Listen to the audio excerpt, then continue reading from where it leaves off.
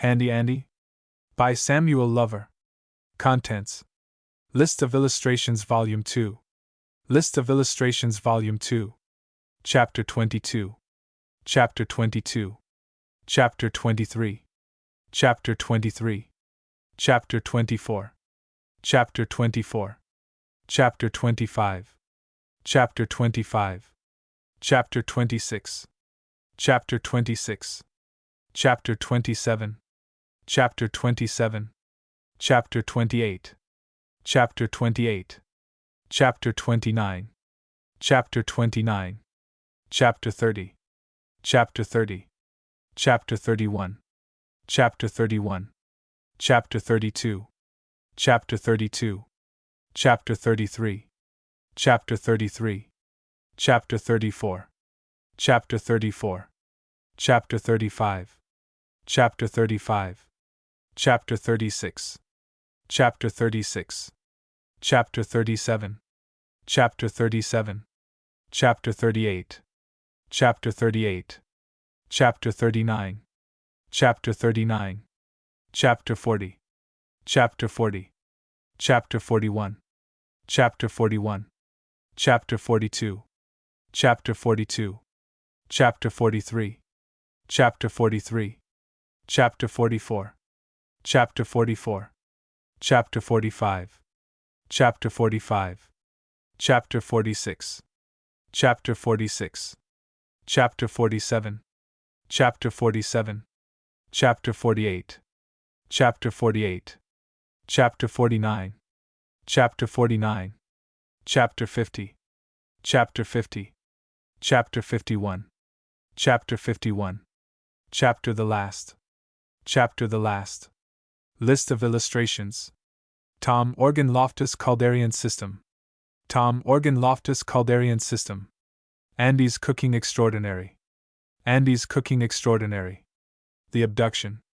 The Abduction. A Crack Shot. A Crack Shot. The Challenge. The Challenge. The Party at Killarney. The Party at Killarney. Etched by W. H. W. Bicknell from drawings by Samuel Lover. Chapter 22. The night was pitch dark, and on rounding the adjacent corner no vehicle could be seen, but a peculiar whistle from Dick was answered by the sound of approaching wheels and the rapid footfalls of a horse, mingled with the light rattle of a smart gig. On the vehicle coming up, Dick took his little mare, that was blacker than the night, by the head. The apron of the gig was thrown down, and out jumped a smart servant boy. "You have the horse ready too, Billy?"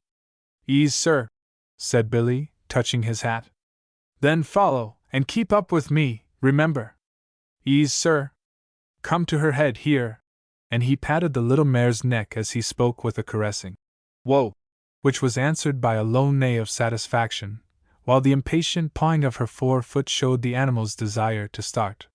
"What an impatient little devil she is," said Dick, as he mounted the gig. "I'll get in first, Murphy, as I'm going to drive.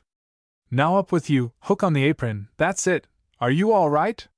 "Quite," said Murphy. "Then you be into your saddle and after us, Billy," said Dick. "And now let her go." Billy gave the little black mare her head, and away she went, at a slapping pace, the fire from the road answering the rapid strokes of her nimble feet.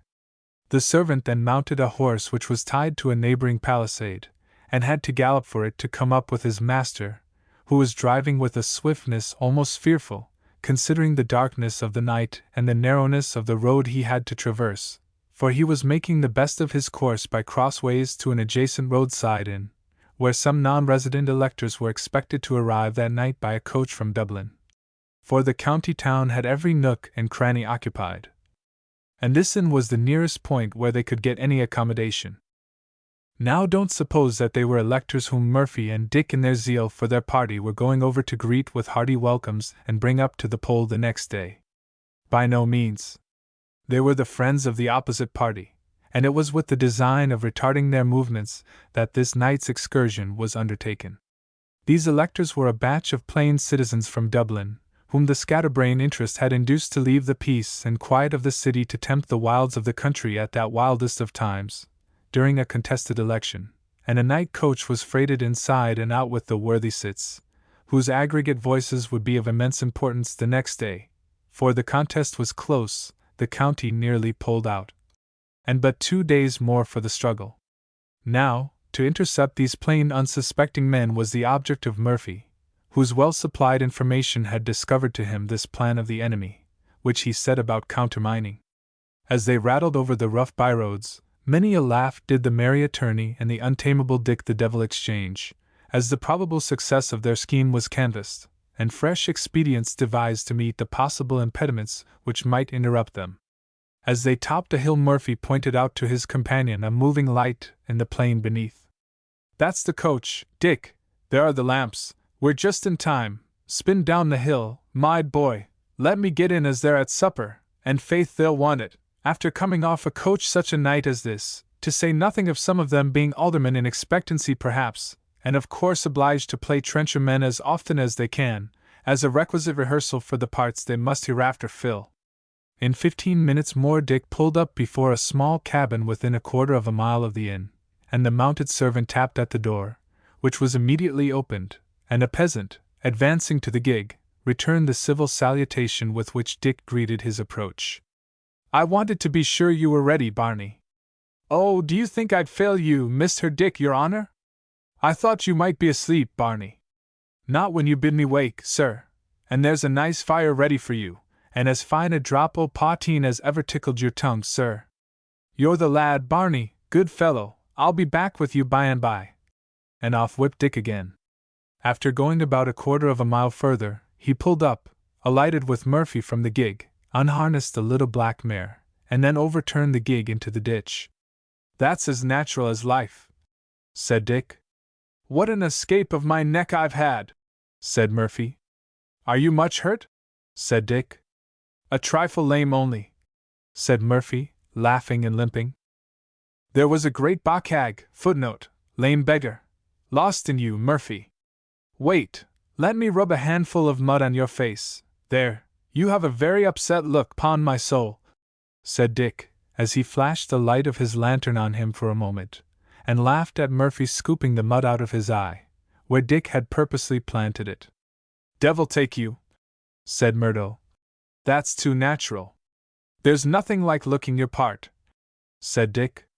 "Well, I may as well complete my attire," said Murdo, so he lay down in the road and took a roll in the mud. "That will do," said he. "And now, Dick, go back to Barney and the Mountain Dew, while I storm the camp of the Philistines. I think in a couple of hours you may be on the lookout for me. I'll signal you from the window, so now good-bye." And Murphy, leading the mare, proceeded to the inn, while Dick, with a parting "Luck to you, my boy," turned back to the cottage of Barney. The coach had set down 6 inside and 10 out passengers, all voters, about 10 minutes before Murphy marched up to the inn door, leading the black mare, and calling, "Ostler," most lustily. His call being answered for the beast, the man next demanded attention, and the landlord wondered all the wonders he could cram into a short speech, at seeing Mr. Murphy, sure, at such a time, and the sonsy landlady, too, was all lamentations for his elegant coat and his poor eye, sure, all ruined with the mud, and what was it at all? An upset, was it? Oh, wirra! And wasn't it lucky he wasn't killed, and they without a spare bed to lay him out dacent if he was, sure, wouldn't it be horrid for his body to be only on straw in the barn, instead of the best featherbed in the house, and indeed, he'd be welcome to it, only the gentleman from town had them all engaged. "Well, dead or alive, I must stay here tonight, Mrs. Kelly, at all events." "And what will you do for a bed?"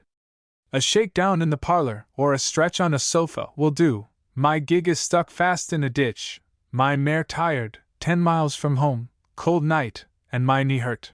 Murphy limped as he spoke. "Oh, your poor knee," said Mrs. Kelly. "I'll put a drop o' whiskey and brown paper on it, sure. And what gentlemen are these, Mrs. Kelly, who have so filled your house?" "Gentlemen that came by the coach a while agone, and supping in the parlor now, sure. Would ye give my compliments, and ask would they allow me, under the present peculiar circumstances, to join them? And in the meantime send somebody down the road to take the cushions out of my gig, for there is no use in attempting to get the gig out till morning. Certainly, Mr. Murphy will send for the cushions, but as for the gentlemen, they are all on the other side. What other side? The honorables voters, sure. Pooh! Is that all? Said Murphy. I don't mind that, I've no objection on that account. Besides, they need not know who I am. And he gave the landlord a knowing wink, to which the landlord as knowingly returned another. The message to the gentleman was delivered, and Murphy was immediately requested to join their party. This was all he wanted, and he played off his powers of diversion on the innocent citizens so successfully, that before supper was half over they thought themselves in luck to have fallen in with such a chance acquaintance. Murphy fired away jokes, repartees, anecdotes, and country gossip, to their delight, and when the eatables were disposed of, he started them on the punch-drinking tack afterwards so cleverly, that he hoped to see 3 parts of them tipsy before they retired to rest. Do you feel your knee better now, sir? Asked one of the party of Murphy. Considerably, thank you. Whiskey punch, sir, is about the best cure for bruises or dislocations a man can take. I doubt that, sir, said a little matter-of-fact man, who had now interposed his reasonable doubts for the 20th time during Murphy's various extravagant declarations, and the interruption only made Murphy romance the more. You speak of your fiery Dublin stuff, sir, but our country whiskey is as mild as milk, and far more wholesome. Then, sir, our fine air alone would cure half the complaints without a grain of physic. I doubt that, sir, said the little man. I assure you, sir, a friend of my own from town came down here last spring on crutches, and from merely following a light whiskey diet and sleeping with his window open, he was able to dance at the race ball in a fortnight. As for this knee of mine, it's a trifle, though it was a bad upset too. How did it happen, sir? Was it your horse, or your harness, or your gig, or— None o' them, sir, it was a banshee. A banshee, said the little man. What's that? A peculiar sort of supernatural creature that is common here, sir.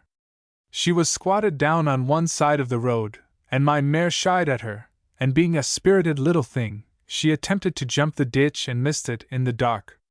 Jump a ditch with a gig after her, sir? Said the little man. Oh, common enough to do that here, sir. She'd have done it easy in the daylight, but she could not measure her distance in the dark, and bang she went into the ditch. But it's a trifle, after all. I am generally run over 4 or 5 times a year. And you alive to tell it? Said the little man, incredulously. It's hard to kill us here, sir, we are used to accidents.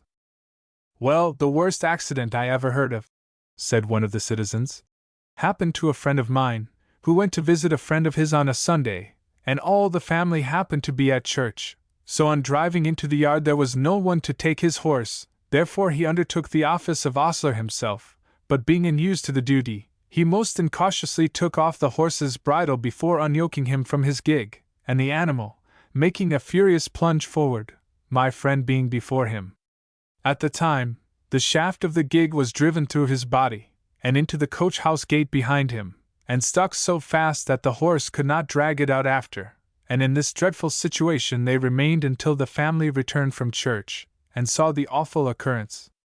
A servant was dispatched for a doctor, and the shaft was disengaged, and drawn out of the man's body, just at the pit of the stomach.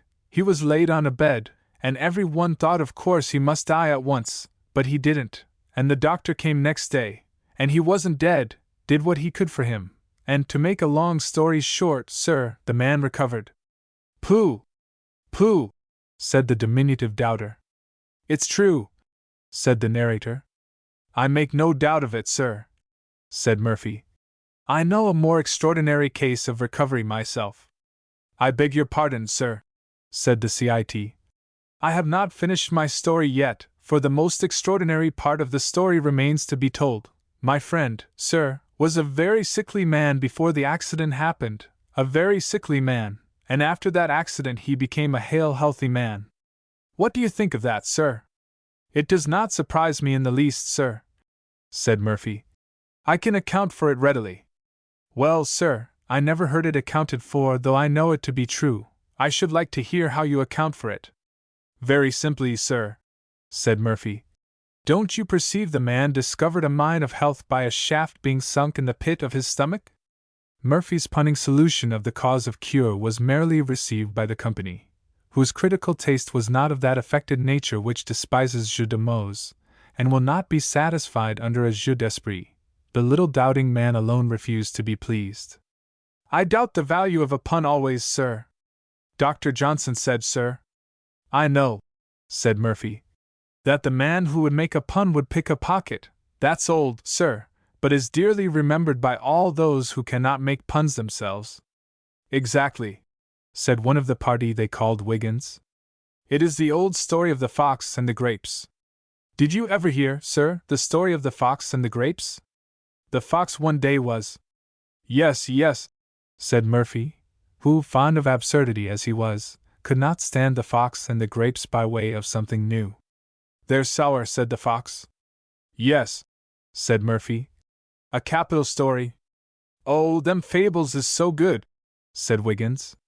All nonsense, said the diminutive contradictor. Nonsense, nothing but nonsense, the ridiculous stuff of birds and beasts speaking. As if any one could believe such stuff. I do, firmly, for one, said Murphy. You do? said the little man. I do, and do you know why? I cannot indeed conceive, said the little man, with a bitter grin. It is, sir, because I myself know a case that occurred in this very country of a similar nature. Do you want to make me believe you knew a fox that spoke, sir? Said the mannikin, almost rising into anger. Many, sir, said Murphy. Many. Well, after that, said the little man. But the case I immediately allude to is not of a fox, but a cat, said Murphy. A cat? Oh, yes, to be sure, a cat speak, indeed, said the little gentleman. It is a fact, sir, said Murphy. And if the company would not object to my relating the story, I will state the particulars. The proposal was received with acclamation, and Murphy, in great enjoyment of the little man's annoyance, cleared his throat, and made all the preparatory demonstrations of a regular raconteur. But before he began, he recommended the gentlemen to mix fresh tumblers all round that they might have nothing to do but listen and drink silently.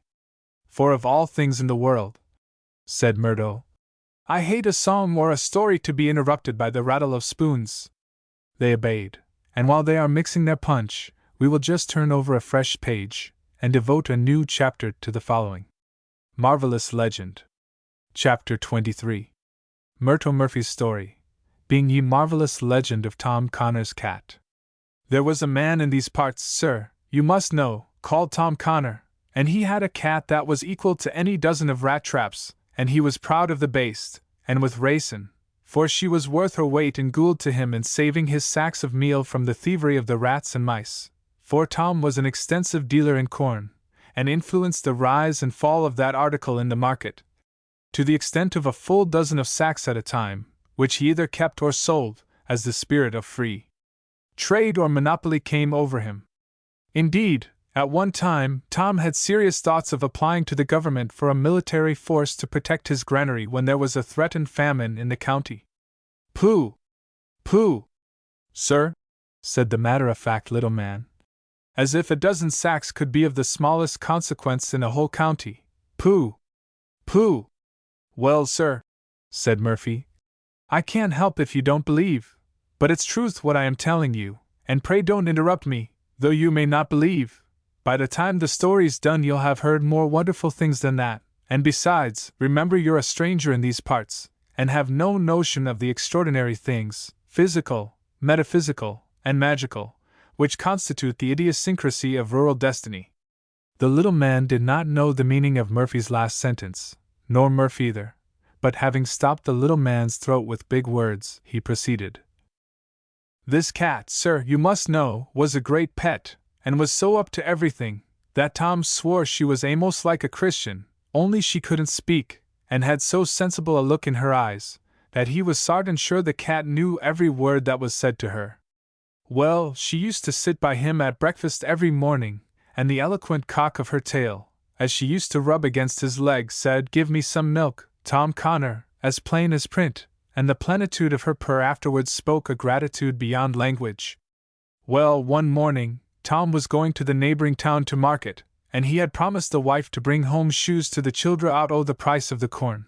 And sure enough, before he sat down to breakfast, there was Tom taking the measure of the children's feet by cutting notches on a bit of stick, and the wife gave him so many cautions about getting a nate fit for Billy's pretty feet that Tom, in his anxiety to nick the closest possible measure, cut off the child's toe. That disturbed the harmony of the party, and Tom was obliged to breakfast alone, while the mother was endeavoring to cure Billy, in short, trying to make a heel of his toe. Well, sir, all the time Tom was taking measure for the shoes, the cat was observing him with that luminous peculiarity of eye for which her tribe is remarkable, and when Tom sat down to breakfast the cat rubbed up against him more vigorously than usual. But Tom, being bewildered between his expected gain in corn and the positive loss of his child's toe, kept never minding her, until the cat, with a sort of caterwauling growl, gave Tom a dab of her claws that went clean through his leathers. And a little further.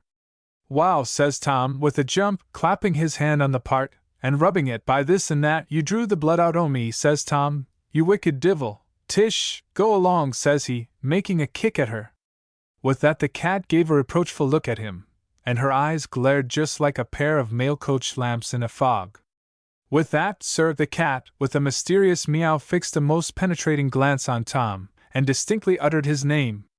Tom felt every hair on his head as stiff as a pump handle, and scarcely crediting his ears, he returned a searching look at the cat, who very quietly proceeded in a sort of nasal twang.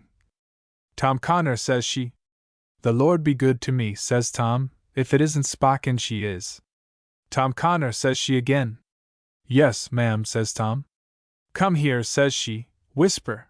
I want to talk to you, Tom, says she, the last taste in private, says she, rising on her hams, and beckoning him with her paw out o' the door, with a wink and a toss o' the head equal to a milliner. Well, as you may suppose, Tom didn't know whether he was on his head or his heels, but he followed the cat, and off she went and squatted herself under the edge of a little paddock at the back of Tom's house, and as he came round the corner, she held up her paw again, and laid it on her mouth, as much as to say, be cautious, Tom. Well, divil a word Tom could say at all, with the fright, so up he goes to the cat, and says she.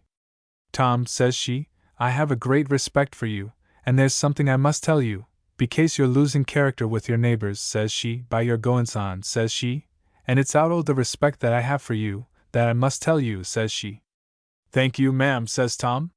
You're going off to the town, says she, to buy shoes for the children, says she, and never thought o' getting me a pair. You, says Tom.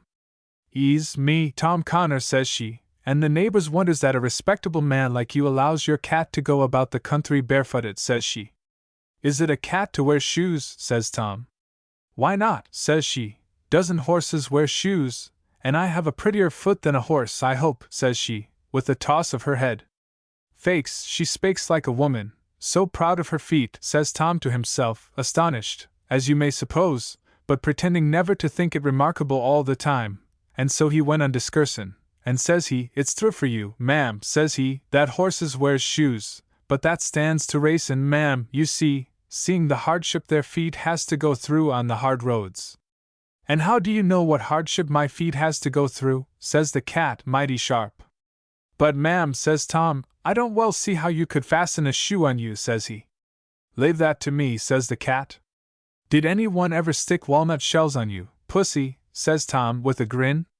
Don't be disrespectful, Tom Connor, says the cat, with a frown.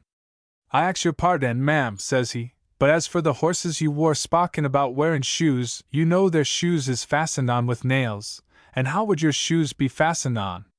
Ah, you stupid thief, says she, haven't I elegant nails o' my own? And with that she gave him a dab of her claw, that made him roar. Oh! Murder, says he. Now, no more of your palaver, Mr. Connor, says the cat, just be off and get me the shoes. Terranouns, says Tom, what'll become o' me if I'm to get shoes for my cats, says he, for you increase your family 4 times a year, and you have 6 or 7 every time, says he, and then you must all have 2 pair apiece, where I'll be ruined in shoe leather, says Tom. No more o' your stuff, says the cat, don't be standin' here under the hedge talkin', or we'll lose our characters, for I've remarked your wife is jealous, Tom. "'Pon my soul, that's true," says Tom, with a smirk. "More fool she," says the cat, "for, upon my conscience, Tom, you're as ugly as if you wore bespoke." Off ran the cat with these words, leaving Tom in amazement. He said nothing to the family, for fear of frightening them, and off he went to the town as he pretended, for he saw the cat watching him through a hole in the hedge. But when he came to a turn at the end of the road, the dickings a mind he minded the market, good or bad, but went off to Squire Botherum's, the magistrate, to swear examinations in the cat. "Pooh! Pooh, nonsense!" broke in the little man, who had listened thus far to Myrtle with an expression of mingled wonder and contempt, while the rest of the party willingly gave up the reins to nonsense, and enjoyed Myrtle's legend and their companions' more absurd common sense. "Don't interrupt him, Goggins," said Mr. Wiggins. "How can you listen to such nonsense?" returned Goggins. "Swear examinations against the cat, indeed! Pooh! Pooh! My dear sir," said Myrtle, "remember this is a fair story, and that the country all around here is full of enchantment. As I was telling you, Tom went off to swear examinations." "Aye!" shouted all but Goggins. "Go on with the story." And when Tom was asked to relate the events of the morning, which brought him before Squire Botherham, his brain was so bewildered between his corn, and his cat, and his child's toe, that he made a very confused account of it. "Begin your story from the beginning," said the magistrate to Tom. "Well, your honor," says Tom, "I was going to market this morning, to sell the child's corn. I beg your pardon, my own toes I mane, sir." "Sell your toes," said the squire. "No, sir, taking the cat to market I mane." "Take a cat to market," said the squire. "You're drunk, man." "No, your honor, only confused a little, for when the toes began to spake to me, the cat I mane, I was bothered clane." "The cat speak to you," said the squire. "Phew! Worse than before, you're drunk, Tom." "No, your honor, it's on the strength of the cat I come to spake to you." "I think it's on the strength of a pint of whiskey, Tom." "By the vartue o' my oath, your honor, it's nothing but the cat." And so Tom then told him all about the affair, and the squire was regularly astonished. Just then the bishop of the diocese and the priest of the parish happened to call in, and heard the story, and the bishop and the priest had a tough argument for 2 hours on the subject, the former swearing she must be a witch, but the priest denying that, and maintaining she was only enchanted, and that part of the argument was afterwards referred to the primate, and subsequently to the conclave at Rome. But the Pope declined interfering about cats, saying he had quite enough to do minding his own bulls. "In the meantime, what are we to do with the cat?" says Botherham. "Burn her," says the bishop, "she's a witch." "Only enchanted," said the priest, "and the ecclesiastical court maintains that." "Bother the ecclesiastical court," said the magistrate, "I can only proceed on the statutes." And with that he pulled down all the law books in his library, and hunted the laws from Queen Elizabeth down, and he found that they made laws against everything in Ireland, except a cat. The devil a thing escaped them but a cat, which did not come within the meaning of any act of Parliament. The cats only had escaped. "There's the Alien Act, to be sure," said the magistrate, "and perhaps she's a French spy, in disguise." "She spakes like a French spy, sure enough," says Tom, "and she was missin', I remember, all last Spy Wednesday." "That's suspicious," says the squire, "but conviction might be difficult, and I have a fresh idea," says Botherham. "Faith, it won't keep fresh long, this hot weather," says Tom, "so your honor had better make use of it at once." "Right," says Botherham, "we'll make her subject to the game laws. We'll hunt her," says he. "Ow, elegant," says Tom, "we'll have a brave run out of her." "Meet me at the crossroads," says the squire, "in the morning, and I'll have the hounds ready." Well, off Tom went home, and he was racking his brain what excuse he could make to the cat for not bringing the shoes, and at last he hit one off, just as he saw her cantering up to him, half a mile before he got home. "Where's the shoes, Tom?" says she. "I have not got them today, ma'am," says he. "Is that the way you keep your promise, Tom?" says she. "I'll tell you what it is, Tom, I'll tear the eyes out o' the children if you don't get me shoes." "Wisht! Wish," says Tom, frightened out of his life for his children's eyes. "Don't be in a passion, pussy." The shoemaker said he had not a shoe in his shop, nor a lass that would make one to fit you, and he says I must bring you into the town for him to take your measure. And when am I to go? Says the cat, looking savage. Tomorrow, says Tom. It's well you said that, Tom, said the cat, or the devil and I'd leave in your family this night, and off she hopped. Tom thrimbled at the wicked look she gave. Remember, says she, over the hedge, with a bitter caterwaul. Never fear, says Tom. Well, sure enough, the next mornin' there was the cat at cockcrow, licking herself as nate as a new pin, to go into the town, and out came Tom with a bag under his arm, and the cat after him. Now get into this, and I'll carry you into the town, says Tom, opening the bag. Sure I can walk with you, says the cat. Oh, that wouldn't do, says Tom. The people in the town is curious and slanderous people, and sure it would rise ugly remarks if I was seen with a cat after me. A dog is a man's companion by nature, but cats does not stand to racin'. Well, the cat, seeing there was no use in argument, got into the bag, and off Tom set to the cross roads with the bag over his shoulder, and he came up, quite innocent-like, to the corner, where the squire, and his huntsman, and the hounds, and a pack o' people were waitin'. Out came the squire on a sudden, just as if it was all by accident. God save you, Tom, says he. God save you kindly, sir, says Tom. What's that bag you have at your back? Says the squire. Oh, nothin' at all, sir, says Tom, making a face all the time, as much as to say, I have her safe. Oh, there's something in that bag, I think, says the squire, and you must let me see it. If you bethray me, Tom Connor, says the cat in a low voice, by this and that I'll never spake to you again. 'Pon my honor, sir, said Tom, with a wink and a twitch of his thumb towards the bag, I haven't anything in it. I have been missing my produce of late, says the squire, and I'd just like to examine that bag, says he. Is it doubting my character you'd be, sir, says Tom, pretending to be in a passion. Tom, you're sal, says the voice in the sack, if you let the cat out of the bag, I'll murther you.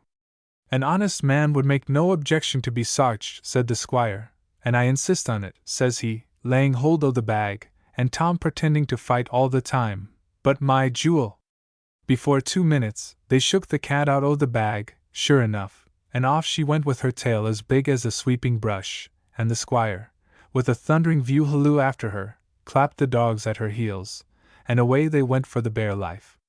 Never was there seen such running as that day. The cat made for a shaking bog, the loneliest place in the whole country, and there the riders were all thrown out, barrin' the huntsman, who had a web-footed horse on purpose for soft places, and the priest, whose horse could go anywhere by reason of the priest's blessing, and sure enough, the huntsman and his reverence stuck to the hunt like wax, and just as the cat got on the border of the bog, they saw her give a twist as the foremost dog closed with her, for he gave her a nip in the flank. Still she went on, however, and headed them well, towards an old mud cabin in the middle of the bog, and there they saw her jump in at the window, and up came the dogs the next minute, and gathered round the house with the most horrid howling ever was heard. The huntsman alighted, and went into the house to turn the cat out again, when what should he see but an old hag lying in bed in the corner.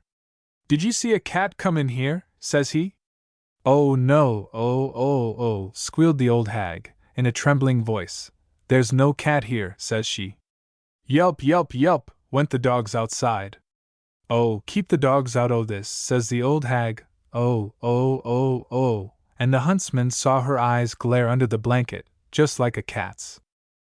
Hello, says the huntsman, pulling down the blanket, and what should he see but the old hag's flank all in a gore of blood. Ow! You old divil, is it you? You old cat, says he, opening the door. In rushed the dogs, up jumped the old hag, and changing into a cat before their eyes, out she darted through the window again, and made another run for it. But she couldn't escape, and the dogs gobbled her while you could say Jack Robinson. But the most remarkable part of this extraordinary story, gentlemen, is, that the pack was ruined from that day out, for after having eaten the enchanted cat, the devil a thing they would ever hunt afterwards but mice. Chapter 24. Murphy's story was received with acclamation by all but the little man. That is all a pack of nonsense, said he. Well, you're welcome to it, sir, said Murphy. And if I had greater nonsense you should have it, But seriously, sir, I again must beg you to remember that the country all around here abounds in enchantment. Scarcely a night passes without some fairy frolic. But however you may doubt the wonderful fact of the cat speaking, I wonder you are not impressed with the points of moral in which the story abounds. Fiddlestick, said the miniature snarler. First, the little touch about the corn monopoly, then maternal vanity chastised by the loss of the child's toe, then Tom's familiarity with his cat, showing the danger arising from a man making too free with his female domestics, the historical point about the penal laws, the fatal results of letting the cat out o' the bag, with the curious final fact in natural history. Footnote: Handy Andy was written when the vexed question of the corn laws was the all-absorbing subject of discussion. It's all nonsense, said the little man, and I am ashamed of myself for being such a fool as to sit a-listening to such stuff instead of going to bed, after the fatigue of my journey and the necessity of rising early tomorrow, to be in good time at the polling. Oh, then you're going to the election, sir? Said Murphy. Yes, sir, there's some sense in that, and you, gentlemen, remember we must be all up early, and I recommend you to follow my example. The little man rang the bell, the bootjack and slippers were called for, and, after some delay, a very sleepy-looking gossoon entered with a bootjack under his arm, but no slippers. Didn't I say slippers? Said the little man. You did, sir. Where are they, sir? The master says there isn't any, if you please, sir. No slippers! And you call this an inn? Oh, well, what can't be cured must be endured. Hold me the bootjack, sir. The gossoon obeyed. The little man inserted his heel in the cleft, but on attempting to pull his foot from the boot, he nearly went heels over head backward. Murphy caught him and put him on his legs again. Heads up, soldiers! Exclaimed Murdo. I thought you were drinking too much. Sir, I'm not intoxicated, said the mannikin, snappishly. It is the fault of that vile bootjack. What sort of a thing is that you have brought? Added he in a rage to the gossoon. It's the bootjack, sir. Only one o' the horns is gone, you see. And he held up to view a rough piece of board with an angular slit in it, but one of the horns, as he called it, had been broken off at the top, leaving the article useless. How dare you bring such a thing as that? Said the little man, in a great rage. Why, sir, you asked for a bootjack, sure, and I brought you the best I had, and it's not my fault it's bruck, so it is, for it wasn't me bruck it, but Biddy batten the cock. Beating the cock? Repeated the little man in surprise. Bless me! Beat a cock with a bootjack, what savages! Oh, it's not the hen cock I mane, sir, said the gossoon, but the beer cock. She was battin' the cock into the barrel, sir, with the bootjack, sir.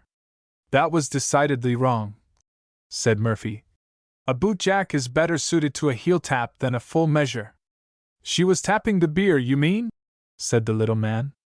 Fakes, she wasn't tapping it at all, sir, but hittin' it very hard, she was, and that's the way she bruck it. Barbarians! Exclaimed the little man. Using a bootjack instead of a hammer. Sure, the hammer was gone to the priest, sir, because he wanted it for the crucifixion. The crucifixion! Exclaimed the little man, horrified. Is it possible they crucify people? Oh no, sir, said the gossoon, grinning. It's the picture I mane, sir, an elegant picture that is hung up in the chapel, and he wanted a hammer to drive the nails. Oh, a picture of the crucifixion, said the little man.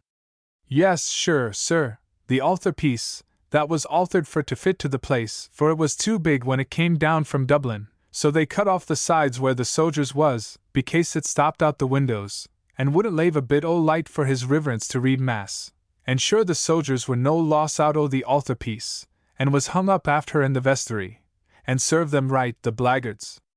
But it was sore agin our wool to cut off the ladies at the bottom, that was cryin' and roarin', but great good luck, the head o' the blessed Virgin was preserved in the corner, and sure it's beautiful to see the tears runnin' down her face, just over the hole in the wall for the holy wather, which is remarkable.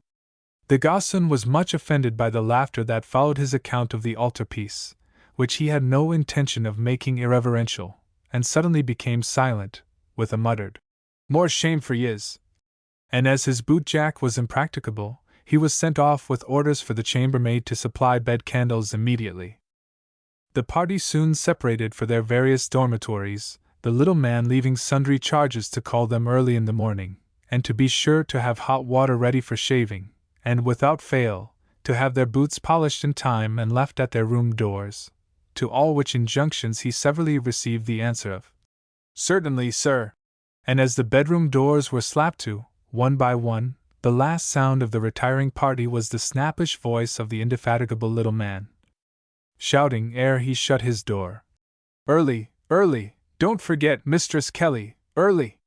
A shakedown for Murphy in the parlor was hastily prepared, and after Mrs.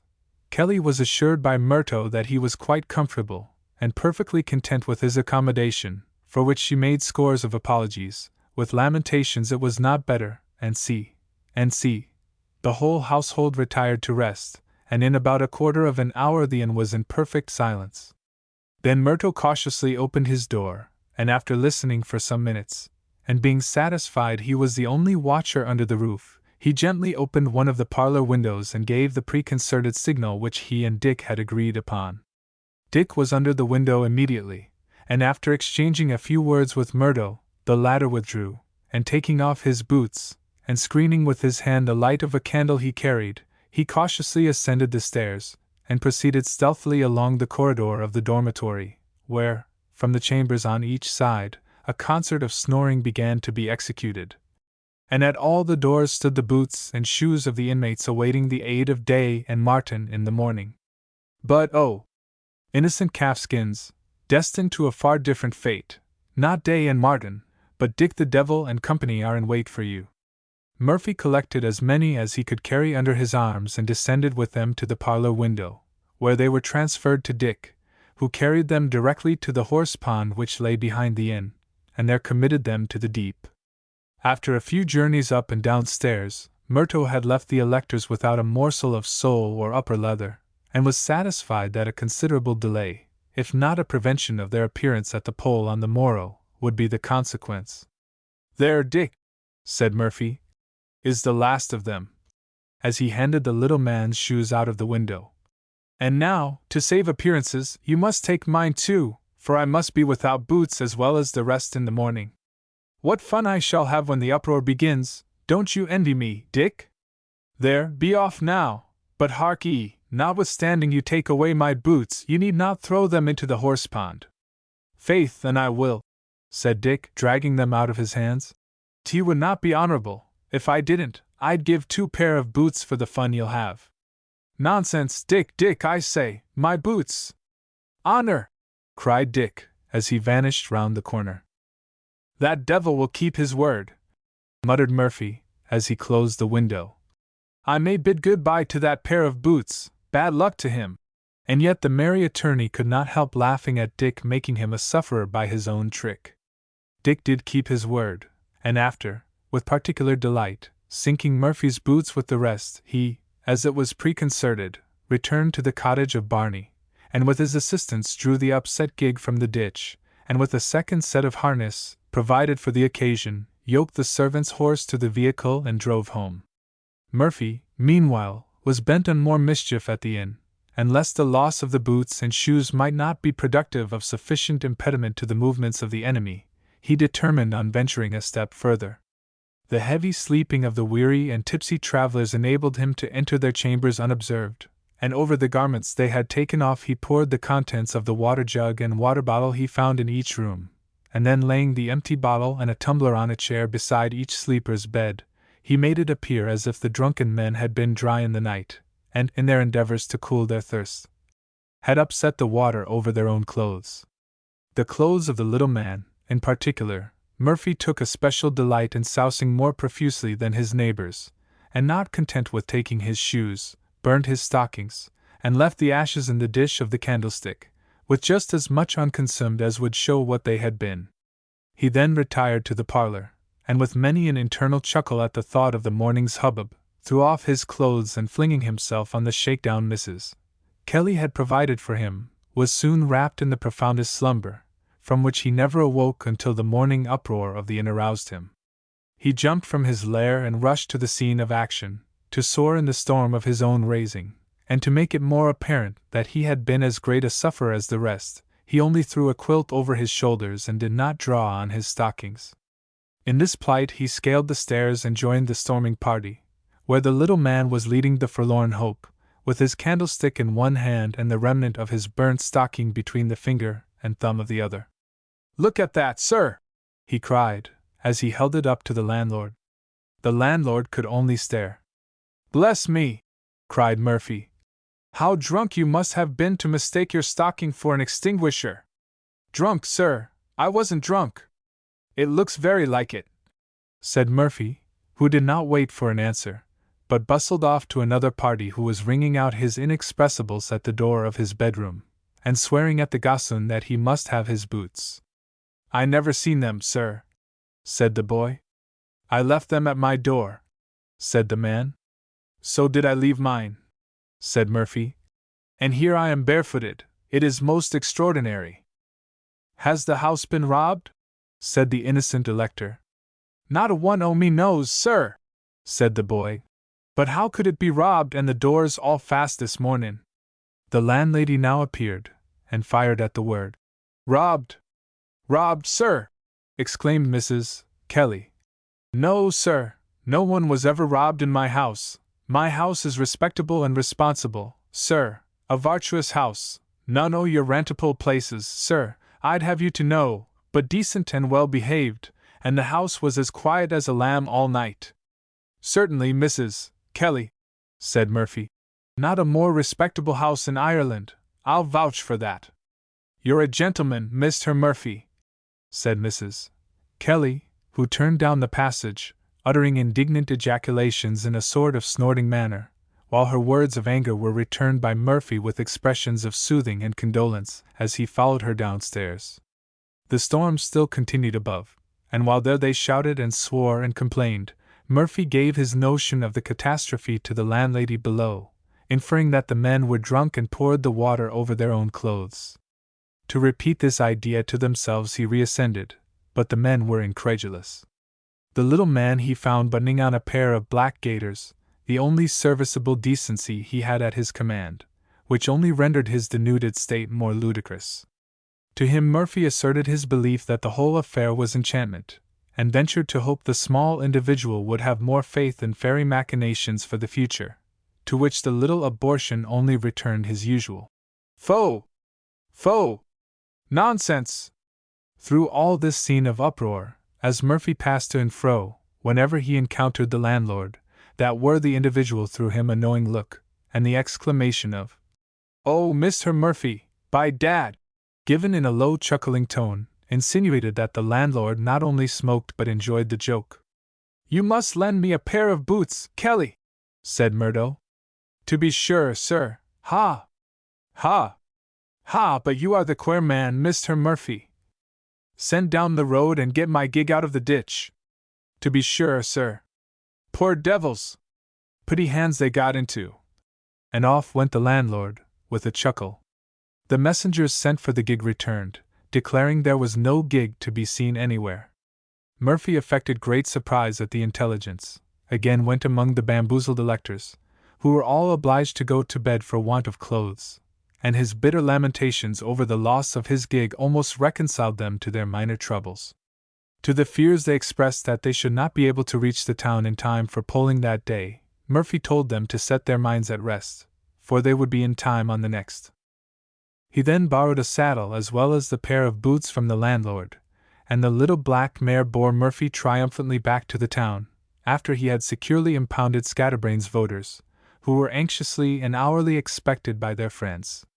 Still they came not. At last, Handy Andy, who happened to be in town with Scatterbrain, was dispatched to hurry them, and his orders were not to come back without them. Handy, on his arrival at the inn, found the electors in bed, and all the fires in the house employed in drying their clothes. The little man, wrapped in a blanket, was superintending the cooking of his own before the kitchen grate. There hung his garments on some cross sticks suspended by a string, after the fashion of a roasting jack, which the small gentleman turned before a blazing turf fire, and beside this contrivance of his swung a goodly joint of meat, which a bouncing kitchen wench came over to baste now and then. Andy was answering some questions of the inquisitive little man, when the kitchen maid, handing the basting ladle to Andy, begged him to do a good turn and just to baste the beef for her, for that her heart was broke with all she had to do, cooking dinner for so many. Andy, always ready to oblige, consented, and plied the ladle actively between the troublesome queries of the little man. But at last, getting confused with some very crabbed questions put to him, Andy became completely bothered, and lifting a brimming ladle of dripping, poured it over the little man's coat instead of the beef.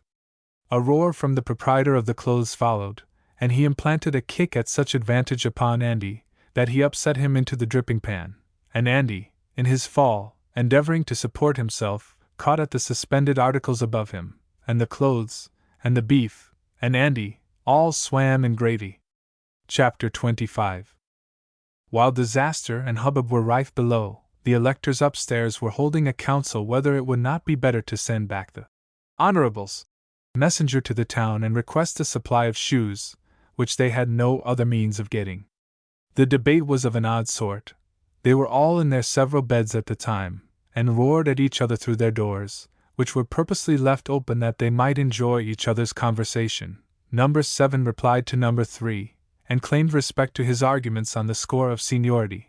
The blue room was completely controverted by the yellow, and the double-bedded room would, of course, have had superior weight in the argument, only that everything it said was lost by the two honorable members speaking together. The French king used to hold a council called a bed of justice, in which neither justice nor a bed had anything to do, so that this Irish conference better deserved the title than any council de Bourbon ever assembled. The debate having concluded, and the question being put and carried, the usher of the black counterpane was desired to get out of bed, and wrapped in the robe of office whence he derived his title, to go downstairs and call the Honorable's messenger to the bar of the house, and there order him a pint of porter, for refreshment after his ride, and forthwith to send him back again to the town for a supply of shoes. The house was unanimous in voting the supplies. The usher reached the kitchen and found Andy in his shirt sleeves, scraping the dripping from his livery with an old knife, whose hackled edge considerably assisted Andy's own ingenuity in the tearing of his coat in many places, while the little man made no effort towards the repair of his garment, but held it up before him, and regarded it with a piteous look. To the usher of the black counterpane's question, whether Andy was the Honorable's messenger, Andy replied in the affirmative, but to the desire expressed, that he would ride back to the town, Andy returned a decided negative. "My orders is not to go back without you," said Andy. "But we have no shoes," said the usher, "and cannot go until we get some." "My order is not to go back without you. But if we can't go, well then I can't go back, that's all," said Andy. The usher, the landlord, and the landlady all hammered away at Andy for a long time, in vain trying to convince him he ought to return, as he was desired. Still Andy stuck to the letter of his orders, and said he often got into trouble for not doing exactly what he was bid, and that he was bid not to go back without them, and he would not, so he wouldn't divil a future. At last, however, Andy was made to understand the propriety of riding back to the town, and was desired to go as fast as his horse could carry him, to gallop every foot of the way. But Andy did no such thing. He had received a good thrashing once for being caught galloping his master's horse on the road, and he had no intention of running the risk a second time, because the stranger told him to do so. "What does he know about it?" said Andy to himself. "Faith, it's fair and aisy I'll go, and not distress the horse to plaze anyone." So he went back his 10 miles at a reasonable pace only, and when he appeared without the electors, a storm burst on poor Andy. "There! I knew how it would be," said he, "and not my fault at all. Weren't you told not to return without them? But wait till I tell you how it was, sure." And then Andy began an account of the condition in which the voters lay at the inn, but between the impatience of those who heard, and the confused manner of Andy's recital, it was some time before matters were explained, and then Andy was desired to ride back to the inn again, to tell the electors shoes should be forwarded after him in a post-chaise, and requesting their utmost exertions in hastening over to the town, for that the election was going against them. Andy returned to the inn, and this time, under orders from headquarters, galloped in good earnest, and brought in his horse smoking hot, and indicating lameness. The day was wearing apace, and it was so late when the electors were enabled to start that the polling booths were closed before they could leave the town, and in many of these booths the requisite number of electors had not been polled that day to keep them open, so that the next day nearly all those outlying electors, about whom there had been so much trouble and expense, would be of no avail. Thus, Murphy's trick was quite successful, and the poor pickled electors were driven back to their inn in dudgeon. Andy, when he went to the stable to saddle his steed, for a return to Neck-or-Nothing Hall, found him dead lame, so that to ride him better than 12 miles home was impossible. Andy was obliged to leave him where he was, and trudge it to the hall, for all the horses in Kelly's stables were knocked up with their day's work. As it was shorter by 4 miles across the country than by the road, Andy pursued the former course, and as he knew the country well, the shades of evening, which were now closing round, did not deter him in the least. Andy was not very fresh for the journey, to be sure, for he had ridden upwards of 30 miles that day, so the merry whistle, which is so constantly heard from the lively Irish pedestrian, did not while away the tedium of his walk. It was night when Andy was breasting up a low ridge of hills, which lay between him and the end of his journey, and when in silence and darkness he topped the ascent, he threw himself on some heather to rest and take breath. His attention was suddenly caught by a small blue flame, which flickered now and then on the face of the hill, not very far from him, and Andy's fears of fairies and goblins came crowding upon him thick and fast. He wished to rise, but could not. His eye continued to be strained with the fascination of fear in the direction he saw the fire, and sought to pierce the gloom through which, at intervals, the small point of flame flashed brightly and sunk again, making the darkness seem deeper. Andy lay in perfect stillness, and in the silence, which was unbroken even by his own breathing, he thought he heard voices underground. He trembled from head to foot, for he was certain they were the voices of the fairies, whom he firmly believed to inhabit the hills. "Oh, murder, what'll I do?" thought Andy to himself. "Sure I heard often, if once you were within the sound of their voices, you could never get out o' their power. Oh, if I could only say a Pater and Ave, but I forget my prayers with the fright. Hail Mary! The king o' the fairies lives in these hills, I know, and his house is under me this minute, and I on the roof of it. I'll never get down again, I'll never get down again. They'll make me slater to the fairies. And sure enough I remember me, the hill is all covered with flat stones they call fairy slates. Oh, I am ruined, God be praised!" Here he blessed himself, and laid his head close to the earth. "Guardian angels, I hear their voices singing a drinking song. Oh, if I had a drop o' water myself, for my mouth is as dry as a lime burner's wig, and I on the top o' their house, see, there's the lil' blaze again. I wonder is their chimbley afire? Oh, murther, I'll die o' thirst. Oh, if I had only one drop o' wather, I wish it would rain or hail. Hail, Mary, full o' grace, wisht. What's that?" Andy crouched lower than before, as he saw a figure rise from the earth, and attain a height which Andy computed to be something about 20 feet. His heart shrank to the size of a nutshell, as he beheld the monster expand to his full dimensions, and at the same moment, a second, equally large, emerged from the ground. Now, as fairies are notoriously little people, Andy changed his opinion of the parties into whose power he had fallen, and saw clearly they were giants, not fairies, of whom he was about to become the victim. He would have ejaculated a prayer for mercy, had not terror rendered him speechless, as the remembrance of all the giants he had ever heard of, from the days of Jack and the Beanstalk down, came into his head. But though his sense of speaking was gone, that of hearing was painfully acute, and he heard one of the giants say, "That pot is not big enough." "Oh, it holds as much as we want," replied the other. "Oh Lord," thought Andy, "they've got their pot ready for cooking." "What keeps him?" said the first giant. "Oh, he's not far off," said the second. A clammy shivering came over Andy. "I'm hungry," said the first, and he hiccuped as he spoke. "It's only a false appetite you have," said the second. "You're drunk." This was a new light to Andy, for he thought giants were too strong to get drunk. I could eat a young child, without parsley and butter, said the drunken giant. Andy gave a faint spasmodic kick. And it's as hot as down there, said the giant. Andy trembled at the horrid word he heard. No wonder, said the second giant. For I can see the flame popping out at the top of the chimney. That's bad. I hope no one will see it, or it might give them warning. Bad luck to that young divil for making the fire so strong. What a dreadful hearing this was for Andy. Young devils to make their fires. There was no doubt what place they were dwelling in. Thunder and turf, said the drunken giant. I wish I had a slice of. Andy did not hear what he wished a slice of, for the night wind swept across the heath at the moment, and carried away the monster's disgusting words on its pure breath.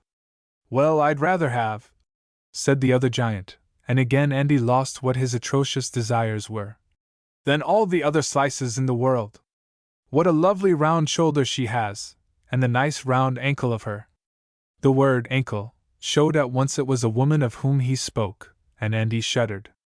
The monsters! To eat a woman! What a fool you are to be in love! Said the drunken giant with several hiccups, showing the increase of his inebriation. Is that what the brutes call love? Thought Andy. To eat a woman? I wish she was bone of my bone and flesh of my flesh, said the second giant. Of this speech Andy heard only bone and flesh, and had great difficulty in maintaining the serenity of his diaphragm. The conversation of the giants was now more frequently interrupted by the wind which was rising, and only broken sentences reached Andy, whose senses became clearer the longer he remained in a state of safety. At last he heard the name of Squire Egan distinctly pass between the giants. So they know Squire Egan, thought Andy. The first giant gave a drunken laugh at the mention of Squire Egan's name, and exclaimed, Don't be afraid of him, hiccup, I have him under my thumb, hiccup. I can crush him when I plays. Oh, my poor old master! Mentally ejaculated Andy. Another break in their conversation occurred, and the next name Andy overheard was O'Grady. The big bully, said the second giant. They know the whole country, thought Andy. But tell me, what was that you said to him at the election? Said the drunken one. The word, election, recalled Andy to the business of this earth back again, and it struck upon his hitherto bewildered sensorium that giants could have nothing to do with elections, and he knew he never saw them there. And, as the thought struck him, it seemed as if the giants diminished in size, and did not appear quite so big. Sure you know, said the second. Well, I'd like to hear it again, said the drunken one, hiccup. The big bully says to me, Have you a lease? Says he. No, says I, but I have an article. What article? Says he. It's a fine brass blunderbuss, says I, and I'd like to see the man would dispute the title. The drunken listener chuckled, and the words broke the spell of supernatural terror which had hung over Andy. He knew, by the words of the speaker, it was the bully joker of the election was present, who browbeat O'Grady and outquibbled the agent about the oath of allegiance, and the voice of the other he soon recognized for that of Larry Hogan. So now his giants were diminished into mortal men. The pot, which had been mentioned to the terror of his soul, was for the making of whiskey instead of human broth, and the hell he thought his giants inhabited was but a private still. Andy felt as if a mountain had been lifted from his heart when he found it was but mortals he had to deal with. For Andy was not deficient in courage when it was but thews and sinews like his own he had to encounter. He still lay concealed, however, for smugglers might not wish their private haunt to be discovered, and it was possible Andy would be voted one too many in the company should he announce himself, and with such odds as 2 to 1 against him he thought he had better be quiet. Besides, his curiosity became excited when he found them speaking of his old master, Egan, and his present one, O'Grady. And as a woman had been alluded to, and odd words caught up here and there, he became anxious to hear more of their conversation. So you're in love? Said Larry, with a hiccup, to our friend of the blunderbuss. Ha! Ha! Ha!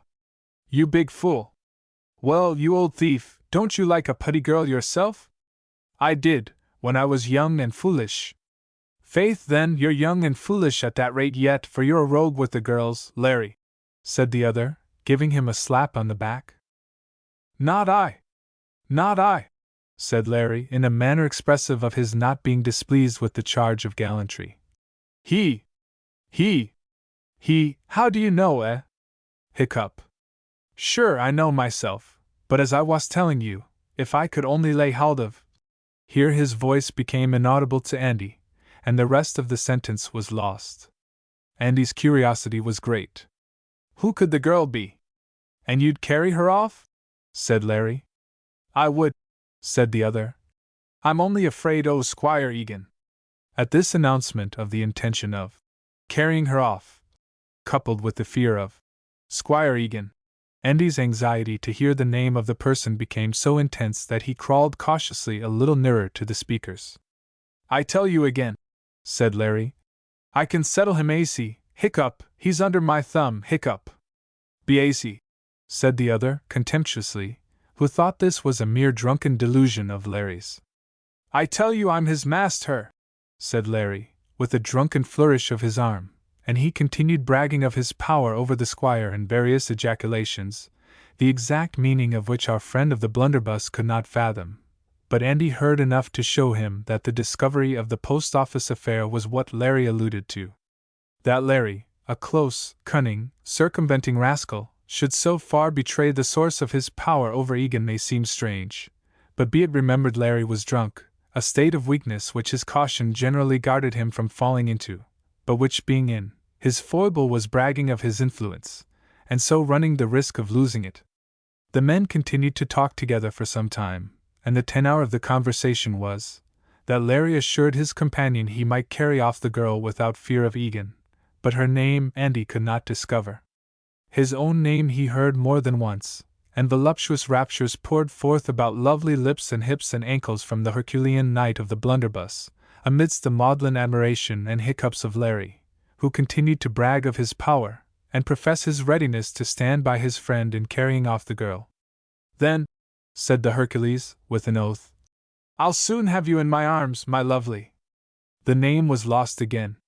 Their colloquy was now interrupted by the approach of a man and woman, the former being the person for whose appearance Larry made so many inquiries when he first appeared to Andy as the hungry giant.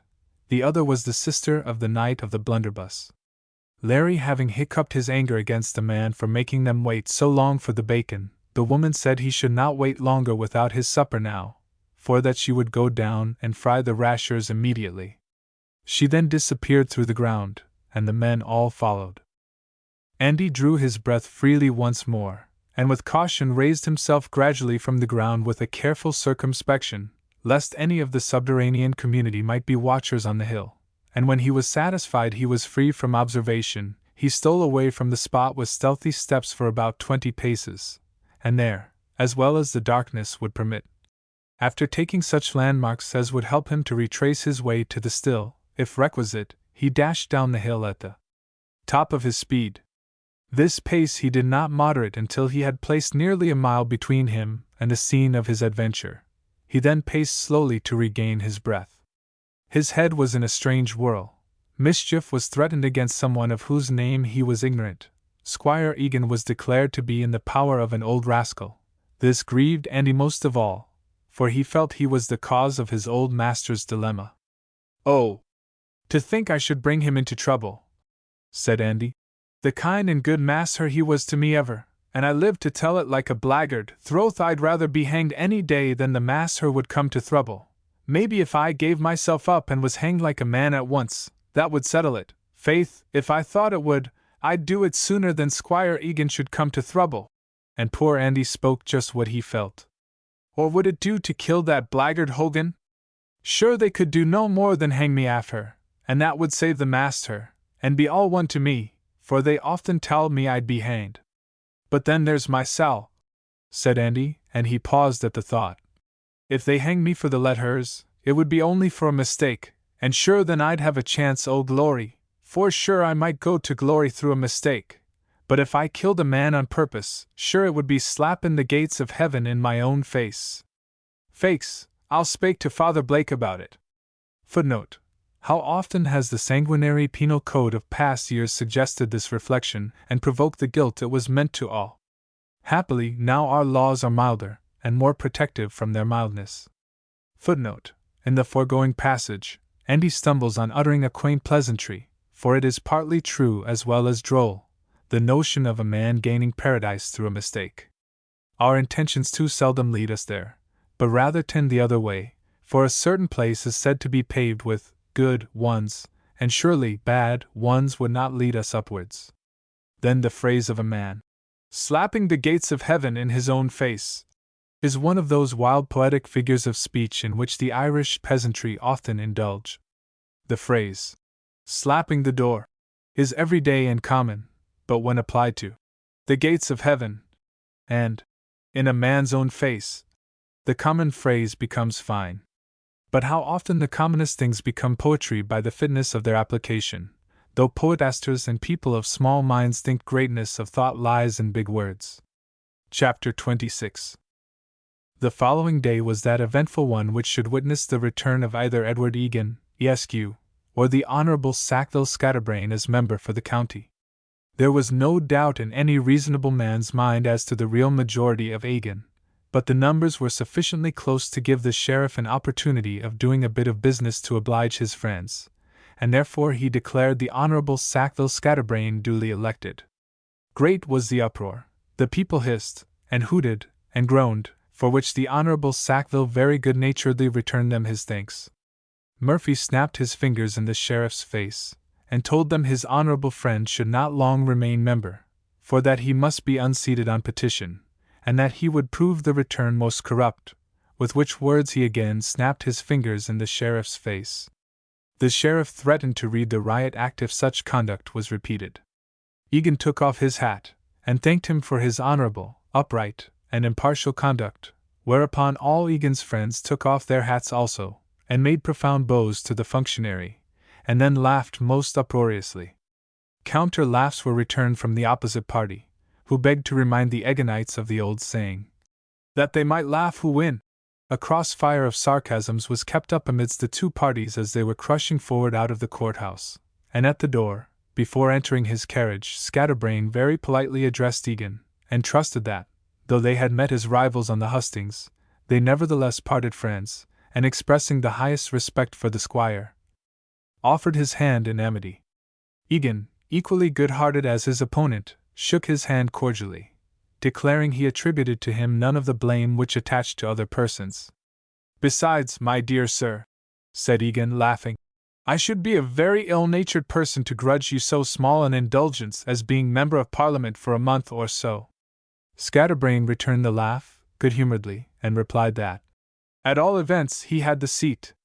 "Yes, my dear sir," said Egan, "and make the most of it while you have it. In short, I shall owe you an obligation when I go over to St. Stephen's, for you will have just aired my seat for me. Good-bye." They parted with smiles, and drove to their respective homes, but as even doubtful possession is preferable to expectation for the time being, it is certain that Neck-or-Nothing Hall rang with more merriment that night on the reality of the present, than Maryvale did on the hope of the future.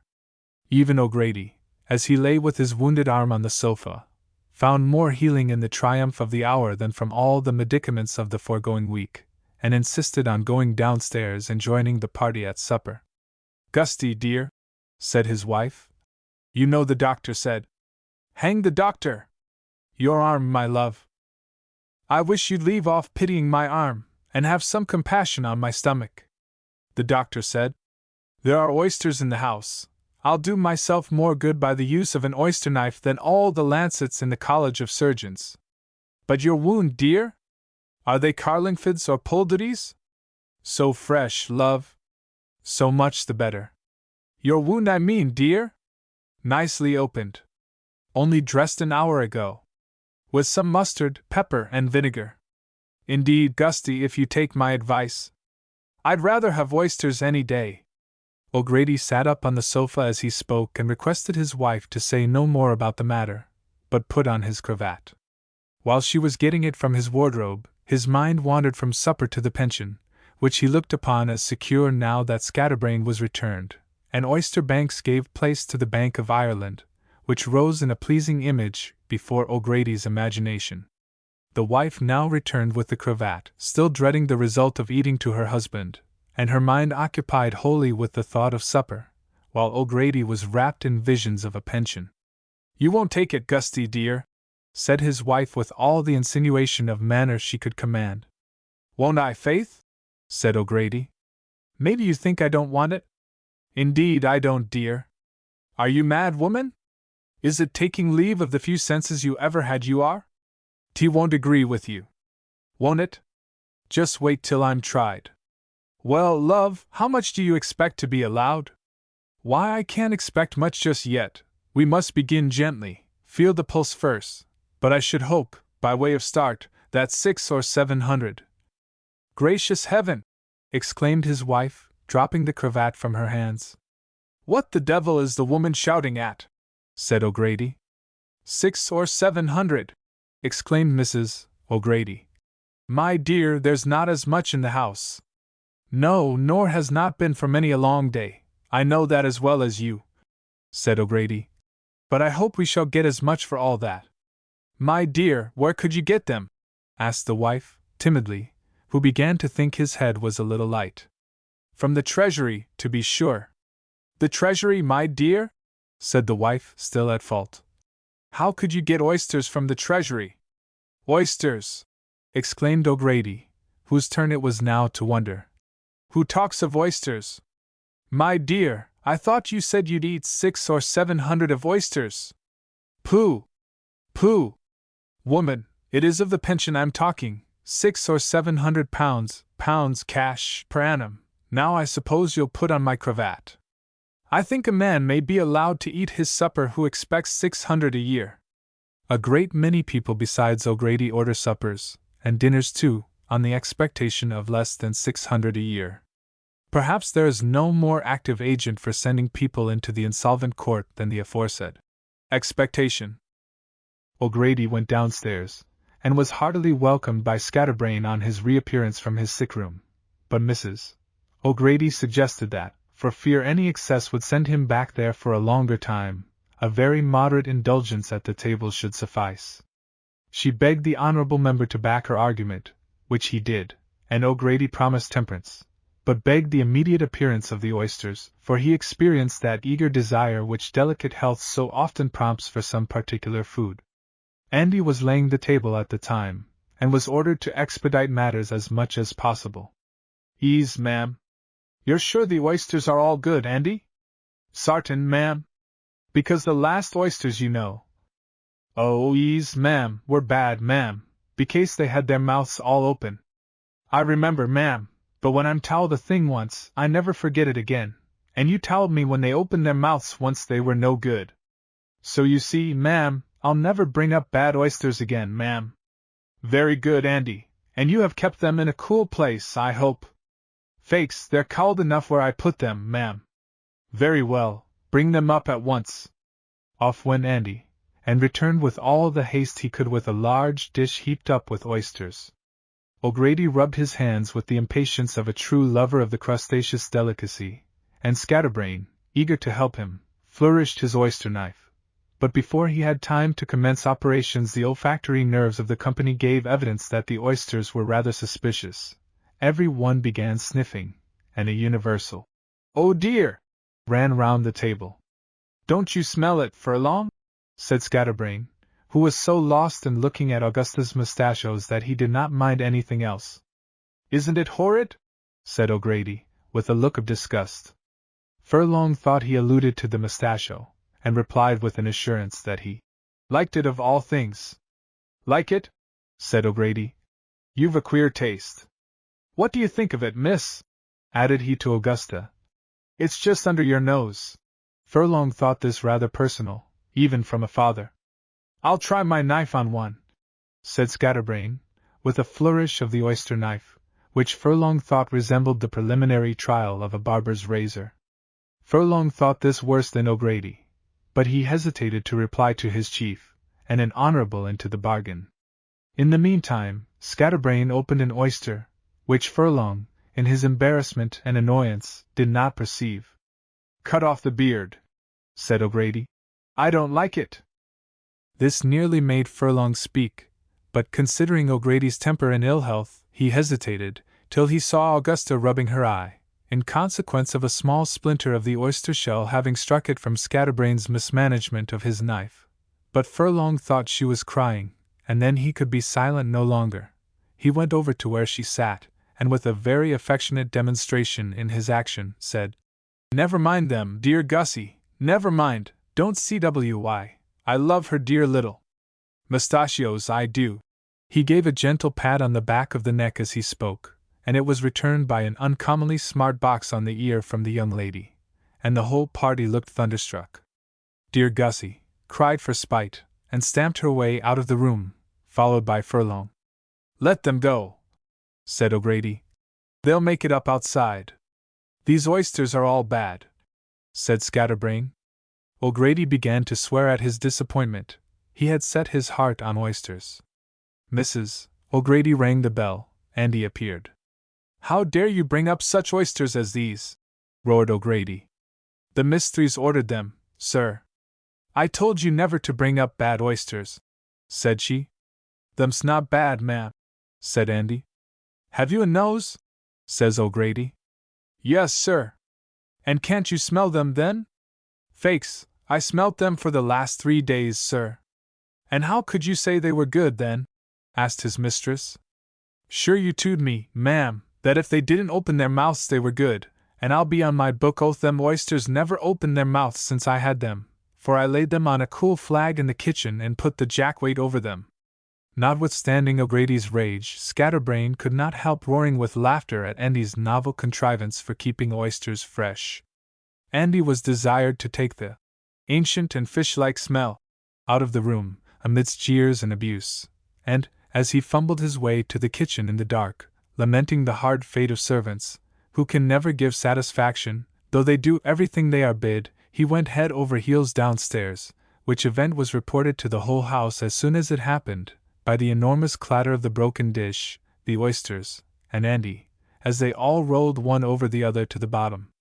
O'Grady, having missed the cool supper he intended, and had longed for, was put into a rage by the disappointment, and as hunger with O'Grady was only to be appeased by broiled bones, accordingly, against all the endeavors of everybody, the bells rang violently through the house, and the ogre-like cry of "Broiled bones!" resounded high and low.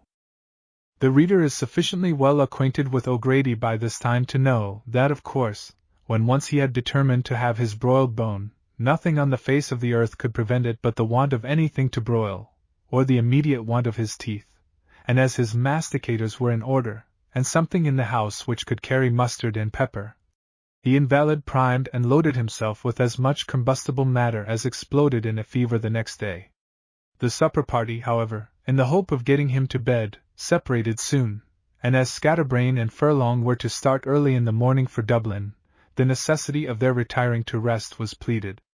The honourable member had not been long in his room when he heard a tap at his door, and his order to "come in" was followed by the appearance of Handy Andy. "I found something on the road nigh the town today, sir, and I thought it might be yours, maybe," said Andy, producing a small pocket-book. The honourable member disavowed the ownership. "Well, there's something else I want to speak to your honour about." "What is it, Handy?" "I want your honour to see the account of the money your honour gave me that I spent at the shebeen, Low public house, upon the lectures that couldn't be accommodated at Mrs. Fay's." "Oh, never mind it, Andy. If there's anything over, keep it yourself." "Thank your honour, but I must make the account all the same, if you plaze, for I'm going to Father Blake, to my duty, confession, soon, and I must have my conscience as clear as I can, and I wouldn't like to be keeping money back. But if I give you the money, what matter? I'd rather you just look over this little bit of account, if you plaze," said Andy, producing a dirty piece of paper, with some nearly inscrutable hieroglyphics upon it. Scatterbrain commenced an examination of this literary phenomenon from sheer curiosity, asking Andy at the same time if he wrote it. "Ees, sir," said Andy. "But you see the man couldn't keep the count of the piper's drink at all, it was so confusin', and so I was obliged to pay him for that every time the piper drunk, and keep it separate, And the lectors that got their dinner after the bill was made out I put down myself too, and that's it you see, sir, both eating and drinking. Then I owe you money instead of your having a balance in hand, Andy, said the member. Oh, no matter, your honor, it's not for that I showed you the account. It's very like it, though, said Scatterbrain, laughing. Here, Andy, here are a couple of pounds for you. Take them, Andy, take it and be off. Your bill is worth the money. And Scatterbrain closed the door on the great accountant. Andy next went to Furlong's room, to know if the pocket-book belonged to him. It did not, but Furlong, though he disclaimed the ownership, had that small curiosity which prompts little minds to pry into what does not belong to them, and taking the pocket-book into his hands, he opened it, and fumbled over its leaves. In the doing of which a small piece of folded paper fell from one of the pockets unnoticed by the impertinent inquisitor or Andy, to whom he returned the book when he had gratified his senseless curiosity. Andy withdrew, Furlong retired to rest, and as it was in the grey of an autumnal morning he dressed himself. The paper still remained unobserved, so that the housemaid, on setting the room to rights, found it, and fancying Miss Augusta was the proper person to confide Mr. Furlong's stray papers to, she handed that young lady the manuscript which bore the following copy of verses. I can ne'er forget thee. 2. 3. When Augusta saw the lines, she was charmed. She discovered her Furlong to be a poet.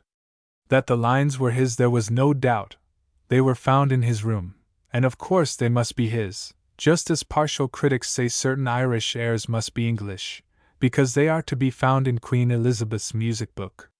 Augusta was so charmed with the lines that she amused herself for a long time in hiding them under the sofa cushion, and making her pet dog find and fetch them.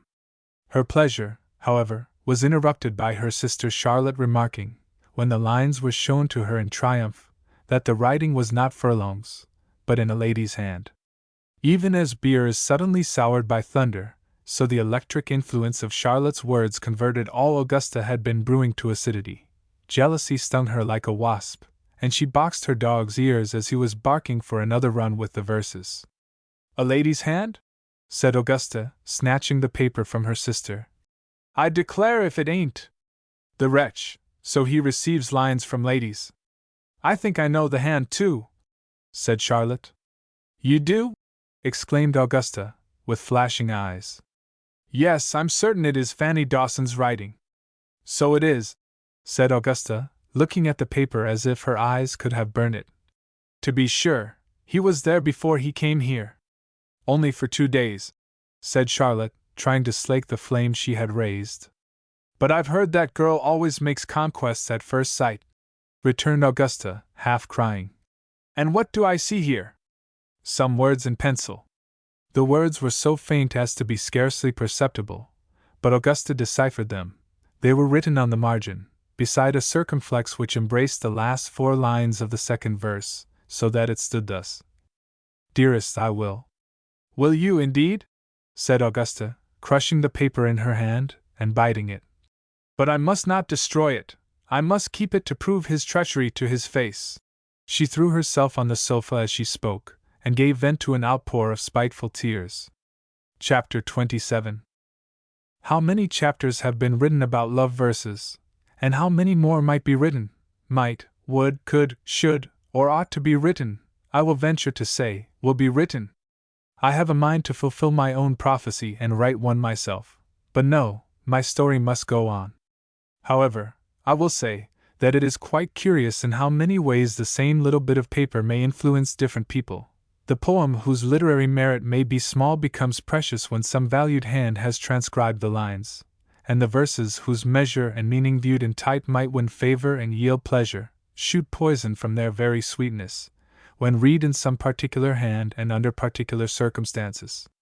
It was so with the copy of verses Augusta had just read. They were Fanny Dawson's manuscript, that was certain, and found in the room of Augusta's lover. Therefore Augusta was wretched. But these same lines had given exquisite pleasure to another person, who was now nearly as miserable as Augusta in having lost them.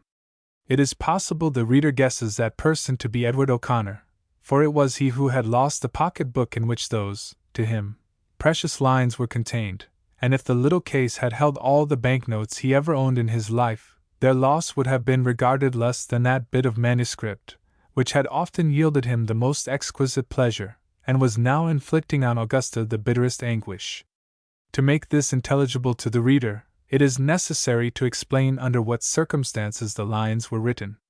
At one time, Edward, doubting the likelihood of making his way at home, was about to go to India and push his fortunes there, and at that period, those lines, breathing a farewell, implying the dread of rivals during absence, and imploring remembrance of his eternal love, were written and given to Fanny, and she, with that delicacy of contrivance so peculiarly a woman's, hit upon the expedient of copying his own verses and sending them to him in her writing, as an indication that the spirit of the lines was her own.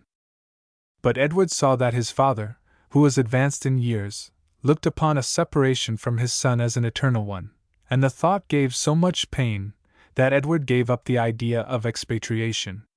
Shortly after, however, the misunderstanding with Major Dawson took place, and Fanny and Edward were as much severed as if dwelling in different zones. Under such circumstances, those lines were peculiarly precious, and many a kiss had Edward impressed upon them, though Augusta thought them fitter for the exercise of her teeth than her lips. In fact, Edward did little else than think of Fanny, and it is possible his passion might have degenerated into mere love-sickness, and enfeebled him, had not his desire of proving himself worthy of his mistress spurred him to exertion, in the hope of future distinction. But still the tone of tender lament pervaded all his poems, and the same pocket-book whence the verses which caused so much commotion fell contained the following also, showing how entirely Fanny possessed his heart and occupied his thoughts. When the sun sinks to rest. I, too. But we must leave love verses, and ask pardon for the few remarks which the subject tempted, and pursue our story. The first prompting of Augusta's anger, when she had recovered her burst of passion, was to write such a letter to Furlong, and she spent half a day at the work, but she could not please herself. She tore 20 at least, and determined, at last, not to write at all, but just wait till he returned and overwhelm him with reproaches. But though she could not compose a letter, she composed herself by the endeavor, which acted as a sort of safety valve to let off the superabundant steam, and it is wonderful how general is this result of sitting down to write angry letters.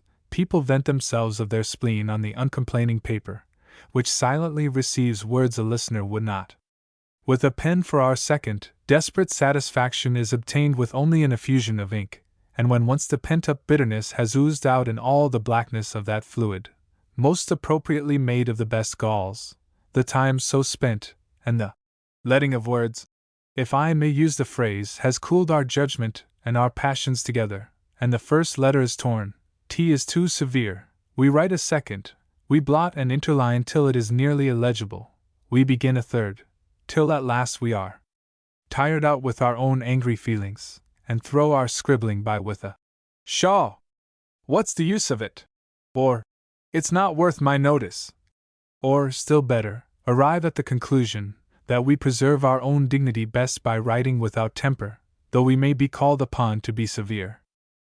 Furlong at this time was on his road to Dublin in happy unconsciousness of Augusta's rage against him, and planning what pretty little present he should send her specially, for his head was naturally running on such matters, as he had quantities of commissions to execute in the millinery line for Mrs. O'Grady, who thought it high time to be getting up Augusta's wedding dresses, and Andy was to be dispatched the following day to Dublin to take charge of a cargo of bandboxes back from that city to Neck or Nothing Hall. Furlong had received 1,000 charges from the ladies, to be sure to lose no time in doing his devoir in their behalf, and he obeyed so strictly, and was so active in laying milliners and mercers under contributions, that Andy was enabled to start the day after his arrival, sorely against Andy's will, for he would gladly have remained amidst the beauty and grandeur and wonders of Dublin, which struck him dumb for the day he was amongst them, but gave him food for conversation for many a day. Furlong, after racking his invention about the souvenir to his dear Gussie, at length fixed on a fan, as the most suitable gift, for Gussie had been quizzed at home about blushing, and all that sort of thing, and the puerile perceptions of the attaché saw something very smart in sending her wherewith to hide her blushes. Then the fan was the very pink of fans. It had quivers and arrows upon it, and bunches of hearts looped up in azure festoons, and doves perched upon them, though Augusta's little sister, who was too young to know what hearts and doves were, when she saw them for the first time, said they were pretty little birds picking at apples. The fan was packed up in an ice case, and then on scented note paper did the dear dandy indite a bit of namby-pamby badinage to his fair one, which he thought excessively clever. "Dear ducky darling, you know how naughty they are in quizzing you about a little something. I won't say what, you will guess, I dare say. But I send you a little toy, I won't say what, on which Cupid might write this label after the doctor's fashion, to be used occasionally, when the patient is much troubled with the symptoms. Ever, ever, ever yours. P.S. Take care how you open it. J.F." Such was the note that Handy Andy was given, with particular injunctions to deliver it the first thing on his arrival at the Hall to Miss Augusta, and to be sure to take most particular care of the little case, all which Andy faithfully promised to do. But Andy's usual destiny prevailed, and an unfortunate exchange of parcels quite upset all Furlong's sweet little plan of his pretty present and his ingenious note, for as Andy was just taking his departure, Furlong said he might as well leave something for him at Reed's, the cutler, as he passed through College Green, and he handed him a case of razors which wanted setting, which Andy popped into his pocket. And as the fan case and that of the razors were much of a size, and both folded up, Andy left the fan at the cutler's and took the case of razors by way of present to Augusta. Fancy the rage of a young lady with a very fine pair of mustachios getting such a souvenir from her lover, with a note, too, every word of which applied to a beard and a razor, as patly as to a blush and a fan, and this, too, when her jealousy was aroused and his fidelity more than doubtful in her estimation. Great was the row in Neck-or-Nothing Hall, and when, after 3 days, Furlong came down, the nature of his reception may be better imagined than described. It was a difficult matter, through the storm which raged around him, to explain all the circumstances satisfactorily, but by dint of hard work, the verses were at length disclaimed, the razors disavowed, and Andy at last sent for to clear matters up. Andy was a hopeful subject for such a purpose, and by his blundering answers nearly set them all by the ears again. The upshot of the affair was, that Andy, used as he was to good scoldings, never had such a torrent of abuse poured on him in his life, and the affair ended in Andy being dismissed from Neck-or-Nothing Hall on the instant, so he relinquished his greasy livery for his own rags again, and trudged homewards to his mother's cabin. "She'll be as mad as a hatter with me," said Andy. "Bad luck to them for razhairs, they cut me out o' my place, but I often heard cowled steel is unlucky, and sure I know it now. Oh, but I'm always unfortunate in having crooked messages. Well, it can't be helped, and one good thing at all events is, I'll have time enough now to go and spake to Father Blake." And with this sorry piece of satisfaction poor Andy contented himself. Chapter 28.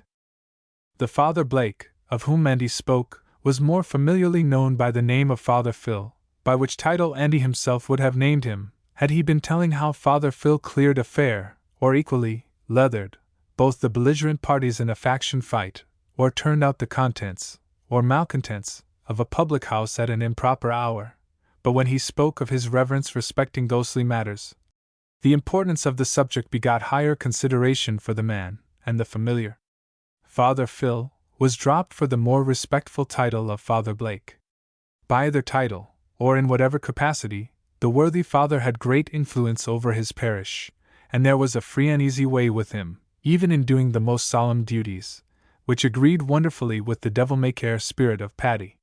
Stiff and starched formality in any way is repugnant to the very nature of Irishmen, and I believe one of the surest ways of converting all Ireland from the Romish faith would be found, if we could only manage to have her Mass celebrated with the dry coldness of the Reformation. This may seem ridiculous at first sight, and I grant it is a grotesque way of viewing the subject, but yet there may be truth in it, and to consider it for a moment seriously, look at the fact that the north of Ireland is the stronghold of Protestantism, and that the north is the least Irish portion of the island.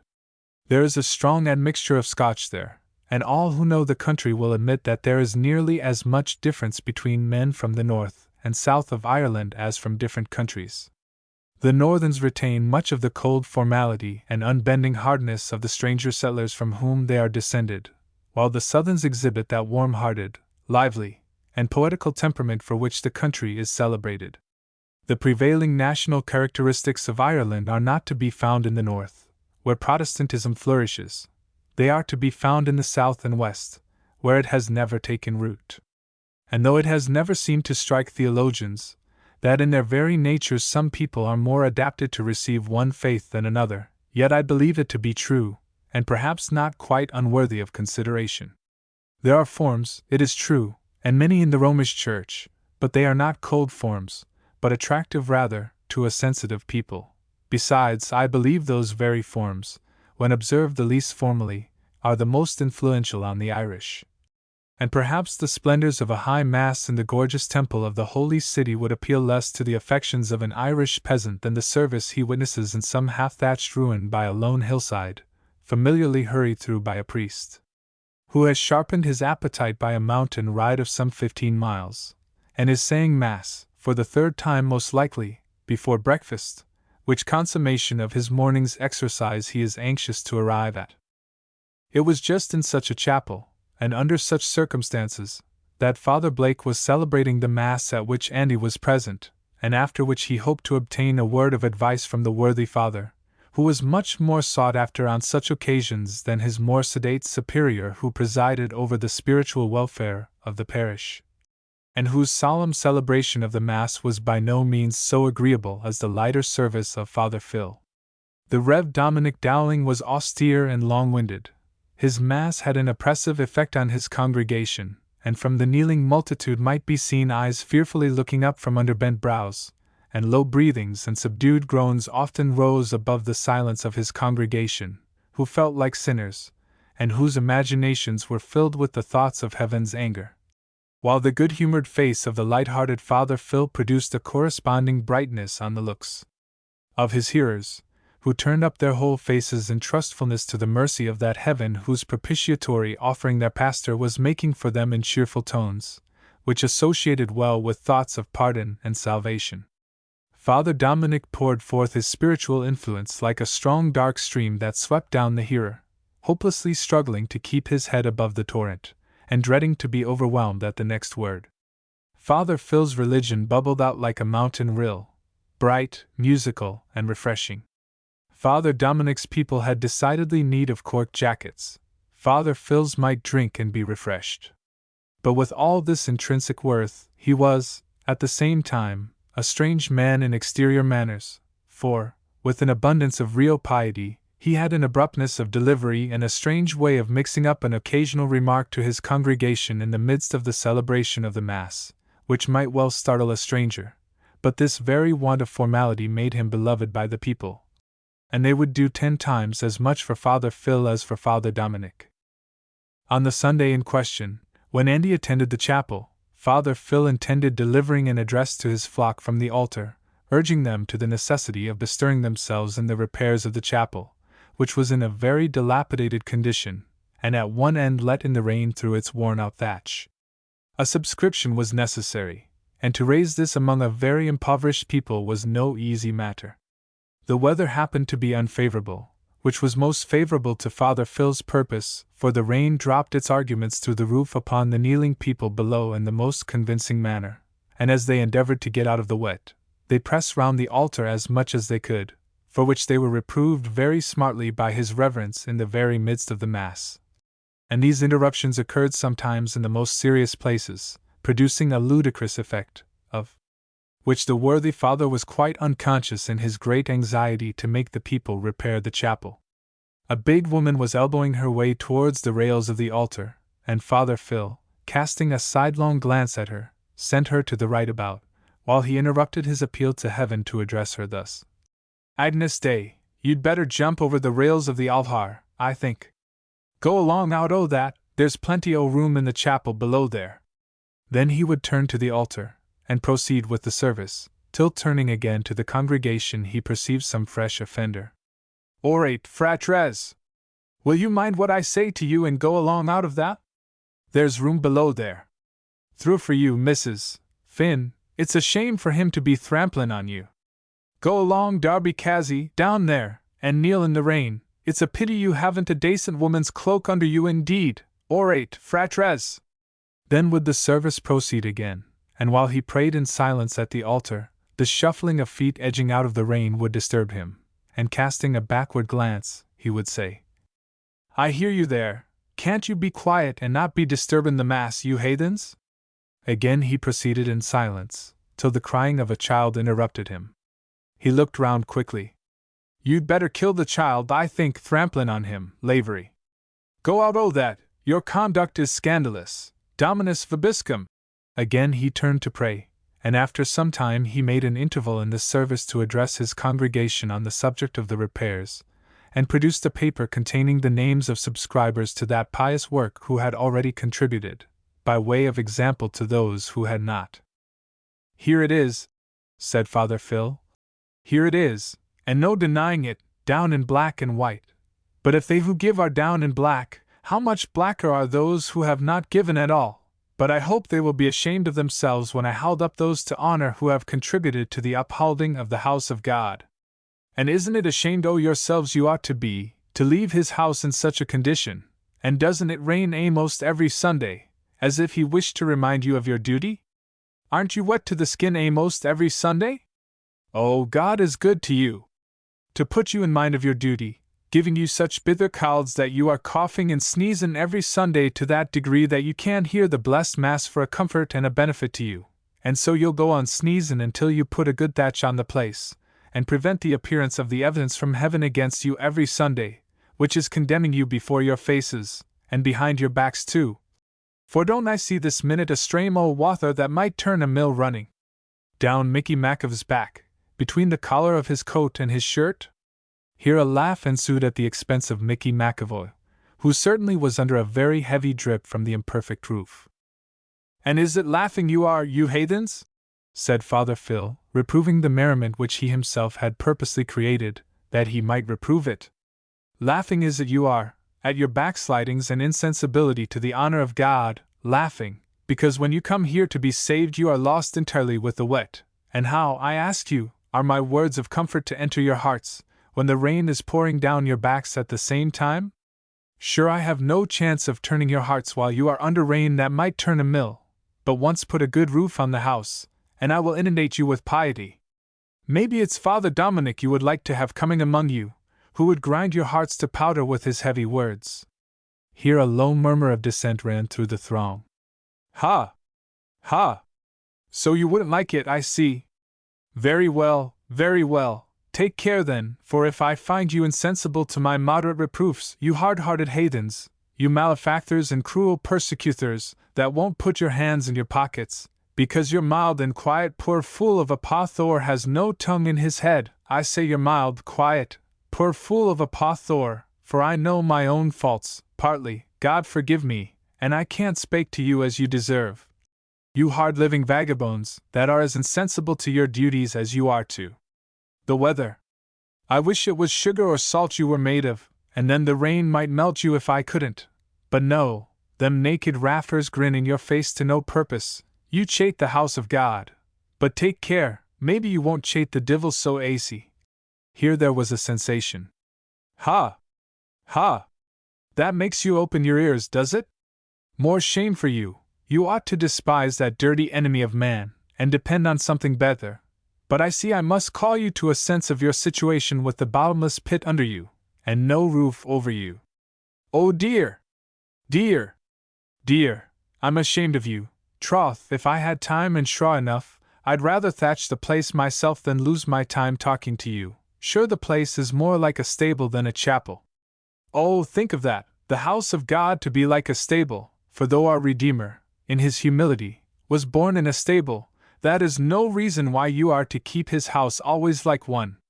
And now I will read you the list of subscribers, and it will make you ashamed when you hear the names of several good and worthy Protestants in the parish, and out of it, too, who have given more than the Catholics.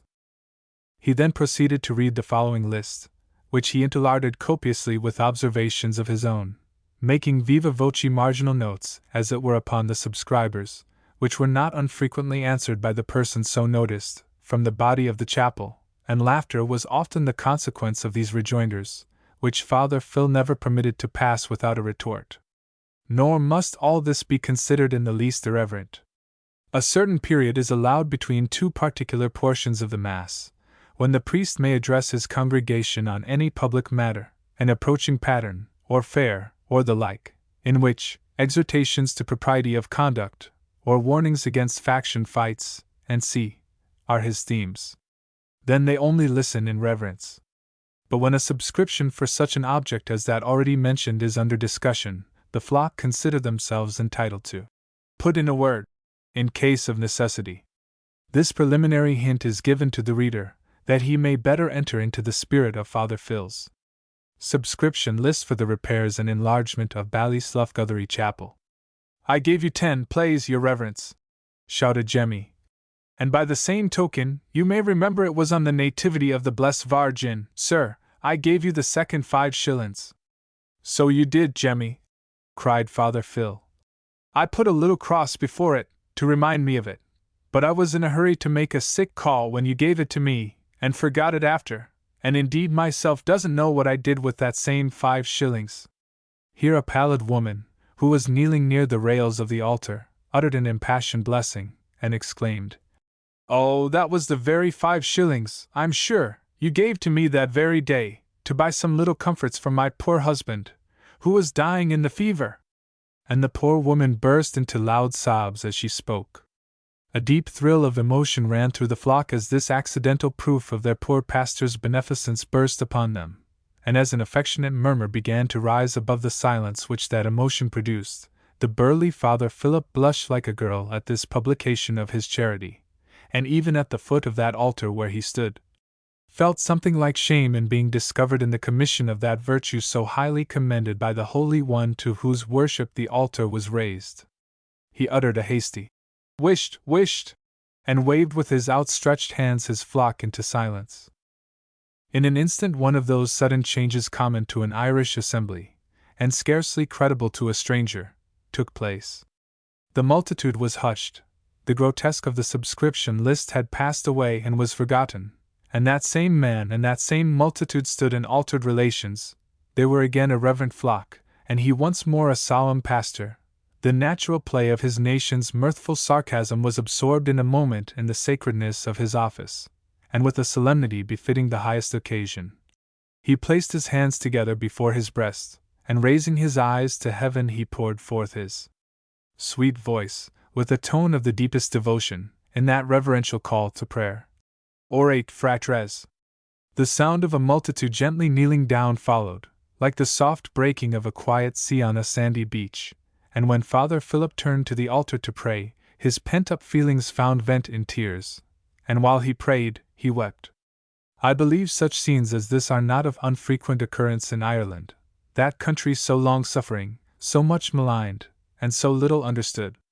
Suppose the foregoing scene to have been only described antecedent to the woman in the outbreak of her gratitude revealing the priest's charity, from which he recoiled. Suppose the mirthfulness of the incidents arising from reading the subscription list, a mirthfulness bordering on the ludicrous, to have been recorded, and nothing more, a stranger would be inclined to believe, and pardonable in the belief, that the Irish and their priesthood were rather prone to be irreverent.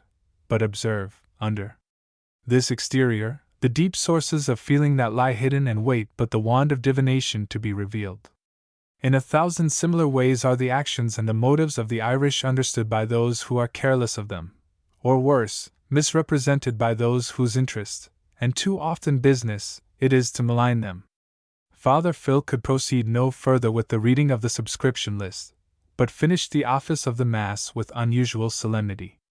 But if the incident just recorded abridged his address, and the publication of donors' names by way of stimulus to the less active, it produced a great effect on those who had but smaller donations to drop into the plate, and the grey-headed collector, who could have numbered the scanty coin before the bereaved widow had revealed the pastor's charity, had to struggle his way afterwards through the eagerly outstretched hands that showered their hard-earned pence upon the plate, which was borne back to the altar heaped with contributions. heaped as it had not been seen for many a day. The studied excitement of their pride and their shame, and both are active agents in the Irish nature, was less successful than the accidental appeal to their affections. Oh, rulers of Ireland, why have you not sooner learned to lead that people by love, whom all your severity has been unable to drive?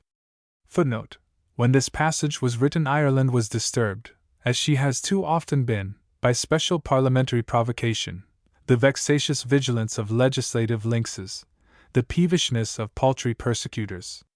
When the Mass was over, Andy waited at the door of the chapel to catch his Reverence coming out, and obtain his advice about what he overheard from Larry Hogan, and Father Phil was accordingly accosted by Andy just as he was going to get into his saddle to ride over to breakfast with one of the neighboring farmers, who was holding the priest's stirrup at the moment. The extreme urgency of Andy's manner, as he pressed up to the pastor's side, made the latter pause and inquire what he wanted.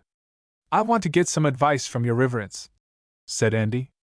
"Faith, then, the advice I give you is never to stop a hungry man when he is going to refresh himself," said Father Phil, who had quite recovered his usual cheerfulness, and threw his leg over his little grey hack as he spoke.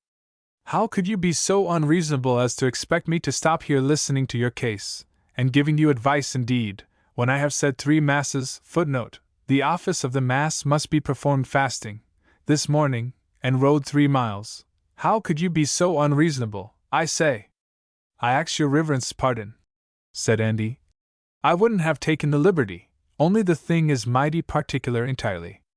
"Well, I tell you again, never ask a hungry man advice, for he is likely to cut his advice on the pattern of his stomach, and it's empty advice you'll get.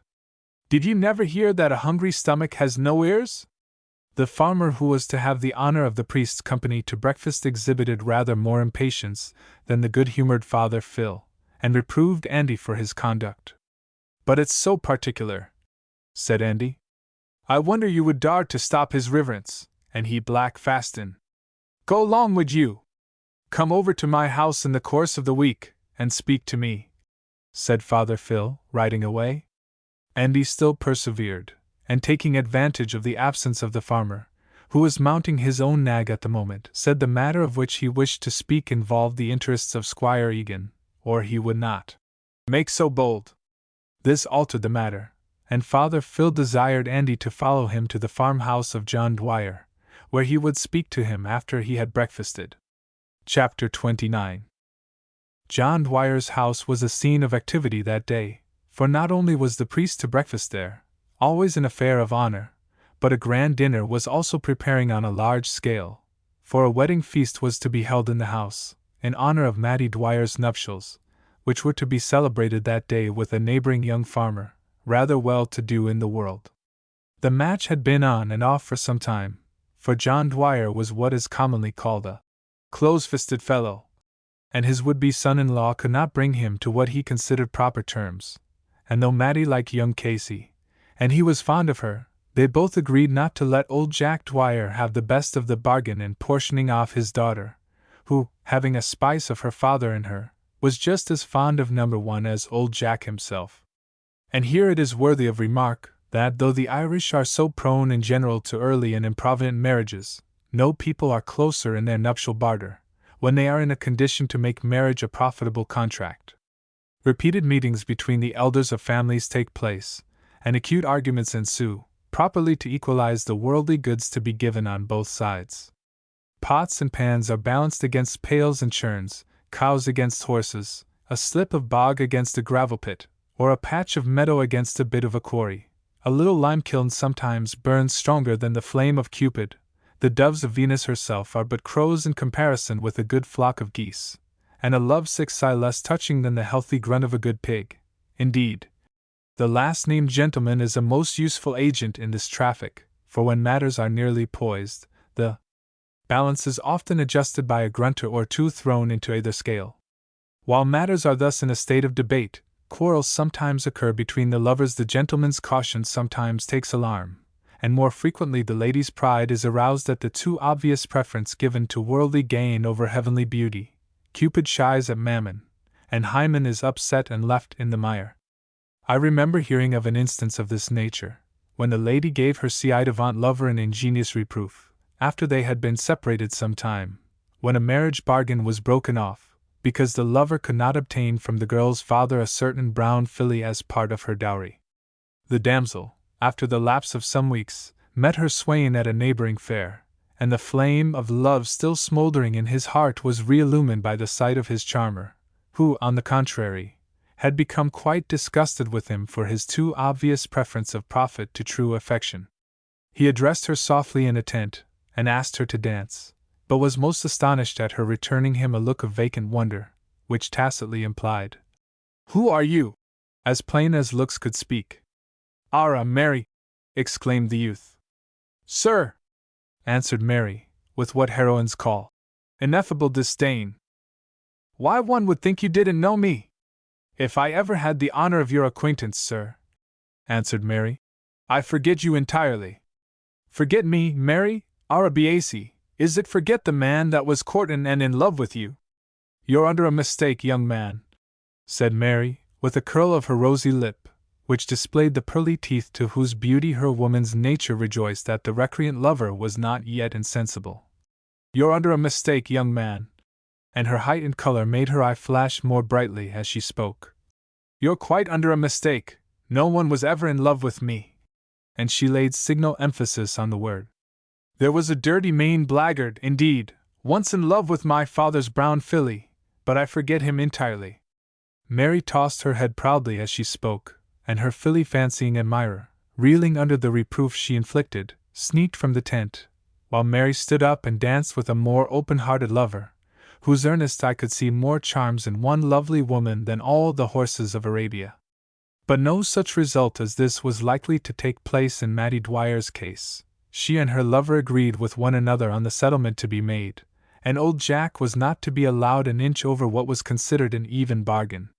At length all matters were agreed upon, the wedding day fixed, and the guests invited, yet still both parties were not satisfied.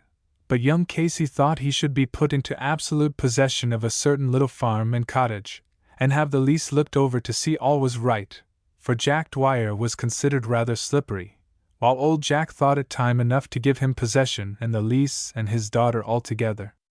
However, matters had gone so far that, as the reader has seen, the wedding feast was prepared, the guests invited, and Father Phil on the spot to help James and Mattie, in the facetious parlance of Patty, to tie with their tongues what they could not undo with their teeth. When the priest had done breakfast, the arrival of Andy was announced to him, and Andy was admitted to a private audience with Father Phil, the particulars of which must not be disclosed, for in short, Andy made a regular confession before the Father, and we know, confessions must be held sacred, but we may say that Andy confided the whole post-office affair to the pastor, told him how Larry Hogan had contrived to worm that affair out of him, and by his devilish artifice had, as Andy feared, contrived to implicate Squire Egan in the transaction, and by threatening a disclosure, got the worthy squire into his villainous power. Andy, under the solemn queries of the priest, positively denied having said one word to Hogan to criminate the squire, and that Hogan could only infer the squire's guilt, upon which Father Phil, having perfectly satisfied himself, told Andy to make his mind easy, for that he would secure the squire from any harm, and he moreover praised Andy for the fidelity he displayed to the interests of his old master, and declared he was so pleased with him, that he would desire Jack Dwyer to ask him to dinner. "And that will be no blind nut, let me tell you," said Father Phil. "A wedding dinner, you lucky dog, lashings, overflowing abundance, and plenty left after, and lavings, and no end of dancing af her." Andy was accordingly bidden to the bridal feast, to which the guests began already to gather thick and fast. They strolled about the field before the house, basked in groups in the sunshine, or lay in the shade under the hedges, where hints of future marriages were given to many a pretty girl, and to nudges and pinches were returned small screams suggestive of additional assault, and inviting denials of, "Indeed I won't," and that crowning provocative to riotous conduct, "Behave yourself."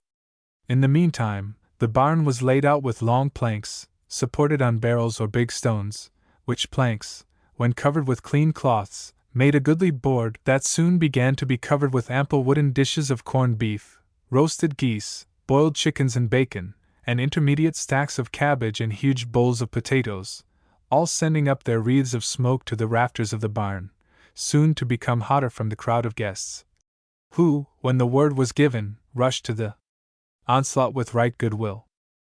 The dinner was later than the hour named, and the delay arose from the absence of one who, of all others, ought to have been present, namely, the bridegroom. But James Casey was missing, and Jack Dwyer had been closeted from time to time with several long-headed graybeards, canvassing the occurrence, and wondering at the default on the bridegroom's part.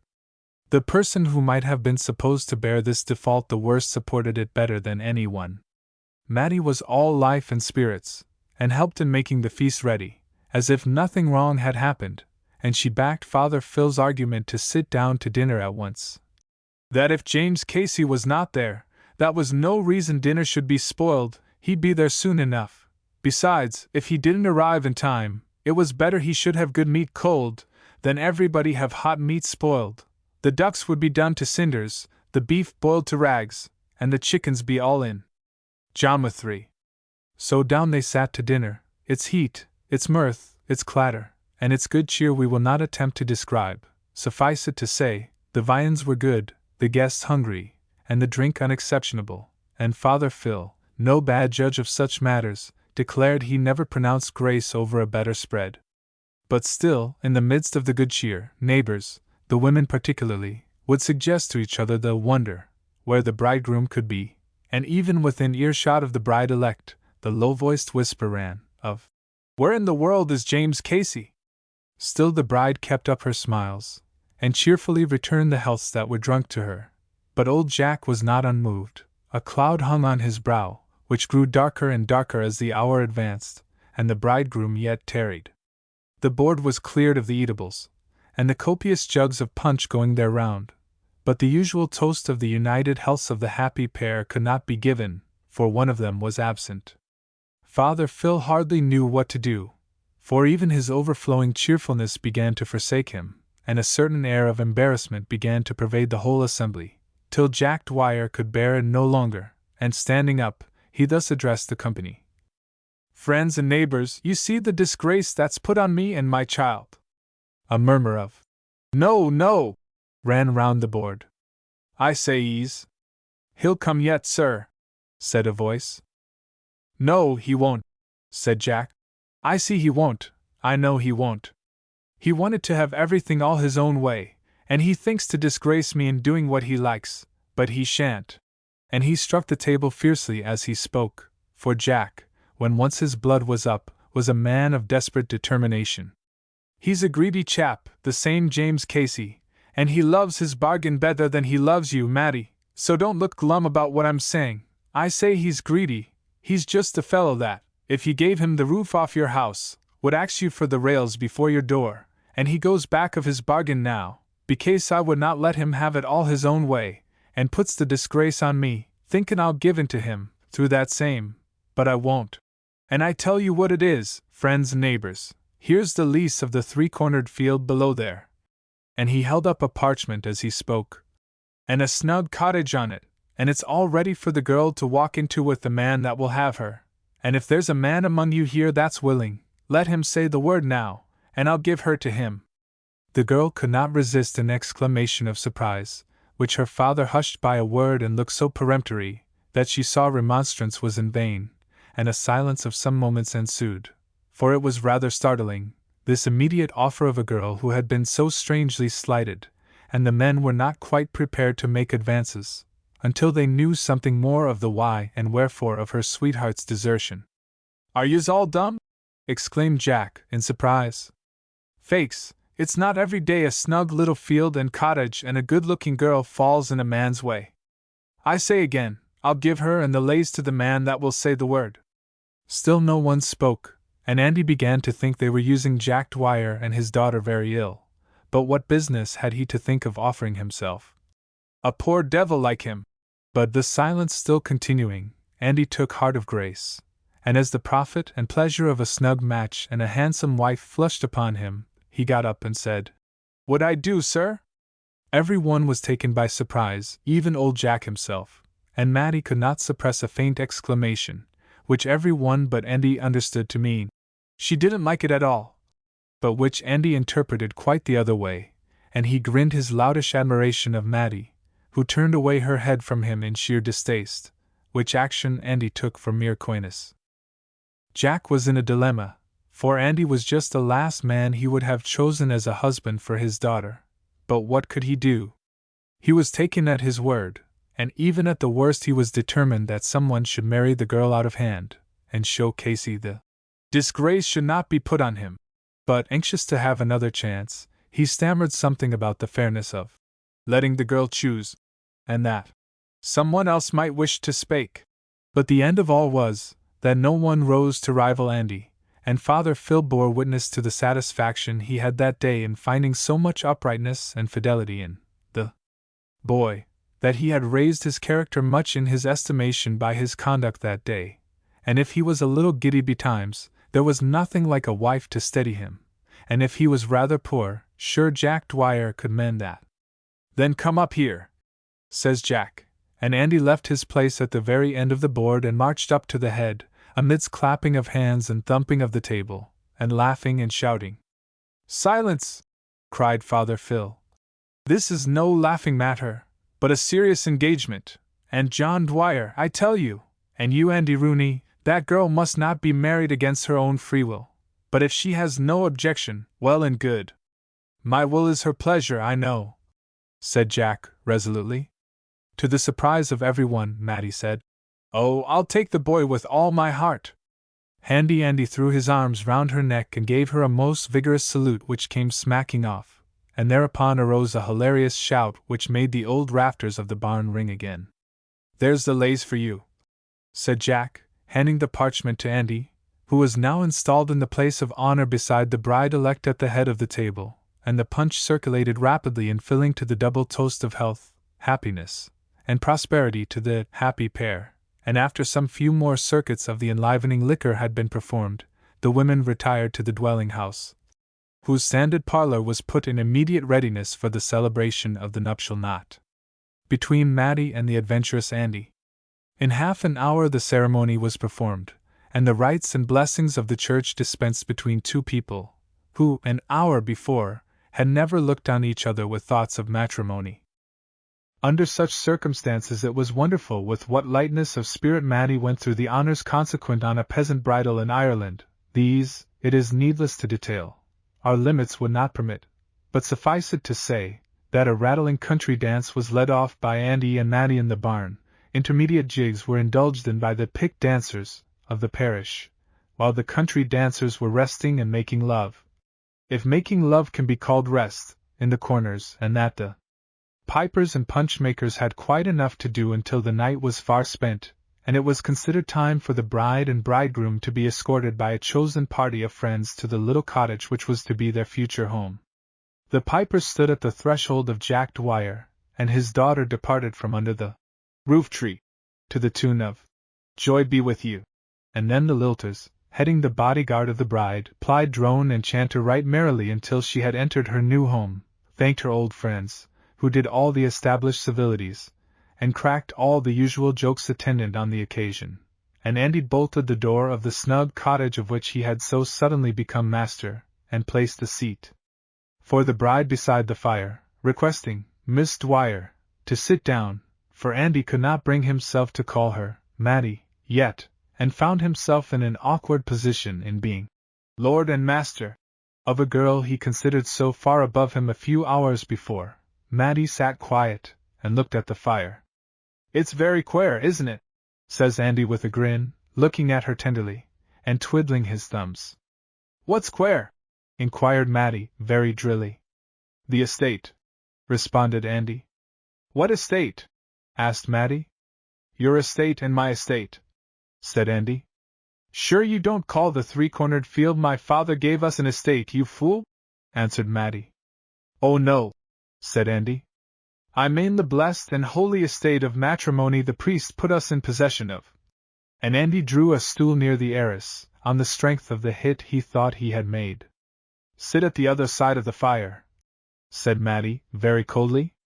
"Yes, miss," responded Andy, very respectfully, and in shoving his seat backwards the legs of the stool caught in the earthen floor, and Andy tumbled heels over head. Mattie laughed while Andy was picking himself up with increased confusion at this mishap, for even amidst rustics there is nothing more humiliating than a lover placing himself in a ridiculous position at the moment he is doing his best to make himself agreeable. "It is well your coat's not new," said Mattie, with a contemptuous look at Andy's weather-beaten vestment. "I hope I'll soon have a better," said Andy, a little piqued, with all his reverence for the heiress, at this allusion to his poverty. "But sure it wasn't the coat you married, but the man that's in it, and sure I'll take off my clothes as soon as you please, Mattie, my dear, Miss Dwyer, I beg your pardon." "You had better wait till you get better," answered Mattie, very drilly. "You know the old saying, don't throw out your dirty wather until you get in fresh." "Ah, darlin', don't be cruel to me," said Andy in a supplicating tone. "I know I'm not desarvin' of you, but sure I did not make so bold as to make up to you until I seen that nobody else would have you." "Nobody else have me!" exclaimed Mattie, as her eyes flashed with anger. "I beg your pardon, miss," said poor Andy, who in the extremity of his own humility had committed such an offense against Mattie's pride. "I only meant that." "Say no more about it," said Mattie, who recovered her equanimity. "Didn't my father give you the lays of the field and house?" "Ease, miss." "You had better let me keep it then, 'twill be safer with me than you." "Sartainly," said Andy, who drew the lease from his pocket and handed it to her, and, as he was near to her, he attempted a little familiarity, which Mattie repelled very unequivocally. "Arrah! Is it jokes you are crackin'?" said Andy, with a grin, advancing to renew his fondling. "I tell you what it is," said Mattie, jumping up. "I'll crack your head if you don't behave yourself." And she seized the stool on which she had been sitting, and brandished it in a very Amazonian fashion. "Oh, Wirra! Wirra!" said Andy in amaze. "Aren't you my wife?" "Your wife!" retorted Mattie, with a very devil in her eye. "Your wife, indeed, you great Omidhaun! Why, then, had you the brass to think I'd put up with you?" "Arrah, then, why did you marry me?" said Andy, in a pitiful argumentative whine. "Why did I marry you?" retorted Mattie. "Didn't I know better than refuse you, when my father said the word when the divil was busy with him? Why did I marry you? It's a pity I didn't refuse, and be murthered that night, maybe, as soon as the people's backs was turned. Oh, it's little you know of old Jack Dwyer, or you wouldn't ask me that, but though I'm afraid of him, I'm not afraid of you, so stand off, I tell you." "Oh, blessed Virgin!" cried Andy. "And what will be the end of it?" There was a tapping at the door as he spoke. "You'll soon see what will be the end of it," said Mattie, as she walked across the cabin and opened to the knock. James Casey entered and clasped Mattie in his arms, and half a dozen athletic fellows and one old and debauched-looking man followed, and the door was immediately closed after their entry. Andy stood in amazement while Casey and Mattie caressed each other, and the old man said in a voice tremulous with intoxication, "A very pretty filly, by jingo!" "I lost no time the minute I got your message, Mattie," said Casey, "and here's the father ready to join us." "Aye," cackled the old reprobate. "Hammer and tongs, strike while the iron's hot, I'm the boy for a short job," and he pulled a greasy book from his pocket as he spoke. This was a degraded clergyman, known in Ireland under the title of couple beggar, who was ready to perform irregular marriages on such urgent occasions as the present, and Mattie had contrived to inform James Casey of the desperate turn affairs had taken at home, and recommended him to adopt the present plan, and so defeat the violent measure of her father by one still more so. A scene of uproar now ensued, for Andy did not take matters quietly, but made a pretty considerable row, which was speedily quelled, however, by Casey's bodyguard, who tied Andy neck and heels, and in that helpless state he witnessed the marriage ceremony performed by the couple beggar between Casey and the girl he had looked upon as his own 5 minutes before. In vain did he raise his voice against the proceeding. The couple beggar smothered his objections in ribald jests.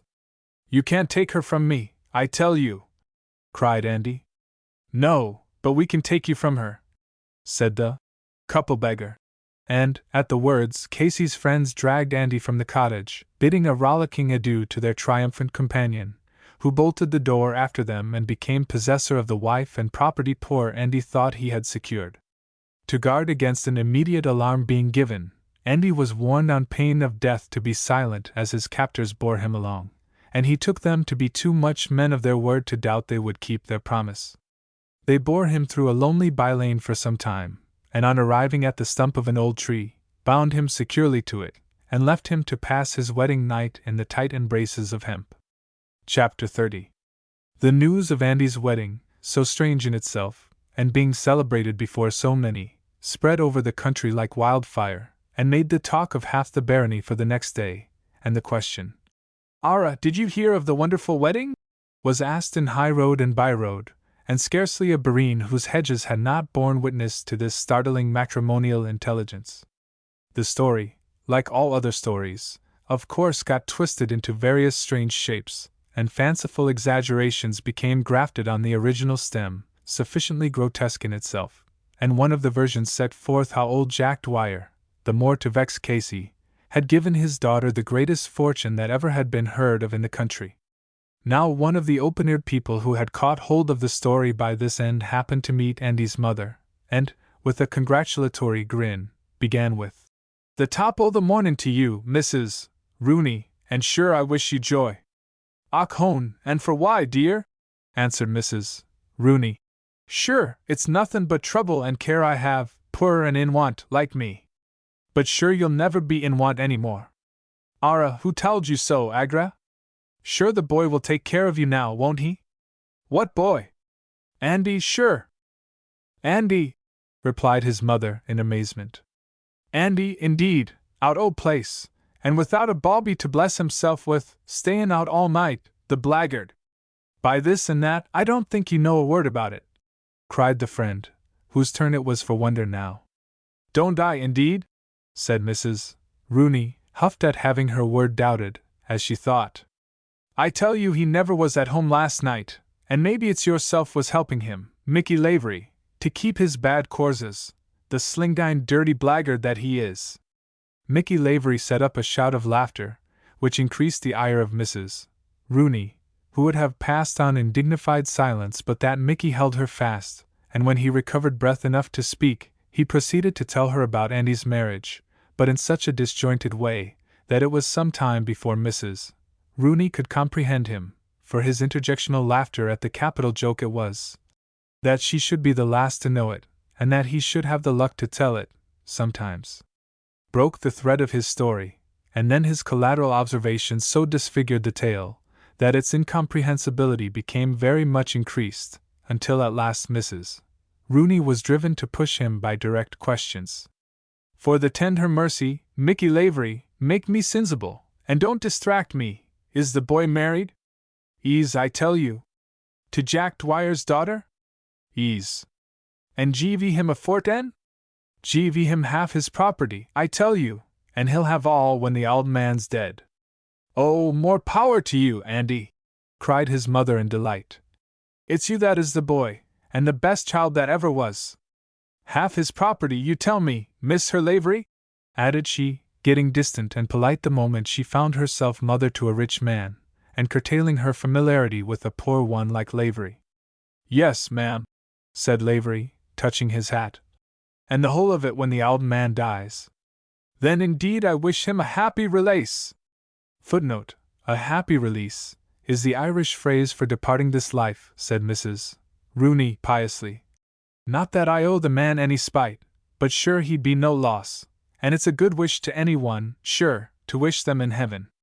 "Good mornin', Miss Her Lavery," said Mrs. Rooney, with a patronizing smile, and going the road with a dignified air. Mick Lavery looked after her with mingled wonder and indignation. "Bad luck to you, you old shrap!" he muttered between his teeth.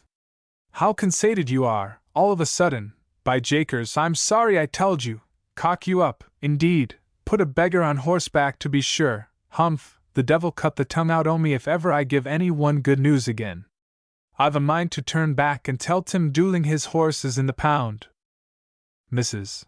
Rooney continued her dignified pace as long as she was in sight of Lavery, but the moment an angle of the road screened her from his observation, off she set, running as hard as she could, to embrace her darling Andy, and realize with her own eyes and ears all the good news she had heard. She puffed out by the way many set phrases about the goodness of Providence, and arranged at the same time sundry fine speeches to make to the bride, so that the old lady's piety and flattery ran a strange couple together along with herself, while mixed up with her prayers and her blarney were certain speculations about Jack Dwyer, as to how long he could live, and how much he might leave. It was in this frame of mind she reached the hill which commanded a view of the three-cornered field and the snug cottage, and down she rushed to embrace her darling Andy and his gentle bride. Puffing and blowing like a porpoise, bang she went into the cottage, and Mattie being the first person she met, she flung herself upon her, and covered her with embraces and blessings. Mattie, being taken by surprise, was some time before she could shake off the old beldame's hateful caresses, but at last getting free and tucking up her hair, which her imaginary mother-in-law had clawed about her ears, she exclaimed in no very gentle tones, "Ara, good woman, who acts for your company? Who are you at all?" "Your mother-in-law, Jewel!" cried the widow Rooney, making another open-armed rush at her beloved daughter-in-law. But Mattie received the widow's protruding mouth on her clenched fist instead of her lips, and the old woman's nose coming in for a share of Mattie's knuckles, a ruby stream spurted forth, while all the colors of the rainbow danced before Mrs. Rooney's eyes as she reeled backward on the floor. "Take that, you old faggot!" cried Mattie as she shook Mrs. Rooney's tributary claret from the knuckles which had so scientifically tapped it, and wiped her hand in her apron. The old woman roared, "Millia Merthyr!" on the floor, and snuffled out a deprecatory question. If that was the proper way to be received in her son's house. "Your son's house, indeed!" cried Mattie. "Get out o' the place, you stack o' rags!" "Oh, Andy! Andy!" cried the mother, gathering herself up. "Oh, that's it, is it?" cried Mattie. "So it's Andy you want?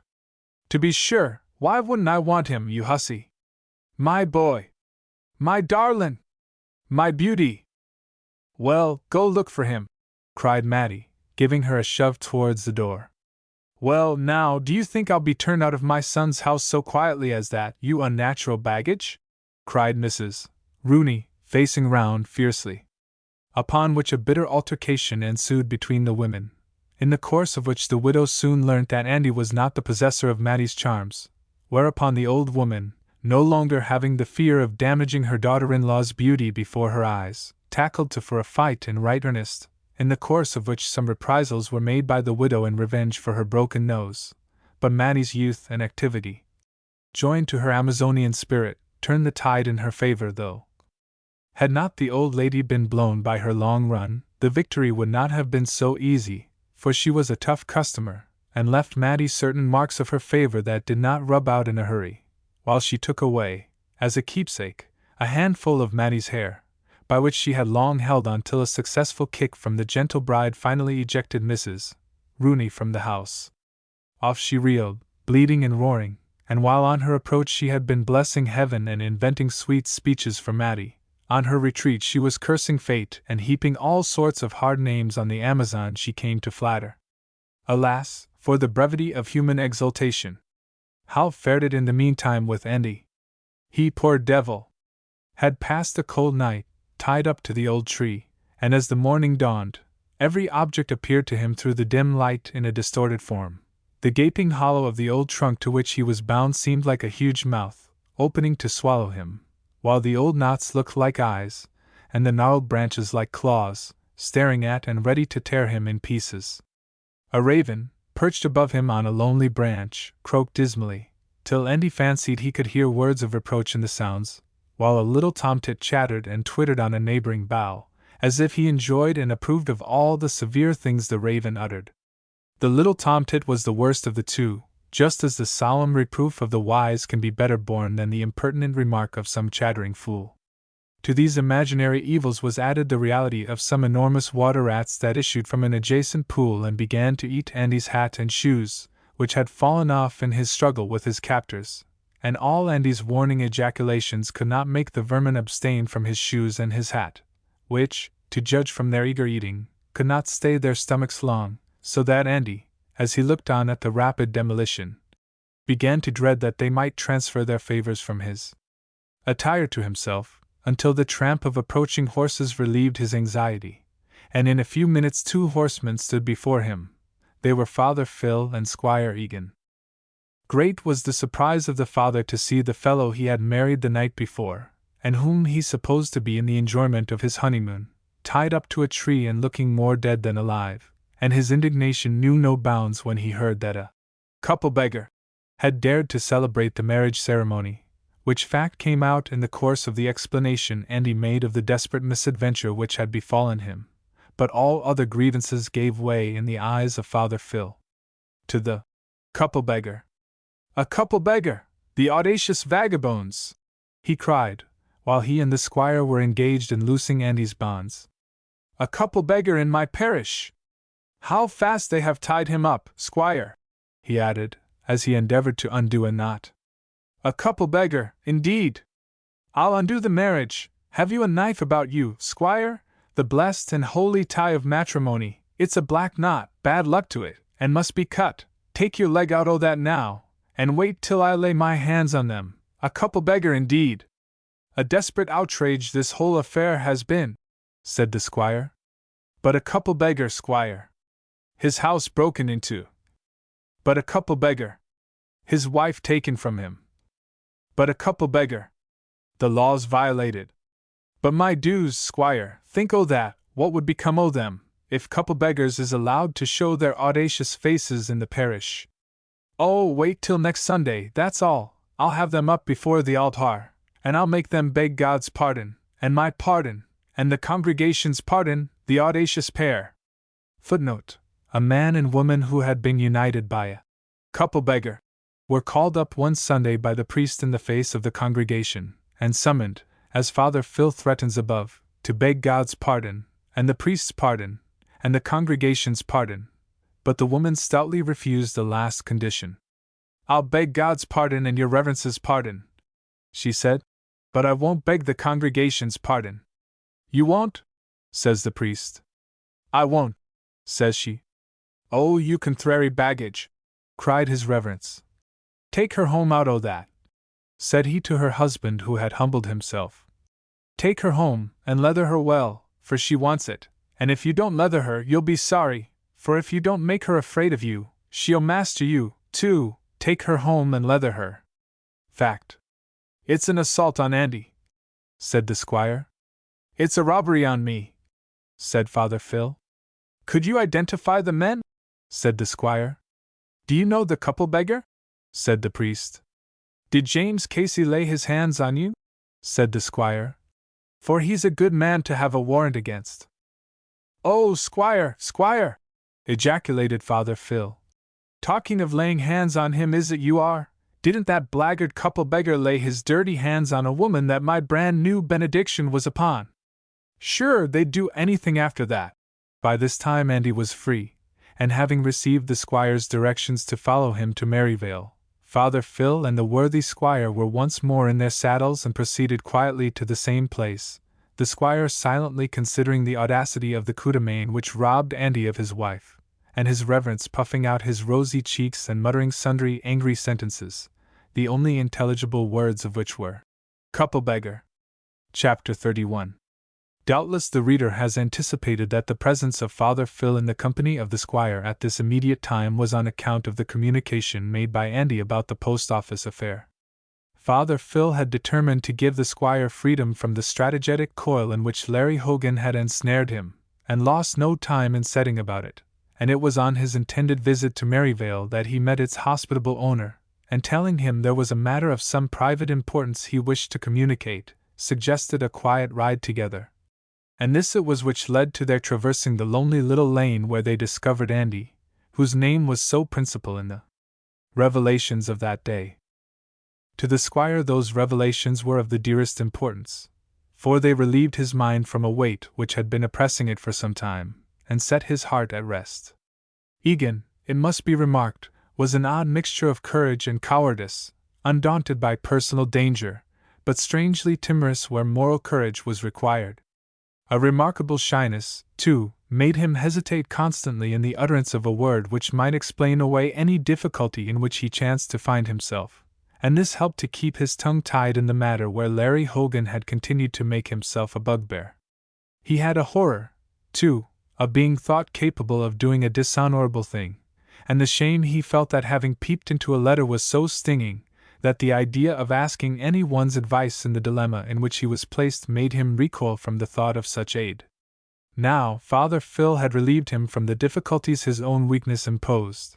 The subject had been forced upon him, and once forced to speak he made a full acknowledgment of all that had taken place, and when he found Andy had not borne witness against him, and that Larry Hogan only inferred his participation in the transaction, he saw on Father Phil's showing that he was not really in Larry Hogan's power.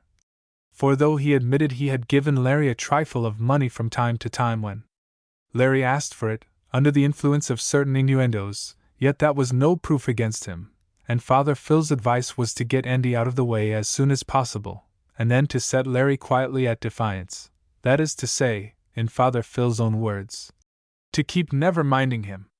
Now Andy not being encumbered with a wife, as fate had so ordained it, made the matter easier, and the squire and the father, as they rode towards Maryvale together to dinner, agreed to pack off Andy without delay, and thus place him beyond Hogan's power, and as Dick Dawson was going to London with Murphy, to push the petition against Scatterbrain's return, it was looked upon as a lucky chance. And Andy was at once named to bear them company. "But you must not let Hogan know that Andy is sent away under your patronage, squire," said the father, "for that would be presumptive evidence you had an interest in his absence, and Hogan is the very blackguard would see it fast enough, for he is a knowing rascal." "He's the deepest scoundrel I ever met," said the squire. "As knowing as a jailer," said Father Phil. "A jailer, did I say? By dad, he baits any jailer I ever heard of, for that fellow is so cute, he could keep Newgate with a book and I. By the by, there's one thing I forgot to tell you, respecting those letters I threw into the fire, for remember, father, I only peeped into one and destroyed the others, but one of the letters, I must tell you, was directed to yourself." "Faith, then, I forgive you that, squire," said Father Phil, "for I hate letters, but if you have any scruple of conscience on the subject, write me one yourself, and that will do as well."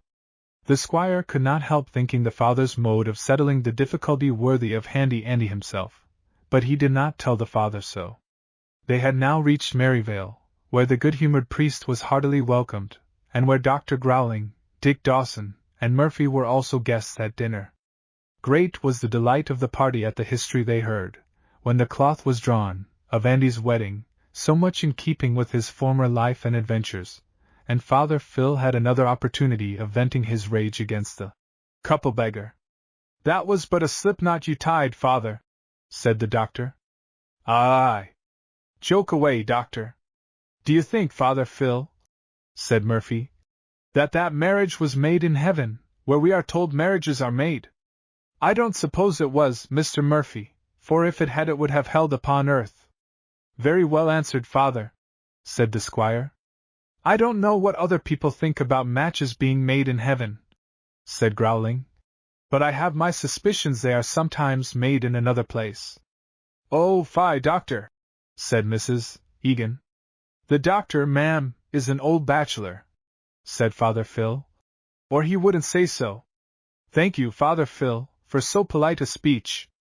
The doctor took his pencil from his pocket, and began to write on a small bit of paper, which the priest observing, asked him what he was about.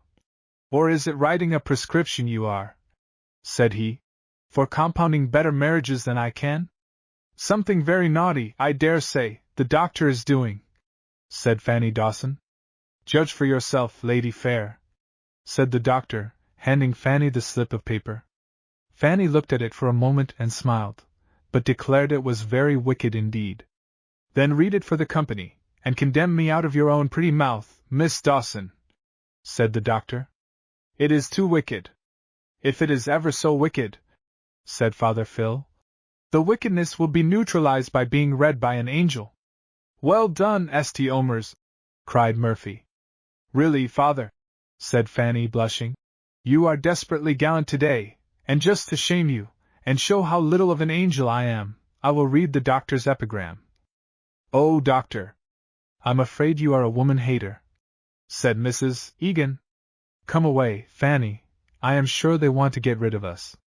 Yes, said Fanny, rising and joining her sister, who was leaving the room. And now, after abusing poor Hymen, gentlemen, we leave you to your favorite worship of Bacchus. The departure of the ladies changed the conversation, and after the gentlemen had resumed their seats, the doctor asked Dick Dawson how soon he intended going to London. I start immediately, said Dick. Don't forget to give me that letter of introduction to your friend in Dublin, whom I long to know. Who is he? Asked the squire. One Tom Loftus, or as his friends call him, Piping Tom, from his vocal powers, or, as some nickname him, Organ Loftus, from his imitation of that instrument, which is an excessively comical piece of caricature.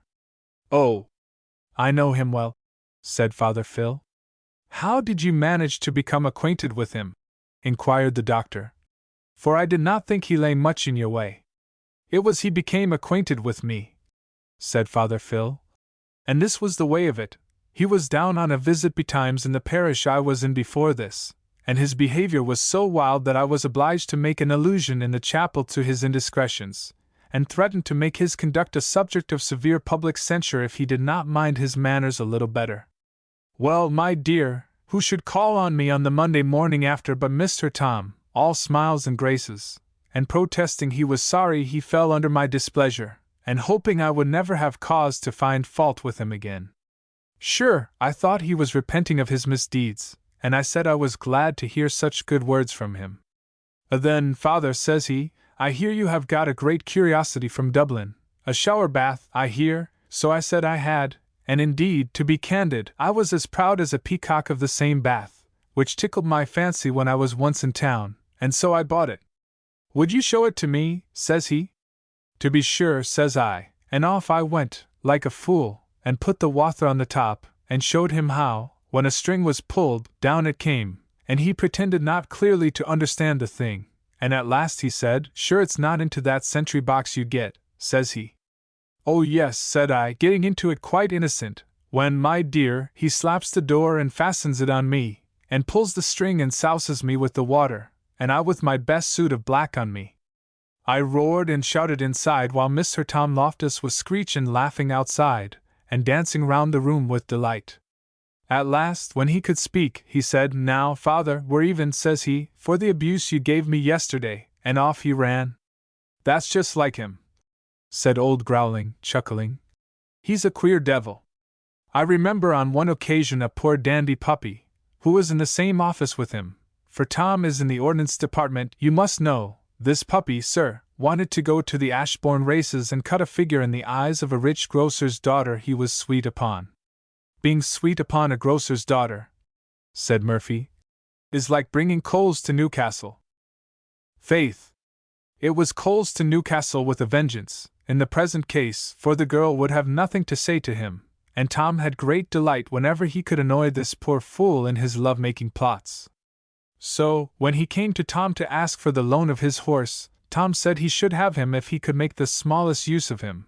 But I don't think you can, said Tom. Leave that to me, said the youth. I don't think you could make him go, said Tom. I'll buy a new pair of spurs, said the puppy. Let them be handsome ones, said Tom. I was looking at a very handsome pair at Lamprey's, yesterday, said the young gentleman. Then you can buy them on your way to my stables, said Tom. And sure enough, sir, the youth laid out his money on a very costly pair of persuaders, and then proceeded homewards with Tom. Now, with all your spurs, said Tom, I don't think you'll be able to make him go. Is he so very vicious, then? Inquired the youth, who began to think of his neck. On the contrary, said Tom, he's perfectly quiet, but won't go for you, I'll bet £1. Done, said the youth. Well, try him, said Tom, as he threw open the stable door. He's lazy, I see, said the youth, for he's lying down. Faith, he is, said Tom, and hasn't got up these 2 days. Get up, you brute, said the innocent youth, giving a smart cut of his whip on the horse's flank, but the horse did not budge. Why, he's dead, says he. Yes, says Tom, since Monday last. So I don't think you can make him go, and you've lost your bet. That was hardly a fair joke, said the squire. Tom never stops to think of that, returned the doctor. He's the oddest fellow I ever knew. The last time I was in Dublin, I called on Tom and found him one bitter cold and stormy morning standing at an open window, nearly quite undressed.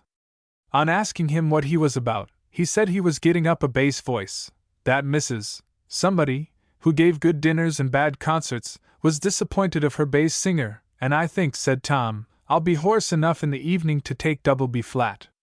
Systems are the fashion now, said he. There is the Logerian system and other systems, and mine is the Colderian system, and the best in the world for getting up a bass voice. That was very original, certainly, said the squire. But did you ever hear of his adventure with the Duke of Wellington? Said the doctor. The Duke! They all exclaimed. Yes, that is, when he was only Sir Arthur Wellesley. Well, I'll tell you. Stop, said the squire. A fresh story requires a fresh bottle. Let me ring for some claret. Chapter 32. The servant who brought in the claret announced at the same time the arrival of a fresh guest in the person of Captain Moriarty, who was welcomed by most of the party by the name of Randall. The squire regretted he was too late for dinner, inquiring at the same time if he would like to have something to eat at the side table, but Randall declined the offer, assuring the squire he had got some refreshment during the day while he had been out shooting, but as the sport led him near Maryvale, and he had a great thirst upon him, he did not know a better house in the country wherein to have that same satisfied. Then you're just in time for some cool claret, said the squire. So sit down beside the doctor, for he must have the first glass and broach the bottle, before he broaches the story he's going to tell us. That's only fair. The doctor filled his glass, and tasted. What a nice chateau Margot must be, said he, as he laid down his glass. I should like to be a tenant at will there, at a small rent. And no taxes, said Dick. Except my duty to the claret, replied the doctor.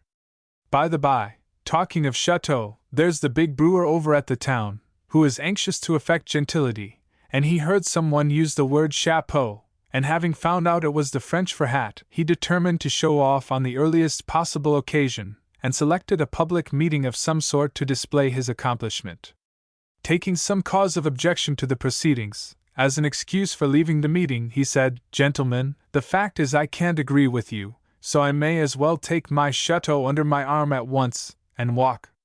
Is not that an invention of your own, doctor? Said the squire. I heard it for fact, said Growling.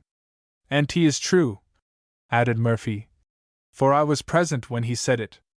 And at an earlier part of the proceedings he suggested that the parish clerk should read the resolutions, because he had a good laudable voice. A parish clerk ought to have, said the doctor. Father Phil, laudamus. Leave your Latin, said Dick, and tell us that story you promised about the Duke and Tom Loftus. Right, Miss Her Dick, said Father Phil. The story, doctor, said the squire. Oh, don't make such bones about it, said Growling.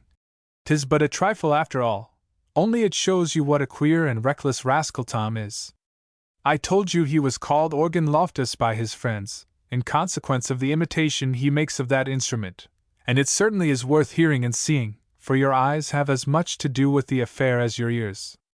Tom plants himself on a high office stool, before one of those lofty desks with long rows of drawers down each side and a hole between to put your legs under. Well, sir, Tom pulls out the top drawers, like the stops of an organ, and the lower ones by way of pedals, and then he begins thrashing the desk like the fingerboard of an organ with his hands, while his feet kick away at the lower drawers as if he were the greatest pedal performer out of Germany, and he emits a rapid succession of grunts and squeaks, producing a ludicrous reminiscence of the instrument, which I defy any one to hear without laughing.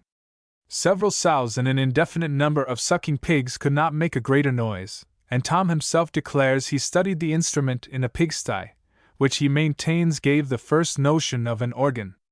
Well, sir, the youths in the office assist in doing the service, as they call it, that is, making an imitation of the chanting and so forth in St. Patrick's Cathedral. "Oh, the heathens!" said Father Phil. "One does Spray, and another Wayman, and another Sir John Stevenson, and so on, and they go on responsing and singing amen till the ordnance office rings again." "Have they nothing better to do?" asked the squire. "Very little but reading the papers," said the doctor. "Well, Tom, you must know, sir, was transferred some time ago, by the interest of many influential friends, to the London department, and the fame of his musical powers had gone before him from some of the English clerks in Ireland who had been advanced to the higher posts in Dublin, and kept up correspondence with their old friends in London. And it was not long until Tom was requested to go through an anthem on the great office desk. Tom was only too glad to be asked, and he kept the whole office in a roar for an hour with all the varieties of the instrument, from the diapason to the flute stop, and the devil a more business was done in the office that day, and Tom before long made the sober English fellows as great idlers as the chaps in Dublin. Well, it was not long until a sudden flush of business came upon the department, in consequence of the urgent preparations making for supplies to Spain. At the time the Duke was going there to take the command of the army, and organ playing was set aside for some days. But the fellows, after a week's abstinence, began to yearn for it, and Tom was requested to do the service. Tom, nothing loath, threw aside his official papers, set up a big ledger before him, and commenced his legerdemain, as he called it, pulled out his stops, and began to work away like a weaver, while every now and then he swore at the bellows blower for not giving him wind enough, whereupon the choristers would kick the bellows blower to accelerate his flatulency. Well, sir, they were in the middle of the service, and all the blackguards making the responses in due season, when, just as Tom was quivering under a portentous grunt, which might have shamed the principal diapason of Harlem, and the subs were drawing out a resplendent amen, the door opened, and in walked a smart-looking gentleman, with rather a large nose and quick eye, which latter glanced round the office, where a sudden endeavor was made by everybody to get back to his place. The smart gentleman seemed rather surprised to see a little fat man blowing at a desk instead of the fire, and Long Tom kicking, grunting, and squealing like mad. The bellows blower was so taken by surprise he couldn't stir, and Tom, having his back to them, did not see what had taken place, and went on as if nothing had happened, till the smart gentleman went up to him, and tapping on Tom's desk with a little riding whip, he said, "I'm sorry to disturb you, sir, but I wish to know what you're about." "We're doing the service, sir," said Tom, no ways abashed at the sight of the stranger, for he did not know it was Sir Arthur Wellesley was talking to him. "Not the public service, sir," said Sir Arthur. "Yes, sir," said Tom, "the service as by law established in the 2nd year of the reign of King Edward VI, and he favored the future hero of Waterloo with a touch of the organ." "Who is the head of this office?" inquired Sir Arthur. Tom, with a very gracious bow, replied, "I am principal organist, sir, and allow me to introduce you to the principal bellows blower," and he pointed to the poor little man who let the bellows fall from his hand as Sir Arthur fixed his eyes on him. Tom did not perceive till now that all the clerks were taken with a sudden fit of industry, and were riding away for the bare life, and he cast a look of surprise round the office while Sir Arthur was looking at the bellows blower. One of the clerks made a wry face at Tom, which showed him all was not right. "Is this the way His Majesty's service generally goes on here?" said Sir Arthur sharply. No one answered, but Tom saw, by the long faces of the clerks and the short question of the visitor, that he was somebody. "Some transports are waiting for ordnance stores, and I am referred to this office," said Sir Arthur. "Can any one give me a satisfactory answer?" The senior clerk present, for the head of the office was absent, came forward and said, "I believe, sir." "You believe, but you don't know," said Sir Arthur, "so I must wait for stores while you are playing tomfoolery here. I'll report this." Then producing a little tablet and a pencil, he turned to Tom and said, "Favor me with your name, sir?" "I give you my honor, sir," said Tom. "I'd rather you'd give me the stores, sir. I'll trouble you for your name." "Upon my honor, sir," said Tom again. "You seem to have a great deal of that article on your hands, sir," said Sir Arthur. "You're an Irishman, I suppose?" "Yes, sir," said Tom. "I thought so. Your name?" "Loftus, sir." "Ely family?" "No, sir." "Glad of it. He put up his tablet after writing the name. "May I beg the favor to know, sir," said Tom, "to whom I have the honor of addressing myself?" "Sir Arthur Wellesley, sir." "Oh! J.S.," cried Tom, "I'm done." Sir Arthur could not help laughing at the extraordinary change in Tom's countenance, and Tom, taking advantage of this relaxation in his iron manner, said in a most penitent tone, "Oh, Sir Arthur Wellesley, only forgive me this time, and 'pon my soul," says he, with the richest brogue, "I'll play a tea dame for the first licking you give the French." Sir Arthur smiled and left the office. "Did he report as he threatened?" asked the squire. "Faith, he did." "And Tom?" inquired Dick. "Was sent back to Ireland, sir." "That was hard, after the Duke smiled at him," said Murphy. "Well, he did not let him suffer in pocket. He was transferred at as good a salary to a less important department, but you know the Duke has been celebrated all his life for never overlooking a breach of duty." "And who can blame him?" said Moriarty. "One great advantage of the practice has been," said the squire, "that no man has been better served. I remember hearing a striking instance of what, perhaps, might be called severe justice, which he exercised on a young and distinguished officer of artillery in Spain, and though one cannot help pitying the case of the gallant young fellow who was the sacrifice, yet the question of strict duty, to the very word, was set at rest forever under the Duke's command, and it saved much after trouble by making every officer satisfied, however fiery his courage or tender his sense of being suspected of the white feather, that implicit obedience was the course he must pursue.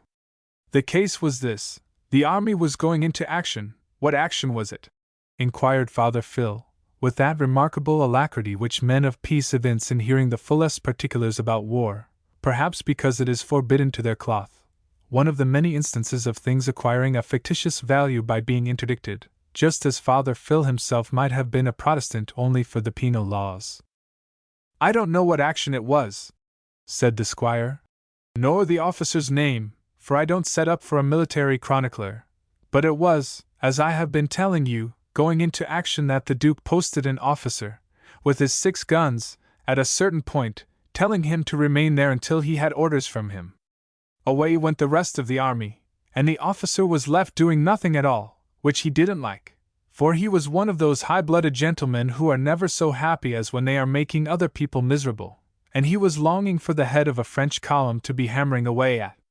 In half an hour or so he heard the distant sound of action, and it approached nearer and nearer, until he heard it close behind him, and he wondered rather that he was not invited to take a share in it, when, pat to his thought, up came an aide-de-camp at full speed, telling him that General Somebody ordered him to bring up his guns. The officer asked did not the order come from Lord Wellington? The aide-de-camp said no, but from the general, whoever he was. The officer explained that he was placed there by Lord Wellington, under command not to move, unless by an order from himself. The aide-de-camp stated that the general's entire brigade was being driven in and must be annihilated without the aid of the guns, and asked, would he let a whole brigade be slaughtered, in a tone which wounded the young soldier's pride, savoring, as he thought it did, of an imputation on his courage. He immediately ordered his guns to move and join battle with the general. But while he was away, an aide-de-camp from Lord Wellington rode up to where the guns had been posted, and of course, no gun was to be had for the service which Lord Wellington required. Well, the French were repulsed, as it happened, but the want of those 6 guns seriously marred a preconcerted movement of the Duke's, and the officer in command of them was immediately brought to a court-martial, and would have lost his commission but for the universal interest made in his favor by the general officers in consideration of his former meritorious conduct and distinguished gallantry. And under the peculiar circumstances of the case, they did not break him, but he was suspended, and Lord Wellington sent him home to England. Almost every general officer in the army endeavored to get his sentence revoked, lamenting the fate of a gallant fellow being sent away for a slight error in judgment, while the army was in hot action. But Lord Wellington was inexorable, saying he must make an example to secure himself in the perfect obedience of officers to their orders, and it had the effect. "Well, that's what I call hard," said Dick. "My dear Dick," said the squire, "war is altogether a hard thing, and a man has no business to be a general who isn't as hard as his own round shot. And what became of the dear young man? Said Father Phil, who seemed much touched by the readiness with which the dear young man set off to mow down the French. I can tell you, said Moriarty, for I served with him afterwards in the peninsula. He was let back after a year or so, and became so thorough a disciplinarian that he swore, when once he was at his post, they might kill his father before his face, and he wouldn't budge until he had orders. A most Christian resolution, said the doctor. Well, I can tell you, said Moriarty, of a Frenchman who made a greater breach of discipline, and it was treated more leniently. I heard the story from the man's own lips, and if I could only give you his voice and gesture and manner it would amuse you. What fellows those Frenchmen are, to be sure, for telling a story. They make a shrug or a wink have 20 different meanings, and their claws are most eloquent. One might say they talk on their fingers, and their broken English, I think, helps them. Then give the story, Randall, in his manner, said Dick. I have heard you imitate a Frenchman capitally.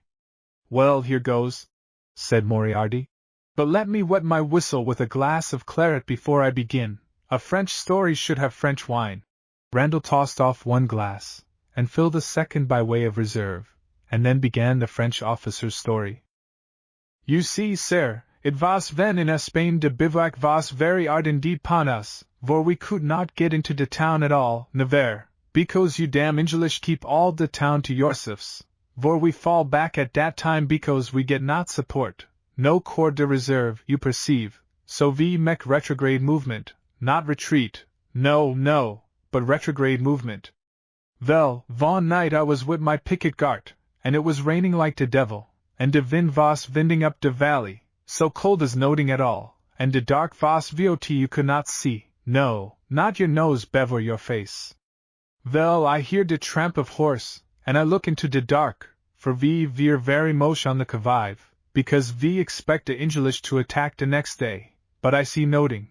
But the tramp of horse come closer and closer, and at last I ask, who is there? And the tramp of the horse stop. I run forward, and then I see English officer of cavalry. I address him, and tell him he is in our lines, but I do not want to make him prisoner, for you must know that he was prisoner, if I like, then he was within our line.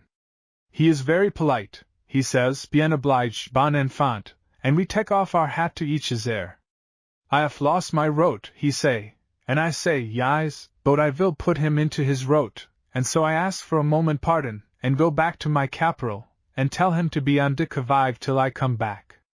De English officer and me talk very pleasant while we go together down de Little rote, and when we come to de turn, I say, bonsoir, monsieur le capitaine, dat is your way. He den thank me, very moche like gentleman, and wish he could make me some return for my generosite, as he pleased to say, and I say, bah! English gentleman would do the same to French officer who lose his way. Den come here, he say, bon enfant, can you leave your post for half an hour? Leave my post, I say. Yis, said he, I know your army has not moche provision lately, and maybe you are hungry? Ma foi, yis, said I have not slips to my eyes, nor meat to my stomach, for more than 5 days. Vale, bon enfant, he say, come vis me, and I will give you good supper, good wine, and good welcome. Could I leave my post, I say. He say, bah! Caporal, take care till you come back. By gar, I could not resist. He was so very moche gentleman, and I was so hungry. I go vis him, not 500 yards. Ah! Bon Dieu, how nice! In the corner of a little ruined chapel there is nice bit of fire, and hang on a string before it the half of a kid, oh seal! The smell of the roast beef was so nice. I rubbed my hands to the fire. I sniffed the cuisine. I see in another corner a couple bottles of wine, saker. It was all water in my mouths. We sit down to supper.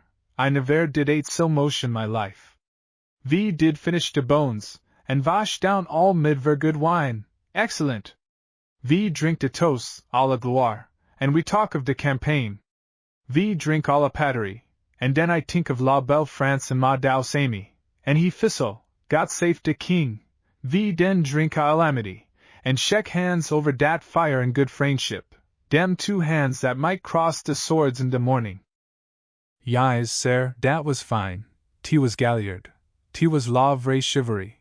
Two so jer enemy to share de same kid, drink de same wine, and talk like two friends.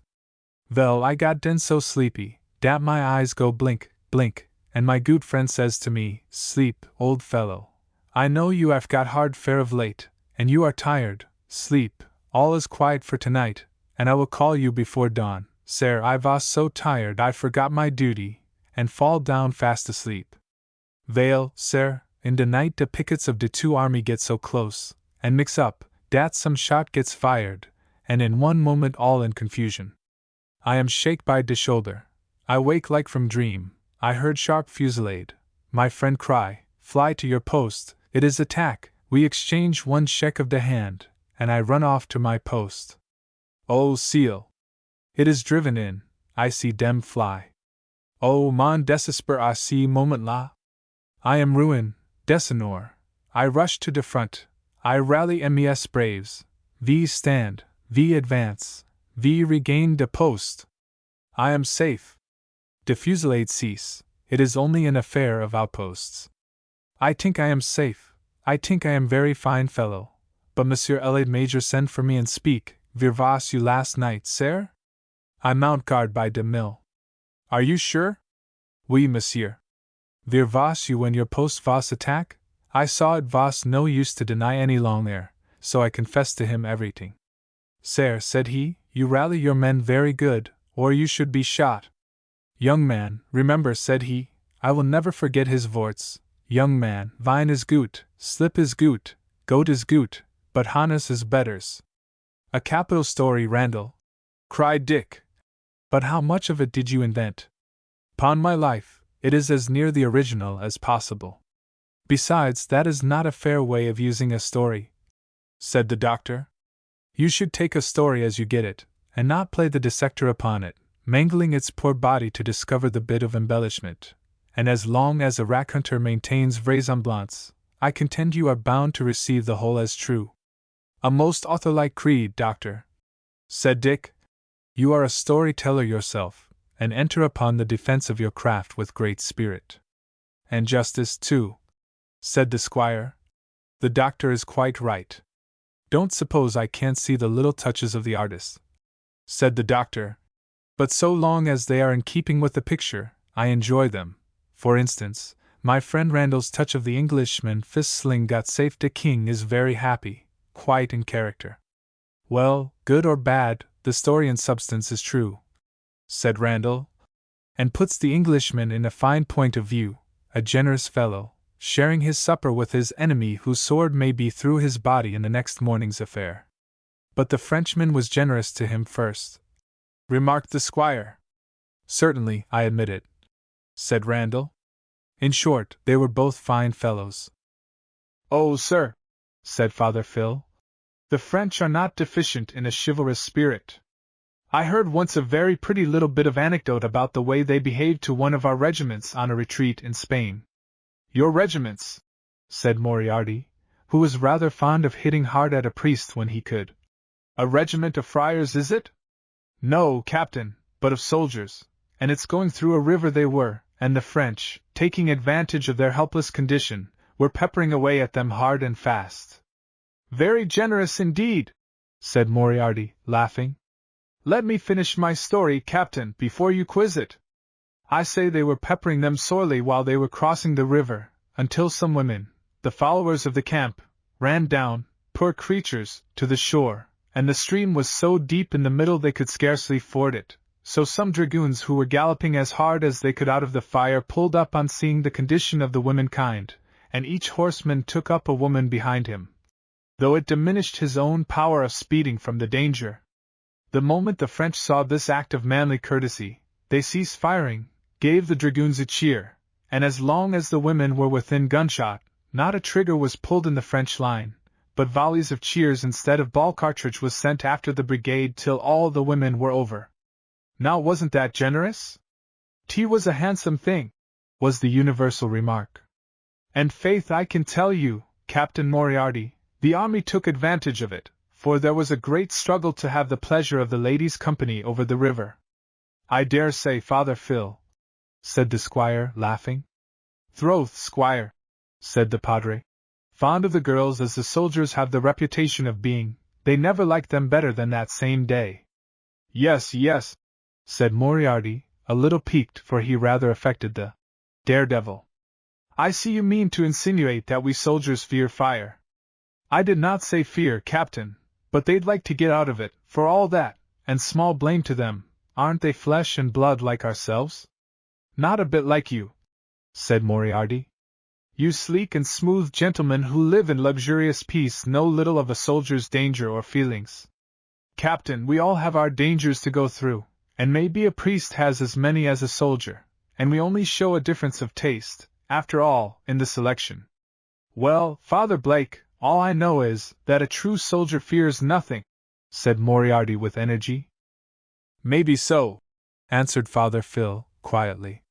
It is quite clear, however, said Murphy, that war, with all its horrors, can call out occasionally the finer feelings of our natures, but it is only such redeeming traits as those we have heard which can reconcile us to it. I remember having heard an incident of war, myself, which affected me much, said Murphy, who caught the infection of military anecdote which circled the table, and indeed there is no more catching theme can be started among men, for it may be remarked that whenever it is broached it flows on until it is rather more than time to go to the ladies. It was in the earlier portion of the memorable day of Waterloo, said Murphy, that a young officer of the Guards received a wound which brought him to the ground. His companions rushed on to seize some point which their desperate valor was called on to carry, and he was left, utterly unable to rise, for the wound was in his foot. He lay for some hours with the thunder of that terrible day ringing around him, and many a rush of horse and foot had passed close beside him.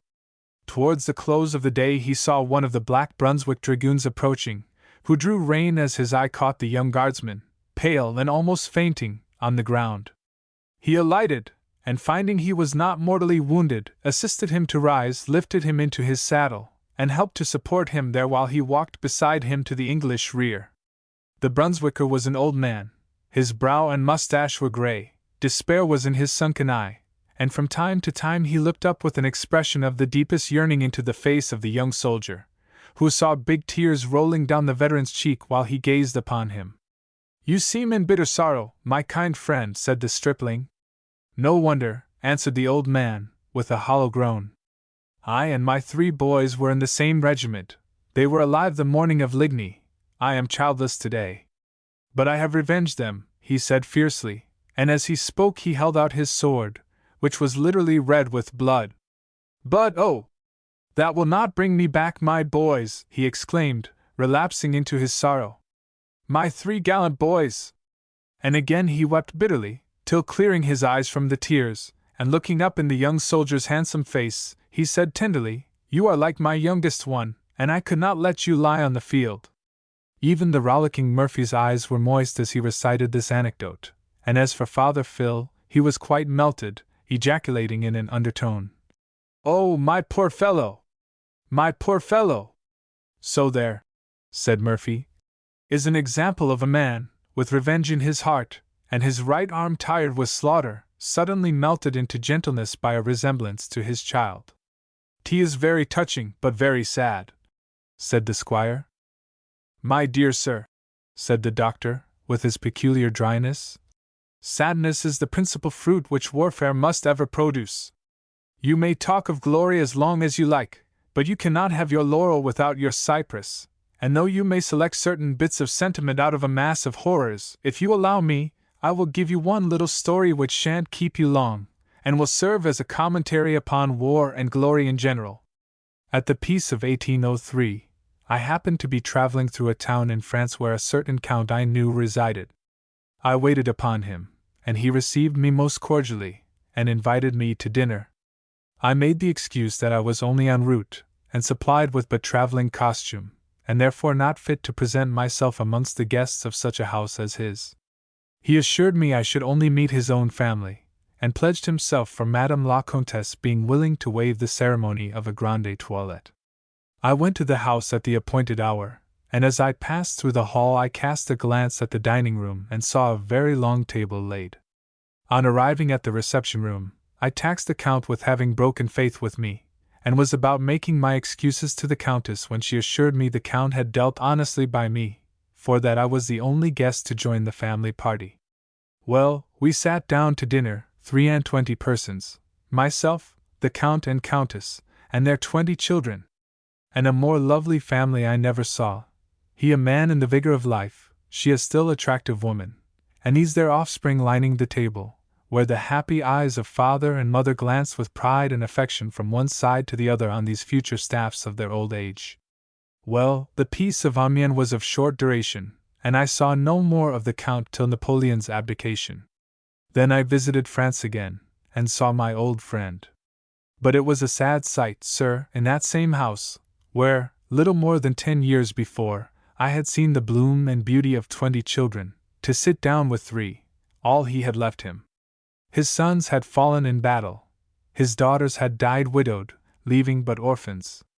And thus it was all over France. While the public voice shouted glory, wailing was in her homes. Her temple of victory was filled with trophies, but her hearths were made desolate.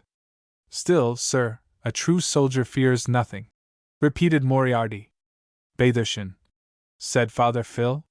Faith, I have been in places of danger you'd be glad to get out of, I can tell you, as bold as you are, Captain.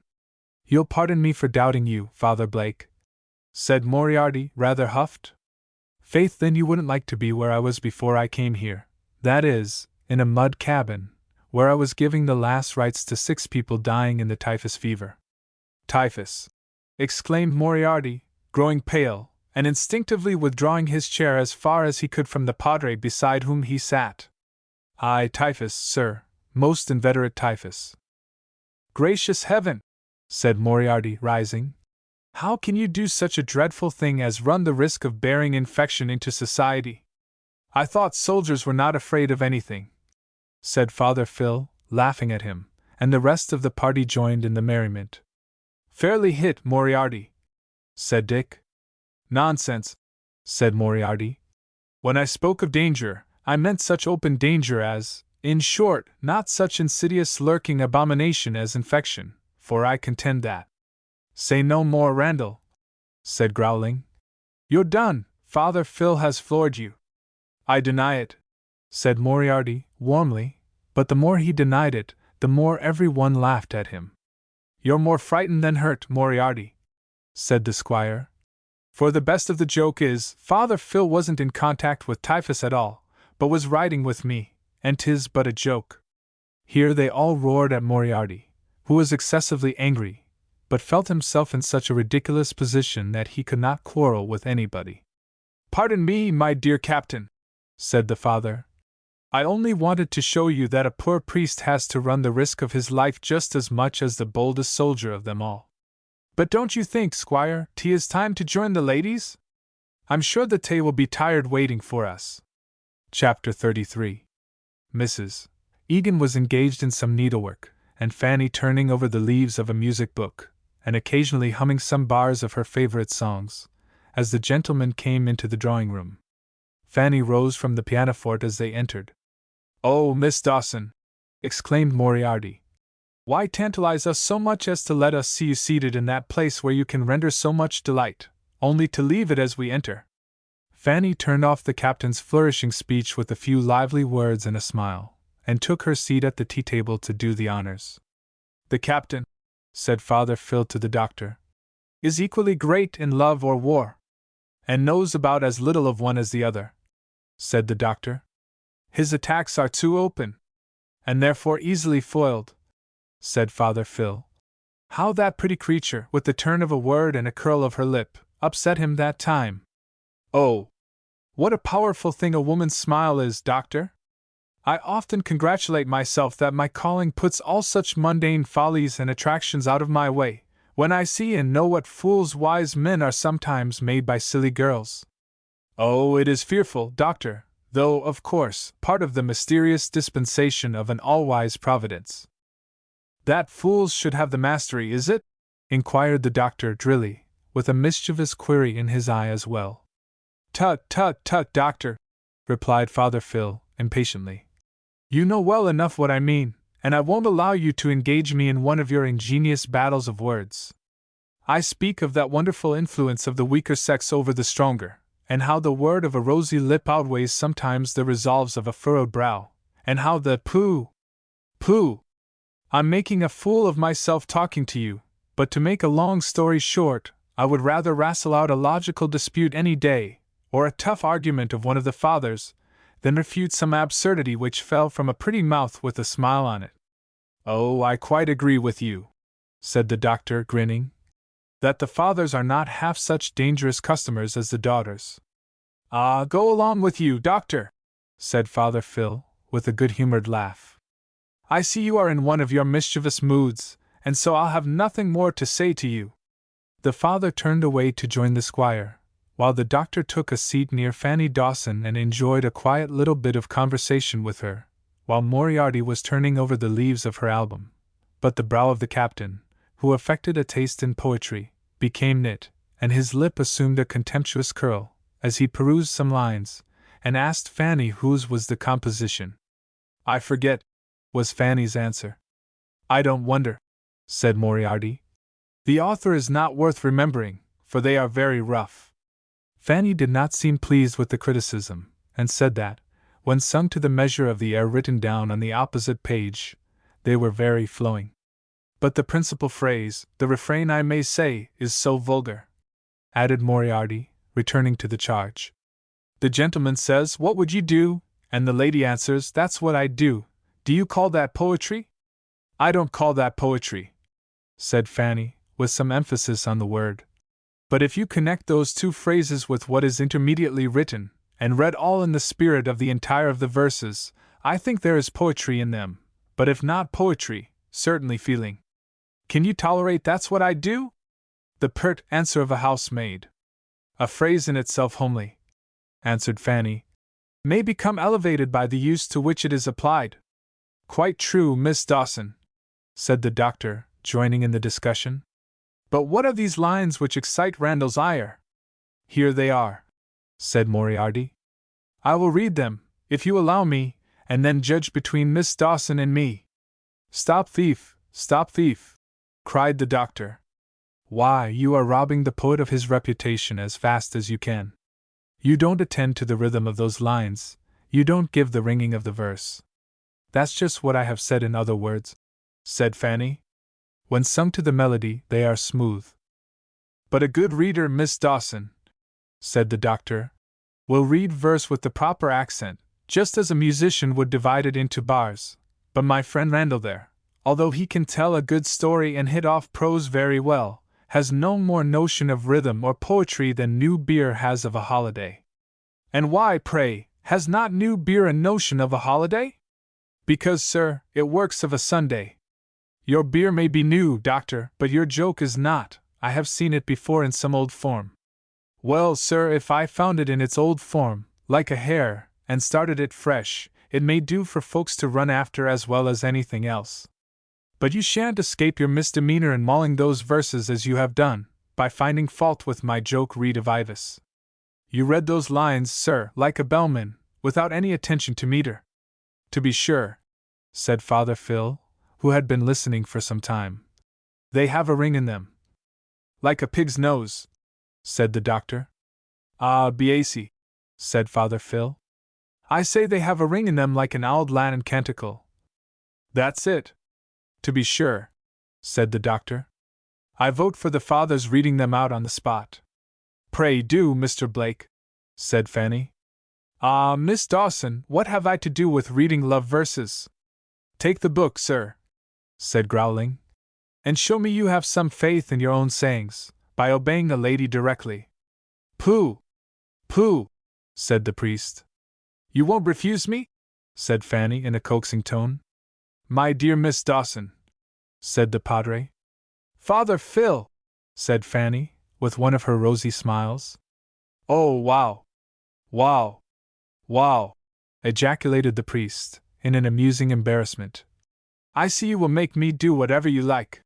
So Father Phil gave the rare example of a man acting up to his own theory, and could not resist the demand that came from a pretty mouth. He took the book and read the lines with much feeling, but with an observance of rhythm so grotesque that it must be given in his own manner. What will you do, love? 2. 3. Footnote. Note to the 3rd edition. The foregoing dialogue and Moriarty's captious remarks were meant, when they appeared in the 1st edition, as a hit at a certain small critic, a would-be songwriter, who does ill-natured articles for the reviews, and expressed himself very contemptuously of my songs because of their simplicity, or, as he was pleased to phrase it, I had a knack of putting common things together. The song was written to illustrate my belief that the most commonplace expression, appropriately applied, may successfully serve the purposes of the lyric, and here experience has proved me right, for this very song of What will you do? Containing within it the other commonplace. That's what I do, has been received with special favor by the public, whose long-continued goodwill towards my compositions generally I gratefully acknowledge. Well done, Padre, said the doctor, with good emphasis and discretion. And now, my dear Miss Dawson, said Father Phil, since I've read the lines at your high bidding, will you sing them for me at my humble asking? Very antithetically put, indeed, said Fanny, but you must excuse me. You said there was a tune to it? Yes, but I promised Captain Moriarty to sing him this, said Fanny, going over to the pianoforte and laying her hand on an open music book. Thanks, Miss Dawson, said Moriarty, following fast. Now, it was not that Fanny Dawson liked the captain that she was going to sing the song, but she thought he had been rather mobbed by the doctor and the padre about the reading of the verses, and it was her good breeding which made her pay this little attention to the worsted party. She poured forth her sweet voice in a simple melody to the following words. Say not my heart is cold. 2. 3. Well, Randall, does that poem satisfy your critical taste? Of the singing there can be but one opinion. Yes, I think it pretty, said Moriarty. But there is one word in the last verse I object to. Which is that? Inquired Growling. Ween, said the other. The stars, I ween, I object to. Don't you see the meaning of that? Inquired the doctor. I think it is a very happy illusion. I don't see any illusion whatever, said the critic. Don't you see the poet alluded to the stars in the Milky Way, and says, therefore, the stars I ween? Bah! Bah! Doctor, exclaimed the critical captain. You are in one of your quizzing moods tonight, and it is in vain to expect a serious answer from you. He turned on his heel as he spoke, and went away. Moriarty, you know, Miss Dawson, is a man who affects a horror of puns, and therefore I always punish him with as many as I can, said the doctor, who was left by Moriarty's sudden pique to the enjoyment of a pleasant chat with Fanny, and he was sorry when the hour arrived which disturbed it by the breaking up of the party and the departure of the guests. Chapter 34. When the widow Rooney was forcibly ejected from the house of Mrs. James Casey, and found that Andy was not the possessor of that lady's charms, she posted off to Neckornothing Hall, to hear the full and true account of the transaction from Andy himself. On arriving at the old iron gate, and pulling the loud bell, she was spoken to through the bars by the savage old janitor, and told to go out. Oh, that Mrs. Rooney thought fate was using her hard in decreeing she was to receive denial at every door, and endeavored to obtain a parley with the gatekeeper, to which he seemed no way inclined. My name's Rooney, sir. There's plenty bad o' the name, was the civil rejoinder. And my son's in Squire O'Grady's sarvice, sir. Oh, you're the mother of the beauty we call Handy, eh? Ees, sir. Well, he left the sarvice yesterday. Is it lost the place? Ees. Oh dear. Ah, sir, let me up to the house and spake to his honor, and maybe he'll take back the boy. He doesn't want any more servants at all, for he's dead. Is it Squire O'Grady dead? Aye, did you never hear of a dead squire before? What did he die of, sir? Find out, said the sulky brute, walking back into his den. It was true, the renowned O'Grady was no more. The fever which had set in from his broiled bones, which he would have in spite of anybody, was found difficult of abatement, and the impossibility of keeping him quiet, and his fits of passion, and consequent fresh supplies of broiled bones, rendered the malady unmanageable, and the very day after Andy had left the house the fever took a bad turn, and in 24 hours the stormy O'Grady was at peace. What a sudden change fell upon the house! All the wedding paraphernalia which had been brought down lay neglected in the rooms where it had been the object of the preceding day's admiration. The deep, absorbing, silent grief of the wife, the more audible sorrow of the girls, the subdued wildness of the reckless boys, as they trod silently past the chamber where they no longer might dread reproof for their noise, all this was less touching than the effect the event had upon the old dowager mother. While the senses of others were stunned by the blow, hers became awakened by the shock. All her absurd aberration passed away, and she sat in intellectual self-possession by the side of her son's deathbed, which she never left until he was laid in his coffin.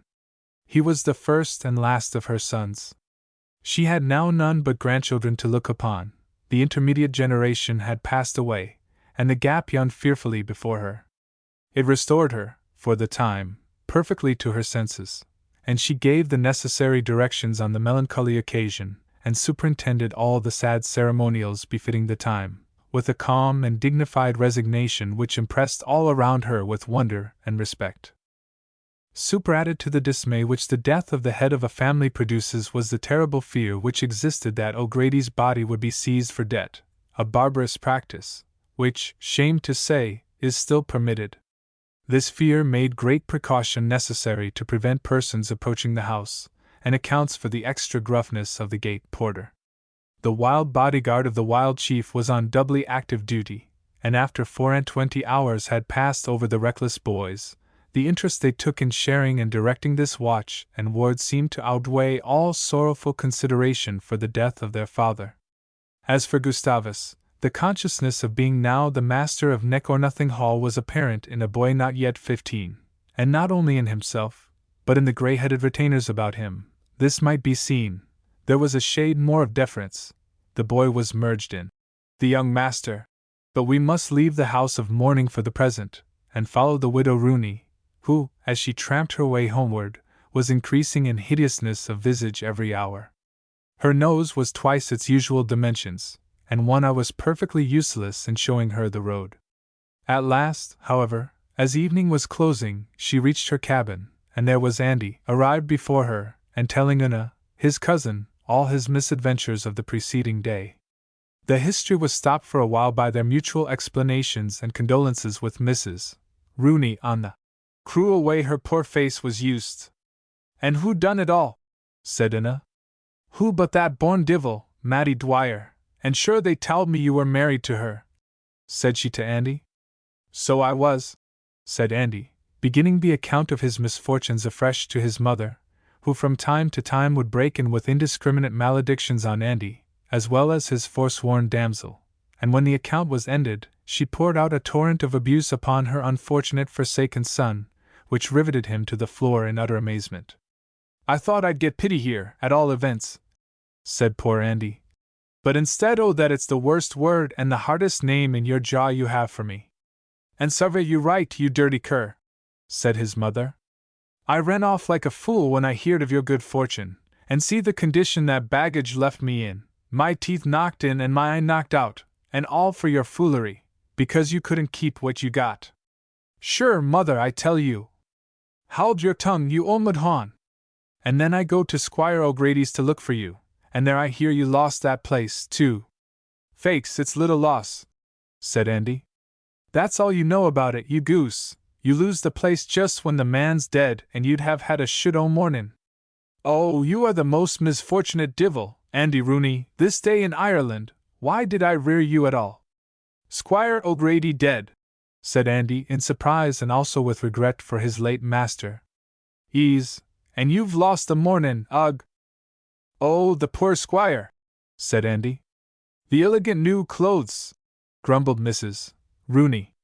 "And then luck tumbles into your way such as man never had. Without a place, or a wrap to bless yourself with, you get a rich man's daughter for your wife, and you let her slip through your fingers." "How could I help it?" said Andy. Ugh, you bothered the job just the way you do everything, said his mother. Sure, I was civil-spoken to her. Ugh, said his mother. And took no liberty. You goose! And called her miss. Oh, indeed you missed it altogether. And said I wasn't desarvant of her. That was through, but you should not have towed her so. Make a woman think you're better than her, and she'll like you. And sure, when I endeavored to make myself agreeable to her. Endeavored, repeated the old woman contemptuously. Endeavored, indeed! Why didn't you make yourself agreeable at once, you poor dirty goose? No, but you went sneaking about it. I know as well as if I was looking at you, you went sneakin' and snivellin' until the girl took a disgust to you, for there's nothing a woman despises so much as shilly-shallying. Sure, you won't hear my defense, said Andy. Oh, indeed you're better at defense than attack, said his mother. Sure, the first little civility I wanted to pay to her, she took up the three-legged stool to me. The divil mend you! And what civility did you offer her? I made a grab at her cap, and I thought she'd have brained me. Una set up such a shout of laughter at Andy's notion of civility to a girl, that the conversation was stopped for some time, and her aunt remonstrated with her at her want of common sense. Or, as she said, hadn't she more decency than to laugh at the poor fool's nonsense? What could I do agen the three-legged stool? Said Andy.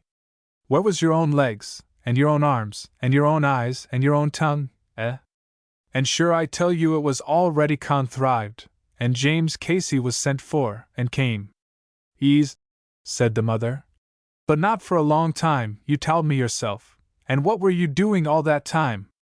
Sure, supposing you wore only a new acquaintance, any man worth a day's mate would have discoursed her over in the time and made her sensible he was the best of husbands. I tell you she wouldn't let me have her ear at all, said Andy.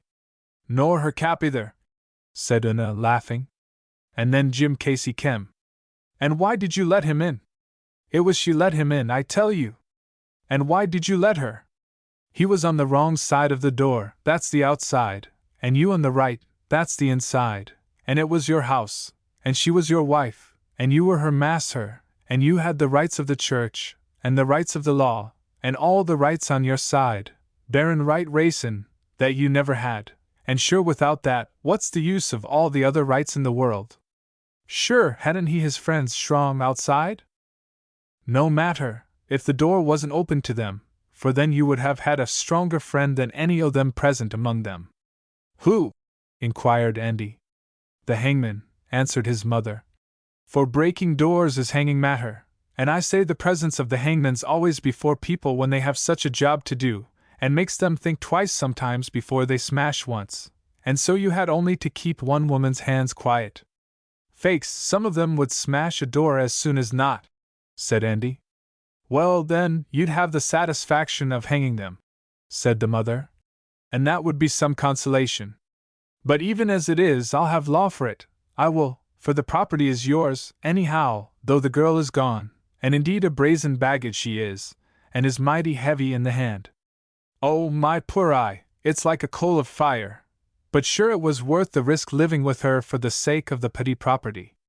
And sure I was thinkin' what a pleasure it would be living with you, and tacking your wife housekeepin', and bringing up the young turkeys and the children.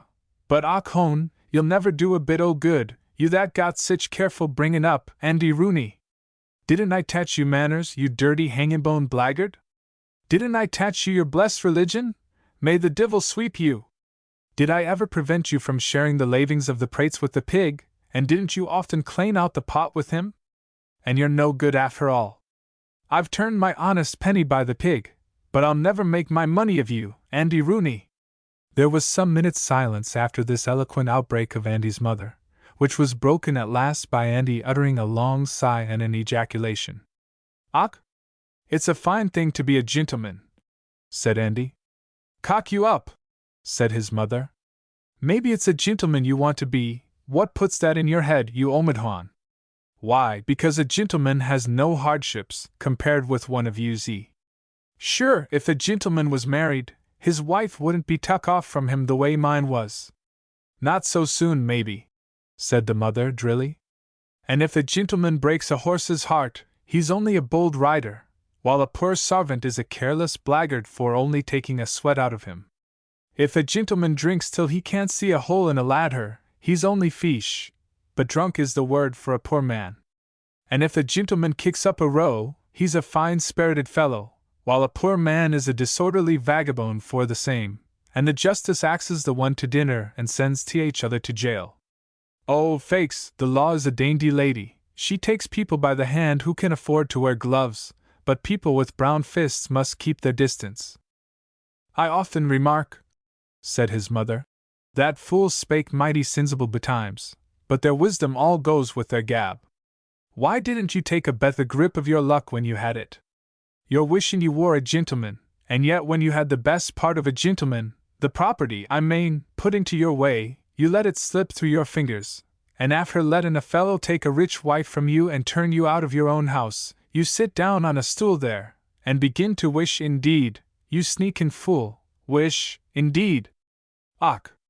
If you wish with one hand, and wash with each other, which will be clean first, eh? What could I do agin 8? Asked Andy. Why did you let them in, I say again? Said the mother, quickly. Sure the blame wasn't with me, said Andy, but with. Wisht, you goose, said his mother. Av course you blame every one and everything but yourself. The losing horse blames the saddle. Well, maybe it's all for the best, said Andy. After all. Ugh, hold your tongue. And if it wasn't to be, how could it be? Listen to him. And Providence is over us all. Oh. Ease, said the mother. When fools make mistakes they lay the blame on Providence. How have you the impudence to talk old Providence in that manner? I'll tell you where the Providence was. Providence sent you to Jack Dwyer's, and kept Jim Casey away, and put the anger into old Jack's heart. That's what the Providence did, and made the opening for you to spake up, and gave you a wife with property. Ah, there's where the Providence was, and you were the master of a snug house. That was Providence. And wouldn't myself have been the one to be helping you in the farm, rearing the pouts, milking the cow, making the elegant butter, with lavings of buttermilk for the pigs, the sow thriving, and the cocks and hens cheering your heart with their cacklin', the hank o' yarn on the wheel, and a hank of Injuns up the chimbley. Oh, there's where the Providence would have been. That would have been Providence indeed. But never tell me that Providence turned you out of the house. That was your own Gus the Rumfiddle. Can he take the law o' them, aunt? Inquired Una. To be sure he can, and shall, too, said the mother. I'll be off to Torney Murphy tomorrow. I'll pursue her for my eye, and Andy for the property, and I'll put them all in Chancery, the villains. It's Newgate they ought to be put in, said Andy. Tut, you fool, Chancery is worse than Newgate, for people sometimes get out of Newgate, but they never get out of Chancery, I hear. As Mrs. Rooney spoke, the latch of the door was raised, and a miserably clad woman entered, closed the door immediately after her, and placed the bar against it. The action attracted the attention of all the inmates of the house, for the doors of the peasantry are universally left on the latch, and never secured against intrusion until the family go to bed. God save all here, said the woman, as she approached the fire. Oh, is that you, Ragged Nance? Said Mrs. Rooney, for that was the unenviable but descriptive title the newcomer was known by, and though she knew it for her sobriquet, yet she also knew Mrs. Rooney would not call her by it if she were not in an ill temper, so she began humbly to explain the cause of her visit, when Mrs. Rooney broke in gruffly. Oh, you always make out a good racin' for coming, but we have nothing for you tonight. Throth, you do me wrong, said the beggar. If you think I came shooling. Footnote, going on chance here and there, to pick up what one can, it's only to keep harm from the innocent girl here. Ara, what harm would happen her, woman? Returned the widow, savagely, rendered more morose by the humble bearing of her against whom she directed her severity, as if she got more angry the less the poor creature would give her cause to justify her harshness. Isn't she under my roof here? But how long may she be left there? Asked the woman, significantly. What do you mean, woman? I mean there's a plan to carry her off from you tonight. Una grew pale with true terror, and the widow screeched, after the more approved manner of elderly ladies making believe they are very much shocked, till Nance reminded her that crying would do no good, and that it was requisite to make some preparation against the approaching danger. Various plans were hastily suggested, and as hastily relinquished, till Nance advised a measure which was deemed the best. It was to dress Andy in female attire, and let him be carried off in place of the girl. Andy roared with laughter at the notion of being made a girl of, and said the trick would instantly be seen through. Not if you act your part well. Just keep down the giggle, Jewel, and put on a moderate filulu, and do the thing nice and steady, and you'll be the saving of your cousin here. You may deceive them with the dress, and I may do a bit of a small shilloo, like a colleen in distress, and that's all very well," said Andy, "as far as seeing and hearing goes, but when they come to grip me, sure they'll find out in a minute. We'll stuff you out well with rags and straw, and they'll never know the differ. Besides, remember, the fellow that wants a girl never comes for her himself. Footnote: this is mostly the case, but sends his friends for her, and they won't know the differ. Besides, they're all drunk." "How do you know?" "Because they're always drunk, that same crew, and if they're not drunk tonight, it's the first time in their lives they ever were sober. So make haste, now, and put off your coat, till we make a pretty young colleen out o' you." It occurred now to the widow that it was a service of great danger Andy was called on to perform, and with all her abuse of Omidjuan, she did not like the notion of putting him in the way of losing his life, perhaps. "They'll murder the boy, maybe, when they find out the chate," said the widow. "Not a bit," said Nance. "And suppose they did," said Andy, "I'd rather die, sure, than the disgrace should fall upon Una there." "God bless you, Andy dear," said Una. "Sure, you have the kind heart anyhow, but I wouldn't for the world hurt or harm should come to you on my account." "Oh, don't be afeard," said Andy cheerily. "Divil a hair, I value all they can do, so dress me up at once." After some more objections on the part of his mother, which Andy overruled, the women all joined in making up Andy into as tempting an imitation of femininity as they could contrive. But to bestow the roundness of outline on the angular form of Andy was no easy matter, and required more rags than the house afforded, so some straw was indispensable, which the pig's bed only could supply. In the midst of their fears, the women could not help laughing as they affected some likeness to their own forms, with their stuffing and padding, but to carry off the width of Andy's shoulders required a very ample and voluptuous outline indeed, and Andy could not help wishing the straw was a little sweeter which they were packing under his nose. At last, however, after soaping down his straggling hair on his forehead, and tying a bonnet upon his head to shade his face as much as possible, the disguise was completed, and the next move was to put Una in a place of safety. "Get upon the hurdle in the corner, under the thatch," said Nance. "Oh, I'd be afeard o' my life to stay in the house at all." "You'd be safe enough, I tell you," said Nance. "For once they see that fine young woman there," pointing to Andy and laughing, "they'll be satisfied with the lob we've made for them." Una still expressed her fear of remaining in the cabin. "Then hide in the Pratty trench, behind the house." "That's better," said Una. "And now I must be going," said Nance, "for they must not see me when they come." "Oh, don't leave me, Nance dear," cried Una, "for I'm sure I'll faint with the fright when I hear them coming, if someone is not with me." Nance yielded to Una's fears and entreaties, and with many a blessing and boundless thanks for the beggar woman's kindness, Una led the way to the little potato garden at the back of the house, and there the women squatted themselves in one of the trenches and awaited the impending event. It was not long in arriving. The tramp of approaching horses at a sharp pace rang through the stillness of the night, and the women, crouching flat beneath the overspreading branches of the potato tops, lay breathless in the bottom of the trench, as the riders came up to the widow's cottage and entered. There they found the widow and her pseudo-niece sitting at the fire, and 3 drunken vagabonds, for the 4th was holding the horses outside, cut some fantastic capers round the cabin, and making a mock obeisance to the widow, the spokesman addressed her with, "Your sarvant, ma'am! Who are yez at all, gentlemen, that comes to my place at this time o' night, and what's your business?"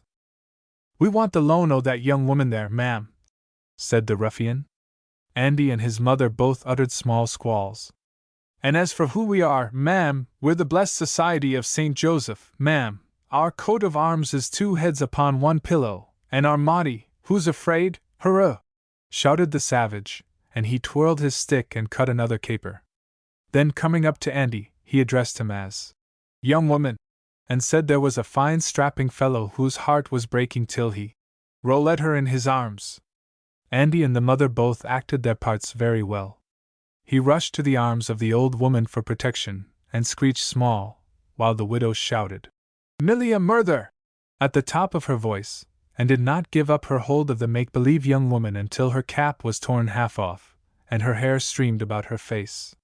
She called on all the saints in the calendar, as she knelt in the middle of the floor and rocked to and fro, with her clasped hands raised to heaven, calling down curses on the villains and robbers that were tearing her child from her, while they threatened to stop her breath altogether if she did not make less noise, and in the midst of the uproar dragged off Andy, whose struggles and despair might have excited the suspicion of sober men. They lifted him up on a stout horse, in front of the most powerful man of the party, who gripped Andy hard round the middle and pushed his horse to a hand gallop, followed by the rest of the party. The proximity of Andy to his cavaliero made the latter sensible to the bad odor of the pig's bed, which formed Andy's luxurious bust and bustle, but he attributed the unsavourous scent to a bad breath on the lady's part, and would sometimes address his charge thus: "Young woman, if you please, would you turn your face t'each other way?" Then in a side soliloquy, "By Jaker, I wonder at Jack's taste, she's a fine lump of a girl, but her breath is murther entirely. Phew, young woman, turn away your face, or by this and that I'll fall off the horse. I've heard of a bad breath that might knock a man down, but I never met it till now. Oh, murther! It's worse it's growin'. I suppose 'tis the bumping she's gettin' that shakes the breath out of her strong. Oh, there it is again, phew!" It was as well, perhaps, for the prosecution of the deceit, that the distaste the fellow conceived for his charge prevented any closer approaches to Andy's visage, which might have dispelled the illusion under which he still pushed forward to the hills and bumped poor Andy towards the termination of his ride. Keeping a sharp lookout as he went along, Andy soon was able to perceive they were making for that wild part of the hills where he had discovered the private still on the night of his temporary fright and imaginary rencontre with the giants, and the conversation he partly overheard all recurred to him, and he saw at once that Una was the person alluded to, whose name he could not catch. A circumstance that cost him many a conjecture in the interim. This gave him a clue to the persons into whose power he was about to fall, after having so far defeated their scheme, and he saw he should have to deal with very desperate and lawless parties. Remembering, moreover, the Herculean frame of the enamorado, he calculated on an awful thrashing as the smallest penalty he should have to pay for deceiving him, but was, nevertheless, determined to go through the adventure with a good heart, to make deceit serve his turn as long as he might, and at the last, if necessary, to make the best fight he could. As it happened, luck favored Andy in his adventure, for the hero of the blunderbuss, and he, it will be remembered, was the love-sick gentleman, drank profusely on the night in question, quaffing deep potations to the health of his Una, wishing luck to his friends and speed to their horses, and every now and then ascending the ladder from the cave, and looking out for the approach of the party. On one of these occasions, from the unsteadiness of the ladder, or himself, or perhaps both, his foot slipped, and he came to the ground with a heavy fall, in which his head received so severe a blow that he became insensible, and it was some time before his sister, who was an inhabitant of this den, could restore him to consciousness. This she did, however, and the savage recovered all the senses the whiskey had left him, but still the stunning effect of the fall cooled his courage considerably, and, as it were, bothered him so, that he felt much less of the gallant gay Lothario than he had done before the accident.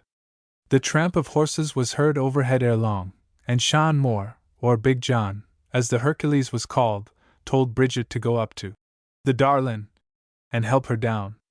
"For that's a blackguard lad her," said he. "It turned under me like an eel, bad luck to it. Tell her I'd go up myself, only the ground is slipping from under me, and the lad her." Bridget went off, leaving Jack growling forth anathemas against the ground and the ladder, and returned speedily with the mock lady and her attendant squires. "Oh, my jewel!" roared Jack, as he caught sight of his prize. He scrambled up on his legs, and made a rush at Andy, who imitated a woman's scream in fright at the expected embrace. But it was with much greater difficulty he suppressed his laughter at the headlong fall with which Big Jack plunged his head into a heap of turf, peat, and hugged a sack of malt which lay beside it. Andy endeavored to overcome the provocation to merriment by screeching, and as Bridget caught the sound of this tendency towards laughter between the screams, she thought it was the commencement of a fit of hysterics, and it accounted all the better for Andy's extravagant antics. "Oh, the crathur is frightened out of her life," said Bridget. "Leave her to me," said she to the men. "There, Jewel McCree," she continued to Andy soothingly.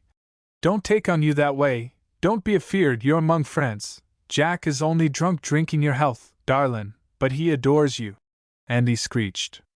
"But don't be afeard, you'll be thrated tender, and he'll marry you, darlin', like an honest woman," Andy squalled. "But not tonight, Jewel, don't be frightened." Andy gave a heavy sob at the respite. "Boys, will you lift Jack out o' the turf, and carry him up into the air? 'T will be good for him, and this dacent girl will sleep with me tonight." Andy couldn't resist a laugh at this, and Bridget feared the girl was going off into hysterics again.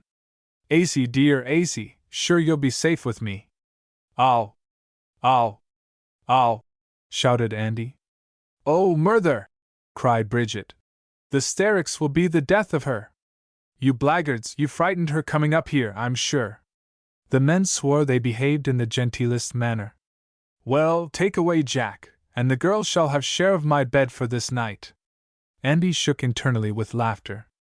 "Dear, dear, how she thrimbles!" cried Bridget. "Don't be so frightful, Lana McCree, there, now, they're taking Jack away, and you're alone with myself and will have a nice sleep." The men all the time were removing Sean Moore to upper air, and the last sounds they heard as they left the cave were the coaxing tones of Bridget's voice, inviting Andy, in the softest words, to go to bed. Chapter 35. The workshops of Neckornothing Hall rang with the sounds of occupation for 2 days after the demise of its former master. The hoarse grating sound of the saw, the whistling of the plane, and the stroke of the mallet denoted the presence of the carpenter, and the sharper clink of a hammer told of old Fogey, the family milliner, being at work. But it was not on millinery Fogey was now employed, though either was it legitimate tinker's work.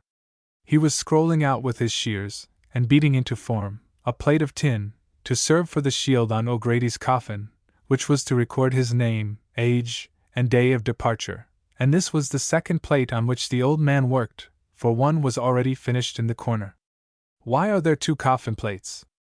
Enter the carpenter's shop, and you will see the answer in 2 coffins the carpenter has nearly completed. But why 2 coffins for one death? Listen, reader, to a bit of Irish strategy. It has been stated that an apprehension was entertained of a seizure of the inanimate body of O'Grady for the debts it had contracted in life, and the harpy nature of the moneylender from whom this movement was dreaded warranted the fear.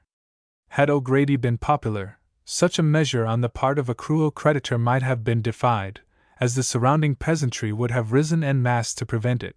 But the hostile position in which he had placed himself towards the people alienated the natural affection they are born with for their chiefs. And any partial defense the few fierce retainers whom individual interest had attached to him could have made might have been insufficient. Therefore, to save his father's remains from the pollution, as the son considered, of a bailiff's touch, Gustavus determined to achieve by stratagem what he could not accomplish by force, and had 2 coffins constructed, the one to be filled with stones and straw, and sent out by the front entrance with all the demonstration of a real funeral, and be given up to the attack it was feared would be made upon it, while the other, put to its legitimate use, should be placed on a raft, and floated down the river to an ancient burial ground which lay some miles below on the opposite bank. A facility for this was afforded by a branch of the river running up into the domain, as it will be remembered, and the scene of the bearish freaks played upon Furlong was to witness a trick of a more serious nature. While all these preparations were going forward, the waking was kept up in all the barbarous style of old times. Eating and drinking in profusion went on in the house, and the kitchen of the hall rang with joviality. The feats of sports and arms of the man who had passed away were lauded, and his comparative achievements with those of his progenitors gave rise to many a stirring anecdote, and bursts of barbarous exultation, or more barbarous merriment, rang in the house of death. There was no lack of whiskey to fire the brains of these revellers, for the standard of the measurement of family grandeur was, too often, a liquid one in Ireland, even so recently as the time we speak of, and the dozens of wine wasted during the life it helped to shorten, and the posthumous gallons consumed in toasting to the memory of the departed, were among the cherished remembrances of hereditary honor. "There were 2 hogsheads of whiskey drank at my father's wake," was but a moderate boast of a true Irish squire, 50 years ago. And now the last night of the wake approached, and the retainers thronged to honor the obsequies of their departed chief with an increased enthusiasm, which rose in proportion as the whiskey got low, and songs in praise of their present occupation, that is, getting drunk, rang merrily round, and the sports of the field and the sorrows and joys of love resounded. In short, the ruling passions of life figured in rhyme and music in honor of this occasion of death, and as death is the maker of widows. A very animated discussion on the subject of widowhood arose, which afforded great scope for the rustic wits, and was crowned by the song of Widow Machree, being universally called for by the company, and a fine-looking fellow with a merry eye and large white teeth, which he amply displayed by a wide mouth, poured forth in cheery tones a pretty lively air which suited well the humorous spirit of the words. Widow Machree. The singer was honored with a round of applause, and his challenge for another lay was readily answered, and mirth and music filled the night and ushered in the dawn of the day which was to witness the melancholy sight of the master of an ample mansion being made the tenant of the narrow house. In the evening of that day, however, the wail rose loud and long. The mirth which, the waking, permits had passed away, and the Ulican, or funeral cry, told that the lifeless chief was being borne from his hall. That wild cry was heard even by the party who were waiting to make their horrid seizure, and for that party the stone-laden coffin was sent with a retinue of mourners through the old iron gate of the principal entrance, while the mortal remains were borne by a smaller party to the river inlet and placed on the raft. Half an hour had witnessed a sham fight on the part of O'Grady's people with the bailiffs and their followers, who made the seizure they intended, and locked up their prize in an old barn to which it had been conveyed, until some engagement on the part of the heir should liberate it, while the aforesaid heir, as soon as the shadows of evening had shrouded the river in obscurity, conveyed the remains, which the myrmidons of the law fancied they possessed, to its quiet and lonely resting place. The raft was taken in tow by a boat carrying 2 of the boys, and pulled by 4 lusty retainers of the departed chief, while Gustavus himself stood on the raft, astride over the coffin, and with an eel spear, which had afforded him many a day's sport, performed the melancholy task of guiding it. It was a strangely painful yet beautiful sight to behold the graceful figure of the fine boy engaged in this last sad duty. With dexterous energy he plied his spear, now on this side and now on that, directing the course of the raft, or clearing it from the flaggers which interrupted its passage through the narrow inlet. This duty he had to attend to for some time, even after leaving the little inlet, for the river was much overgrown with flaggers at this point, and the increasing darkness made the task more difficult. In the midst of all this action not one word was spoken, even the sturdy boatmen were mute, and the fall of the oar in the rowlock, the plash of the water, and the crushing sound of the yielding rushes as the watery beer made its way through them were the only sounds which broke the silence. Still Gustavus betrayed no emotion, but by the time they reached the open stream, and that his personal exertion was no longer required, a change came over him. It was night, the measured beat of the oars sounded like a knell to him, there was darkness above him and death below, and he sank down upon the coffin, and plunging his face passionately between his hands, he wept bitterly. Sad were the thoughts that oppressed the brain and wrung the heart of the high-spirited boy. He felt that his dead father was escaping, as it were, to the grave, that even death did not terminate the consequences of an ill-spent life. He felt like a thief in the night, even in the execution of his own stratagem, and the bitter thoughts of that sad and solemn time wrought a potent spell over after years. That 1 hour of misery and disgrace influenced the entire of a future life. On a small hill overhanging the river was the ruin of an ancient early temple of Christianity, and to its surrounding burial ground a few of the retainers had been dispatched to prepare a grave. They were engaged in this task by the light of a torch made of bog pine, when the flicker of the flame attracted the eye of a horseman who was riding slowly along the neighboring road. Wondering what could be the cause of light in such a place, he leaped the adjoining fence and rode up to the graveyard. "What are you doing here?" he said to the laborers. They paused and looked up, and the flash of the torch fell upon the features of Edward O'Connor. "We're finishing your work," said one of the men with malicious earnestness. "My work?" repeated Edward. "Yes," returned the man, more sternly than before. "This is the grave of O'Grady." The words went like an ice bolt through Edward's heart, and even by the torchlight the tormentor could see his victim grew livid. The fellow who wounded so deeply one so generally beloved as Edward O'Connor was a thorough ruffian. His answer to Edward's query sprang not from love of O'Grady, nor abhorrence of taking human life, but from the opportunity of retort which the occasion offered upon one who had once checked him in an act of brutality. Yet Edward O'Connor could not reply. It was a home thrust.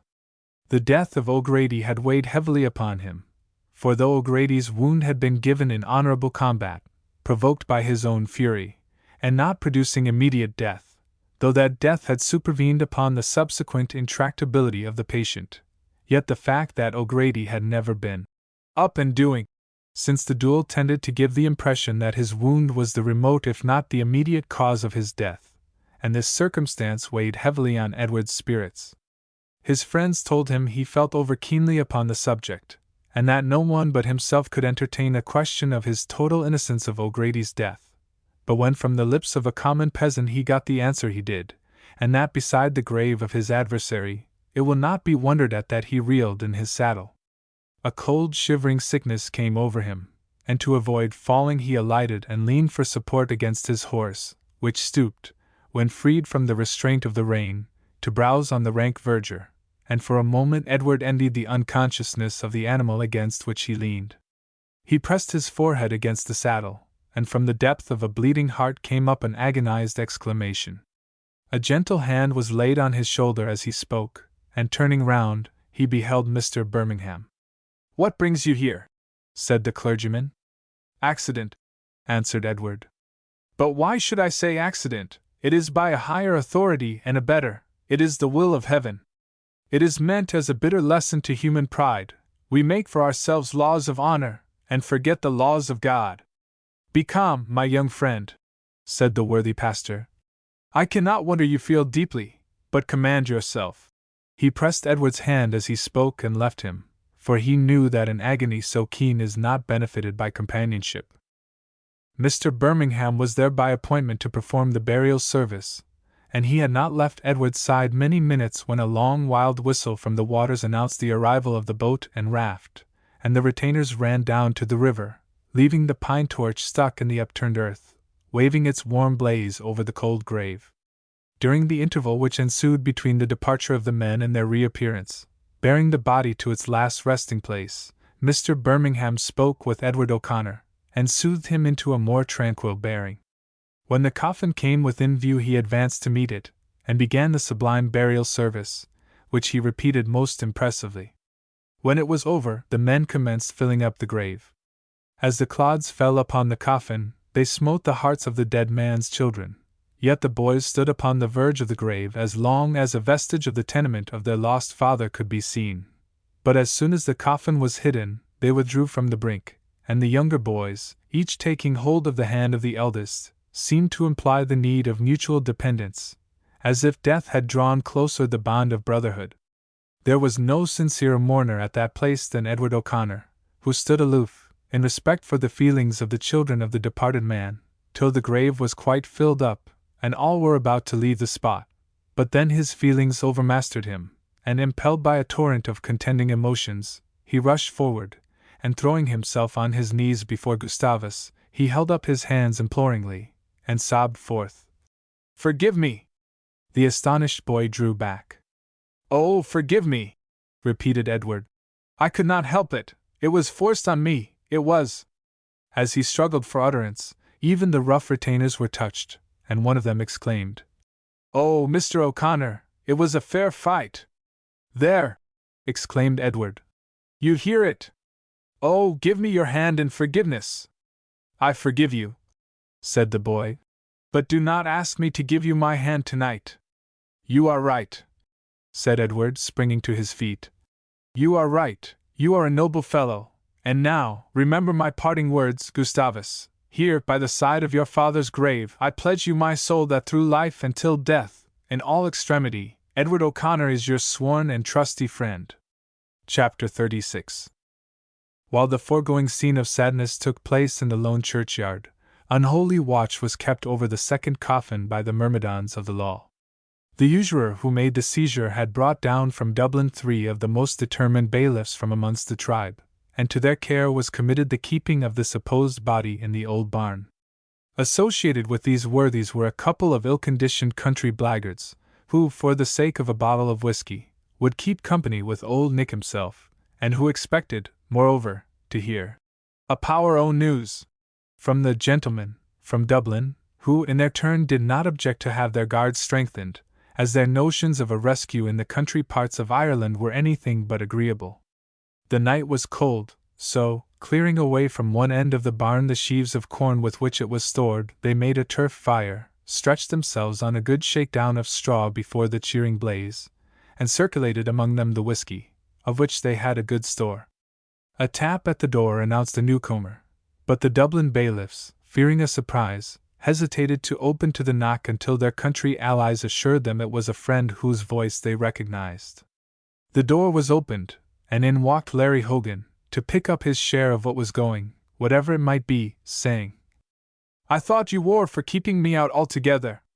The gentleman from Dublin was afeard of what they call a rescue, said the peasant, till I told them 't was a friend. Divil a riskia will come near you tonight," said Larry. "You may make your minds aisy about that, for the people doesn't care enough about his bones to get their own broke and salve on him, and no wonder. It's a lantrum swash bully he always was, quiet as he is now. And there you are, my bold squire," said he, apostrophizing the coffin which had been thrown on a heap of sheaves. "Faix, it's a good kitchen you kep, anyhow, whenever you had it to spind, and indeed when you hadn't you spint it all the same, for the divil a much you cared how you got it. But death has made you pay the reckoning at last. That thing that Philly officers call the debt o' nature must be paid, whatever else you may owe." "Why, it's as good as a sarmon to hear you," said one of the bailiffs. "Oh, Larry, sir, discourse is illigant," said a peasant. "Tut, tut, tut," said Larry, with affected modesty. "It's not what I say, but I can tell you a thing that Doctor Grolin put out on him more nor a year ago, which was mighty cute. Scholars calls it an epithet of dissipation, which means getting a man's tombstone ready for him before he dies, and divil a more cutting thing was ever cut on a tombstone than the doctor's rhyme. This is it.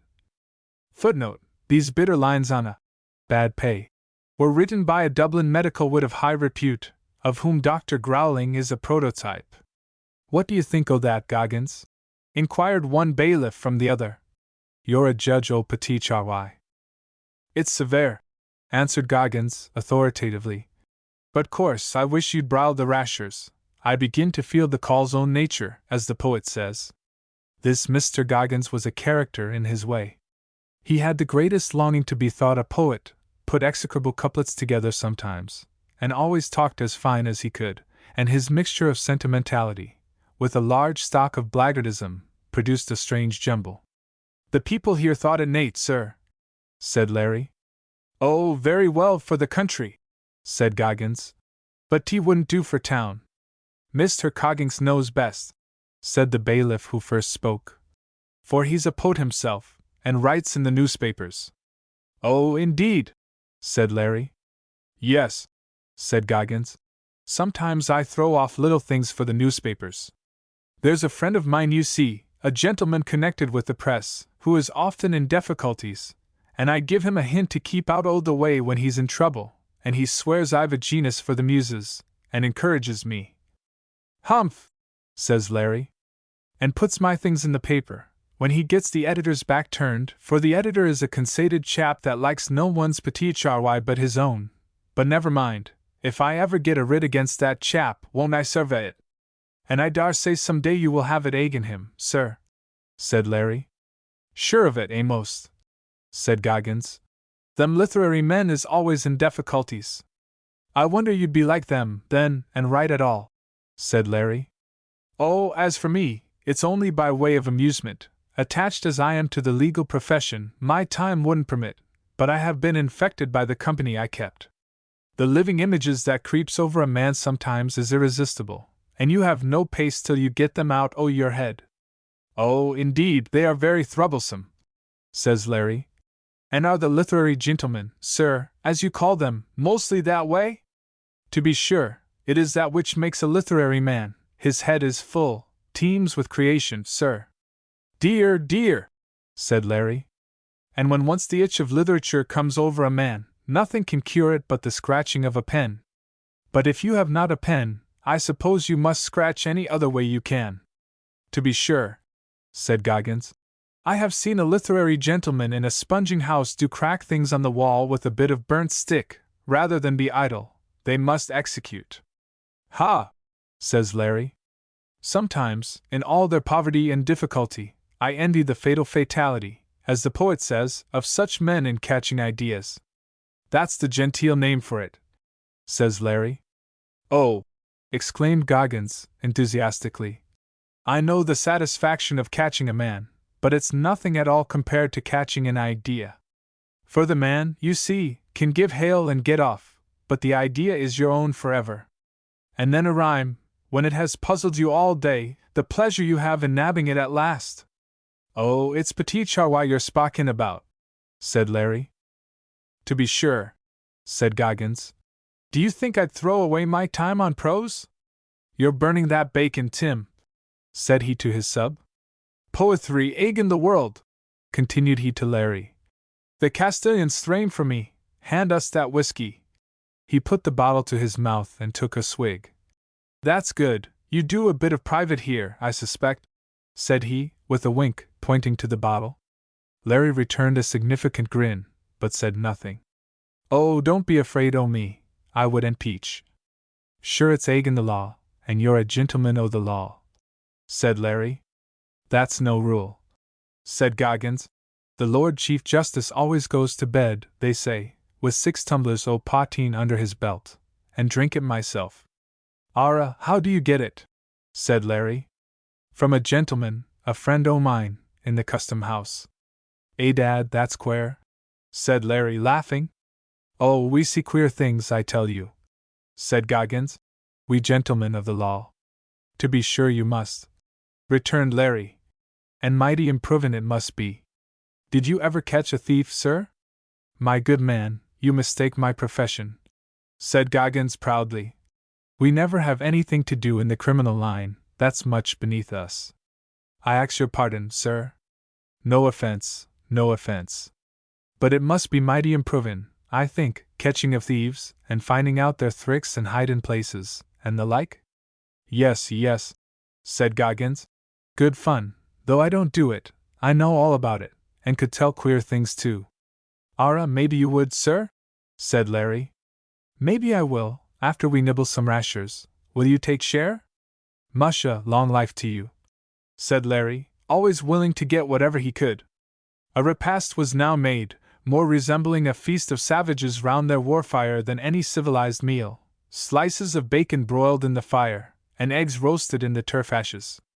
The viands were not objectionable, but the cooking! Oh, there was neither gridiron nor frying pan, fork nor spoon. A couple of clasp knives served the whole party. Nevertheless, they satisfied their hunger and then sent the bottle on its exhilarating round. Soon after that, many a story of burglary, robbery, swindling, petty larceny, and every conceivable crime was related for the amusement of the circle, and the plots and counterplots of thieves and thief-takers raised the wonder of the peasants. Larry Hogan was especially delighted, more particularly when some trick of either villainy or cunning came out.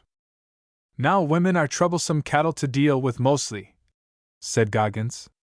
They are remarkably cute first, and then they are spiteful after, and for circumventing either way are sharp hands. You see they do it quieter than men. A man will make a noise about it, but a woman does it all on the sly. There was Bill Morgan, And a sharp fellow he was, too, and he had set his heart on some silver spoons he used to see down in a kitchen windy, but the servant maid, somehow or other, suspected there was designs about the place, and was on the watch. Well, one night, when she was all alone, she heard a noise outside the windy, so she kept as quiet as a mouse.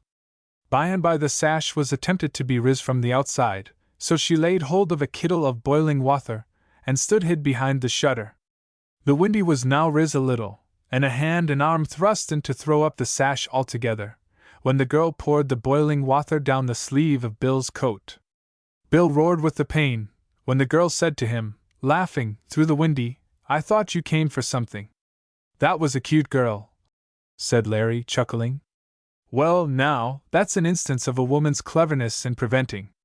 I'll teach you one of her determination to discover and prosecute to conviction, and in this case, what makes it curious is, that Jack Tate had done the boldest thing, and run the greatest risks, the eminent deadly, as the poet says, when he was done up at last by a feather-bed."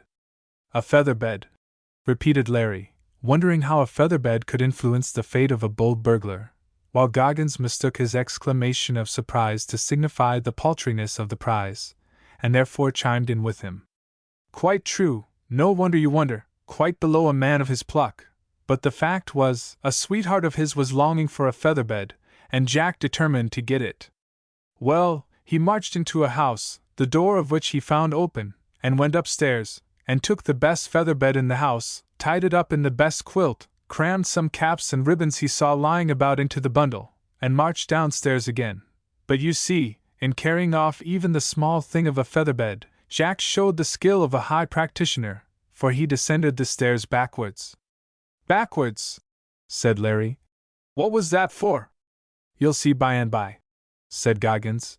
He descended backwards when suddenly he heard a door opening, and a female voice exclaim, "Where are you going with that bed?"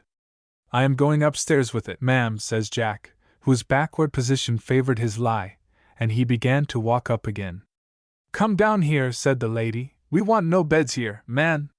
"Mr. Sullivan, ma'am, sent me home with it himself," said Jack, still mounting the stairs. "Come down, I tell you," said the lady, in a great rage. "There's no Mr. Sullivan lives here. Go out of this with your bed, you stupid fellow." "I beg your pardon, ma'am," says Jack, turning round, and marching off with the bed fair and aisy. Well, there was a regular shilloo in the house when the thing was found out, and cart ropes wouldn't hold the lady for the rage she was in at being diddled, so she offered rewards, and the dickens knows all. And what do you think at last discovered our poor Jack? "The sweetheart, maybe," said Larry, grinning in ecstasy at the thought of human perfidy. "No," said Goggins. "Honor even among sweethearts, though they do the trick sometimes, I confess. But no woman of any honor would betray a great man like Jack. No, 'T was one of the paltry ribbons that brought conviction home to him. The woman never lost sight of hunting up evidence about her feather-bed, and in the end, a ribbon out of one of her caps settled the hash of Jack Tate. From robbings they went on to tell of murders, and at last that uncomfortable sensation which people experience after a feast of horrors began to pervade the party, and whenever they looked round, there was the coffin in the background. "Throw some turf on the fire," said Goggins. "Tea is burning low, and change the subject. The tragic muse has reigned sufficiently long, enough of the dagger and the bull, sink the socks and put on the buckskins. Leather away, Jim, sing us a song." "What is it to be?" asked Jim. "Oh, that last song of the Solicitor General's," said Goggins, with an air as if the Solicitor General were his particular friend. "About the robbery?" inquired Jim. "To be sure," returned Goggins. "Dear me," said Larry. "And would so great a man as the Solicitor General domain himself by right in about robbers?" "Oh," said Goggins, "those in the heavy profession of the law must have their little private moments of relaxation, and then high men, you see, like to do a bit of low by way of variety. The night before Larry was stretched was done by a bishop, they say, and Lord Altamont's bull by the Lord Chief Justice, and the Solicitor General is as up to fun as any bishop of them all. Come, Jim, tip us the stave." Jim cleared his throat and obeyed his chief. The Quakers' meeting. I. 2. Footnote. the inferior class of Quakers make thee serve not only its own grammatical use, but also do the duty of thy and thine. 3. 4. v. 6. 7. 8. 9. x. 11. 12.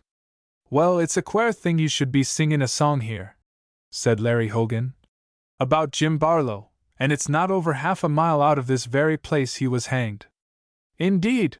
Exclaimed all the men at once, looking with great interest at Larry. It's truth, I'm telling you. He made a very bold robbery up by the long hill there, on 2 gentlemen, for he was mighty stout. Plucked to the backbone, said Goggins. Well, he took the purses aft both o' them, and just as he was going on after doing the same, what should appear on the road before him, but 2 other travellers coming up forninst him. With that the men that was robbed cried out, Stop thief! And so Jim, seeing himself hemmed in between the 4 o' them, faced his horse to the ditch and took across the country, but the travellers was well mounted as well as himself, and powdered after him like mad. Well, it was equal to a steeplechase a'most, and Jim, seeing he could not shake them off, thought the best thing he could do was to cut out some troublesome work for them, so he led off where he knew there was the divil's own leap to take, and he intended to pound them there, and be off in the main time. But as ill luck would have it, his own horse, that was as bold as himself, and would jump at the moon if he was face to it, missed his foot in taking off, and fell short. Oh, the leap and slipped his shoulder, and Jim himself had a bad fall of it too, and av course, it was all over wid him, and up came the 4 gentlemen.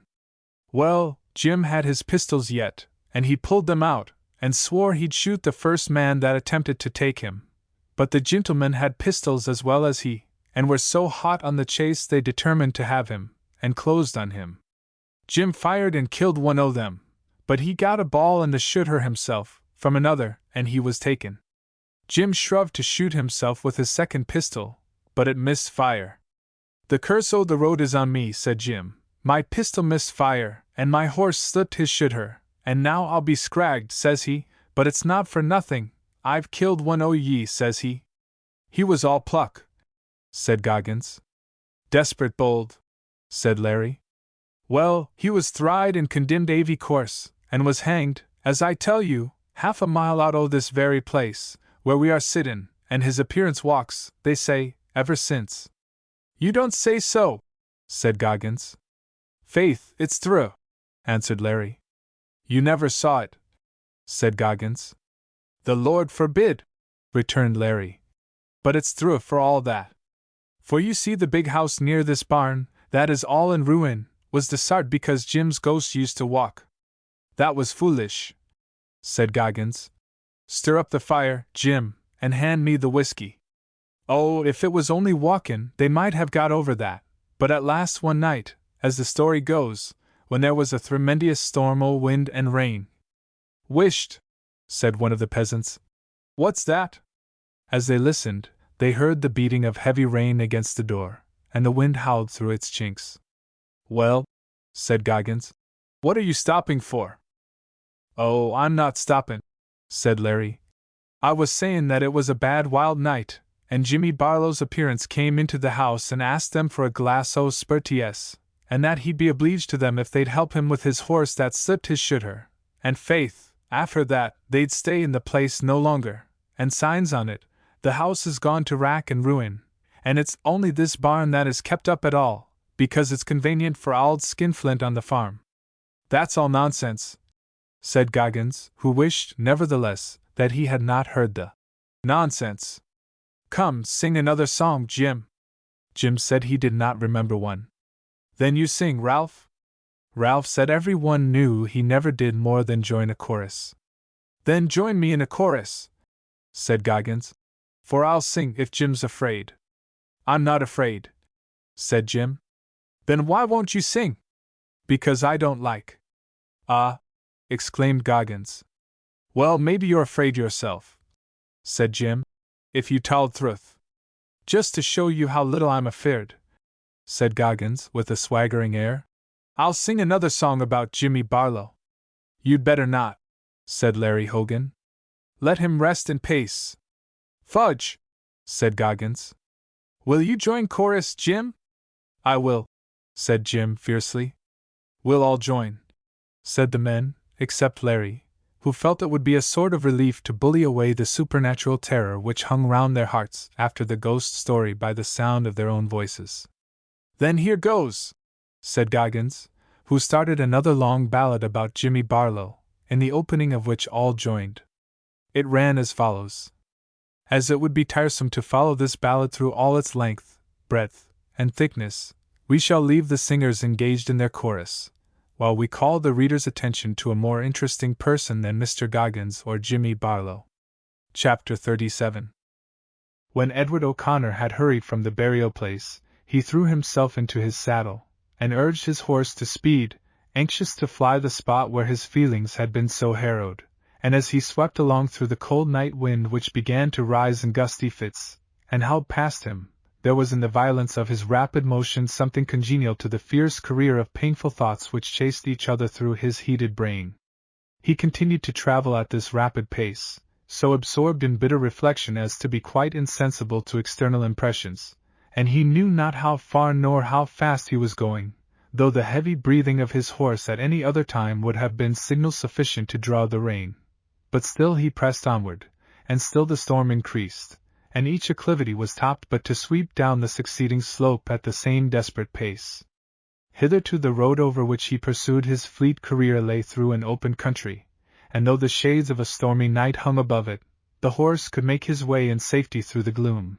But now they approached an old road which skirted an ancient domain, whose venerable trees threw their arms across the old causeway, and added their shadows to the darkness of the night. Many and many a time had Edward ridden in the soft summer under the green shade of these very trees, in company with Fanny Dawson, his guiltless heart full of hope and love. Perhaps it was this very thought crossing his mind at the moment which made his present circumstances the more oppressive. He was guiltless no longer. He rode not in happiness with the woman he adored under the soft shade of summer trees, but heard the wintry wind howl through their leafless boughs as he hurried in maddened speed beneath them, and heard in the dismal sound but an echo of the voice of remorse which was ringing through his heart. The darkness was intense from the canopy of old oaks which overhung the road, but still the horse was urged through the dark ravine at speed, though one might not see an arm's length before. Fearlessly it was performed, though ever and anon, as the trees swung about their heavy branches in the storm, smaller portions of the boughs were snapped off and flung in the faces of the horse and the rider, who still spurred and plashed his headlong way through the heavy road beneath. Emerging at length from the deep and overshadowed valley, a steep hill raised its crest in advance, but still up the stony acclivity the feet of the mettled steed rattled rapidly, and flashed fire from the flinty path. As they approached the top of the hill, the force of the storm became more apparent, and on reaching its crest, the fierce pelting of the mingled rain and hail made the horse impatient of the storm of which his rider was heedless, almost unconscious. The spent animal with short snortings betokened his labor, and shook his head passionately as the fierce hail shower struck him in the eyes and nostrils. Still, however, was he urged downward, but he was no longer safe. Quite blown, and pressed over a rough descent, the generous creature, that would die rather than refuse, made a false step, and came heavily to the ground. Edward was stunned by the fall, though not seriously hurt, and, after the lapse of a few seconds, recovered his feet, but found the horse still prostrate.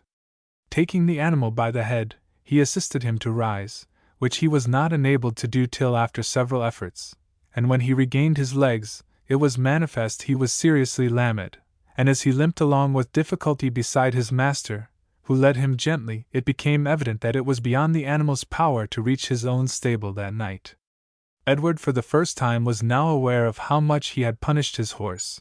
He felt ashamed of using the noble brute with such severity, and became conscious that he had been acting under something little short of frenzy.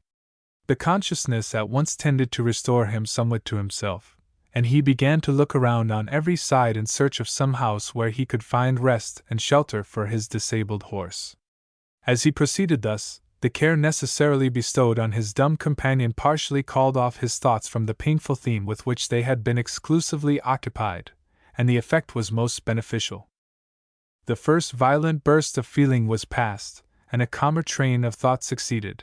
He for the first time remembered the boy had forgiven him, and that was a great consolation to him. He recalled, too, his own words, pledging to Gustavus his friendship, and in this pleasing hope of the future he saw much to redeem what he regretted of the past. Still, however, the wild flare of the pine torch over the lone grave of his adversary, and the horrid answer of the grave-digger that he was but finishing his work, would recur to his memory and awaken internal pang. From this painful reminiscence he sought to escape, by looking forward to all he would do for Gustavus, and had become much calmer, when the glimmer of a light not far ahead attracted him, and he soon was enabled to perceive it proceeded from some buildings that lay on his right, not far from the road. He turned up the rough path which formed the approach, and the light escaped through the chinks of a large door which indicated the place to be a coach house, or some such office, belonging to the general pile which seemed in a ruinous condition. As he approached, Edward heard rude sounds of merriment, amongst which the joining of many voices in a "ree-raw" chorus indicated that a carouse was going forward within. On reaching the door he could perceive through a wide chink a group of men sitting round a turf fire piled at the far end of the building, which had no fireplace, and the smoke, curling upwards to the roof, wreathed the rafters in smoke. Beneath this vapory canopy the party sat drinking and singing, and Edward, ere he knocked for admittance, listened to the following strange refrain. Then the principal singer took up the song, which seemed to be one of robbery, blood, and murder, for it ran thus. Edward O'Connor knocked at the door loudly. The words he had just heard about pistols blazing away, and last of all, Squire, fell gratingly on his ear at that moment, and seemed strangely to connect themselves with the previous adventures of the night and his own sad thoughts, and he beat against the door with violence. The chorus ceased. Edward repeated his knocking. Still there was no answer, but he heard low and hurried muttering inside. Determined, however, to gain admittance, Edward laid hold of an iron hasp outside the door, which enabled him to shake the gate with violence, that there might be no excuse on the part of the inmates that they did not hear. But in thus making the old door rattle in its frame, it suddenly yielded to his touch and creaked open on its rusty hinges, for when Larry Hogan had entered, it had been forgotten to be barred. As Edward stood in the open doorway, the first object which met his eye was the coffin, and it is impossible to say how much at that moment the sight shocked him. He shuddered involuntarily, yet could not withdraw his eyes from the revolting object, and the pallor with which his previous mental anxiety had invested his cheek increased as he looked on this last tenement of mortality. "Am I to see nothing but the evidences of death's doing this night?" was the mental question which shot through Edward's overwrought brain, and he grew livid at the thought. He looked more like one raised from the grave than a living being, and a wild glare in his eyes rendered his appearance still more unearthly. He felt that shame which men always experience in allowing their feelings to overcome them, and by a great effort he mastered his emotion and spoke, but the voice partook of the strong nervous excitement under which he labored, and was hollow and broken, and seemed more like that which one might fancy to proceed from the jaws of a sepulchre than one of flesh and blood.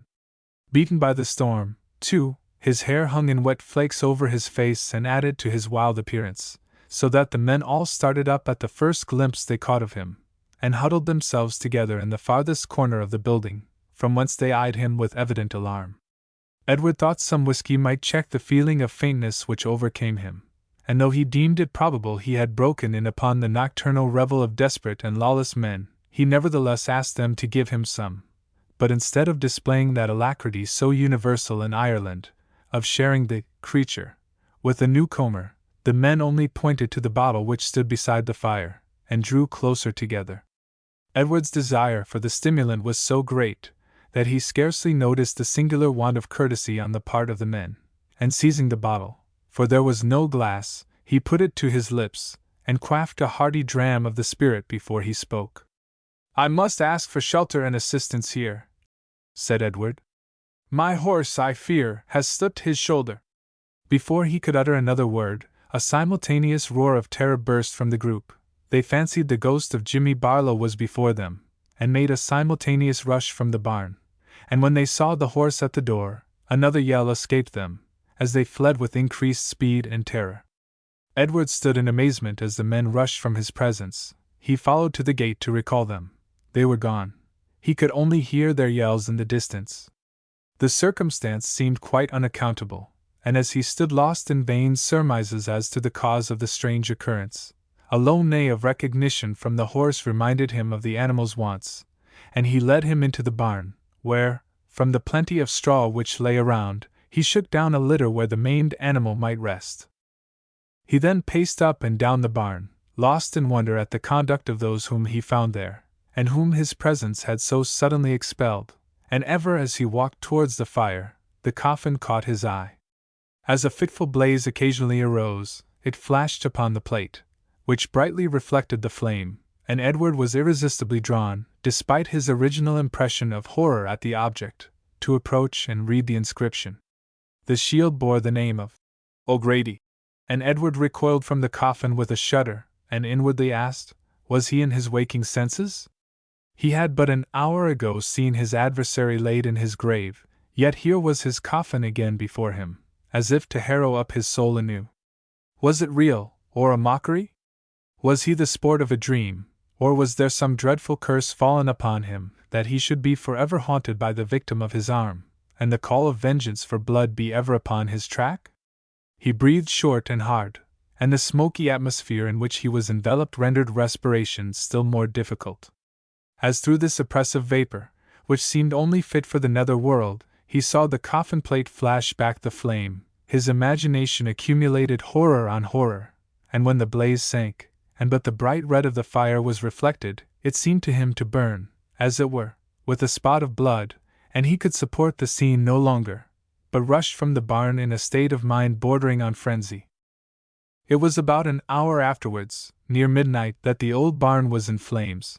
Most likely some of the straw near the fire, in the confusion of the breaking up of the party, had been scattered within range of ignition, and caused the accident.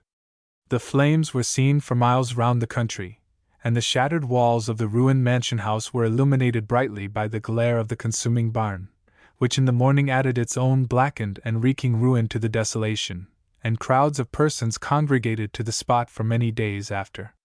The charred planks of the coffin were dragged from amongst the ruin, and as the roof in falling in had dragged a large portion of the wall along with it, the stones which had filled the coffin could not be distinguished from those of the fallen building. Therefore much wonder arose that no vestige of the bones of the corpse it was supposed to contain should be discovered.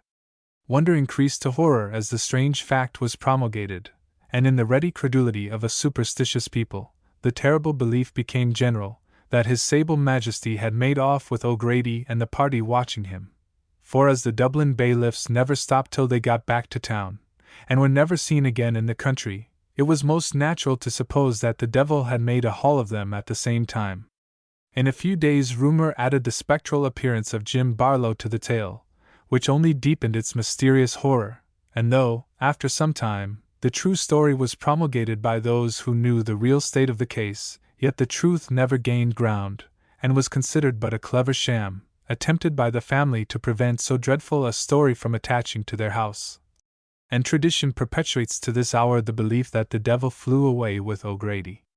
Lone and shunned as the hill was where the ruined house stood, it became more lone and shunned than ever, and the boldest heart in the whole countryside would quail to be in its vicinity, even in the daytime.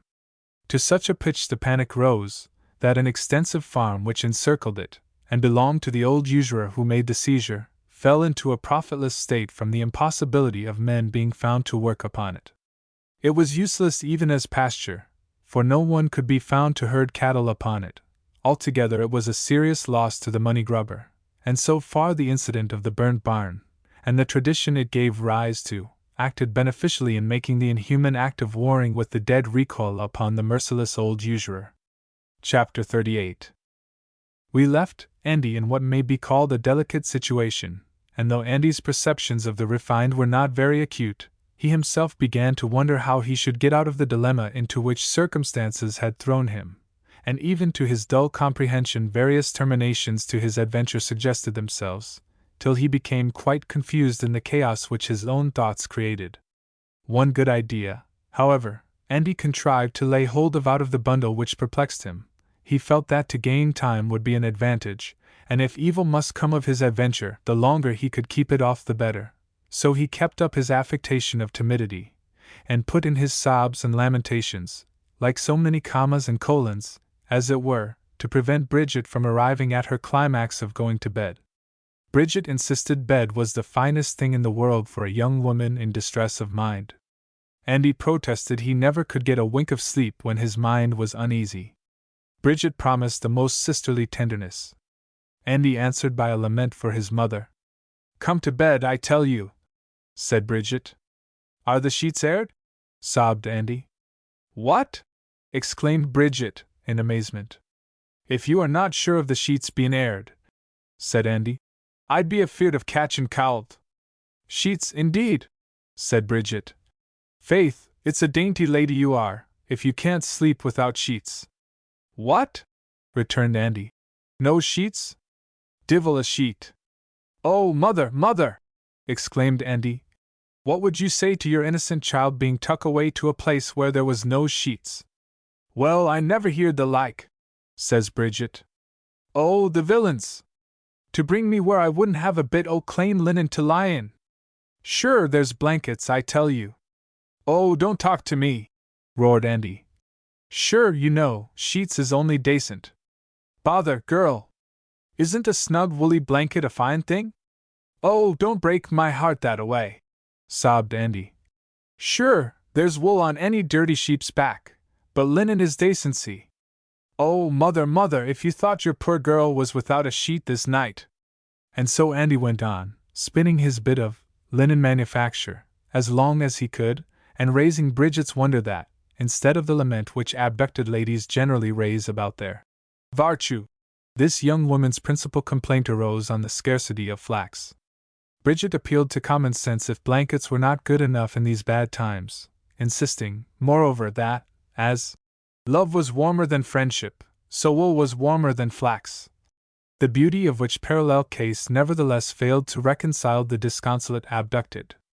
Now Andy had pushed his plea of the want of linen as far as he thought it would go, and when Bridget returned to the charge, and reiterated the oft-repeated, "Come to bed, I tell you!"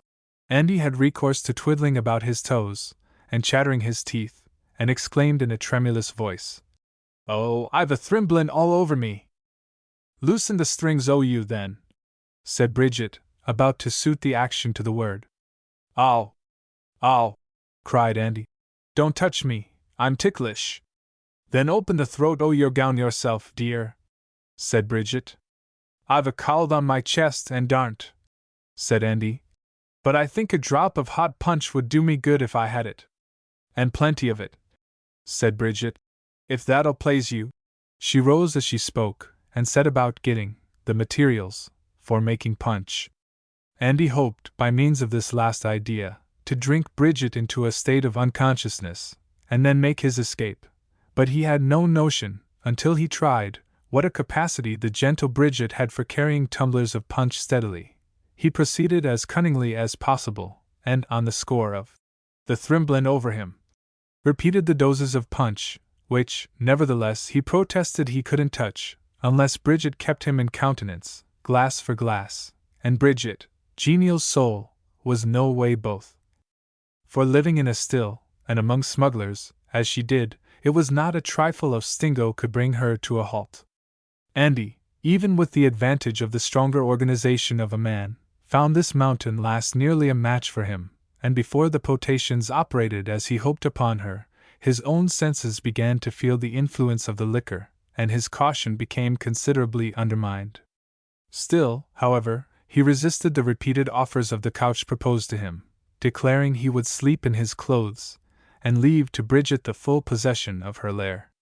The fire began to burn low, and Andy thought he might facilitate his escape by counterfeiting sleep, so feigning slumber as well as he could, he seemed to sink into insensibility, and Bridget unrobed herself and retired behind a rough screen.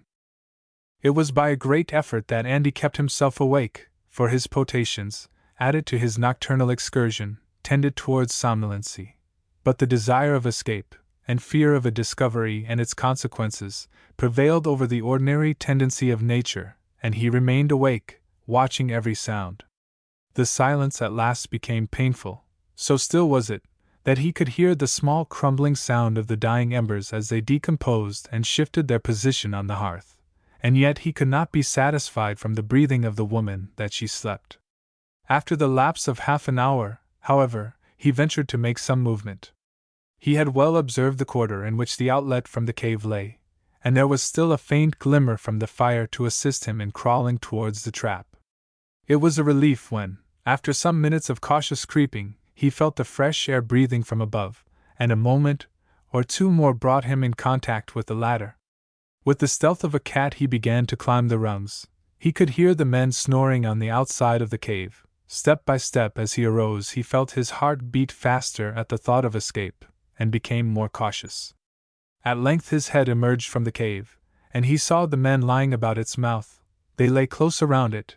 He must step over them to escape. The chance is fearful, but he determines to attempt it. He ascends still higher. His foot is on the last rung of the ladder. The next step puts him on the heather, when he feels a hand lay hold of him from below. His heart died within him at the touch, and he could not resist an exclamation. "Who's that?" exclaimed one of the men outside. Andy crouched. "Come down," said the voice softly from below. "If Jack sees you, it will be worse for you."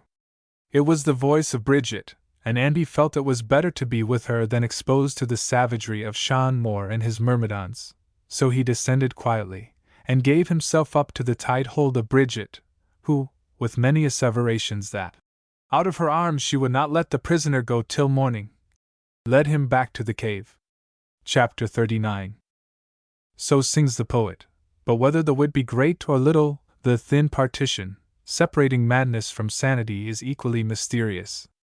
It is true that the excitability attendant upon genius approximates so closely to madness that it is sometimes difficult to distinguish between them, but, without the attendant, genius, to hold up the train of madness, and call for our special permission and respect in any of its fantastic excursions, the most ordinary crack-brain sometimes chooses to sport in the regions of sanity, and, without the license which genius is supposed to dispense to her children, poach over the preserves of common sense. This is a well-known fact, and would not be reiterated here, but that the circumstances about to be recorded hereafter might seem unworthy of belief, and as the veracity of our history we would not have for one moment questioned, we have ventured to jog the memory of our readers as to the close neighborhood of madness and common sense, before we record a curious instance of intermitting madness in the old Dowager O'Grady. Her son's death had, by the violence of the shock, dragged her from the region of fiction in which she habitually existed, but after the funeral she relapsed into all her strange aberration, and her bird clock and her chimney-pot headdress were once more in requisition. The old lady had her usual attendance from her granddaughter, and the customary offering of flowers was rendered, but they were not so cared for as before, and Charlotte was dismissed sooner than usual from her morning's attendance, and a new favorite received in her place. And, of all the birds in the air, who should this favorite be but Master Ratty? Yes, Ratty, the caricaturist of his grandmamma, was, for the nonce, her closeted companion. Many a guess was given as to what in the world grandmamma could want with Ratty, but the secret was kept between them, for this reason, that the old lady kept the reward she promised Ratty for preserving it in her own hands, until the duty she required on his part should be accomplished, and the shilling a day to which Ratty looked forward kept him faithful. Now the duty Master Ratty had to perform was instructing his grandmamma how to handle a pistol, the bringing up quick to the mark, and leveling by the sight, was explained, but a difficulty arose in the old lady's shutting her left eye, which Ratty declared to be indispensable, and for some time Ratty was obliged to stand on a chair and cover his grandmamma's eye with his hand while she took aim. This was found inconvenient, however, and the old lady substituted a black silk shade to obfuscate her sinister luminary in her exercises, which now advanced to snapping the lock, and knocking sparks from the flint, which made the old lady wink with her right eye. When this second habit was overcome, the dry practice, that is, without powder, was given up, and a flash in the pan was ventured upon, but this made her shut both eyes together, and it was some time before she could prevail on herself to hold her eye fixed on her mark, and pull the trigger. This, however, at last was accomplished, and when she had conquered the fear of seeing the flash, she adopted the plan of standing before a handsome old-fashioned looking-glass which reached from the ceiling to the floor, and leveling the pistol at her own reflection within it, as if she were engaged in mortal combat, and every time she snapped and burned priming she would exclaim, "I hit him that time! I know I can kill him! Tremble, villain!" As long as this pistol practice had the charm of novelty for Ratty, it was all very well, but when, day by day, the strange mistakes and nervousness of his grandmamma became less piquant from repetition, it was not such good fun, and when the Rantipole boy, after as much time as he wished to devote to the old woman's caprice, endeavored to emancipate himself and was countermanded, an outburst of, "Oh, bother!" would take place, till the grandmother called up the prospective shillings to his view, and Ratty bowed before the altar of Mammon. But even Mammon failed to keep Ratty loyal, for that heathen god, Momus, claimed a superior allegiance. Ratty worshipped the cap and bells as the true crown, and the bauble as the sovereign scepter. Besides, the secret became troublesome to him, and he determined to let the whole house know what Gran and he were about, in a way of his own. The young imp, in the next day's practice, worked up the grandmamma to a state of great excitement, urging her to take a cool and determined aim at the looking-glass. "Cover him well, Gran," said Ratty. "I will," said the dowager, resolutely. "You ought to be able to hit him at 6 paces. I stand at 12 paces. No, you are only 6 from the looking-glass. But the reflection, child, in the mirror, doubles the distance." "Bother!" said Ratty. "Here, take the pistol, mind your eye and don't wink. Ratty, you are singularly obtuse to the charms of science." "What science?" said Ratty. "Science, child, is knowledge of a lofty and abstruse nature, developing itself in wonderful inventions. Gunpowder, for instance, is made by science." "Indeed it is not," said Ratty. "I never saw his name on a canister. Pigou, Andrew, and Wilkes or Mr. Dartford Mills are the men for gunpowder. You know nothing about it, Gran. Ratty, you are disrespectful, and will not listen to instruction. I knew Curwen, the great Curwen, the chemist, who always wore his hat. Then he knew chemistry better than manners. Ratty, you are very troublesome. I desire you listen, sir. Curwen, sir, told me all about science, and the Dublin Society have his picture, with a bottle in his hand. Then he was fond of drink," said Ratty. "Ratty, don't be pert. To come back to what I was originally saying, I repeat, sir, I am at 12 paces from my object, 6 from the mirror, which, doubled by reflection, makes 12. Such is the law of optics. I suppose you know what optics are?" "To be sure I do." "Tell me, then." "Our eyes," said Ratty.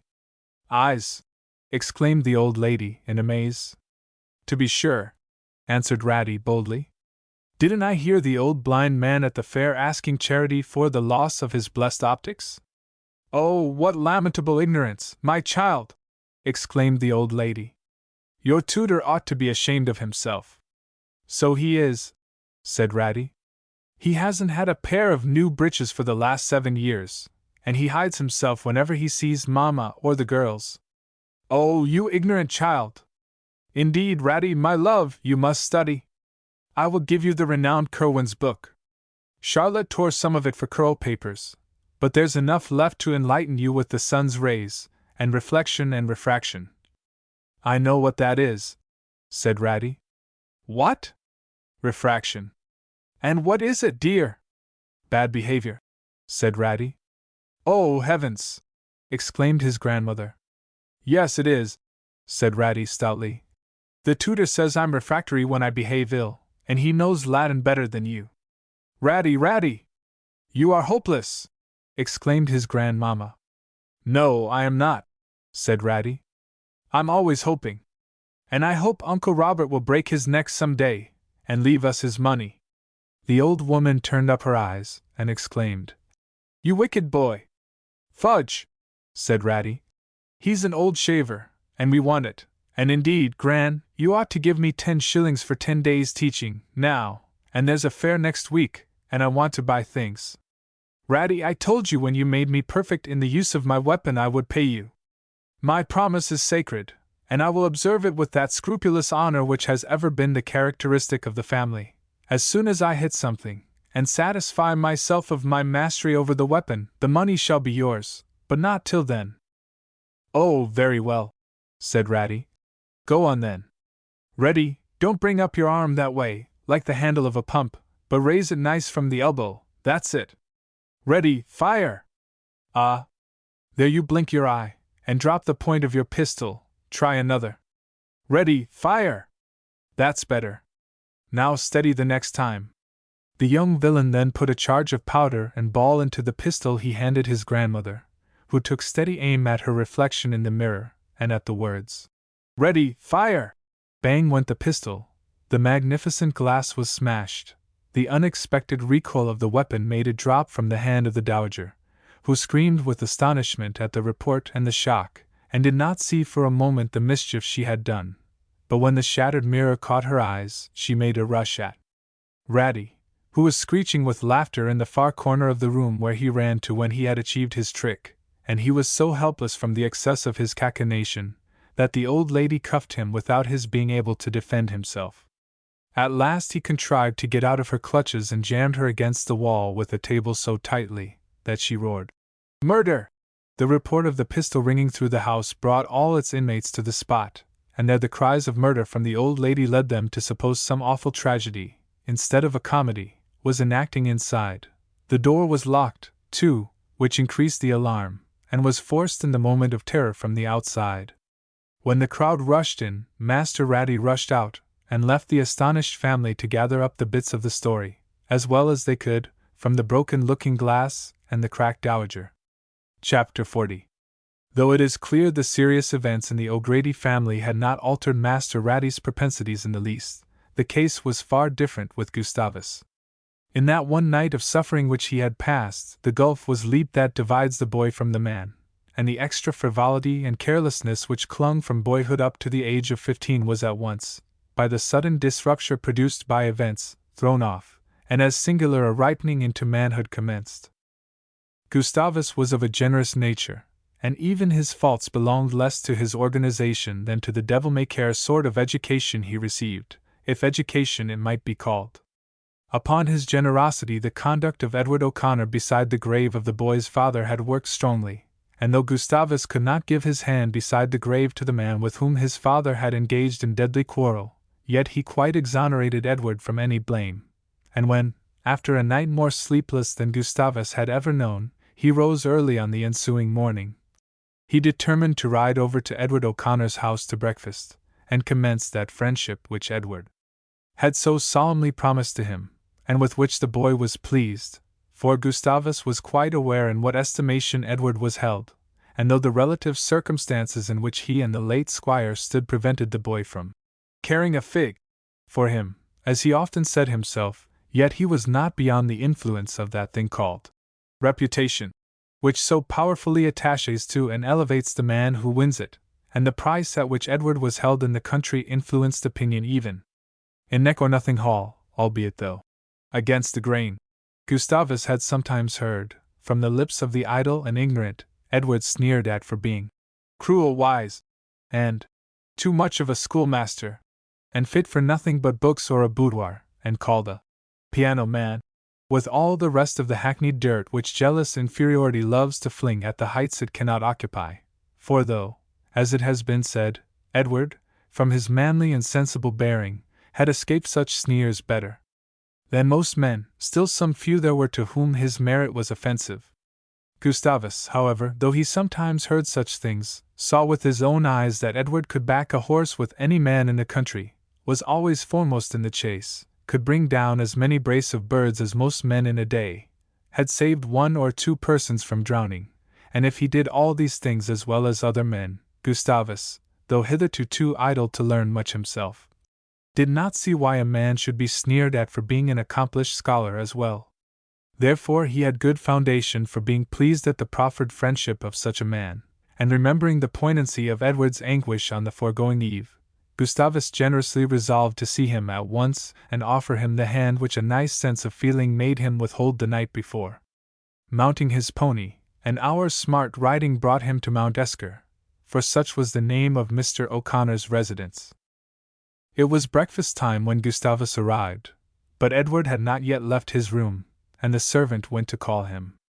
It need scarcely be said that Edward had passed a wretched night, reaching home, as he did, weary in mind and body, and with feelings and imagination both overwrought. It was long before he could sleep, and even then his slumber was disturbed by harassing visions and frightful images. Spectral shapes and things unimaginable to the waking senses danced and crawled and hissed about him. The torch flared above the grave, and that horrid coffin, with the name of the dead O'Grady upon it. Murdered sleep.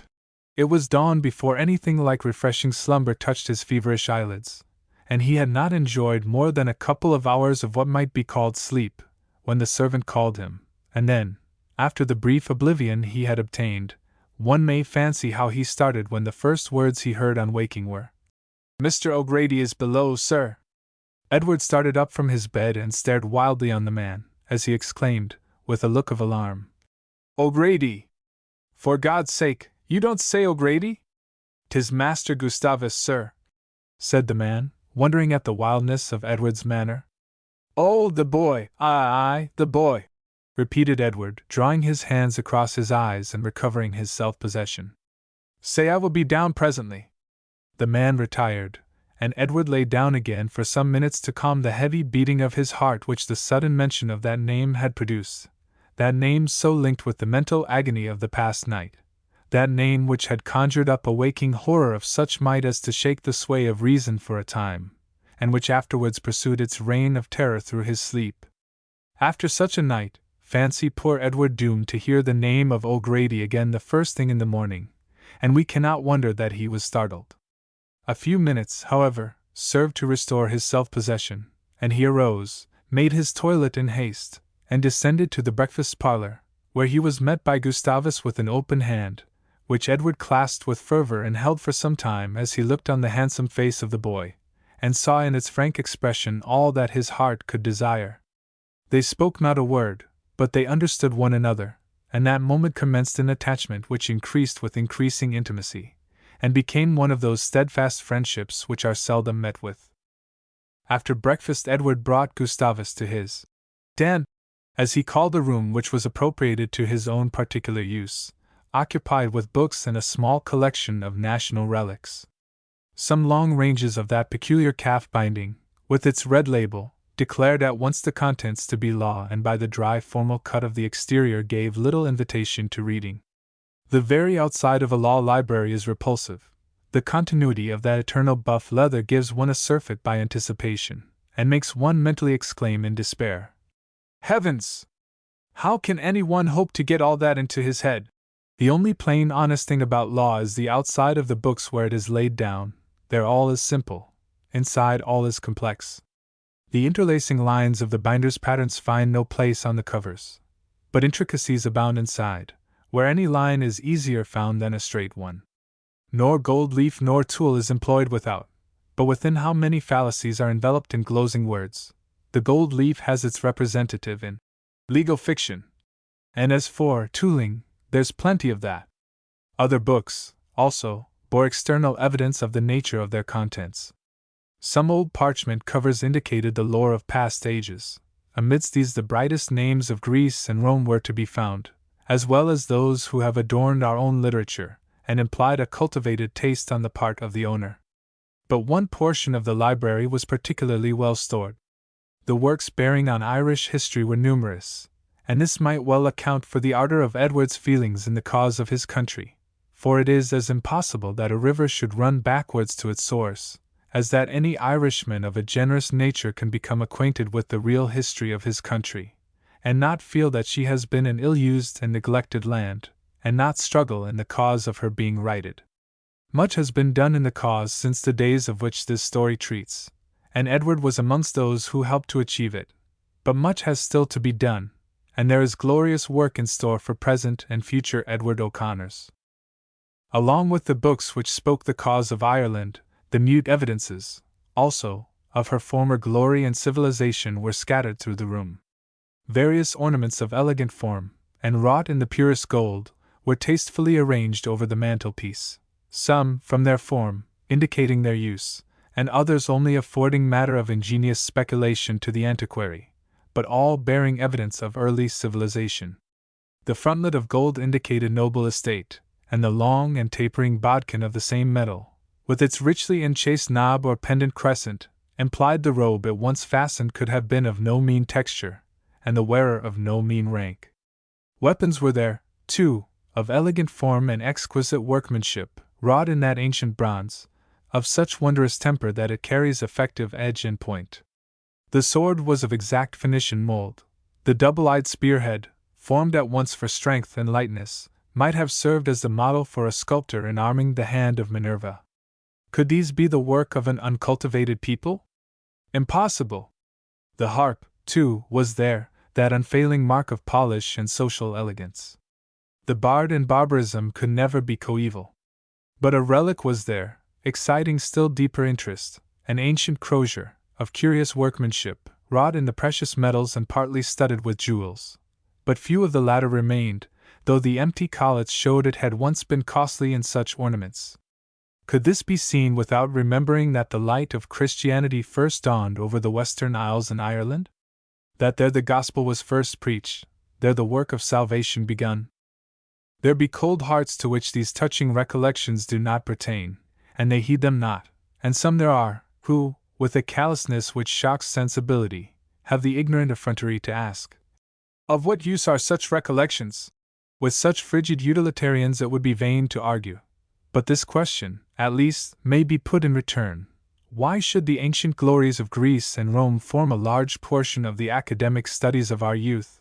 Why should the evidences of their arts and their arms be held precious in museums, and similar evidences of ancient cultivation be despised because they pertain to another nation? Is it because they are Irish they are held in contempt? Alas! In many cases it is so, aye, and even, shame to say, within her own shores. But never may that day arrive when Ireland shall be without enough of true and fond hearts to cherish the memory of her ancient glories, to give to her future sons the evidences of her earliest Western civilization, proving that their forefathers were not, as those say who wronged and therefore would malign them, a rabble of rude barbarians, but that brave kings, and proud princes, and wise lawgivers, and just judges, and gallant chiefs, and chaste and lovely women were among them, and that inspired bards were there to perpetuate such memories. Gustavus had never before seen a crozier, and asked what it was. On being informed of its name, he then said, "But what is a crozier?" "A bishop's pastoral staff," said Edward. "And why have you a bishop's staff, and swords, and spears hung up together?" "That is not inappropriate," said Edward.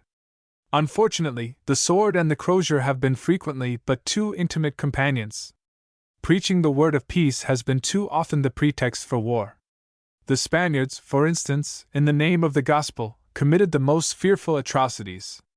"Oh, I know," said Gustavus. "That was in the time of Bloody Mary and the Armada." Edward wondered at the boy's ignorance, and saw in an instant the source of his false application of his allusion to the Spaniards. Gustavus had been taught to vaguely couple the name of Bloody Mary with everything bad, and that of Good Queen Bess with all that was glorious, and the word Spanish, in poor Gusty's head, had been hitherto connected with two ideas, namely, licorice, and the Armada.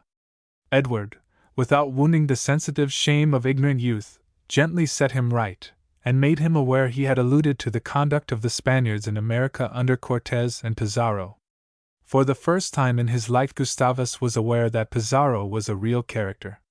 He had heard his grandmamma speak of a play of that name, and how great Mr. Kemble was in Rollo, and how he saved a child.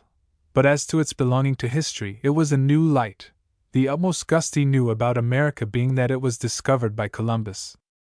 "But the crozier," said Edward, "is amongst the most interesting of Irish antiquities, and especially belongs to an Irish collection, when you remember the earliest preaching of Christianity in the Western Isles was in Ireland." "I did only know that," said the boy. "Then you don't know why the shamrock is our national emblem?" "No," said Gustavus. though I take care to mount one in my hat every Patrick's Day. Well, said Edward, anxious to give Gustavus credit for any knowledge he possessed. You know at least it is connected with the memory of St. Patrick, though you don't know why. I will tell you. When St. Patrick first preached the Christian faith in Ireland, before a powerful chief and his people, when he spoke of one God, and of the Trinity, the chief asked how one could be in three.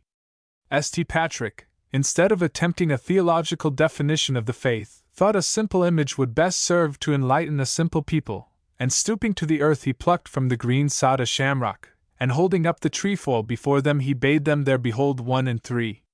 The chief, struck by the illustration, asked at once to be baptized, and all his sept followed his example. I never heard that before, said Gusty.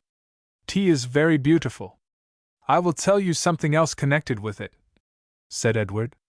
After baptizing the chief, St. Patrick made an eloquent exhortation to the assembled multitude, and in the course of his address, while enforcing his urgent appeal with appropriate gesture, as the hand which held his crosier, after being raised towards heaven, descended again towards the earth, the point of his staff, armed with metal, was driven through the foot of the chief, who, fancying it was part of the ceremony, and but a necessary testing of the firmness of his faith, never winced. He was a fine fellow, said Gusty. And is that the crosier? He added, alluding to the one in Edward's collection, and manifestly excited by what he had heard. No, said Edward, but one of early date, and belonging to some of the first preachers of the gospel amongst us. And have you other things here with such beautiful stories belonging to them? Inquired Gusty, eager for more of that romantic lore which youth loves so passionately. Not that I know of, answered Edward. But if these objects here had only tongues, if every sword, and belt, and spearhead, and golden bodkin, and other trinket could speak, no doubt we should hear stirring stories of gallant warriors and their lady loves. Aye, that would be something to hear, exclaimed Gusty. Well, said Edward, you may have many such stories by reading the history of your country, which if you have not read I can lend you books enough. Oh, thank you, said Gusty. I should like it so much. Edward approached the bookshelf and selected a volume he thought the most likely to interest so little practised a reader, and when he turned round he saw Gusty poising in his hand an antique Irish sword of bronze. Do you know what that is? Inquired Edward. I can't tell you the name of it, answered Gusty, but I suppose it was something to stick a fellow. Edward smiled at the characteristic reply, and told him it was an antique Irish sword. A sword? He exclaimed. Isn't it short for a sword? All the swords of that day were short. When was that? Inquired the boy. Somewhere about 2,000 years ago. 2,000 years? Exclaimed Gusty in surprise. How is it possible you can tell this is 2,000 years old? Because it is made of the same metal and of the same shape as the swords found at Cannae, where the Carthaginians fought the Romans. I know the Roman history, said Gusty, eager to display his little bit of knowledge. I know the Roman history. Romulus and Remus were educated by a wolf. Edward could not resist a smile, which he soon suppressed, and continued. Such works as you now hold in your hand are found in quantities in Ireland, and seldom anywhere else in Europe, except in Italy, particularly at Cannae, where some thousands of Carthaginians fell, and when we find the sword of the same make and metal in places so remote, it establishes a strong connecting link between the people of Carthage and of Ireland, and at once shows their date. How curious that is! Exclaimed Gusty. And how odd I never heard it before! Are there many such curious things you know? Many, said Edward. I wonder how people can find out such odd things, said the boy. My dear boy, said Edward, after getting a certain amount of knowledge, other knowledge comes very fast. It gathers like a snowball, or perhaps it would be better to illustrate the fact by a milldam. You know, when the water is low in the milldam, the miller cannot drive his wheel, but the moment the water comes up to a certain level it has force to work the mill. And so it is with knowledge. When once you get it up to a certain level, you can work your mill, with this great advantage over the milldam, that the stream of knowledge, once reaching the working level, never runs dry. Oh, I wish I knew as much as you do, exclaimed Gusty. "And so you can if you wish it," said Edward. Gusty sighed heavily, and admitted he had been very idle. Edward told him he had plenty of time before him to repair the damage. A conversation then ensued, perfectly frank on the part of the boy, and kind on Edward's side to all his deficiencies, which he found to be lamentable, as far as learning went. He had some small smattering of Latin, but Gustavus vowed steady attention to his tutor and his studies for the future. Edward, knowing what a miserable scholar the tutor himself was, offered to put Gustavus through his Latin and Greek himself. Gustavus accepted the offer with gratitude, and rode over every day to Mount Esker for his lesson, and under the intelligent explanations of Edward, the difficulties which had hitherto discouraged him disappeared, and it was surprising what progress he made. At the same time he devoured Irish history, and became rapidly tinctured with that enthusiastic love of all that belonged to his country which he found in his teacher, and Edward soon hailed, in the ardent neophyte, a noble and intelligent spirit redeemed from ignorance, and rendered capable of higher enjoyments than those to be derived merely from field sports. Edward, however, did not confine his instructions to book learning only. There is much to be learned by living with the educated, whose current conversation alone is instructive, and Edward had Gustavus with him as constantly as he could, and after some time, when the frequency of Gusty's visits to Mount Esker ceased to excite any wonder at home, he sometimes spent several days together with Edward, to whom he became continually more and more attached. Edward showed great judgment in making his training attractive to his pupil. He did not attend merely to his head, he thought of other things as well, joined him in the sports and exercises he knew, and taught him those in which he was uninstructed. Fencing, for instance, was one of these. Edward was a tolerable master of his foil, and in a few months Gustavus, under his tuition, could parry a thrust and make no bad attempt at a hit himself. His improvement in every way was so remarkable that it was noticed by all, and its cause did not long remain secret, and when it was known, Edward O'Connor's character stood higher than ever, and the whole country said it was a lucky day for Gusty O'Grady that he found such a friend. As the limits of our story would not permit the intercourse between Edward and Gustavus to be treated in detail, this general sketch of it has been given, and in stating its consequences so far, a peep into the future has been granted by the author, with a benevolence seldom belonging to his ill-natured and crafty tribe, who endeavor to hoodwink their docile followers as much as possible, and keep them in a state of ignorance as to coming events. But now, having been so indulgent, we must beg to lay hold of the skirts of our readers and pull them back again down the ladder into the private still, where Bridget pulled back Andy very much after the same fashion, and the results of which we must treat of in our next chapter. Chapter 41. When Bridget dragged Andy back and insisted on his going to bed. No, I will not be too good-natured and tell my story in that way. Besides, it would be a very difficult matter to tell it, and why should an author, merely to oblige people, get himself involved in a labyrinth of difficulties, and rack his unfortunate brain to pick and choose words properly to tell his story, yet at the same time to lead his readers through the mazes of this very ticklish adventure, without a single thorn scratching their delicate feelings, or as much as making the smallest rent in the white muslin robe of propriety? So, not to run unnecessary risks, the story must go on another way. When Sean Moore and the rest of the big blackguards began to wake, the morning after the abduction, and gave a turn or two under their heather coverlid, and rubbed their eyes as the sun peeped through the curtains of the east, for these were the only bed curtains Sean Moore and his companions ever had, they stretched themselves and yawned, and felt very thirsty, for they had all been blind drunk the night before, be it remembered, and Sean Moore, to use his own expressive and poetic imagery, swore that his tongue was as rough as a rat's back, while his companions went no further than saying theirs were as dry as a lime-burner's wig. We should not be so particular in those minute details but for that desire of truth which has guided us all through this veracious history, and as in this scene, in particular, we feel ourselves sure to be held seriously responsible for every word, we are determined to be accurate to a nicety, and set down every syllable with stenographic strictness. "Where's the girl?" cried Sean, not yet sober. "She's asleep with your sister," was the answer. Downstairs? Inquired John. Yes, said the other, who now knew that Big Jack was more drunk than he had first thought him, by his using the word stairs, for Jack when he was drunk was very grand, and called down the ladder. Downstairs. Get me a drink o' wather, said Jack, for I'm thunderin' thirsty, and can't delutter that girl with soft words till I wet my mouth.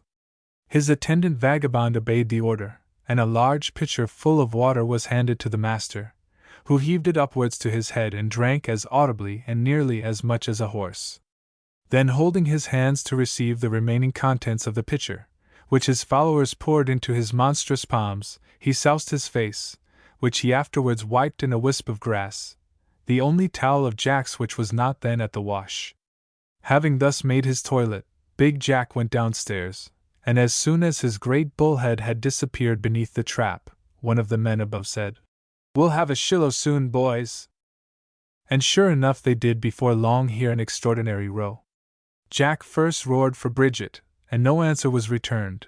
The call was repeated with as little effect, and at last a most tremendous roar was heard above, but not from a female voice. Jack was heard below, swearing like a trooper, and in a minute or two back he rushed upstairs, and began cursing his myrmidons most awfully, and foaming at the mouth with rage. "What's the matter?" cried the men. "Matter!" roared Jack. "Oh, you tarnal villains! You're a pretty set to carry off a girl for a man, a pretty job you've made of it. Ara, didn't we bring her to you? Her, indeed, bring her, much good what you brought is to me. Tear an ounce! What's the matter at all? We dunno what you mean!" shouted the men, returning rage for rage. "Come down, and you'll see what's the matter," said Jack, descending the ladder, and the men hastened after him. He led the way to the further end of the cabin, where a small glimmering of light was permitted to enter from the top, and lifting a tattered piece of canvas, which served as a screen to the bed, he exclaimed, with a curse, "Look there, you blackguards!" The men gave a shout of surprise, for, what do you think they saw? An empty bed. Chapter 42. It may be remembered that, on Father Phil's recommendation, Andy was to be removed out of the country to place him beyond the reach of Larry Hogan's machinations, and that the proposed journey to London afforded a good opportunity of taking him out of the way. Andy had been desired by Squire Egan to repair to Maryvale, but as some days had elapsed and Andy had not made his appearance, the alarms of the Squire that Andy might be tampered with began to revive, and Dick Dawson was therefore requested to call at the widow Rooney's cabin as he was returning from the town, where some business with Murphy, about the petition against Scatterbrain's return, demanded his presence. Dick, as it happened, had no need to call at the widow's, for on his way to the town who should he see approaching but the renowned Andy himself. On coming up to him, Dick pulled up his horse, and Andy pulled off his hat. "God save your honor," said Andy. "Why didn't you come to Maryvale as you were bid?" said Dick. "I couldn't, sir, becase." "Hold your tongue, you thief, you know you never can do what you're bid, you are always wrong one way or other. You're hard on me, Mr. Dick. Did you ever do anything right, I ask yourself? Indeed, sir, this time it was a raw bit o' business I had to do. And well you did it, no doubt. Did you marry anyone lately?" said Dick, with a waggish grin and a wink. "Faix, then, maybe I did," said Andy, with a knowing nod. "And I hope Matty is well?" said Dick. "Ah, Mr. Dick, you're always going on with your jokin', so you are. So, you heerd o' that job, did you? Faix, a pretty lady she is. Oh, it's not her at all I am married to, but another woman." "Another woman!" exclaimed Dick, in surprise. "Ees, sir, another woman, a kind crather." "Another woman!" reiterated Dick, laughing. "Married to 2 women in 2 days! Why, you're worse than a Turk." "Ah, Mr. Dick! You Tarquin! Sure, sir, what harm's in it? You Heliogabalus! Sure, it's no fault o' mine, sir. Bigamy, by this and that, flat bigamy. You'll only be hanged, as sure as your name's Andy. Sure, let me tell you how it was, sir, and you'll see I am quit of all harm, good or bad. 'T was a pack o' blackguards, you see, come to take off on us, sir. Oh, a case of abduction, Ease, sir, so the women dressed me up as a girl, and the blackguards, instead of the seduction of Una, only seduced me. Capital! Cried Dick. Well done, Andy! And who seduced you? Sean Moore, faith, no less. Ho, ho! A dangerous customer to play tricks on, Andy. Sure enough, faith, and that's partly the racin' of what happened. But by good luck, Big Jack was blind drunk when I got there, and I shammed screechin' so well that his sister took pity on me, and said she'd keep me safe from harm in her own bed that night. Dick gave a view hello when he heard this, and shouted with laughter, delighted at the thought of Sean Moore, instead of carrying off a girl for himself, introducing a gallant to his own sister. Oh, now I see how you are married, said Dick. That was the biter bit indeed. Oh, the divil a bit I'd ha bit her only for the cross luck with me, for I wanted to skame off out o' the place, and escape. But she wouldn't let me, and cotched me and brought me back. I should think she would, indeed, said Dick, laughing. What next? Why, I drank a power o' punch, sir, and was off my guard, you see, and couldn't keep the sacrets so well after that, and by dad she found it out. Just what I would expect of her, said Dick. Well, do you know, sir, though the thrick was agin her own brother, she laughed at it a power, and said I was a great divil, but that she couldn't blame me. So then I'd shrove to coax her to let me make my escape, but she told me to wait a bit till the men above was faster asleep. But while I was waitin' for them to go to sleep, fakes, I went to asleep myself, I was so tired, and when Bridget, the crather, woke me in the morning, she was cryin' like a spout after a thunderstorm, and said her character would be ruined when the story got abroad over the country. And sure she darn't face the world if I wouldn't make her an honest woman. The brazen baggage, said Dick. And what did you say? Why, what could any man say, sir, after that? Sure her character would be gone if— Gone, said Dick. Faith, it might have gone further before it fared worse. Arrah! What do you mean, Mr. Dick? Pooh, pooh! Andy, you don't mean to say you married that one? Fakes I did, said Andy. Well, Andy, said Dick, grinning, by the powers, you have done it this time. Good morning to you! And Dick put spurs to his horse. Chapter 43. Andy, knocked all of a heap, stood in the middle of the road, looking after Dick as he cantered down the slope.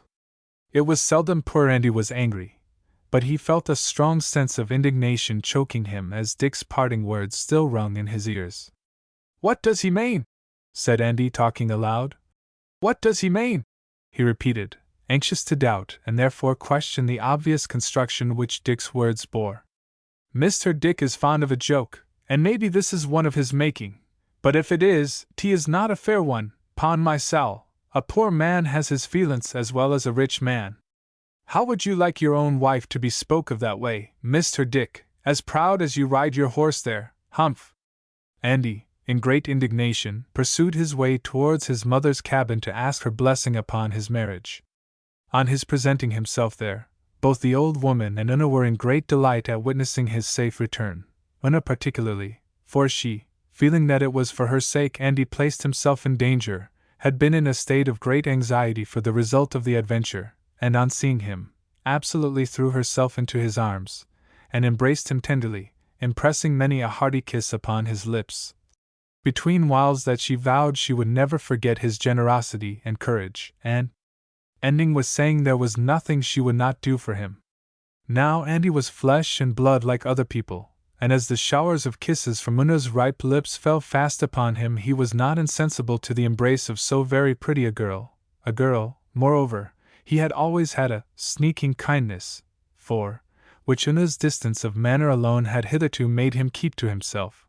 But now, when he saw her eyes beam gratitude, and her cheek flush, after her strong demonstration of regard, and heard her last words, so very like a hint to a shy man, it must be owned a sudden pang shot through poor Andy's heart, and he sickened at the thought of being married, which placed the tempting prize before him hopelessly beyond his reach.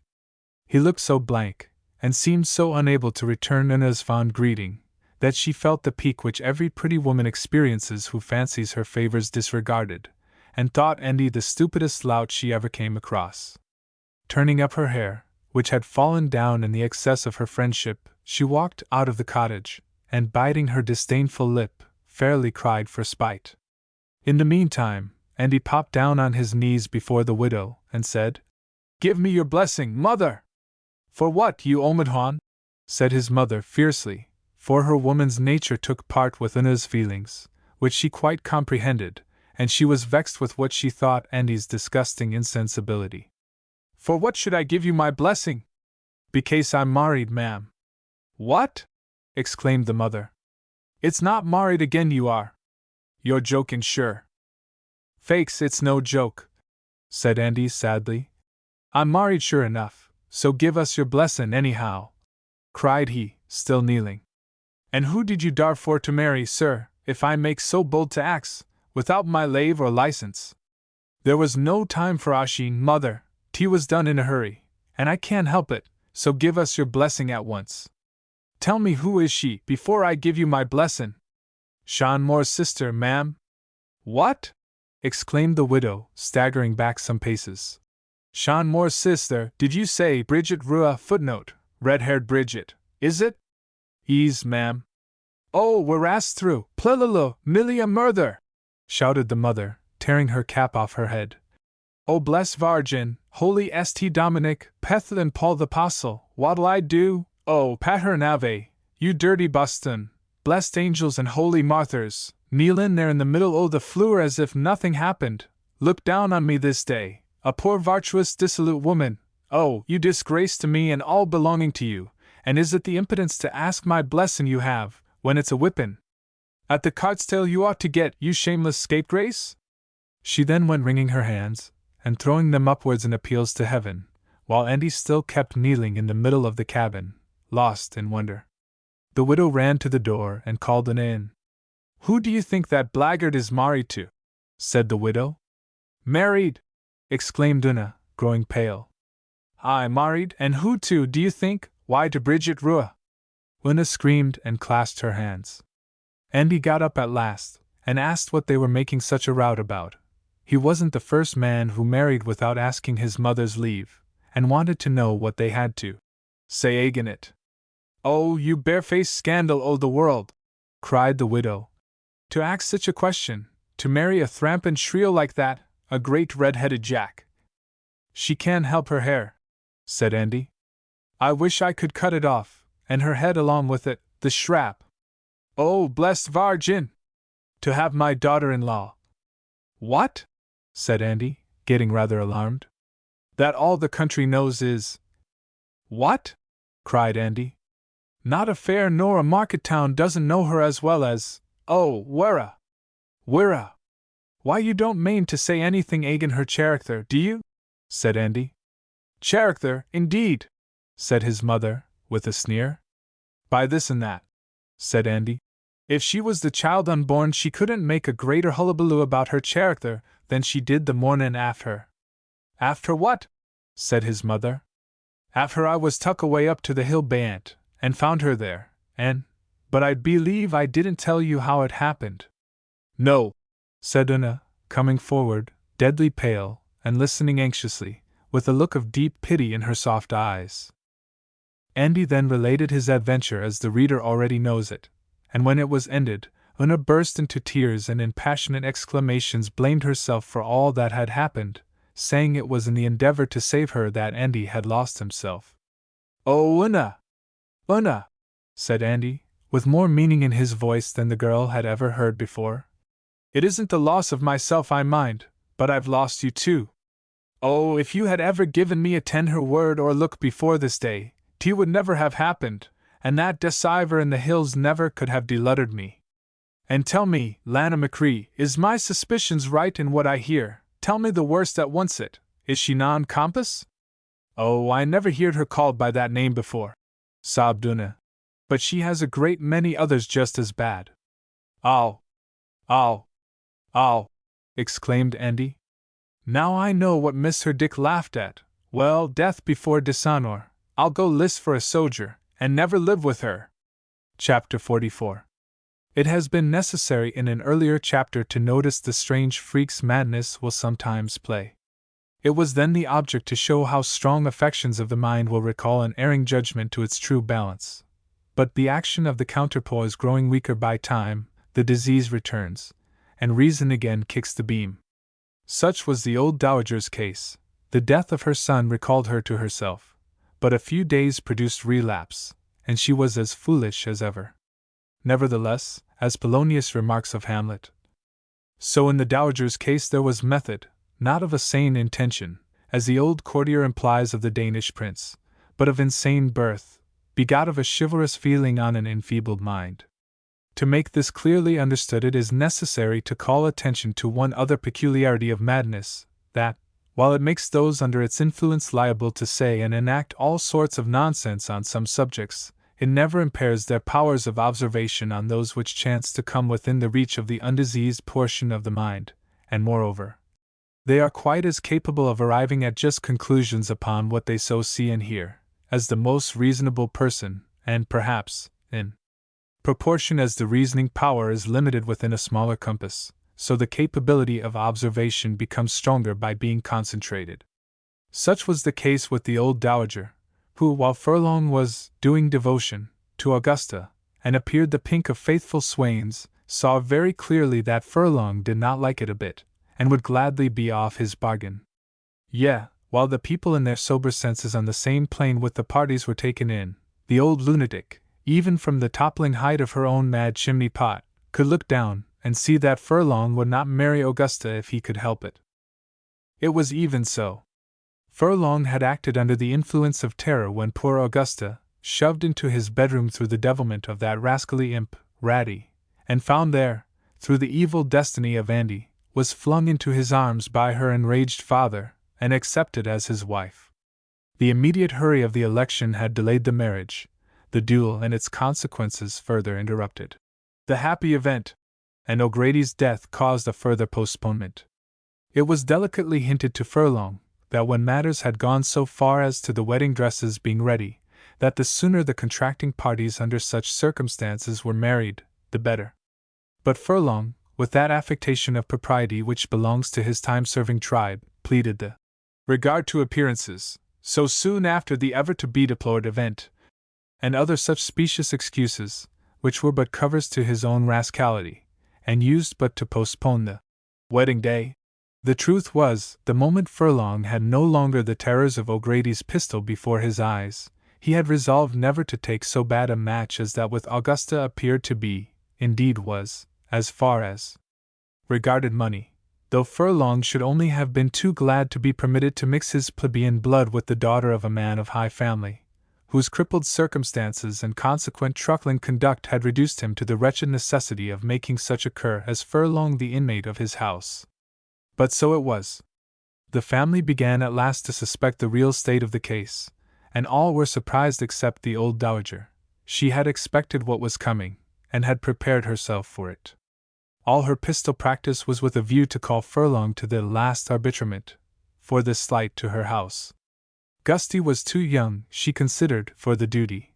Therefore she, in her fantastic way of looking at the matter, looked upon herself as the head of the family, and, as such, determined to resent the affront put upon it. But of her real design the family at Neck-or-Nothing Hall had not the remotest notion. Of course, an old lady going about with a pistol, powder flask, and bullets, and practicing on the trunks of the trees in the park, could not pass without observation, and surmises there were on the subject. Then her occasional exclamation of "Tremble, villain!" would escape her, and sometimes in the family circle, after sitting for a while in a state of abstraction, she would lift her attenuated hand armed with a knitting needle, or a ball of worsted, and assuming the action of poising a pistol, execute a smart click with her tongue, and say, "I hit him that time." These exclamations, indicative of vengeance, were supposed at length by the family to apply to Edward O'Connor, but excited pity rather than alarm. When, however, one morning, the dowager was nowhere to be found, and Ratty and the pistols had also disappeared, an inquiry was instituted as to the old lady's whereabouts, and Mount Esker was one of the first places where she was sought, but without success, and all other inquiries were equally unavailing. The old lady had contrived, with that cunning peculiar to insane people, to get away from the house at an early hour in the morning, unknown to all except Ratty, to whom she confided her intention, and he managed to get her out of the domain unobserved, and thence together they proceeded to Dublin in a post-chaise. It was the day after this secret expedition was undertaken that Mr. Furlong was sitting in his private apartment at the castle, doing the state some service by reading the morning papers, which heavy official duty he relieved occasionally by turning to some scented notes, which lay near a morocco writing case, whence they had been drawn by the lisping dandy to flatter his vanity. He had been carrying on a correspondence with an anonymous fair one, in whose heart, if her words might be believed, Furlong had made desperate havoc.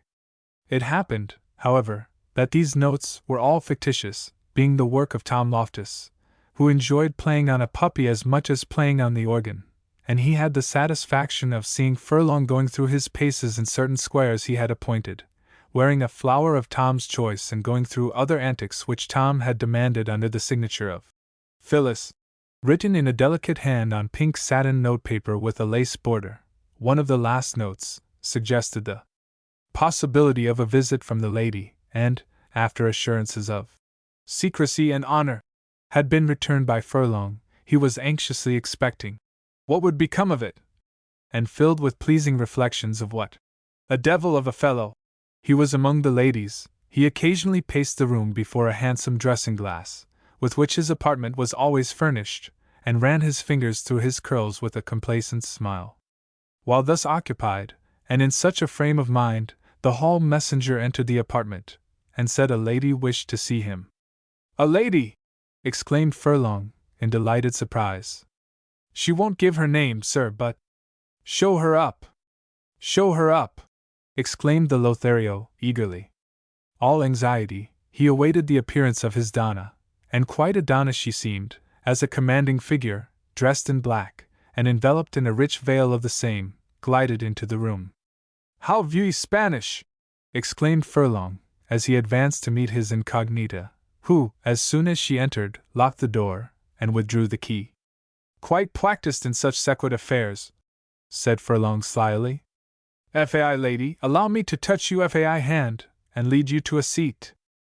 The mysterious stranger made no answer, but lifting her long veil, turned round on the lisping dandy, who staggered back, when the Dowager O'Grady appeared before him, drawn up to her full height, and anything but an agreeable expression in her eye. She stalked up towards him, something in the style of a spectre in a romance, which she was not very unlike, and as she advanced, he retreated, until he got the table between him and this most unwelcome apparition. "I am come," said the Dowager, with an ominous tone of voice. "Very happy of the Hano, I am sure, Mistress Ogwadi," faltered Furlong. "The Avenger has come." Furlong opened his eyes. "I have come to wash the stain," said she, tapping her fingers in a theatrical manner on the table, and, as it happened, she pointed to a large blotch of ink on the table cover. Furlong opened his eyes wider than ever, and thought this the queerest bit of madness he ever heard of. However, thinking it best to humor her, he answered, "Yes, it was a little awkwardness of mine. I upset the inkstand the other day." "Do you mock me, sir?" said she, with increasing bitterness. "La, no, Mistress Ogwadi.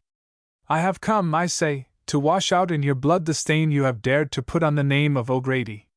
Furlong gasped with mingled amazement and fear. "Tremble, villain!" she said, and she pointed toward him her long attenuated finger with portentous solemnity. "I really am quite at a loss, Mistress Ogwadi, to comprehend." Before he could finish his sentence, the Dowager had drawn from the depths of her side pockets a brace of pistols, and presenting them to Furlong, said, "Be at a loss no longer, except the loss of life which may ensue. Take your choice of weapons, sir." "Gracious heaven!" exclaimed Furlong, trembling from head to foot. "You won't choose, then?" said the Dowager.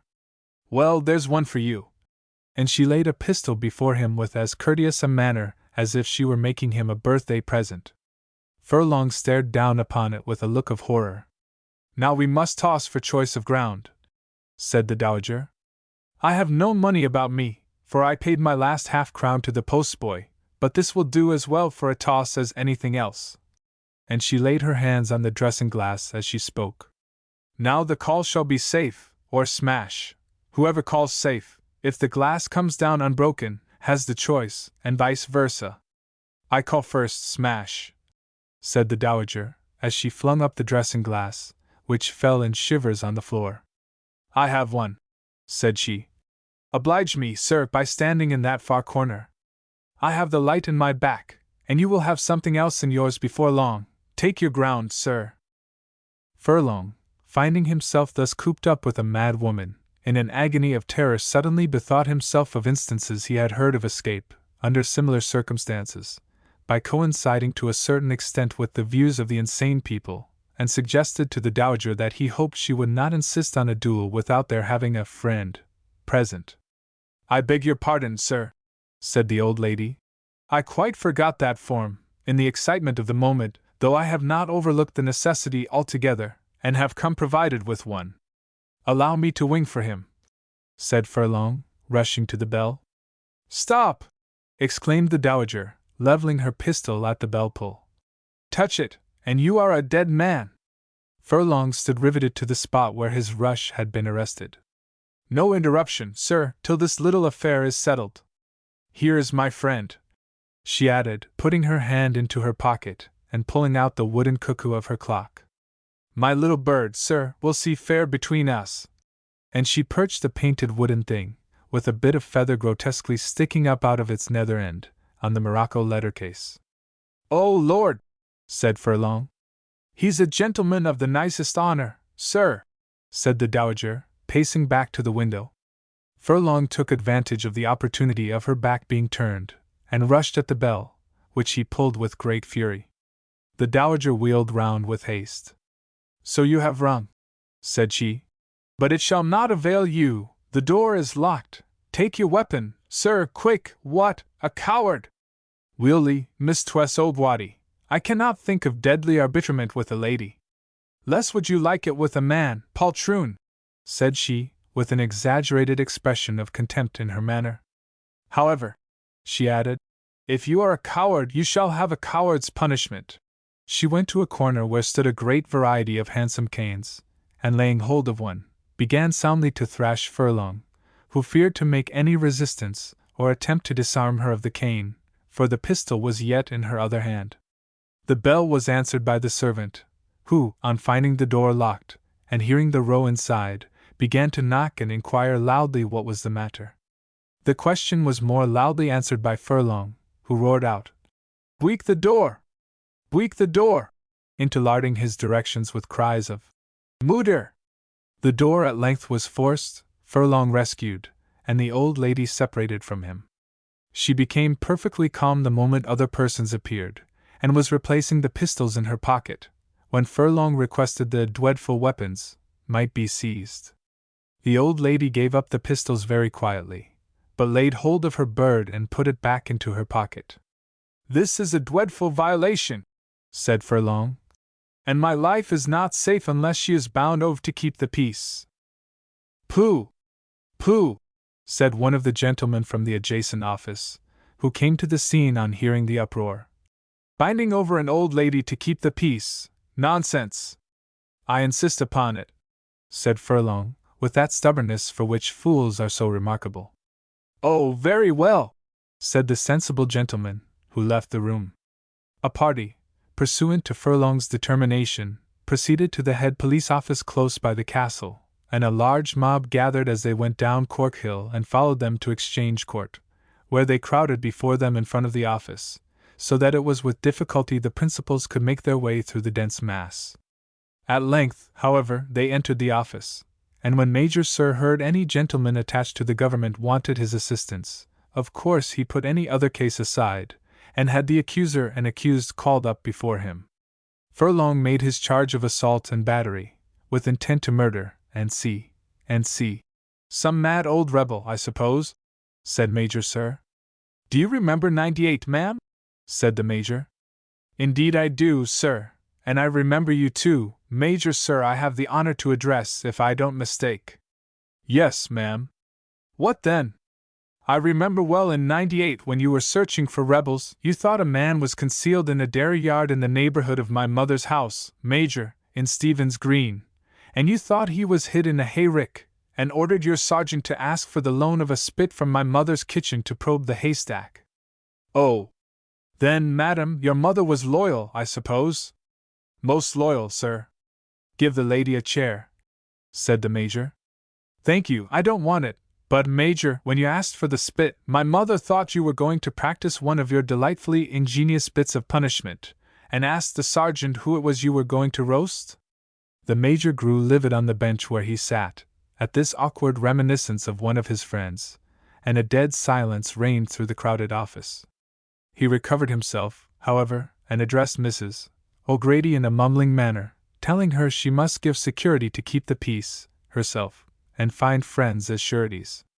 On asking her had she any friends to appear for her, she declared she had. A gentleman of the nicest honor, sir, said the dowager, pulling her cuckoo from her pocket, and holding it up in view of the whole office. A shout of laughter, of course, followed. The affair became at once understood in its true light. A mad old lady, a paltry coward, and see, those who know the excitability and fun of an Irish mob will not wonder that, when the story got circulated from the office to the crowd without, which it did with lightning rapidity, the old lady, on being placed in a hackney coach which was sent for, was hailed with a chorus of "Cuckoo!" by the multitude, one half of which ran after the coach as long as they could keep pace with it, shouting forth the springtime call, and the other half followed furlong to the castle, with hisses and other more articulate demonstrations of their contempt. Chapter 45. The fat and fair widow Flanagan had, at length, given up shilly-shallying, and yielding to the fervent entreaties of Tom Durfee, had consented to name the happy day. She would have some little ways of her own about it, however, and instead of being married in the country, insisted on the nuptial not being tied in Dublin. Thither the widow repaired with her swain to complete the stipulated time of residence within some metropolitan parish before the wedding could take place. In the meanwhile they enjoyed all the gaiety the capital presented, the time glided swiftly by, and Tom was within a day of being made a happy man, when, as he was hastening to the lodgings of the fair widow, who was waiting with her bonnet and shawl on to be escorted to the botanical gardens at Glasnevin, he was accosted by an odd-looking person of somewhat sinister aspect. "I believe I have the honor of addressing Mr. Durfee, sir?" Tom answered in the affirmative. "Thomas Durfee, Esquire, I think, sir?" "Yes. This is for you, sir," he said, handing Tom a piece of dirty printed paper, and at the same time laying his hand on Tom's shoulder and executing a smirking sort of grin, which he meant to be the pattern of politeness, added, "You'll excuse me, sir, but I arrest you under a warrant from the High Sheriff of the City of Dublin. Always sorry, sir, for a gentleman in difficulties, but it's my duty." "You're a bailiff, then?" said Tom. "Sir," said the bum. "I meant no offense," said Tom. "I only meant—" "I understand, sir, I understand. These little difficulties startles gentlemen at first. You've not been used to arrest, I see, sir?" "Never in my life did such a thing happen before," said Tom. "I live generally, thank God, where a bailiff daren't show his face." "Ah, sir," said the bailiff with a grin, "them rustic habits betrays the children own nature often when they come to town, but we are so sophisticated here in the metropolis, that we lay our hands on strangers acy. But you'd better not stand in the street, sir, or people will understand it's an arrest, sir, and I suppose you wouldn't like the exposure. I can sympathize in a gentleman's feelings, sir. If you walk acy on, sir, and don't attempt to escape or rescue, I'll keep a gentlemanlike distance." Tom walked on in great perplexity for a few steps, not knowing what to do. The hour of his rendezvous had struck. He knew how impatient of neglect the widow always was. He at one moment thought of asking the bailiff to allow him to proceed to her lodgings at once, there boldly to avow what had taken place and ask her to discharge the debt, but this his pride would not allow him to do.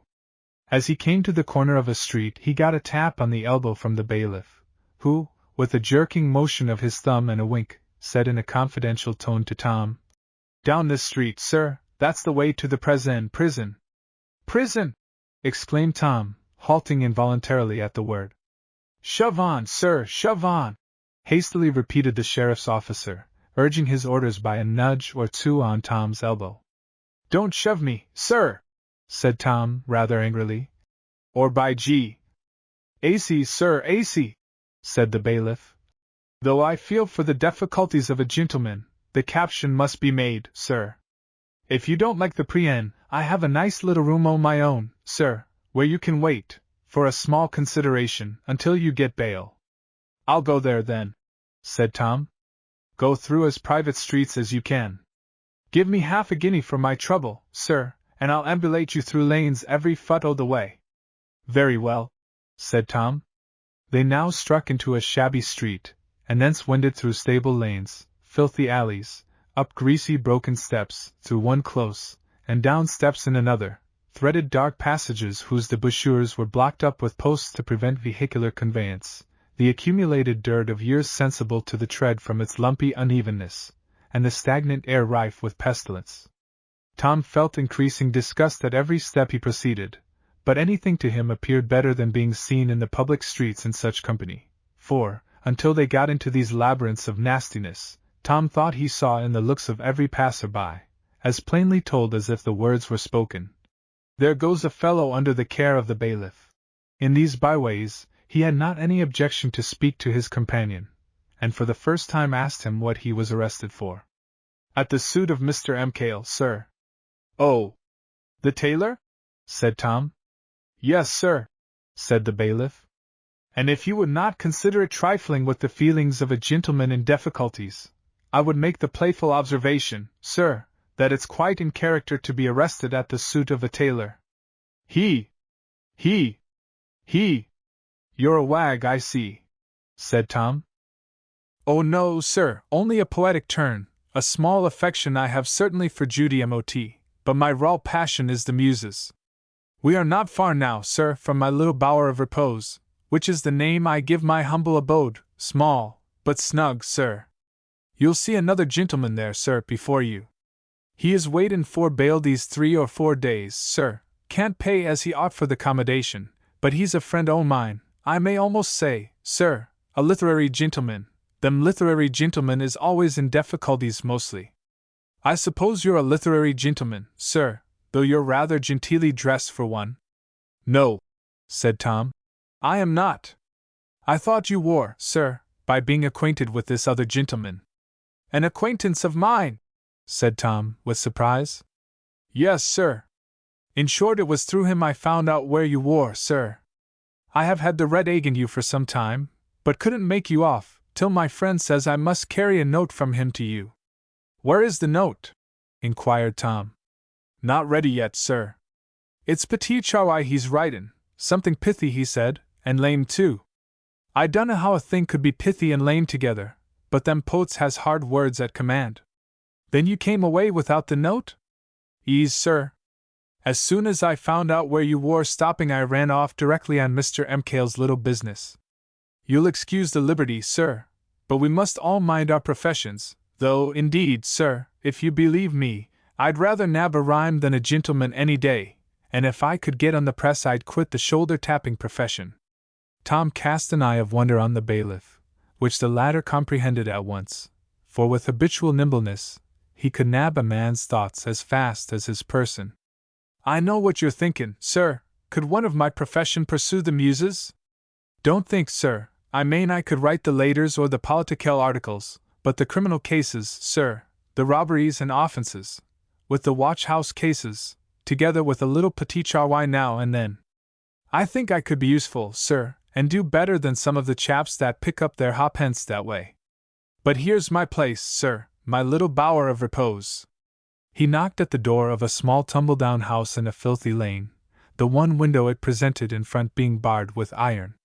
Some bolts were drawn inside, and though the man who opened the door was forbidding in his aspect, he did not refuse to let Tom in. The portal was hastily closed and bolted after they had entered. The smell of the house was pestilential, the entry dead dark. "Give me your hand, sir," said the bailiff, leading Tom forward. They ascended some creaking stairs, and the bailiff, fumbling for some time with a key at a door, unlocked it and shoved it open, and then led in his captive. Tom saw a shabby genteel sort of person, whose back was towards him, directing a letter. "Ah, Goggins," said the writer. You're come back in the nick of time. I have finished now, and you may take the letter to Mr. Durfee. You may give it to him yourself, sir, replied Goggins, for here he is. Indeed, said the writer, turning round. What? Exclaimed Tom Durfee in surprise. James ready! Even so, said James, with a sentimental air. Literature is a bad trade, my dear Tom. 'Tis an ungrateful world. Men of the highest aspirations may lie in jail for all the world cares. Not that you come within the pale of the worthless ones. This is good-natured of you to come and see a friend in trouble. You deserve, my dear Tom, that you should have been uppermost in my thoughts. For here is a note I have just written to you, enclosing a copy of verses to you on your marriage. In short, it is an epithalamium. That's what I told you, sir, said Goggins to Tom. May the divil burn you and your epithalamium, said Tom Durfee, stamping round the little room. James Ready stared in wonder, and Goggins roared, laughing. A pretty compliment you've paid me, Mr. Ready, this fine morning, said Tom. You tell a bailiff where I live, that you may send your infernal verses to me, and you get me arrested. Oh, murder! Exclaimed James. I'm very sorry, my dear Tom, but, at the same time, 'tis a capital incident. How it would work up in a farce! How funny it is! Said Tom in a rage, eyeing James as if he could have eaten him. Bad luck to all poetry and poetasters. By the Tarnal War, I wish every poet, from Homer down, was put into a mortar and pounded to death. James poured forth expressions of sorrow for the mischance, and extremely ludicrous it was to see one man making apologies for trying to pay his friend a compliment, his friend swearing at him for his civility, and the bailiff grinning at them both. In this triangular dilemma we will leave them for the present. Chapter 46.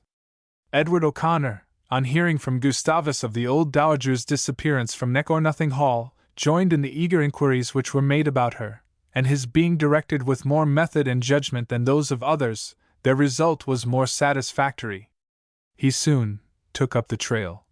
To use an Indian phrase, and he and Gusty were not many hours in posting after the old lady. They arrived in town early in the morning, and lost no time in casting about for information. One of the first places Edward inquired at was the inn where the post-chaise generally drove to from the house where the old dowager had obtained her carriage in the country, but there no trace was to be had. Next, the principal hotels were referred to, but as yet without success, when, as they turned into one of the leading streets in continuance of their search, their attention was attracted by a crowd swaying to and fro in that peculiar manner which indicates there is a fight inside of it. Great excitement prevailed on the verge of the crowd, where exclamations escaped from those who could get a peep at the fight. The little chap has great heart, cried one. But the sweep is the biggest, said another. Well done, Horish!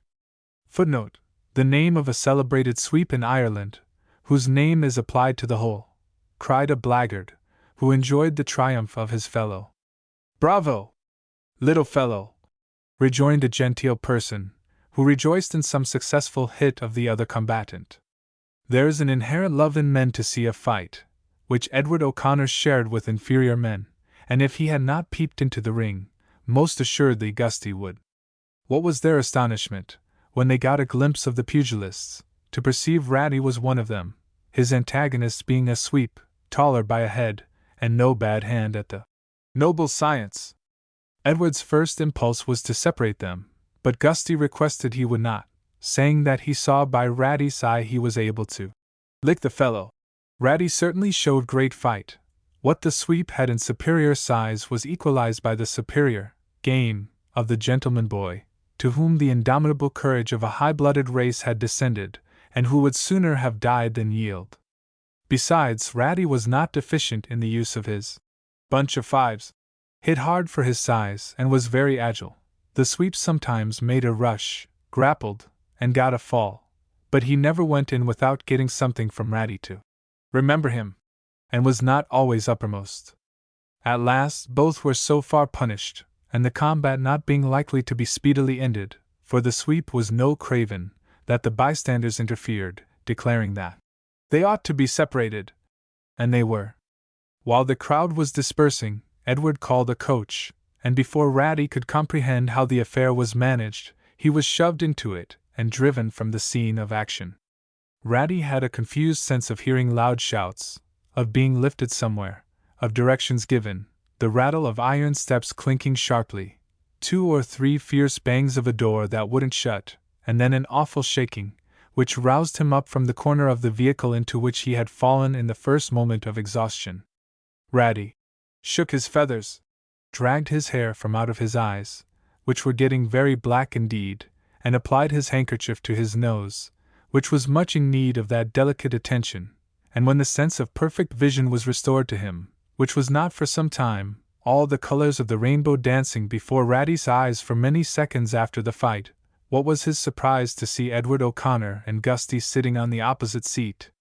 It was some time before Ratty could quite comprehend his present situation, but as soon as he was made sensible of it, and could answer, the first questions asked of him were about his grandmother. Ratty fortunately remembered the name of the hotel where she put up, though he had left it as soon as the old lady proceeded to the castle, had lost his way, and got engaged in a quarrel with a sweep in the meantime. The coach was ordered to drive to the hotel named, and how the fight occurred was the next question. The sweep was passing by, and I called him Snowball, said Ratty. And the blackguard returned an impudent answer, and I hit him. You had no right to call him Snowball, said Edward.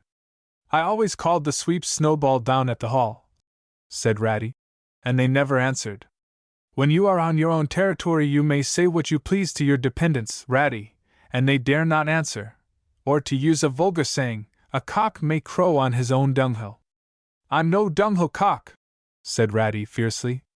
Indeed you're not, said Edward, laying his hand kindly on the boy's shoulder. You have plenty of courage. I'd have licked him, said Ratty, if they'd have let me have 2 or 3 rounds more. My dear boy, other things are needful in this world besides courage.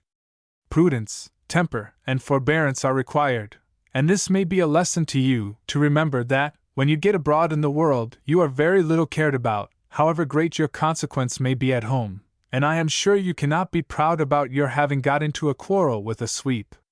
Ratty made no answer. His blood began to cool.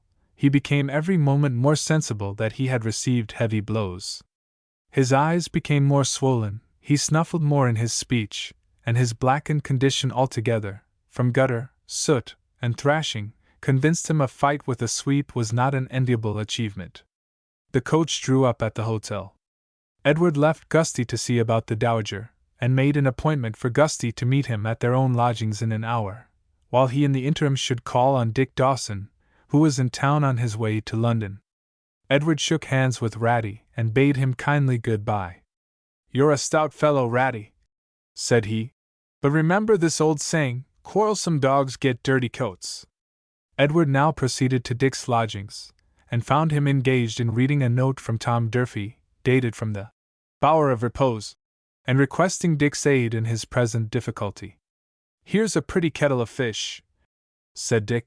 Tom Durfee, who is engaged to dine with me today to take leave of his bachelor life, as he is going to be married tomorrow, is arrested, and now in quod, and wants me to bail him. The shortest way is to pay the money at once, said Edward. Is it much? That I don't know, but I have not a great deal about me, and what I have I want for my journey to London and my expenses there, not but what I'd help Tom if I could. He must not be allowed to remain there, however we manage to get him out, said Edward. Perhaps I can help you in the affair. You're always a good fellow, Ned, said Dick, shaking his hand warmly. Edward escaped from hearing any praise of himself by proposing they should repair at once to the sponging house, and see how matters stood. Dick lamented he should be called away at such a moment, for he was just going to get his wine ready for the party, particularly some champagne, which he was desirous of seeing well iced. But as he could not wait to do it himself, he called Andy, to give him directions about it, and set off with Edward to the relief of Tom Durfee. Andy was once more in service in the Egan family, for the squire, on finding him still more closely linked by his marriage with the desperate party whose influence over Andy was to be dreaded, took advantage of Andy's disgust against the woman who had entrapped him, and offered to take him off to London instead of enlisting, and as Andy believed he would be there sufficiently out of the way of the false Bridget, he came off at once to Dublin with Dick, who was the pioneer of the party to London. Dick gave Andy the necessary directions for icing the champagne, which he set apart, and pointed out most particularly to our hero, lest he should make a mistake and perchance ice the port instead. After Edward and Dick had gone, Andy commenced operations according to orders. He brought a large tub upstairs containing rough ice, which excited Andy's wonder, for he never had known till now that ice was preserved for and applied to such a use, for an ice-house did not happen to be attached to any establishment in which he had served. "Well, this is the quarest thing I ever heard of," said Andy. "Musha! What outlandish inventions the quality has among them! They're not content with wine, but they must have ice along with it, and in a tub, too, just like pigs' throth. It's a dirty thrick, I think." "Well, here goes," said he, and Andy opened a bottle of champagne, and poured it into the tub with the ice. "How it fizzes!" said Andy. "Faix, it's almost as lively as the soda water that bothered me long ago. Well, I know more about things now. Sure, it's wonderful how a man improves with practice." And another bottle of champagne was emptied into the tub as he spoke. Thus, with several other complacent comments upon his own proficiency, Andy poured half a dozen of champagne into the tub of ice, and remarked, when he had finished his work, that he thought it would be mighty cowld on their stomachs. Dick and Edward all this time were on their way to the relief of Tom Durfee, who, though he had cooled down from the boiling pitch to which the misadventure of the morning had raised him, was still simmering, with his elbows planted on the rickety table and Mr. Goggins' bower, and his chin resting on his clenched hands.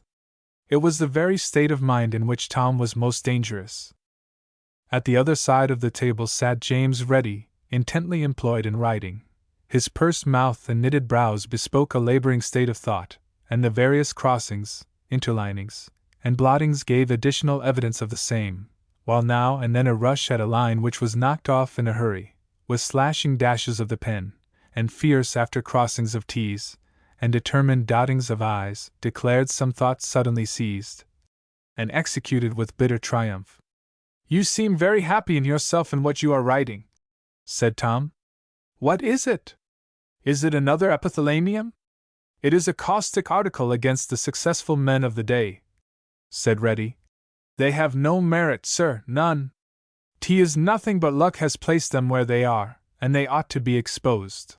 He then threw down his pen as he spoke, and, after a silence of some minutes, suddenly put this question to Tom. "What do you think of the world?" "Faith, I think it so pleasant a place," said Tom, "that I'm confoundedly vexed at being kept out of it by being locked up here, and that cursed bailiff is so provokingly free and easy, coming in here every 10 minutes, and making himself at home. Why, as for that matter, it is his home, you must remember. But while a gentleman is here for a period," said Tom, "this room ought to be considered his, and that fellow has no business here, and then his bows and scrapes, and talking about the feelings of a gentleman, and all that, 'tis enough to make a dog beat his father. Curse him! I'd like to choke him." "Oh, that's merely his manner," said James. "Want of manners, you mean," said Tom. "Hang me, if he comes up to me with his rascally familiarity again, but I'll kick him downstairs." "My dear fellow, you are excited," said Reddy. "Don't let these sublunary trifles ruffle your temper. You see how I bear it, and to recall you to yourself, I will remind you of the question we started from. What do you think of the world? There's a general question, a broad question, upon which one may talk with temper and soar above the petty grievances of life in the grand consideration of so ample a subject. You see me here, a prisoner like yourself, but I can talk of the world. Come, be a calm philosopher like me. Answer, what do you think of the world?" "I've told you already," said Tom. "It's a capital place, only for the bailiffs." "I can't agree with you," said James. "I think it one vast pool of stagnant wretchedness, where the malaria of injustice holds her scales suspended, to poison rising talent by giving an undue weight to existing prejudices." To this lucid and good-tempered piece of philosophy, Tom could only answer, "You know I am no poet, and I cannot argue with you, but, 'pon my soul, I have known, and do know some uncommon good fellows in the world. You're wrong, my unsuspecting friend. Tea is a bad world, and no place for susceptible minds. Jealousy pursues talent like its shadow. Superiority alone wins for you the hatred of inferior men. For instance, why am I here? The editor of my paper will not allow my articles always to appear, prevents their insertion, lest the effect they would make would cause inquiry, and tend to my distinction, and the consequence is, that the paper I came to uphold in Dublin is deprived of my articles, and I don't get paid, while I see inferior men, without asking for it, loaded with favor. They are abroad in affluence, and I in captivity and poverty. But one comfort is, even in disgrace I can write, and they shall get a slashing. Thus spoke the calm philosopher, who gave Tom a lecture on patience. Tom was no great conjurer, but at that moment, like Audrey, he thanked the gods he was not poetical. If there be any one thing more than another to make an everyday man content with his average lot, it is the exhibition of ambitious inferiority, striving for distinction it can never attain, just given sufficient perception to desire the glory of success, without power to measure the strength that can achieve it, like some poor fly, which beats its head against a pane of glass, seeing the sunshine beyond, but incapable of perceiving the subtle medium which intervenes, too delicate for its limited sense to comprehend, but too strong for its limited power to pass. But though Tom felt satisfaction at that moment, he had too good feeling to wound the self-love of the vain creature before him. So, instead of speaking what he thought, viz., "What business have you to attempt literature, you conceited fool?" he tried to wean him civilly from his folly by saying, "Then come back to the country, James. If you find jealous rivals here, you know you were always admired there." "No, sir," said James. "Even there my merit was unacknowledged." "No, no," said Tom. "Well, underrated, at least.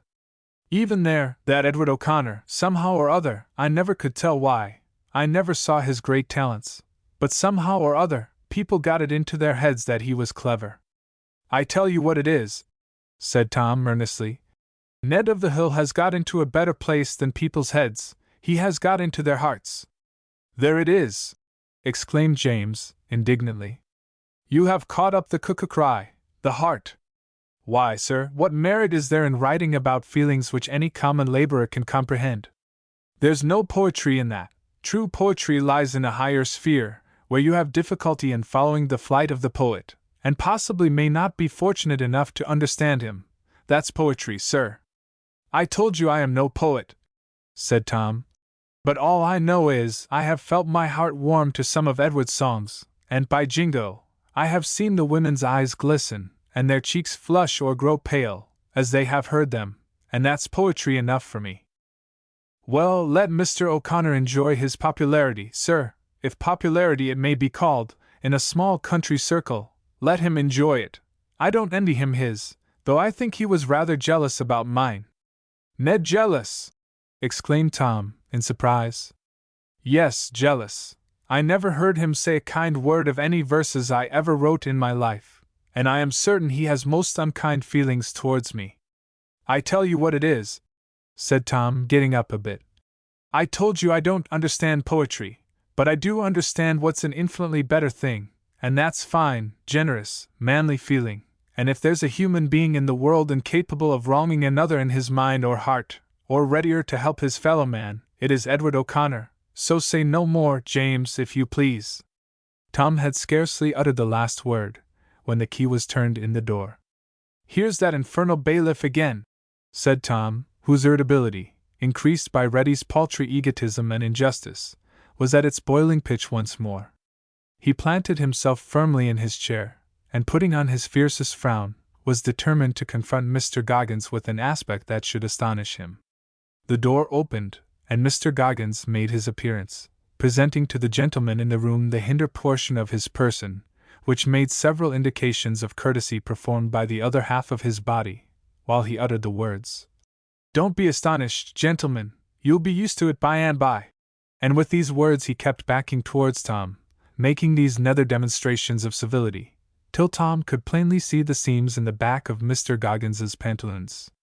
Tom thought this was some new touch of the free and easy on Mr. Goggins's part, and losing all command of himself, he jumped from his chair, and with a vigorous kick gave Mr. Goggins such a lively impression of his desire that he should leave the room, that Mr. Goggins went head foremost down the stairs, pitching his whole weight upon Dick Dawson and Edward O'Connor, who were ascending the dark stairs, and to whom all his blows had been addressed. Overwhelmed with astonishment, and 12 stone of bailiff, they were thrown back into the hall, and an immense uproar in the passage ensued. Edward and Dick were near coming in for some hard usage from Goggins, conceiving it might be a preconcerted attempt on the part of his prisoners and their newly arrived friends to achieve a rescue, and while he was rolling about on the ground, he roared to his evil-visaged janitor to look to the door first, and keep him from being murdered after. Fortunately no evil consequences ensued, until matters could be explained in the hall, and Edward and Dick were introduced to the upper room, from which Goggins had been so suddenly ejected. There the bailiff demanded in a very angry tone the cause of Tom's conduct, and when it was found to be only a mutual misunderstanding, that Goggins wouldn't take a liberty with a gentleman in difficulties, for the world, and that Tom wouldn't hurt a fly. Only under a mistake. Matters were cleared up to the satisfaction of all parties, and the real business of the meeting commenced, that was to pay Tom's debt out of hand, and when the bailiff saw all demands, fees included, cleared off, the clouds from his brow cleared off also, he was the most amiable of sheriff's officers, and all his sentimentality returned.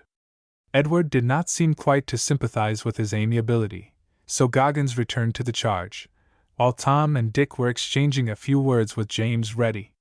"You see, sir," said Goggins, "in the first place, it is quite beautiful to see the mind in adversity bearing up against the little antediluvian afflictions that will happen occasionally, and then how fine it is to remark the spark of generosity that kindles in the noble heart and rushes to the assistance of the destitute. I do assure you, sir, it is a most beautiful sight to see the gentlemen in difficulties waiting here for their friends to come to their relief, like the last scene in Blue Beard, where Sister Anne waves her handkerchief from the tower, the tyrant is slain, and virtue rewarded. Ah, sir," said he to Edward O'Connor, whose look of disgust at the wretched den caught the bailiff's attention, "don't entertain an antiphacy from first impressions, which is often decided. I do pledge you my honor, sir, there is no place in the Varsal world where human nature is visible in more attractive colors than in this humble retreat." Edward could not conceal a smile at the fellow's absurdity, though his sense of the ridiculous could not overcome the disgust with which the place inspired him. He gave an admonitory touch to the elbow of Dick Dawson, who, with his friend Tom Durfee, followed Edward from the room, the bailiff bringing up the rear, and relocking the door on the unfortunate James Ready, who was left, alone in his glory, to finish his slashing article against the successful men of the day. Nothing more than words of recognition had passed between Ready and Edward. In the first place, Edward's appearance at the very moment the other was indulging in illiberal observations upon him rendered the ill-tempered poetaster dumb, and Edward attributed this distance of manner to a feeling of shyness which Ready might entertain at being seen in such a place, and therefore had too much good breeding to thrust his civility on a man who seemed to shrink from it. But when he left the house he expressed his regret to his companions at the poor fellow's unfortunate situation. It touched Tom Durfee's heart to hear these expressions of compassion coming from the lips of the man he had heard maligned a few minutes before by the very person commiserated, and it raised his opinion higher of Edward, whose hand he now shook with warm expressions of thankfulness on his own account, for the prompt service rendered to him. Edward made as light of his own kindness as he could, and begged Tom to think nothing of such a trifle. "One word I will say to you, Durfee, and I'm sure you'll pardon me for it." "Could you say a thing to offend me?" was the answer. "You are to be married soon, I understand?" "Tomorrow," said Tom. "Well, my dear Durfee, if you owe any more money, take a real friend's advice, and tell your pretty good-hearted widow the whole amount of your debts before you marry her." "My dear O'Connor," said Tom, "the money you've lent me now is all I owe in the world. 'T was a tailor's bill, and I quite forgot it. You know, no one ever thinks of a tailor's bill." "Debts, indeed!" added Tom with surprise. "My dear fellow, I never could be much in debt, for the devil a one would trust me." "An excellent reason for your unencumbered state," said Edward, "and I hope you pardon me." "Pardon!" exclaimed Tom. "I esteem you for your kind and manly frankness." In the course of their progress towards Dick's lodgings, Edward reverted to James Ready's wretched condition, and found it was but some petty debt for which he was arrested. He lamented, in common with Dick and Tom, the infatuation which made him desert a duty he could profitably perform by assisting his father in his farming concerns, to pursue a literary path, which could never be any other to him than one of thorns. As Edward had engaged to meet Gusty in an hour, he parted from his companions and pursued his course alone.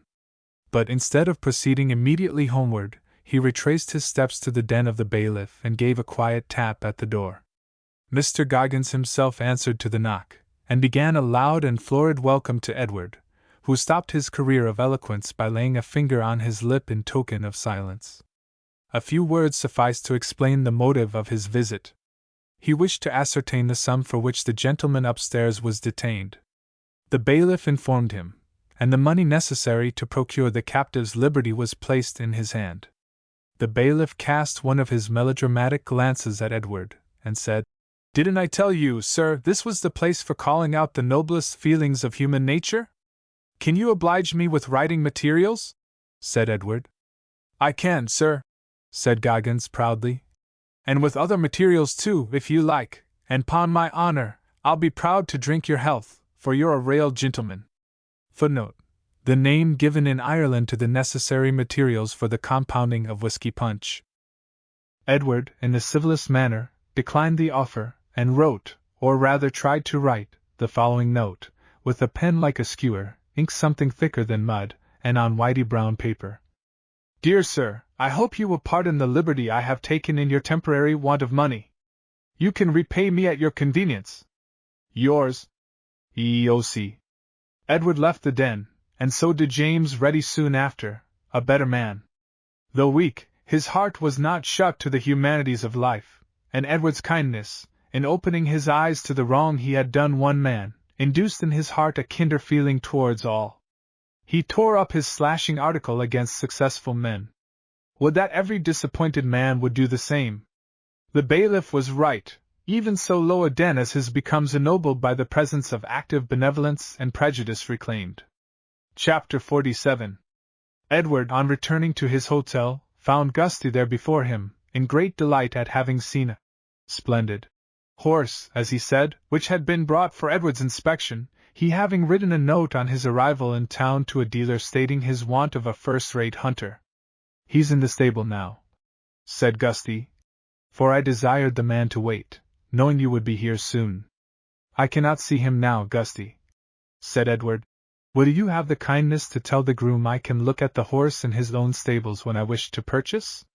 Gusty departed to do the message, somewhat in wonder, for Edward loved a fine horse. But the truth was, Edward's disposable money, which he had intended for the purchase of a hunter, had a serious inroad made upon it by the debts he had discharged for other men, and he was forced to forego the pleasure he had proposed to himself in the next hunting season, and he did not like to consume any one's time, or raise false expectations, by affecting to look at disposable property with the eye of a purchaser, when he knew it was beyond his reach, and the flimsy commonplaces of "I'll think of it," or "if I don't see something better," or any other of the 20 hackneyed excuses which idle people make, after consuming busy men's time, Edward held to be unworthy. He could ride a hack and deny himself hunting for a whole season, but he would not unnecessarily consume the useful time of any man for 10 minutes. This may be sneered at by the idle and thoughtless, nevertheless, it is a part of the minor morality which is ever present in the conduct of a true gentleman. Edward had promised to join Dick's dinner party on an impromptu invitation, and the clock striking the appointed hour warned Edward it was time to be off, so, jumping up on a jaunting car, he rattled off to Dick's lodgings, where a jolly party was assembled ripe for fun.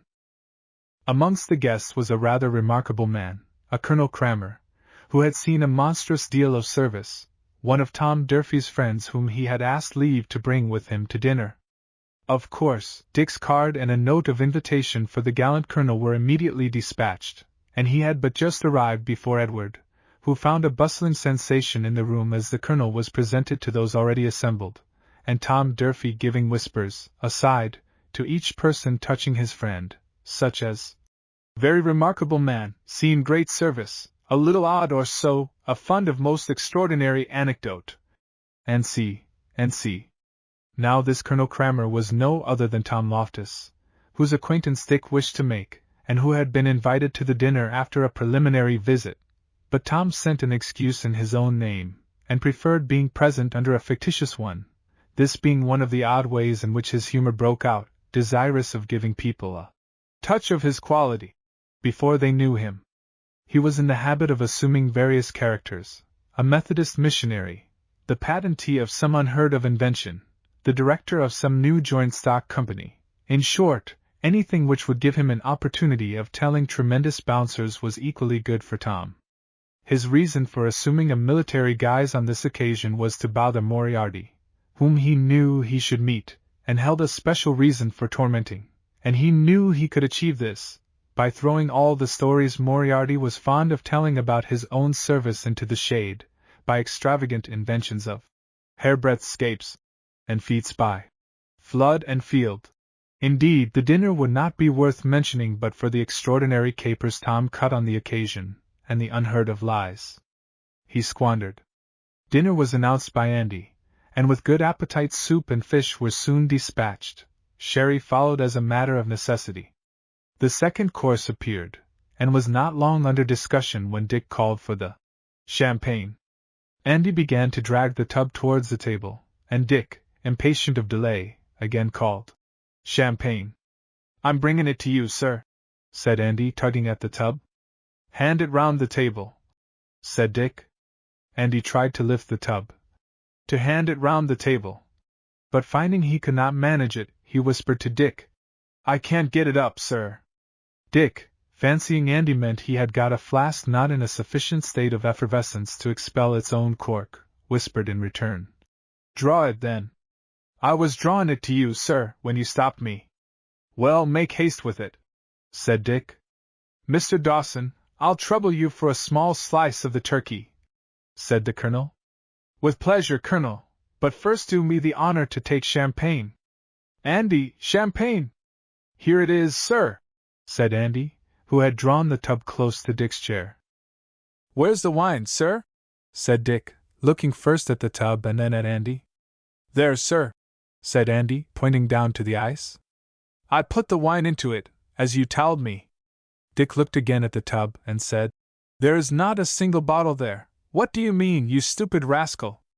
"To be sure, there's no bottle there, sir.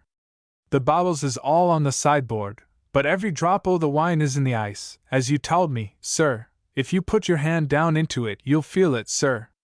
The conversation between master and man growing louder as it proceeded attracted the attention of the whole company, and those near the head of the table became acquainted as soon as Dick with the mistake Andy had made, and could not resist laughter, and as the cause of their merriment was told from man to man, and passed round the board, a roar of laughter uprose, not a little increased by Dick's look of vexation, which at length was forced to yield to the infectious merriment around him, and he laughed with the rest, and making a joke of the disappointment, which is the very best way of passing one off, he said that he had the honor of originating at his table a magnificent scale of hospitality, for though he had heard of company being entertained with a whole hogshead of claret, he was not aware of champagne being ever served in a tub before. The company were too determined to be merry to have their pleasantry put out of tune by so trifling a mishap, and it was generally voted that the joke was worth twice as much as the wine. Nevertheless, Dick could not help casting a reproachful look now and then at Andy, who had to run the gauntlet of many a joke cut at his expense, while he waited upon the wags at dinner, and caught a lowly muttered anathema whenever he passed near Dick's chair. In short, master and man were both glad when the cloth was drawn, and the party could be left to themselves. Then, as a matter of course, Dick called on the gentlemen to charge their glasses and fill high to a toast he had to propose. They would anticipate to whom he referred, a gentleman who was going to change his state of freedom for one of a happier bondage, and see.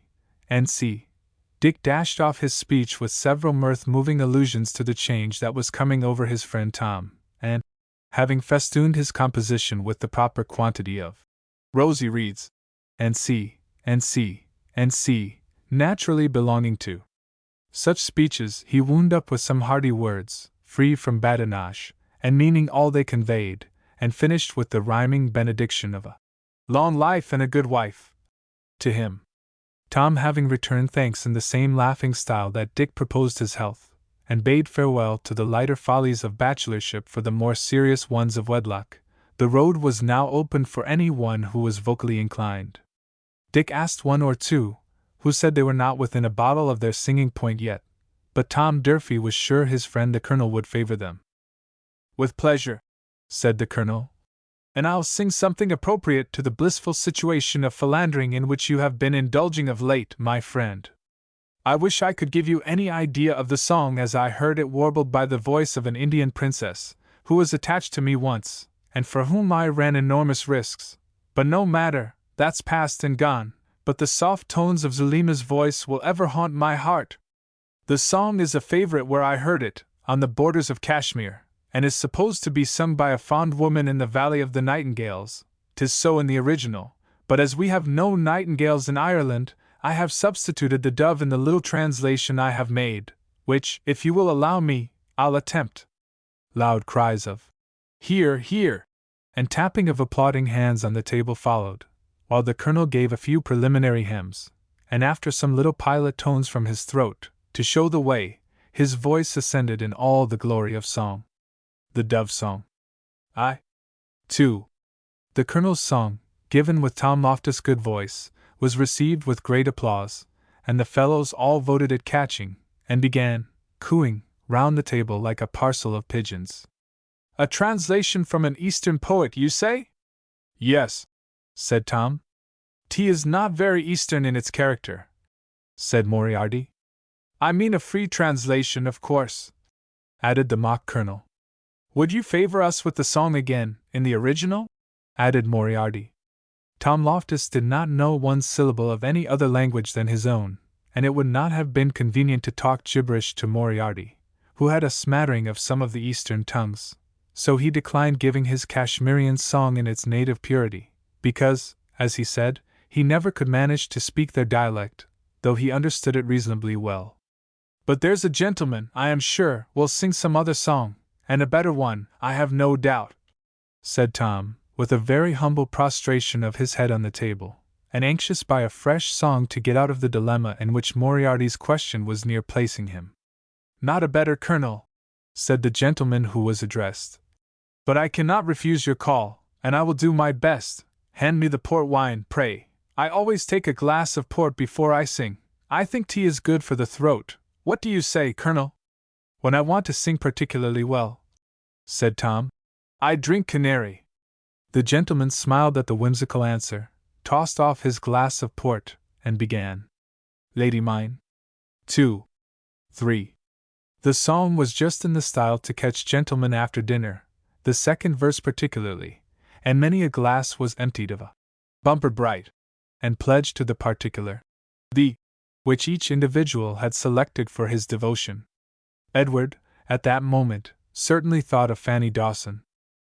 Let teetotalers say what they please, there is a genial influence inspired by wine and song, not in excess, but in that wholesome degree which stirs the blood and warms the fancy, and as one raises the glass to the lip, over which some sweet name is just breathed from the depth of the heart, what libation so fit to pour to absent friends as wine? What is wine? It is the grape present in another form, its essence is there, though the fruit which produced it grew thousands of miles away, and perished years ago. So the object of many a tender thought may be spiritually present, in defiance of space, and fond recollections cherished in defiance of time. As the party became more convivial, the mirth began to assume a broader form. Tom Durfee drew out Moriarty on the subject of his services, that the mock Colonel might throw every new achievement into the shade, and this he did in the most barefaced manner, but mixing so much of probability with his audacious fiction, that those who were not up to the joke only supposed him to be a very great romancer, while those friends who were in Loftus' confidence exhibited a most capacious stomach for the marvelous, and backed up his lies with a ready credence. If Moriarty told some fearful incident of a tiger hunt, the colonel capped it with something more wonderful, of slaughtering lions in a wholesale way, like rabbits. When Moriarty expatiated on the intensity of tropical heat, the colonel would upset him with something more appalling. "Now, sir," said Loftus, "let me ask you what is the greatest amount of heat you have ever experienced. I say experienced, not heard of, for that goes for nothing. I always speak from experience." "Well, sir," said Moriarty, "I have known it to be so hot in India that I have had a hole dug in the ground under my tent, and sat in it, and put a table standing over the hole, to try and guard me from the intolerable fervor of the eastern sun, and even then I was hot." "What do you say to that, Colonel?" asked Moriarty, triumphantly. "Have you ever been in the West Indies?" inquired Loftus. "Never," said Moriarty, who, once entrapped into this admission, was directly at the colonel's mercy, and the colonel launched out fearlessly. "Then, my good sir, you know nothing of heat. I have seen in the West Indies an umbrella burned over a man's head." "Wonderful!" cried Loftus' backers. "'Tis strange, sir," said Moriarty, "that we have never seen that mentioned by any writer." "Easily accounted for, sir," said Loftus. "'Tis so common a circumstance that it ceases to be worthy of observation. An author writing of this country might as well remark that the apple women are to be seen sitting at the corners of the streets. That's nothing, sir, but there are two things of which I have personal knowledge, rather remarkable.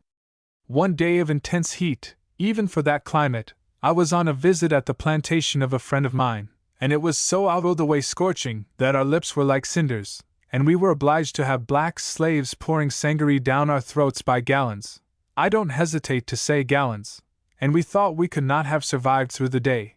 But what could we think of our sufferings, when we heard that several Negroes, who had gone to sleep under the shade of some cocoanut trees, had been scalded to death? "Scalded?" said his friends. "Burnt, you mean?" "No, scalded. And how do you think? The intensity of the heat had cracked the cocoanuts, and the boiling milk inside dropped down and produced the fatal result. The same day a remarkable accident occurred at the battery. The French were hovering round the island at the time, and the governor, being a timid man, ordered the guns to be always kept loaded." "I never heard of such a thing in a battery in my life, sir," said Moriarty. "Nor I either," said Loftus. "Till then." "What was the governor's name, sir?" inquired Moriarty, pursuing his train of doubt. "You must excuse me, Captain, from naming him," said Loftus, with readiness, after incautiously saying he was timid. "Hear, hear," said all the friends. "But to pursue my story, sir, the guns were loaded, and with the intensity of the heat went off, one after another, and quite riddled one of His Majesty's frigates that was lying in the harbor. That's one of the most difficult riddles to comprehend I ever heard," said Moriarty. "The frigate answered the riddle with her guns, sir, I promise you." "What?" exclaimed Moriarty. "Fire on the fort of her own king? There's an honest principle exists among sailors, sir, to return fire under all circumstances, wherever it comes from, friend or foe. Fire, of which they know the value so well, they won't take from anybody." "And what was the consequence?" said Moriarty. "Sir, it was the most harmless broadside ever delivered from the ports of a British frigate. Not a single house or human being was injured. The day was so hot that every sentinel had sunk on the ground in utter exhaustion. The whole population were asleep. The only loss of life which occurred was that of a blue macaw, which belonged to the commandant's daughter." "Where was the macaw, may I beg to know?" said Moriarty, cross-questioning the colonel in the spirit of a counsel for the defense on a capital indictment. "In the drawing-room window, sir." "Then surely the ball must have done some damage in the house?" "Not the least, sir," said Loftus, sipping his wine. "Surely, Colonel," returned Moriarty, warming, "the ball could not have killed the macaw without injuring the house." "My dear sir," said Tom, "I did not say the ball killed the macaw. I said the macaw was killed, but that was in consequence of a splinter from an epaulement of the southeast angle of the fort which the shot struck and glanced off harmlessly, except for the casualty of the macaw." Moriarty returned a kind of grunt, which implied that, though he could not further question, he did not believe. Under such circumstances, taking snuff is a great relief to a man, and, as it happened, Moriarty, in taking snuff, could gratify his nose and his vanity at the same time, for he sported a silver-gilt snuff-box which was presented to him in some extraordinary way, and bore a grand inscription. On this piece of plate being produced, of course it went round the table, and Moriarty could scarcely conceal the satisfaction he felt as each person read the engraven testimonial of his worth. When it had gone the circuit of the board, Tom Loftus put his hand into his pocket and pulled out the butt end of a rifle, which is always furnished with a small box, cut out of the solid part of the wood and covered with a plate of brass acting on a hinge. This box, intended to carry small implements for the use of the rifleman, to keep his piece in order, was filled with snuff, and Tom said, as he laid it down on the table, "This is my snuff-box, gentlemen, not as handsome as my gallant friends at the opposite side of the table, but extremely interesting to me. It was previous to one of our dashing affairs in Spain that our riflemen were thrown out in front and on the flanks. The rifles were supported by the light companies of the regiments in advance, and it was in the latter duty I was engaged. We had to feel our way through a wood, and had cleared it of the enemy, when, as we debouched from the wood on the opposite side, we were charged by an overwhelming force of Polish lancers and cuirassiers. Retreat was impossible, resistance almost hopeless. 'My lads,' said I, 'we must do something novel here, or we are lost. Startle them by fresh practice. The bayonet will no longer avail you. Club your muskets, and hit the horses over the noses, and they'll smell danger.' They took my advice. Of course we first delivered a withering volley, and then to it we went in flail fashion, thrashing away with the butt ends of our muskets. And sure enough the French were astonished, and driven back in amazement. So tremendous, sir, was the hitting on our side, that in many instances the butt ends of the muskets snapped off like tobacco pipes, and the field was quite strewn with them after the affair. I picked one of them up as a little memento of the day, and have used it ever since as a snuff-box." Every one was amused by the outrageous romancing of the colonel but Moriarty, who looked rather disgusted, because he could not edge in a word of his own at all. He gave up the thing now in despair, for the colonel had it all his own way, like the bull in a china shop. The more startling the bouncers he told, the more successful were his anecdotes, and he kept pouring them out with the most astounding rapidity. And though all voted him the greatest liar they ever met, none suspected he was not a military man. Dick wanted Edward O'Connor, who sat beside him, to sing, but Edward whispered, "For heaven's sake don't stop the flow of the lava from that mighty eruption of lies. He's a perfect Vesuvius of mendacity. You'll never meet his like again, so make the most of him while you have him." "Pray, sir," said Edward to the colonel, "have you ever been in any of the cold climates? I am induced to ask you, from the very wonderful anecdotes you have told of the hot ones. Bless you, sir, I know every corner about the North Pole." "In which of the expeditions, may I ask, were you engaged?" inquired Moriarty. "In none of them, sir. We knocked up a little amateur party, I and a few curious friends, and certainly we witnessed wonders. You talk here of a sharp wind, but the wind is so sharp there that it cut off our beard and whiskers. Boreas is a great barber, sir, with his North Pole for a sign. Then as for frost, I could tell you such incredible things of its intensity. Our butter, for instance, was as hard as a rock. We were obliged to knock it off with a chisel and hammer, like a mason at a piece of granite, and it was necessary to be careful of your eyes at breakfast. The splinters used to fly about so. Indeed, one of the party did lose the use of his eye from a butter splinter. But the oddest thing of all was to watch two men talking to each other. You could observe the words, as they came out of their mouths, suddenly frozen and dropping down in little pellets of ice at their feet, so that, after a long conversation, you might see a man standing up to his knees in his own eloquence." They all roared with laughter at this last touch of the marvelous, but Loftus preserved his gravity. "I don't wonder, gentlemen, at your not receiving that as truth. I told you it was incredible. In short, that is the reason I have resisted all temptations to publish. Murray, Longmans, Colburn, Bentley, all the publishers have offered me unlimited terms, but I have always refused. Not that I am a rich man, which makes the temptation of the thousands I might realize the harder to withstand. 'Tis not that the gold is not precious to me, but there is something dearer to me than gold. It is my character for veracity. And therefore, as I am convinced the public would not believe the wonders I have witnessed, I confine the recital of my adventures to the social circle. But what profession affords such scope for varied incident as that of the soldier?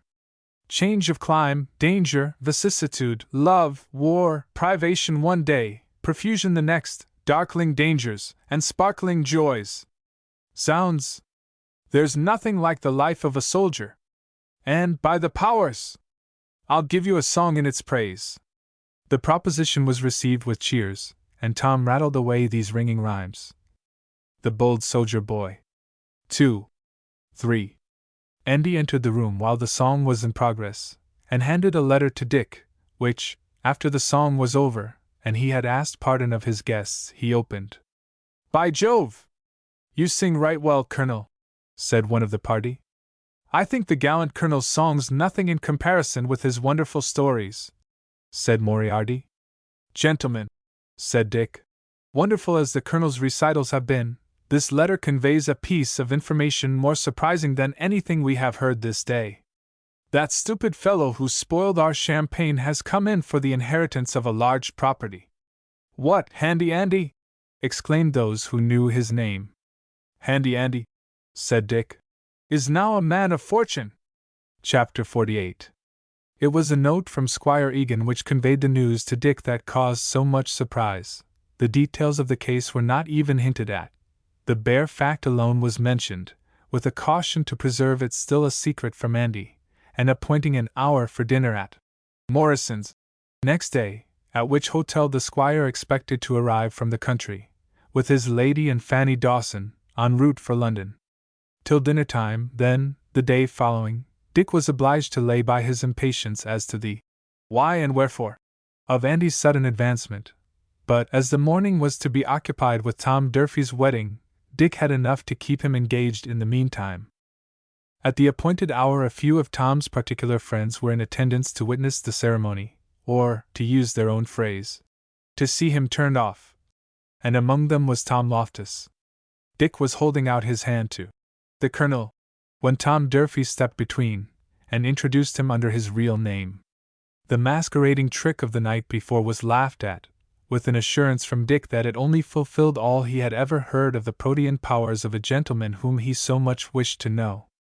A few minutes' conversation in the recess of a window put Tom Loftus and Dick the Devil on perfectly good terms, and Loftus proposed to Dick that they should execute the old established trick on a bridegroom, of snatching the first kiss from the bride. "You must get in Tom's way," said Loftus, "and I'll kiss her." "Why, the fact is," said Dick, "I had proposed that pleasure to myself, and if it's all the same to you, you can jostle Tom, and I'll do the remainder in good style, I promise you." "That I can't agree to," said Loftus. "But as it appears we both have set our heart on cheating the bridegroom, let us both start fair, and 'tis odd if between us Tom Durfee is not done." This was agreed upon, and many minutes did not elapse till the bride made her appearance, and hostilities were about to commence. The mutual enemy of the high contracting parties first opened his book, and then his mouth, and in such solemn tones, that it was enough to frighten even a widow, much less a bachelor. As the ceremony verged to a conclusion, Tom Loftus and Dick the Devil edged up towards their vantage ground on either side of the blooming widow, now nearly finished into a wife, and stood like greyhounds in the slip, ready to start after Puss, only Puss ought to be spelt here with a B. The widow, having been married before, was less nervous than Durfee, and suspecting the intended game, determined to foil both the brigands, who intended to rob the bridegroom of his right. So, when the last word of the ceremony was spoken, and Loftus and Dick made a simultaneous dart upon her, she very adroitly ducked, and allowed the two ruggers and reivers to rush into each other's arms, and rub their noses together, while Tom Durfee and his blooming bride sealed their contract very agreeably without their noses getting in each other's way. Loftus and Dick had only a laugh at their own expense, instead of a kiss at Tom's, upon the failure of their plot, but Loftus, in a whisper to Dick, vowed he would execute a trick upon the pair of them, before the day was over.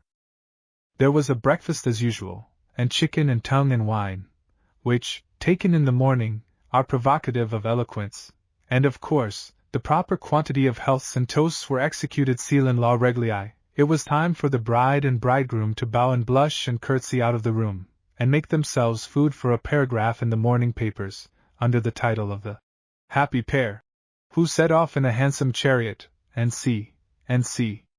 Tom Durfee had engaged a pretty cottage in the neighborhood of Clontarf to pass the honeymoon. Tom Loftus knew this, and knew, moreover, that the sitting-room looked out on a small lawn which lay before the house, screened by a hedge from the road, but with a circular sweep leading up to the house, and a gate of ingress and egress at either end of the hedge. In this sitting-room Tom, after lunch, was pressing his lady fair to take a glass of champagne, when the entrance gate was thrown open, and a hackney jaunting car with Tom Loftus and a friend or two upon it, driven by a special ragamuffin blowing a tin horn, rolled up the skimping avenue, and as it scoured past the windows of the sitting-room, Tom Loftus and the other passengers kissed hands to the astonished bride and bridegroom, and shouted, "Wish you joy!" The thing was so sudden that Durfee and the widow, not seeing Loftus, could hardly comprehend what it meant, and both ran to the window. But just as they reached it, up drove another car, freighted with 2 or 3 more wild rascals who followed the lead which had been given them, and as a long train of cars were seen in the distance all driving up to the avenue, the widow, with a timid little scream, threw her handkerchief over her face and ran into a corner. Tom did not know whether to laugh or be angry, but being a good-humored fellow, he satisfied himself with a few oaths against the incorrigible Loftus, and when the cortege had passed, endeavored to restore the startled fair one to her serenity. Squire Egan and party arrived at the appointed hour at their hotel, where Dick was waiting to receive them, and of course, his inquiries were immediately directed to the extraordinary circumstance of Andy's elevation, the details of which he desired to know. These we shall not give in the expanded form in which Dick heard them, but endeavor to condense, as much as possible, within the limits to which we are prescribed. The title of Scatterbrain had never been inherited directly from father to son, it had descended in a zigzag fashion, most appropriate to the name, nephews and cousins having come in for the coronet and the property for some generations. The late lord had led a roué bachelor life up to the age of 60, and then thought it not worth while to marry, though many mammas and daughters spread their nets and arrayed their charms to entrap the sexagenarian. The truth was, he had quaffed the cup of licentious pleasure all his life, after which he thought matrimony would prove insipid. The mere novelty induces some men, under similar circumstances, to try the holy estate, but matrimony could not offer to Lord Scatterbrain the charms of novelty, for he had been once married, though no one but himself was cognizant of the fact. The reader will certainly say, "Here's an Irish bull, how could a man be married, without, at least, a woman and a priest being joint possessors of the secret?" Listen, gentle reader, and you shall hear how none but Lord Scatterbrain knew Lord Scatterbrain was married. There was nothing at which he ever stopped for the gratification of his passions, no wealth he would not squander, no deceit he would not practice, no disguise he would not assume.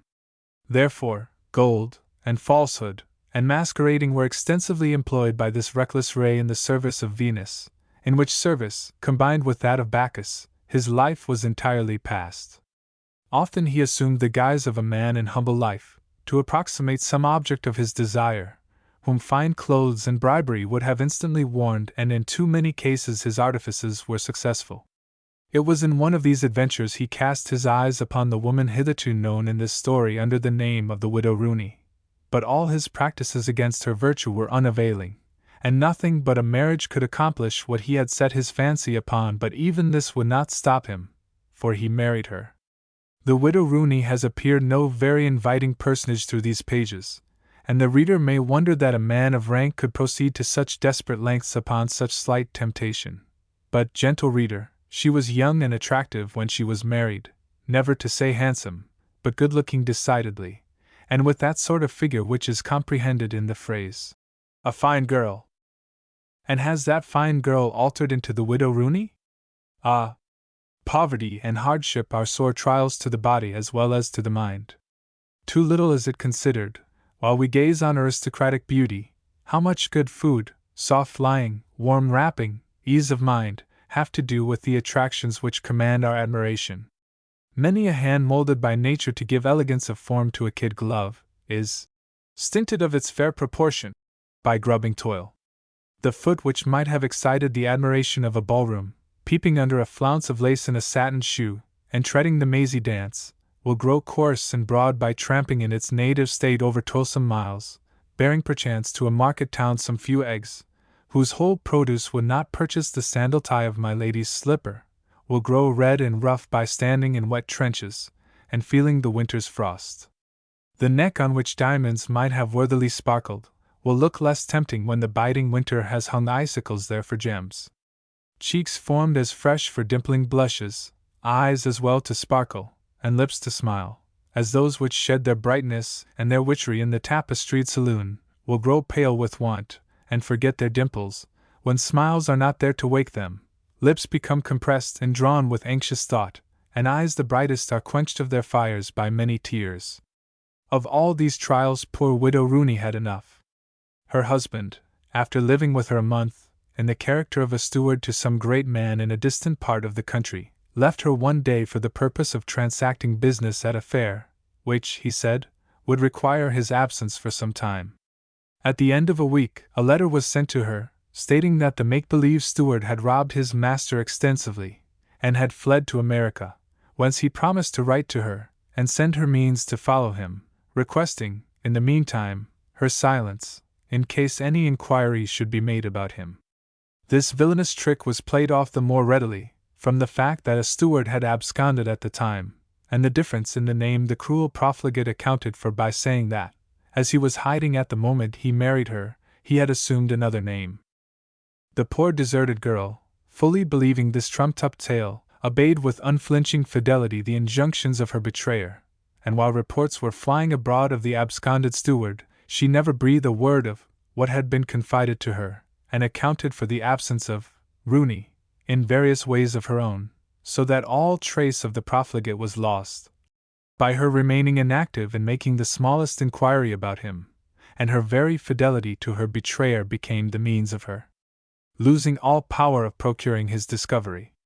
For months she trusted all was right, but when moon followed moon, and she gave birth to a boy without hearing one word of his father, misgiving came upon her, and the only consolation left her was that, though she was deserted, and a child left on her hands, still she was an honest woman.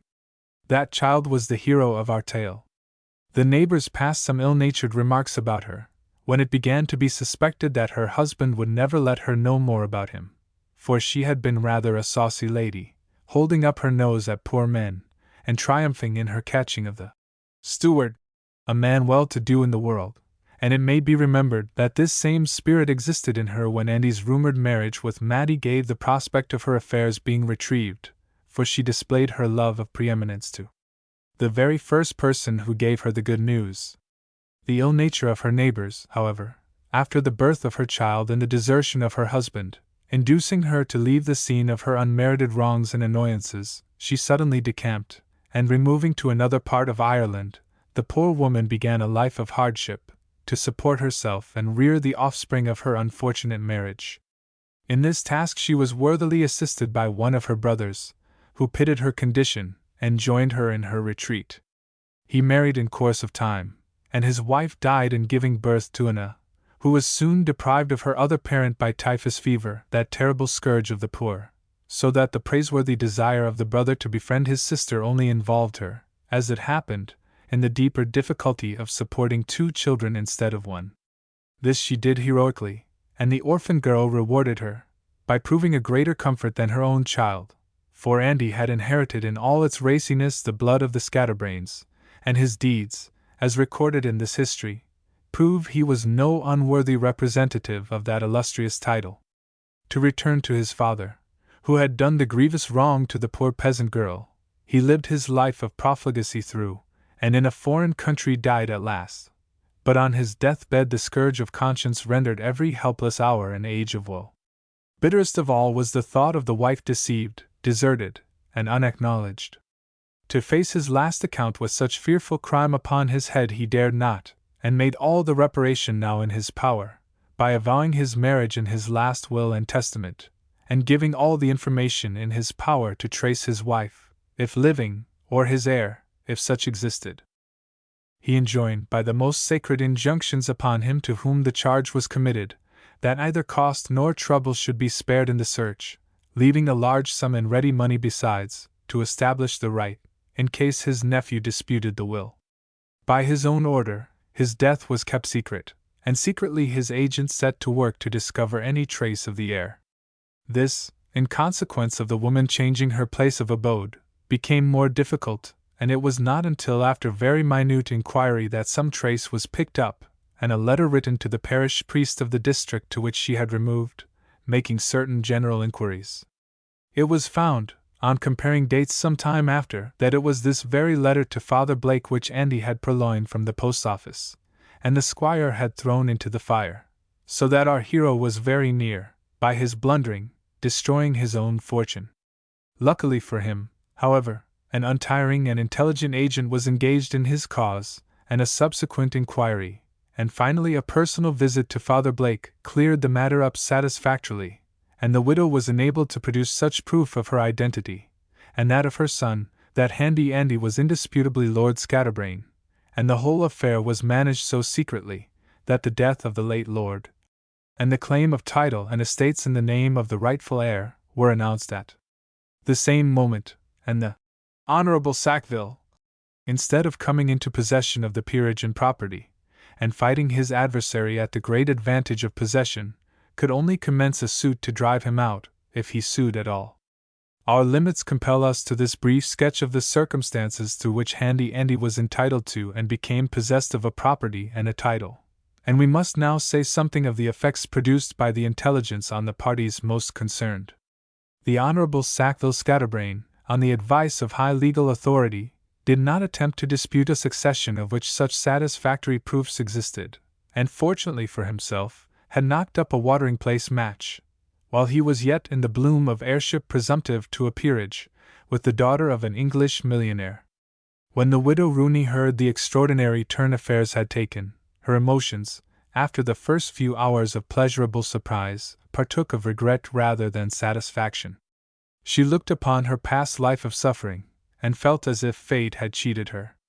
She, a peeress, had passed her life in poverty and suffering, with contempt from those over whom she had superior rights, and the few years of the prosperous future before her offered her poor compensation for the pinching past. But after such selfish considerations, the maternal feeling came to her relief, and she rejoiced that her son was a lord. But then came the terrible thought of his marriage to dash her joy and triumph. This was a source of grief to Una as well. If he wasn't married, she would say to herself, I might be Lady Scatterbrain.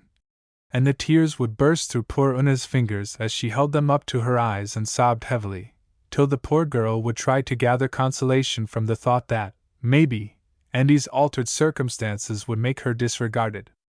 There would be plenty to have him now, thought she. And he wouldn't think of me, maybe, so tea as well as it is.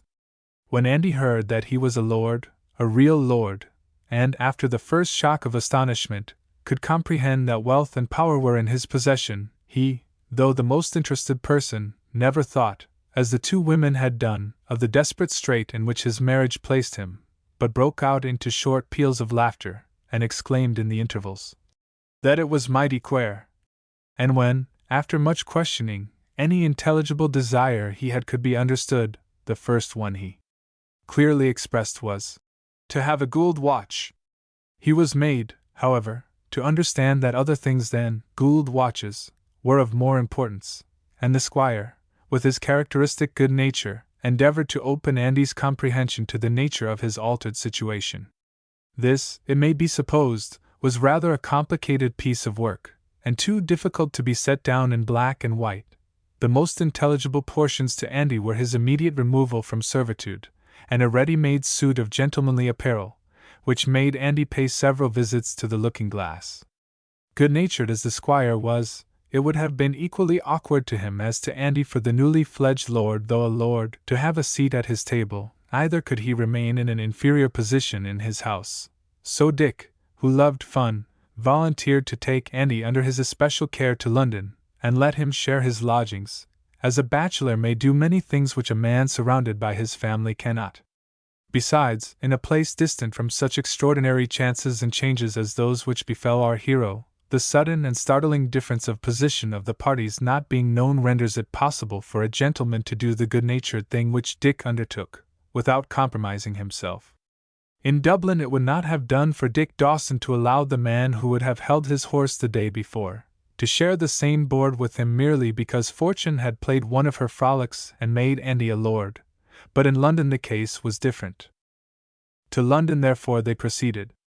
The incidents of the journey, seasickness included, which so astonished the new traveller, we pass over, as well as the numberless mistakes in the great metropolis, which afforded Dick plentiful amusement, though, in truth, Dick had better objects in view than laughing at Andy's embarrassments in his new position. He really wished to help him in the difficult path into which the new lord had been thrust, and did this in a merry sort of way more successfully than by serious drilling. It was hard to break Andy of the habit of saying, "Mr. Dick," when addressing him, but at last Mr. Dawson was established. Eating with his knife, drinking as loudly as a horse, and other like accomplishments, were not so easily got under, yet it was wonderful how much he improved, as his shyness grew less, and his consciousness of being a lord grew stronger. But if the good nature of Dick had not prompted him to take Andy into training, the newly discovered nobleman would not have long been in want of society. It was wonderful how many persons were eager to show civility to his lordship, and some amongst them even went so far as to discover relationship.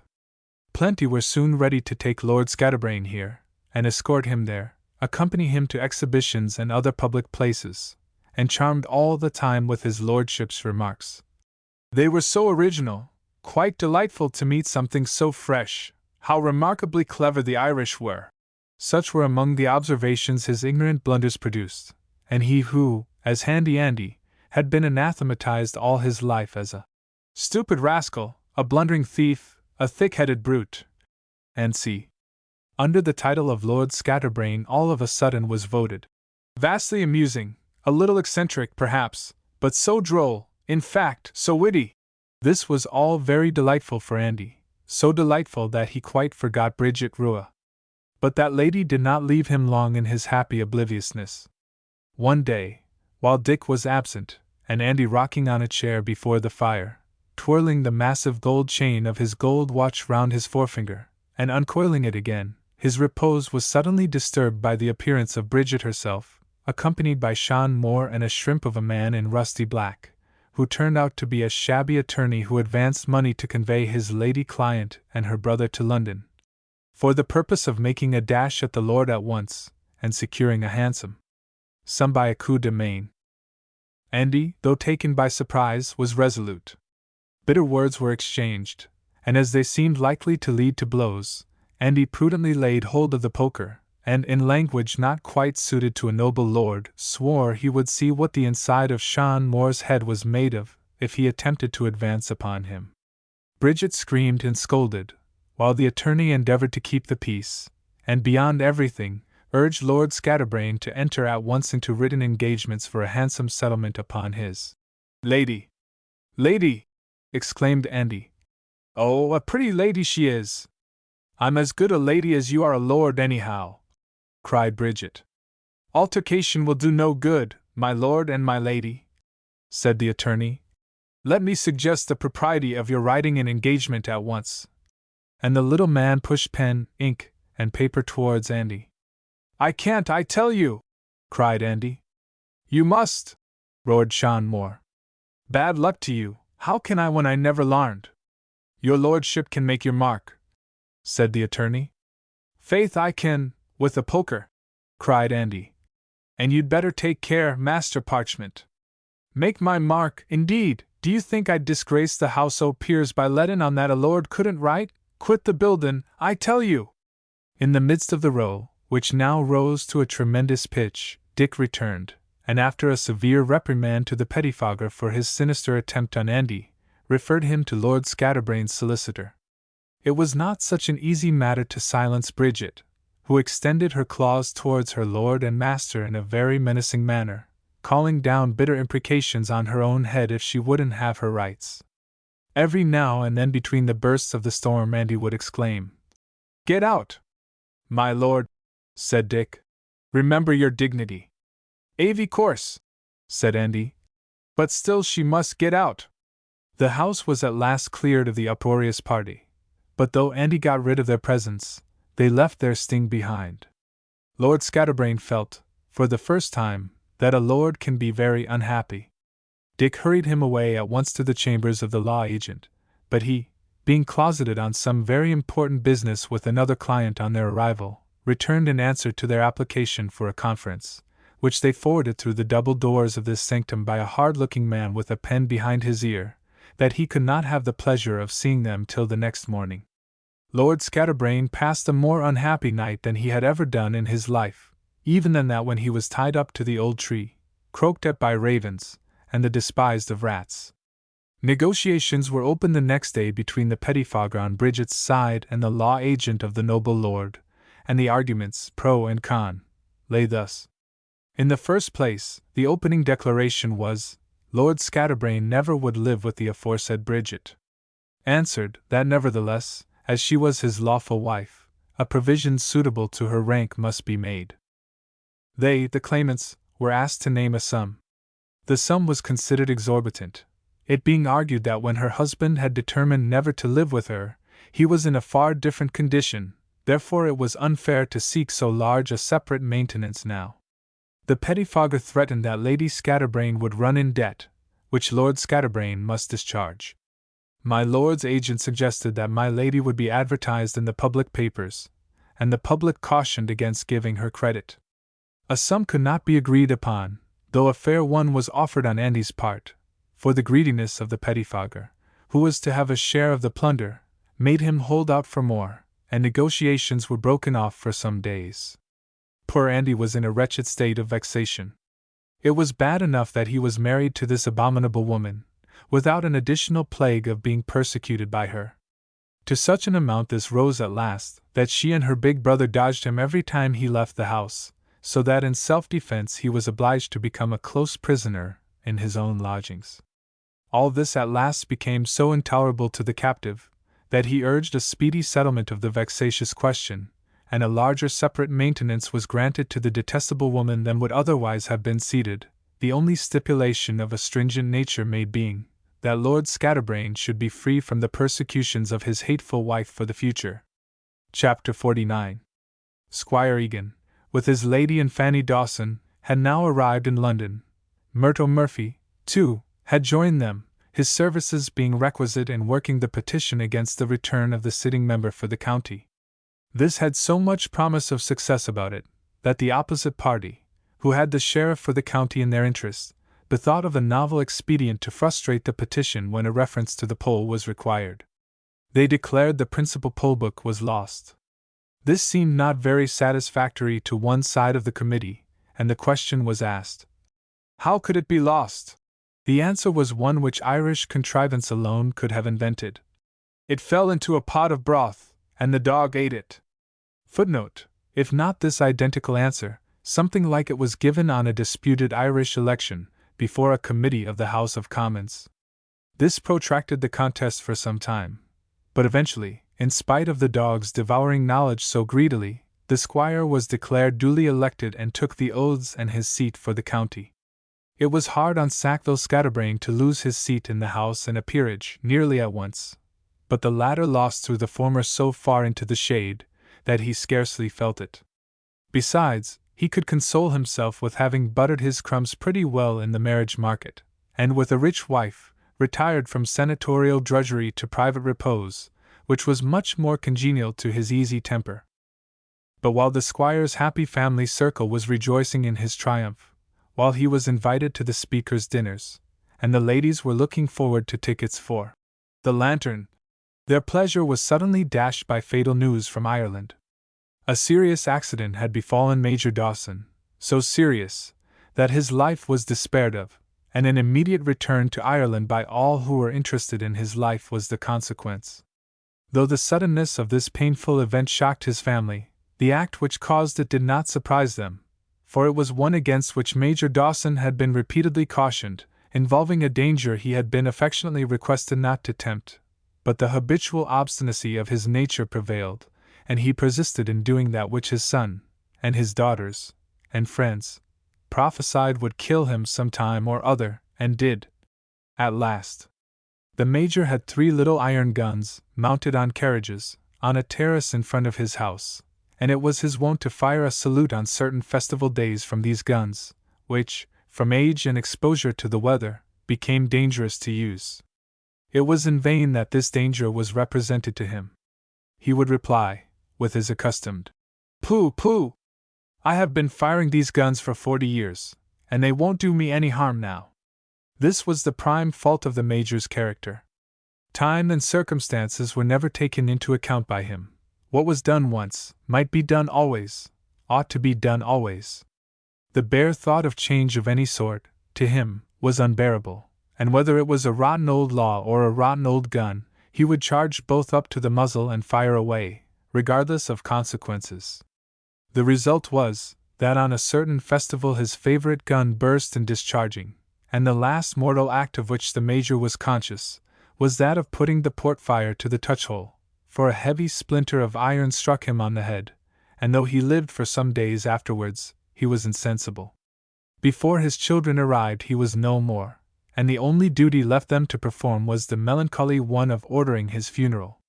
The obsequies of the old Major were honored by a large and distinguished attendance from all parts of the country, and amongst those who bore the pall was Edward O'Connor, who had the melancholy gratification of testifying his respect beside the grave of Fanny's father, though the severe old man had banished him from his presence during his lifetime.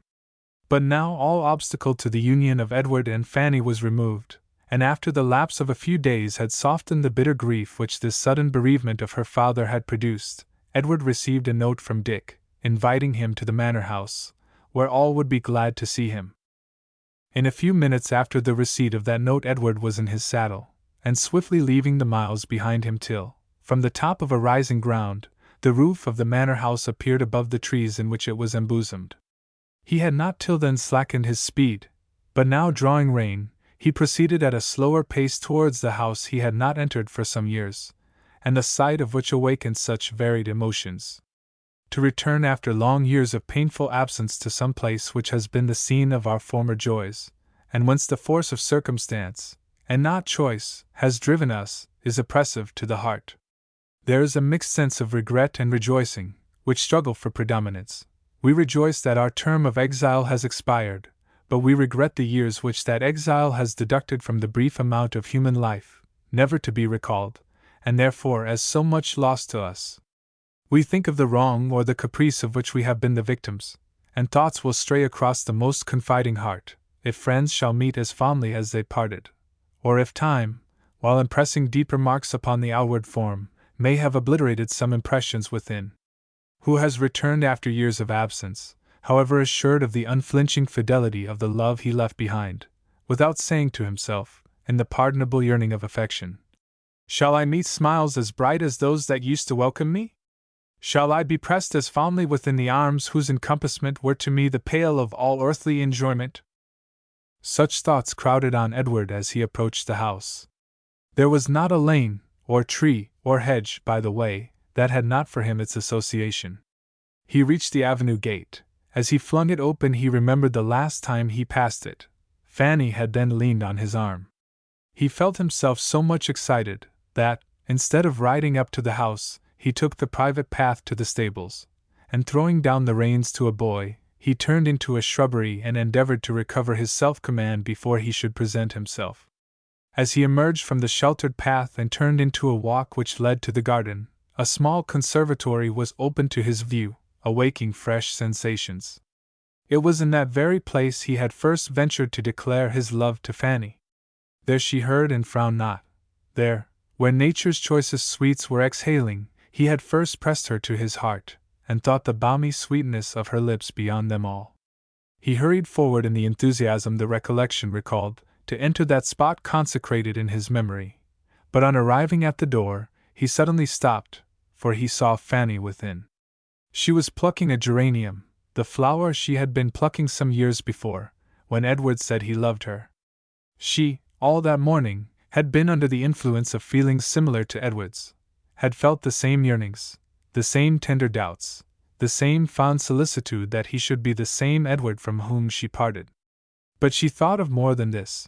With the exquisitely delicate contrivance belonging to woman's nature, she wished to give him a signal of her fond recollection, and was plucking the flower she gathered when he declared his love, to place on her bosom when they should meet. Edward felt the meaning of her action, as the graceful hand broke the flower from its stem. He would have rushed towards her at once, but that the deep mourning in which she was arrayed seemed to command a gentler approach, for grief commands respect. He advanced softly, she heard a gentle step behind her, turned, uttered a faint exclamation of joy, and sank into his arms. In a few moments she recovered her consciousness, and opening her sweet eyes upon him, breathed softly, "Dear Edward!" And the lips which, in 2 words, had expressed so much, were impressed with a fervent kiss in the blessed consciousness of possession, on that very spot where the first timid and doubting word of love had been spoken. In that moment he was rewarded for all his years of absence and anxiety. His heart was satisfied. He felt he was dear as ever to the woman he idolized, and the short and hurried beating of both their hearts told more than words could express words. What were words to them? Thought was too swift for their use, and feeling too strong for their utterance. But they drank from each other's eyes large draughts of delight, and in the silent pressure of each other's welcoming embrace, felt how truly they loved each other. He led her gently from the conservatory, and they exchanged words of affection, soft and low, as they sauntered through the wooded path which surrounded the house. That livelong day they wandered up and down together, repeating again and again the anxious yearnings which occupied their years of separation, yet asking each other was not all more than repaid by the gladness of the present. "Yet how painful has been the past!" exclaimed Edward. "But now," said Fanny, with a gentle pressure of her tiny hand on Edward's arm, and looking up to him with her bright eyes. "But now!" "True, darling!" he cried.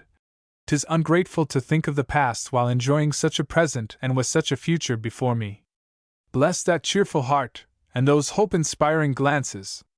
Oh, Fanny!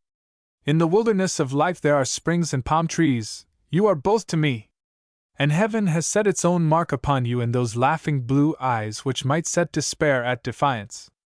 "Poetical as ever, Edward," said Fanny, laughing. "Sit down, dearest, for a moment, on this old tree, beside me. 'Tis not the first time I have strung rhymes in your presence and your praise." He took a small notebook from his pocket, and Fanny looked on smilingly as Edward's pencil rapidly ran over the leaf and traced the lover's tribute to his mistress. "The sunshine in you. I, too." Fanny liked the lines, of course. "Dearest," she said, "may I always prove sunshine to you. Is it not a strange coincidence that these lines exactly fit a little air which occurred to me some time ago?" "'Tis odd," said Edward. "Sing it to me, darling." Fanny took the verses from his hand, and sung them to her own measure. Oh, happy triumph of the poet, to hear his verses wedded to sweet sounds, and warbled by the woman he loves. Edward caught up the strain, adding his voice to hers in harmony, and thus they sauntered homewards, trolling their ready-made duet together. There were not 2 happier hearts in the world that day than those of Fanny Dawson and Edward O'Connor. Chapter 50. Respect for the memory of Major Dawson of course prevented the immediate marriage of Edward and Fanny, but the winter months passed cheerfully away in looking forward to the following autumn which should witness the completion of their happiness. Though Edward was thus tempted by the society of the one he loved best in the world, it did not make him neglect the duties he had undertaken in behalf of Gustavus. Not only did he prosecute his reading with him regularly, but he took no small pains in looking after the involved affairs of the family, and strove to make satisfactory arrangements with those whose claims were gnawing away the estate to nothing.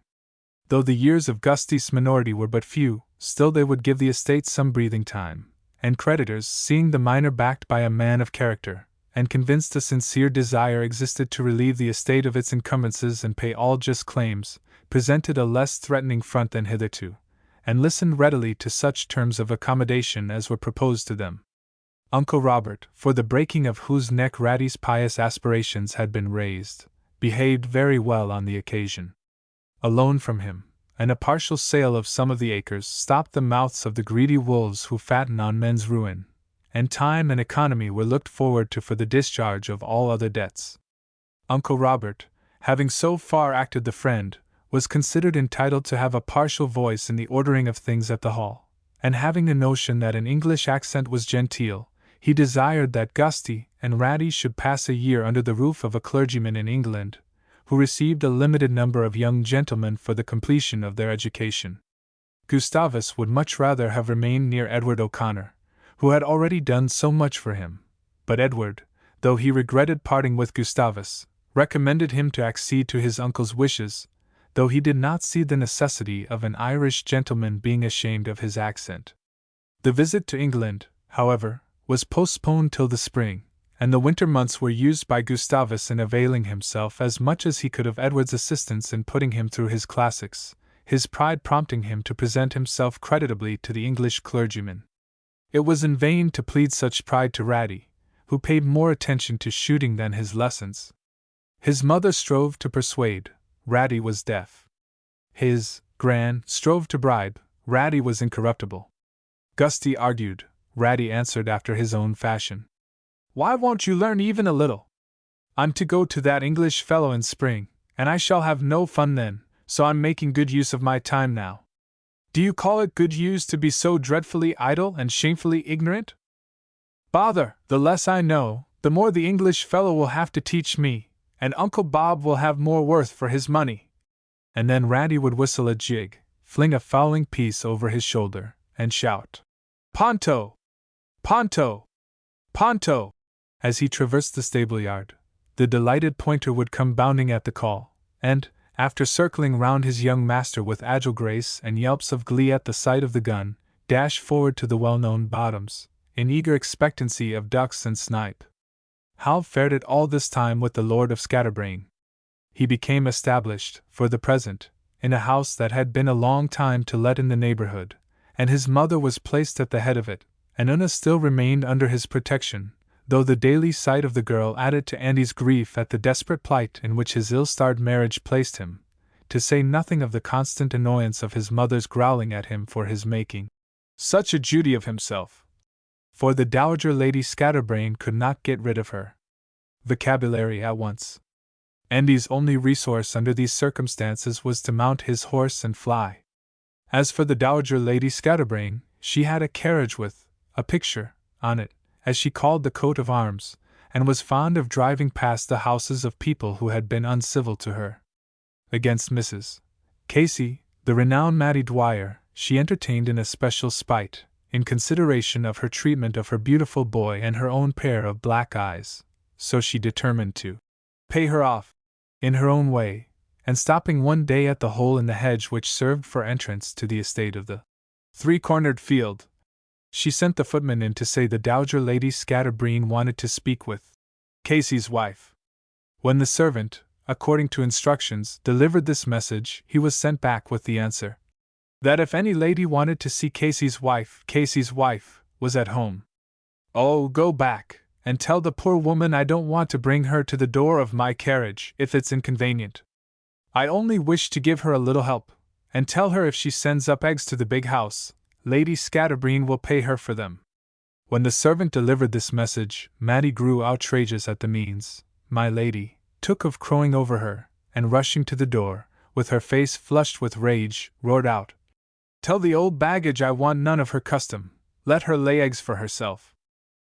The servant staggered back in amaze, and Mattie, feeling he would not deliver her message, ran to the hole in the hedge and repeated her answer to my lady herself, with a great deal more which need not be recorded.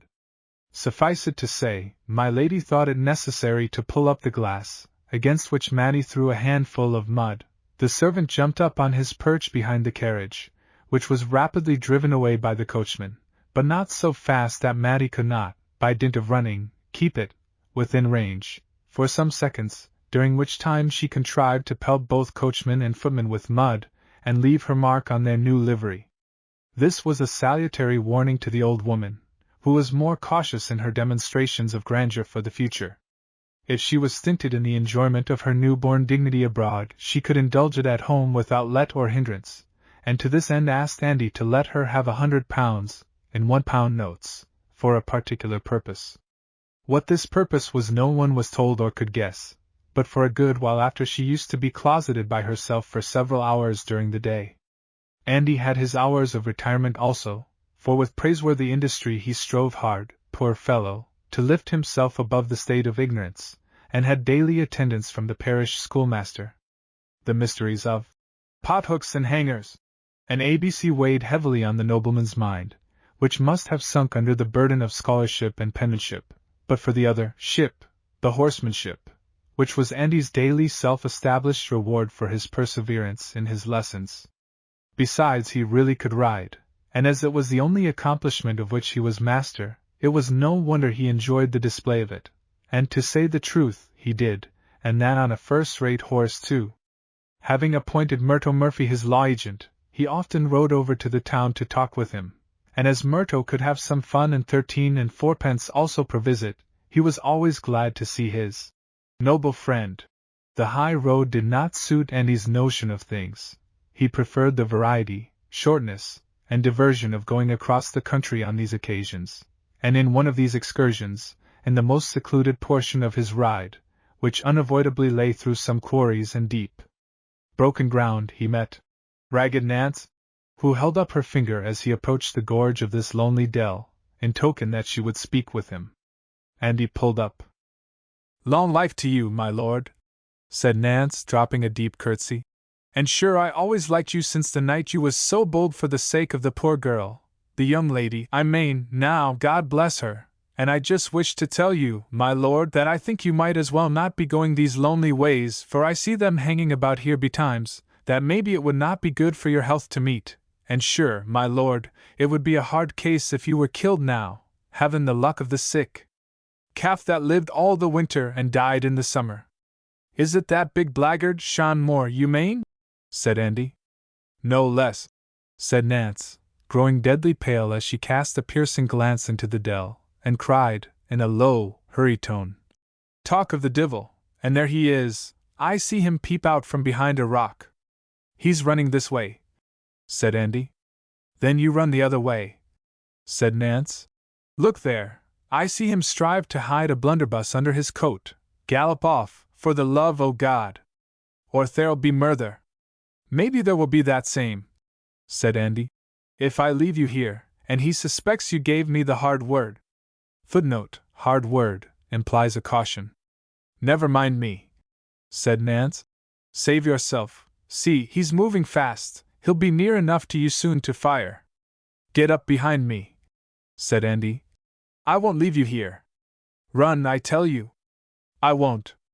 "God bless you, then," said the woman, as Andy held out his hand and gripped hers firmly. "Put your foot on mine," said Andy.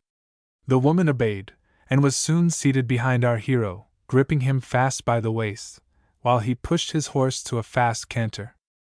"Hold hard now," said Andy, "for there's a stiff jump here." As he approached the ditch of which he spoke, 2 men sprang up from it, and one fired, as Andy cleared the leap in good style, Nance holding on gallantly. The horse was not many strokes on the opposite side, when another shot was fired in their rear, followed by a scream from the woman. To Andy's inquiry if she was kilt, she replied in the negative, but said they hurt her sore, and she was bleeding a power, but that she could still hold on, however, and urged him to speed. The clearance of 1 or 2 more leaps gave her grievous pain, but a large common soon opened before them, which was skirted by a road leading directly to a farmhouse, where Andy left the wounded woman, and then galloped off for medical aid. This soon arrived, and the wound was found not to be dangerous, though painful. The bullet had struck and pierced a tin vessel of a bottle form, in which Nance carried the liquid gratuities of the charitable, and this not only deadened the force of the ball, but glanced it also, and the escapement of the buttermilk, which the vessel contained, Nance had mistaken for the effusion of her own blood. It was a clear case, however, that if Nance had not been sitting behind Andy, Lord Scatterbrain would have been a dead man, so that his gratitude and gallantry towards the poor beggar woman proved the means of preserving his own life. Chapter 51. The news of the attack on Lord Scatterbrain ran over the country like wildfire, and his conduct throughout the affair raised his character wonderfully in the opinion of all classes. Many who had hitherto held aloof from the Mushroom Lord came forward to recognize the manly fellow, and cards were left at the big house, which were never seen there before. The magistrates were active in the affair, and a reward was immediately offered for the apprehension of the offenders. But before any active steps could be taken by the authorities, Andy, immediately after the attack, collected a few stout fellows himself, and knowing where the den of Shan and his miscreants lay, he set off at the head of his party to try if he could not secure them himself. But before he did this, he dispatched a vehicle to the farmhouse, where poor Nance lay wounded, with orders that she should be removed to his own house, the doctor having said that the transit would not be injurious. A short time served to bring Andy and his followers to the private still, where a little looking about enabled them to discover the entrance, which was covered by some large stones, and a bunch of firs placed as a mask to the opening. It was clear that it was impossible for any persons inside to have thus covered the entrance, and it suggested the possibility that some of its usual inmates were then absent. Nevertheless, having such desperate characters to deal with, it was a service of danger to be leader in the descent to the cavern when the opening was cleared, but Andy was the first to enter, which he did boldly, only desiring his attendants to follow him quickly, and give him support in case of resistance. A lantern had been provided, Andy knowing the darkness of the den, and the party was thereby enabled to explore with celerity and certainty the hidden haunt of the desperadoes. The ashes of the fire were yet warm, but no one was to be seen, till Andy, drawing the screen of the bed, discovered a man lying in a seemingly helpless state, breathing with difficulty, and the straw about him dabbled with blood. On attempting to lift him, the wretch groaned heavily and muttered, "D.N.U., let me alone, you've done for me, I'm dying." The man was gently carried from the cave to the open air, which seemed slightly to revive him. His eyes opened heavily, but closed again, yet still he breathed. His wounds were staunched as well as the limited means and knowledge of the parties present allowed, and the ladder, drawn up from the cave and overlaid with tufts of heather, served to bear the sufferer to the nearest house, whence Andy ordered a mounted messenger to hurry for a doctor. The man seemed to hear what was going forward, for he faintly muttered, "The priest, the priest." Andy, anxious to procure this most essential comfort to the dying man, went himself in search of Father Blake, whom he found at home, and who suggested that a magistrate might be also useful upon the occasion. And as Maryvale lay not much out of the way, Andy made a detour to obtain the presence of Squire Egan, while Father Blake pushed directly onward upon his ghostly mission. Andy and the squire arrived soon after the priest had administered spiritual comfort to the sufferer, who still retained sufficient strength to make his depositions before the squire, the purport of which turned out to be of the utmost importance to Andy. This man, it appeared, was the husband of Bridget, who had returned from transportation, and sought his wife and her dear brother, and his former lawless associates, on reaching Ireland.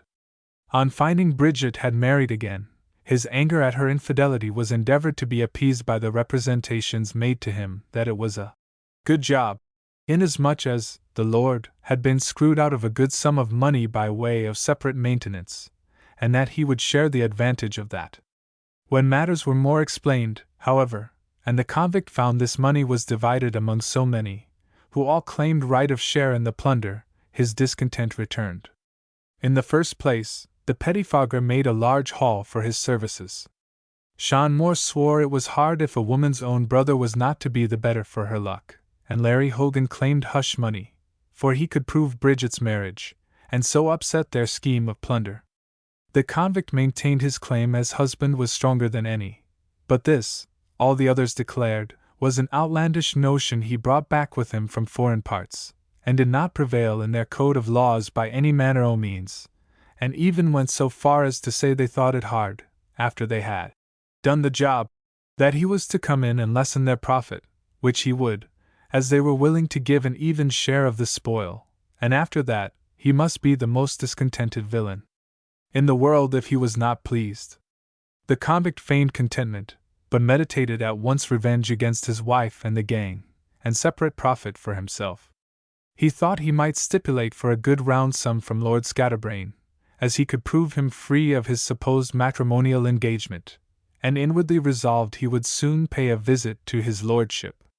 But his intentions were suspected by the gang, and a strict watch kept upon him, and though his dissimulation and contrivance were of no inferior order, Larry Hogan was his overmatch, and the convict was detected in having been so near Lord Scatterbrain's dwelling, that they feared their secret, if not already revealed, was no longer to be trusted to their new confederate's keeping. And it was deemed advisable to knock him on the head, and shoot my lord, which they thought would prevent all chance of the invalidity of the marriage being discovered, and secure the future payment of the maintenance. How promptly the murderous determination was acted upon, the preceding events prove. Andy's courage in the first part of the affair saved his life. His promptness in afterwards seeking to secure the offenders led to the important discovery he had just made, and as the convict's depositions could be satisfactorily backed by proofs which he showed the means of obtaining, Andy was congratulated heartily by the squire and Father Blake, and rode home in almost delirious delight at the prospect of making Una his wife. On reaching the stables, he threw himself from his saddle, let the horse make his own way to his stall, dashed through the back hall, and nearly broke his neck in tumbling upstairs, burst open the drawing-room door, and made a rush upon Una, whom he hugged and kissed most outrageously, amidst exclamations of the wildest affection. Una, half strangled and struggling for breath, at last freed herself from his embraces, and asked him, angrily, what he was about, in which inquiry she was backed by his mother. Andy answered by capering round the room, shouting, "Hurroo! I'm not married at all, hurroo!"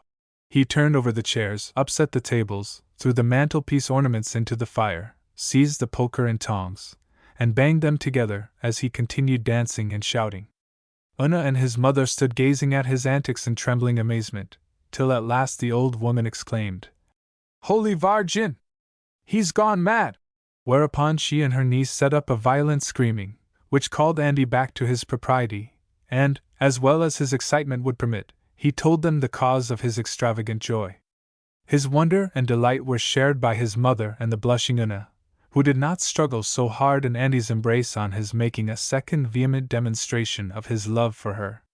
"Let me send for Father Blake, my jewel," said Andy, "and I'll marry you at once." His mother reminded him he must first have his present marriage proved invalid. Andy uttered several pieces of original eloquence on the law's delay. "Well, anyhow," said he, "I'll drink your health, my darling girl, this day, as Lady Scatterbrain, for you must consider yourself as sich." "Behave yourself, my lord," said Una archly. "Bother!" cried Andy, snatching another kiss. "Hello!" cried Dick Dawson, entering at the moment, and seeing the romping match. "You're losing no time, I see, Andy."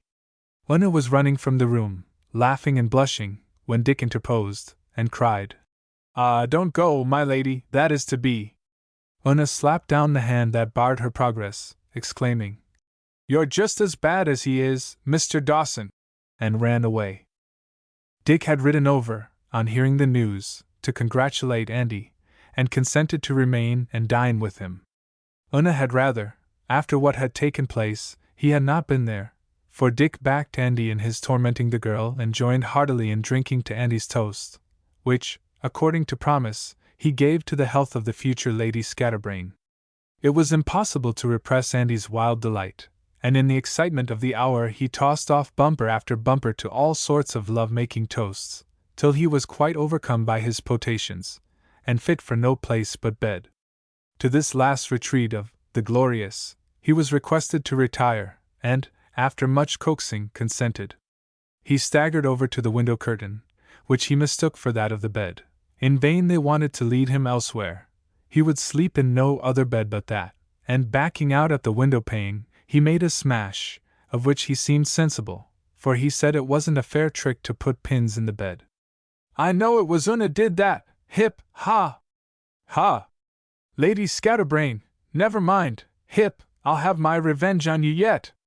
They could not get him upstairs, so his mother suggested he should sleep in her room, which was on the same floor, for that night, and at last he was got into the apartment. There he was assisted to disrobe, as he stood swaying about at a dressing table. Chancing to lay his hands on a pill box, he mistook it for his watch. "Stop, stop!" he stammered forth. "I must wind my watch." And suiting the action to the word, he began twisting about the pill box, the lid of which came off and the pills fell about the floor. "Oh, murder!" said Lord Scatterbrain. "The works of my watch are fallen about the floor. Pick them up, pick them up, pick them up." He could speak no more, and becoming quite incapable of all voluntary action, was undressed and put to bed, the last sound which escaped him being a faint muttering. "Pick them up." Chapter the last. The day following the eventful one just recorded, the miserable convict breathed his last. A printed notice was posted in all the adjacent villages, offering a reward for the apprehension of Sean Moore and other persons unknown for their murderous assault, and a small reward was promised for such private information as might lead to the apprehension of the aforesaid N.C. Larry Hogan at once came forward and put the authorities on the scent, but still Sean and his accomplices remained undiscovered. Larry's information on another subject, however, was more effective. He gave his own testimony to the previous marriage of Bridget, and pointed out the means of obtaining more, so that, ere long, Lord Scatterbrain was a free man. Though the depositions of the murdered man did not directly implicate Larry in the murderous attack, still it showed that he had participated in much of their villainy. But, as in difficult cases, we must put up with bad instruments to reach the ends of justice, so this rascal was useful for his evidence and private information, and got his reward. But he got his reward in more ways than one. He knew that he dare not longer remain in the country after what had taken place, and set off directly for Dublin by the mail, intending to proceed to England. But England he never reached. As he was proceeding down the custom house quay in the dusk of the evening, to get on shipboard, his arms were suddenly seized and drawn behind him by a powerful grasp, while a woman in front drew a handkerchief across his mouth, and stifled his attempted cries. His bundle was dragged from him, and the woman ransacked his pockets, but they contained but a few shillings, Larry having hidden the wages of his treachery to his confederates in the folds of his neckcloth. To pluck this from his throat, many a fierce wrench was made by the woman, when her attempts on the pockets proved worthless, but the handkerchief was knotted so tightly that she could not disengage it. The approach of some passengers along the quay alarmed the assailants of Larry, who, ere the iron grip released him, heard a deep curse in his ear growled by a voice he well knew, and then he felt himself hurled with gigantic force from the quay wall. Before the base, cheating, faithless scoundrel could make one exclamation, he was plunged into the Liffey. Even before one mental aspiration for mercy, he was in the throes of suffocation. The heavy splash in the water caught the attention of those whose approach had alarmed the murderers, and seeing a man and woman running, a pursuit commenced, which ended by Newgate having 2 fresh tenants the next day. And so farewell to the entire of the abominable crew, whose evil doings and merited fates have only been recorded when it became necessary to our story. It is better to leave the debased and the profligate in oblivion than drag their doings before the day, and it is with happy consciousness an Irishman may assert that there is plenty of subject afforded by Irish character and Irish life honorable to the land, pleasing to the narrator, and sufficiently attractive to the reader, without the unwholesome exaggerations of crime which too often disfigure the fictions which pass under the title of Irish, alike offensive to truth as to taste, alike injurious both for private and public considerations. It was in the following autumn that a particular chariot drove up to the door of the Victoria Hotel, on the shore of Killarney Lake. A young man of elegant bearing handed a very charming young lady from the chariot, and that kindest and most accommodating of hostesses, Mrs. F., welcomed the fresh arrival with her good-humored and smiling face. Why, amidst the crowd of arrivals at the Victoria, one chariot should be remarkable beyond another, arose from its quiet elegance, which might strike even a casual observer, but the intelligent Mrs. F. saw with half an eye the owners must be high-bred people. To the apartments already engaged for them they were shown, but few minutes were lost within doors where such matchless natural beauty tempted them without. A boat was immediately ordered, and then the newly arrived visitors were soon on the lake. The boatmen had already worked hard that day, having pulled one party completely round the lakes, no trifling task. But the hardy fellows again bent to their oars, and made the sleeping waters wake in golden flashes to the sunset, till told they need not pull so hard. "Faith, then, will please you, sir," said the stroke oarsman, with a grin, "for we have had quite enough of it today." "Do you not think, Fanny," said Edward O'Connor, for it was he who spoke to his bride, "do you not think 'tis more in unison with the tranquil hour and the coming shadows, to glide softly over the lulled waters?" "Yes," she replied. "It seems almost sacrilege to disturb this heavenly repose by the slightest dip of the oar. See how perfectly that lovely island is reflected." "That is Innisfallen, my lady," said the boatman, hearing her allude to the island, "where the hermitage is." As he spoke, a gleam of light sparkled on the island, which was reflected on the water. "One might think the hermit was there too," said Fanny, "and had just lighted a lamp for his vigils." "That's the light of the guide that shows the place to the quality, my lady, and lives on the island always in a corner of the old ruin. And indeed, if you'd like to see the island this evening, there's time enough, and 'twould be so much saved out of tomorrow." The boatman's advice was acted upon, and as they glided towards the island, Fanny and Edward gazed delightedly on the towering summits of McGillicuddy's Reeks, whose spiral pinnacles and graceful declivities told out sharply against the golden sky behind them, which, being perfectly reflected in the calm lake, gave a grand chain of mountain the appearance of being suspended in glowing heather. For the lake was one bright amber sheet of light below, and the mountains one massive barrier of shade, till they cut against the light above. The boat touched the shore of Innisfallen, and the delighted pair of visitants hurried to its western point to catch the sunset, lighting with its glory the matchless foliage of this enchanting spot, where every form of grace exhaustless nature can display is lavished on the arboreal richness of the scene, which, in its unequaled luxuriance, gives to a fanciful beholder the idea that the trees themselves have a conscious pleasure in growing there. Oh, what a witching spot is Innisfallen! Edward had never seen anything so beautiful in his life, and with the woman he adored resting on his arm, he quoted the lines which Moore has applied to the Vale of Cashmere, as he asked Fanny would she not like to live there. "Would you?" said Fanny. Edward answered. They lingered on the island till the moon arose, and then re-embarked.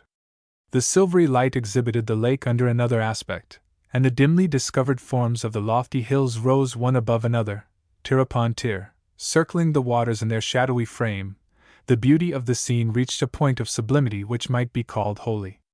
As they returned towards the shelving strand, a long row of peeled branches, standing upright in the water, attracted Fanny's attention, and she asked their use. "All the use in life, my lady," said the boatman. "For without the same branches, maybe it's not home tonight you'd get." On Fanny inquiring further the meaning of the boatman's answer, she learned that the sticks were placed there to indicate the only channel which permitted a boat to approach the shore on that side of the lake, where the water was shoal, while in other parts the depth had never been fathomed. An early excursion on the water was planned for the morning, and Edward and Fanny were wakened from their slumbers by the tones of the bugle, a soft Irish melody being breathed by Spillin, followed by a more sportive one from the other minstrel of the lake, Gansey. The lake now appeared under another aspect. The morning sun and morning breeze were upon it, and the sublimity with which the shades of evening had invested the mountains was changed to that of the most varied richness, for autumn hung out its gaudy banner on the lofty hills, crowned to their summits with all variety of wood, which, though tinged by the declining year, had scarcely shed one leafy honor. The day was glorious, and the favoring breeze enabled the boat to career across the sparkling lake under canvas, till the overhanging hills of the opposite side robbed them of their aerial wings, and the sail being struck, the boatmen bent to their oars. As they passed under a promontory, clothed from the water's edge to its topmost ridge with the most luxuriant vegetation, it was pointed out to the lady as the Minister's Back. "'T is a strange name," said Fanny. "Do you know why it is called so?" "Faix, I dunna, my lady, barrin' that it is the best covered back in the country. But here we come to the H.O.'s," said he, resting on his oars. The example was followed by his fellows, and the bugler, lifting his instrument to his lips, gave one long, well-sustained blast. It rang across the waters gallantly. It returned in a few seconds with such unearthly sweetness, as though the spirit of the departed sound had become heavenly, and revisited the place where it had expired. Fanny and Edward listened breathlessly. The bugle gave out its notes again in the well-known call, and as sweetly as before the notes were returned distinctly. And now a soft and slow and simple melody stole from the exquisitely played bugle, and phrase after phrase was echoed from the responding hills. How many an emotion stirred within Edward's breast, as the melting music fell upon his ear! In the midst of matchless beauties he heard the matchless strains of his native land, and the echoes of her old hills responding to the triumphs of her old bards. The air, too, bore with it historic associations. It told a tale of wrong and of suffering. The wrong has ceased, the suffering is past, but the air which records them still lives. "Oh! Triumph of the minstrel!" exclaimed Edward in delight. "The tyrant crumbles in his coffin, while the song of the bard survives. The memory of a sceptred ruffian is endlessly branded by a simple strain, while many of the elaborate chronicles of his evil life have passed away and are mouldering like himself." Scarcely had the echoes of this exquisite air died away, when the entrancement it carried was rudely broken by one of the vulgarest tunes being brayed from a bugle in a boat which was seen rounding the headland of the wooded promontory. Edward and Fanny writhed, and put their hands to their ears. "Give way, boys," said Edward. "For pity's sake, get away from these barbarians. Give way!" Away sprang the boat. To the boatman's inquiry whether they should stop at Lady Kenmare's cottage, Fanny said no, when she found on inquiry it was a particularly show place, being certain the vulgar party following would stop there, and therefore time might be gained in getting away from such disagreeable followers. Dinah's Island, fringed with its lovely woods, excited their admiration, as they passed underneath its shadows, and turned into Turk Lake. Here the labyrinthine nature of the channels through which they had been winding was changed for a circular expanse of water, over which the lofty mountain, whence it takes its name, towers in all its wild beauty of wood, and rock, and heath. At a certain part of the lake, the boatmen, without any visible cause, rested on their oars. On Edward asking them why they did not pull, he received this touching answer: "Sure, your honor would not have us disturb Ned McCarthy's grave." "Then a boatman was drowned here, I suppose?" said Edward. "Yes, your honor." The boatman then told how the accident occurred. One day when there was a stag hunt on the lake. But as the anecdote struck Edward so forcibly that he afterwards recorded it in verse, we will give the story after his fashion. McCarthy's grave. 2.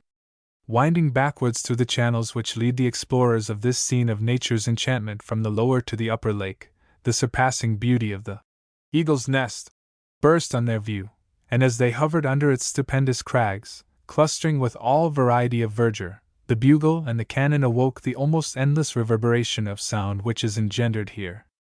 Passing onward, a sudden change is wrought, the soft beauty melts gradually away, and the scene hardens into frowning rocks and steep acclivities, making a befitting vestibule to the bold and bleak precipices of the Reeks, which form the western barrier of this upper lake, whose savage grandeur is rendered more striking by the scenes of fairy-like beauty left behind. But even here, in the midst of the mightiest desolation, the vegetative vigor of the numerous islands proves the wondrous productiveness of the soil in these regions. On their return, a great commotion was observable as they approached the rapids formed by the descending waters of the upper lake to the lower, and they were hailed and warned by some of the peasants from the shore that they must not attempt the rapids at present, as a boat, which had just been upset, lay athwart the passage.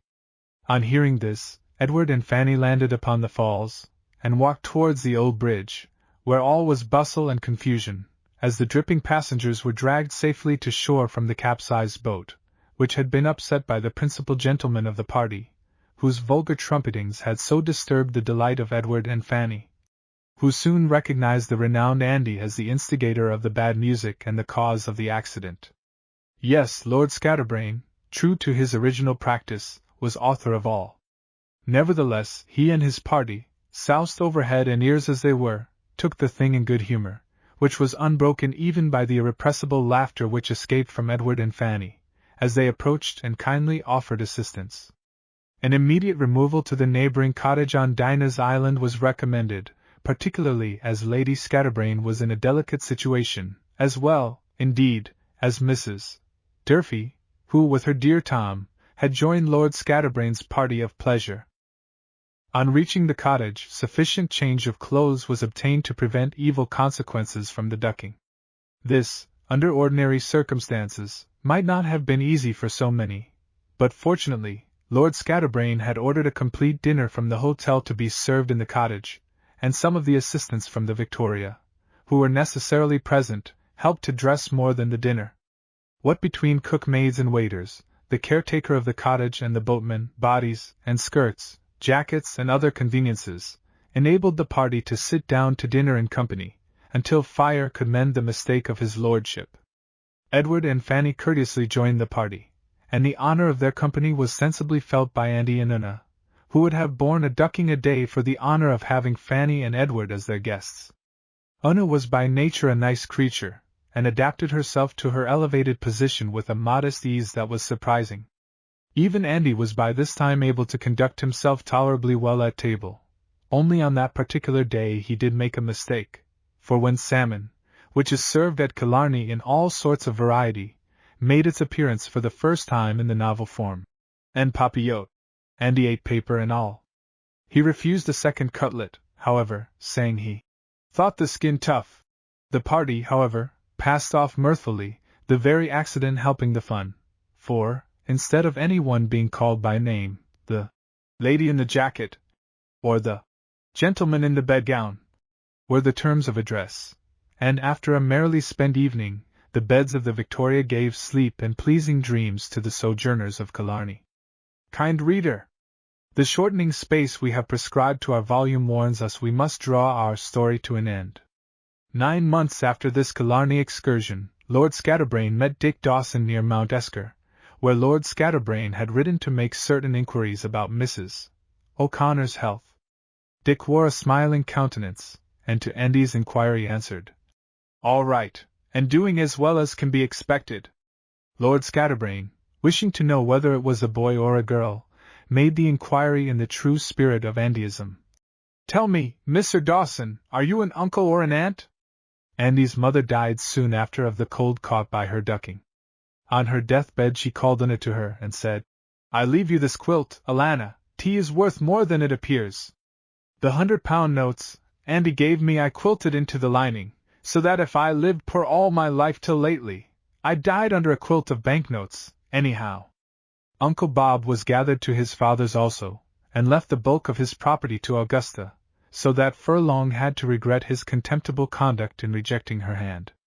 Augusta indulged in a spite to all mankind for the future, enjoying her dogs and her independence, and defying hymen and hydrophobia for the rest of her life.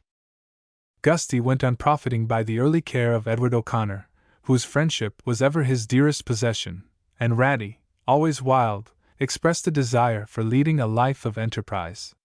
As they are both Irish heirs, as well as Lord Scatterbrain, and heirs under very different circumstances, it is not improbable that in our future accounts something may yet be heard of them, and the grateful author once more meet his kind readers. The end.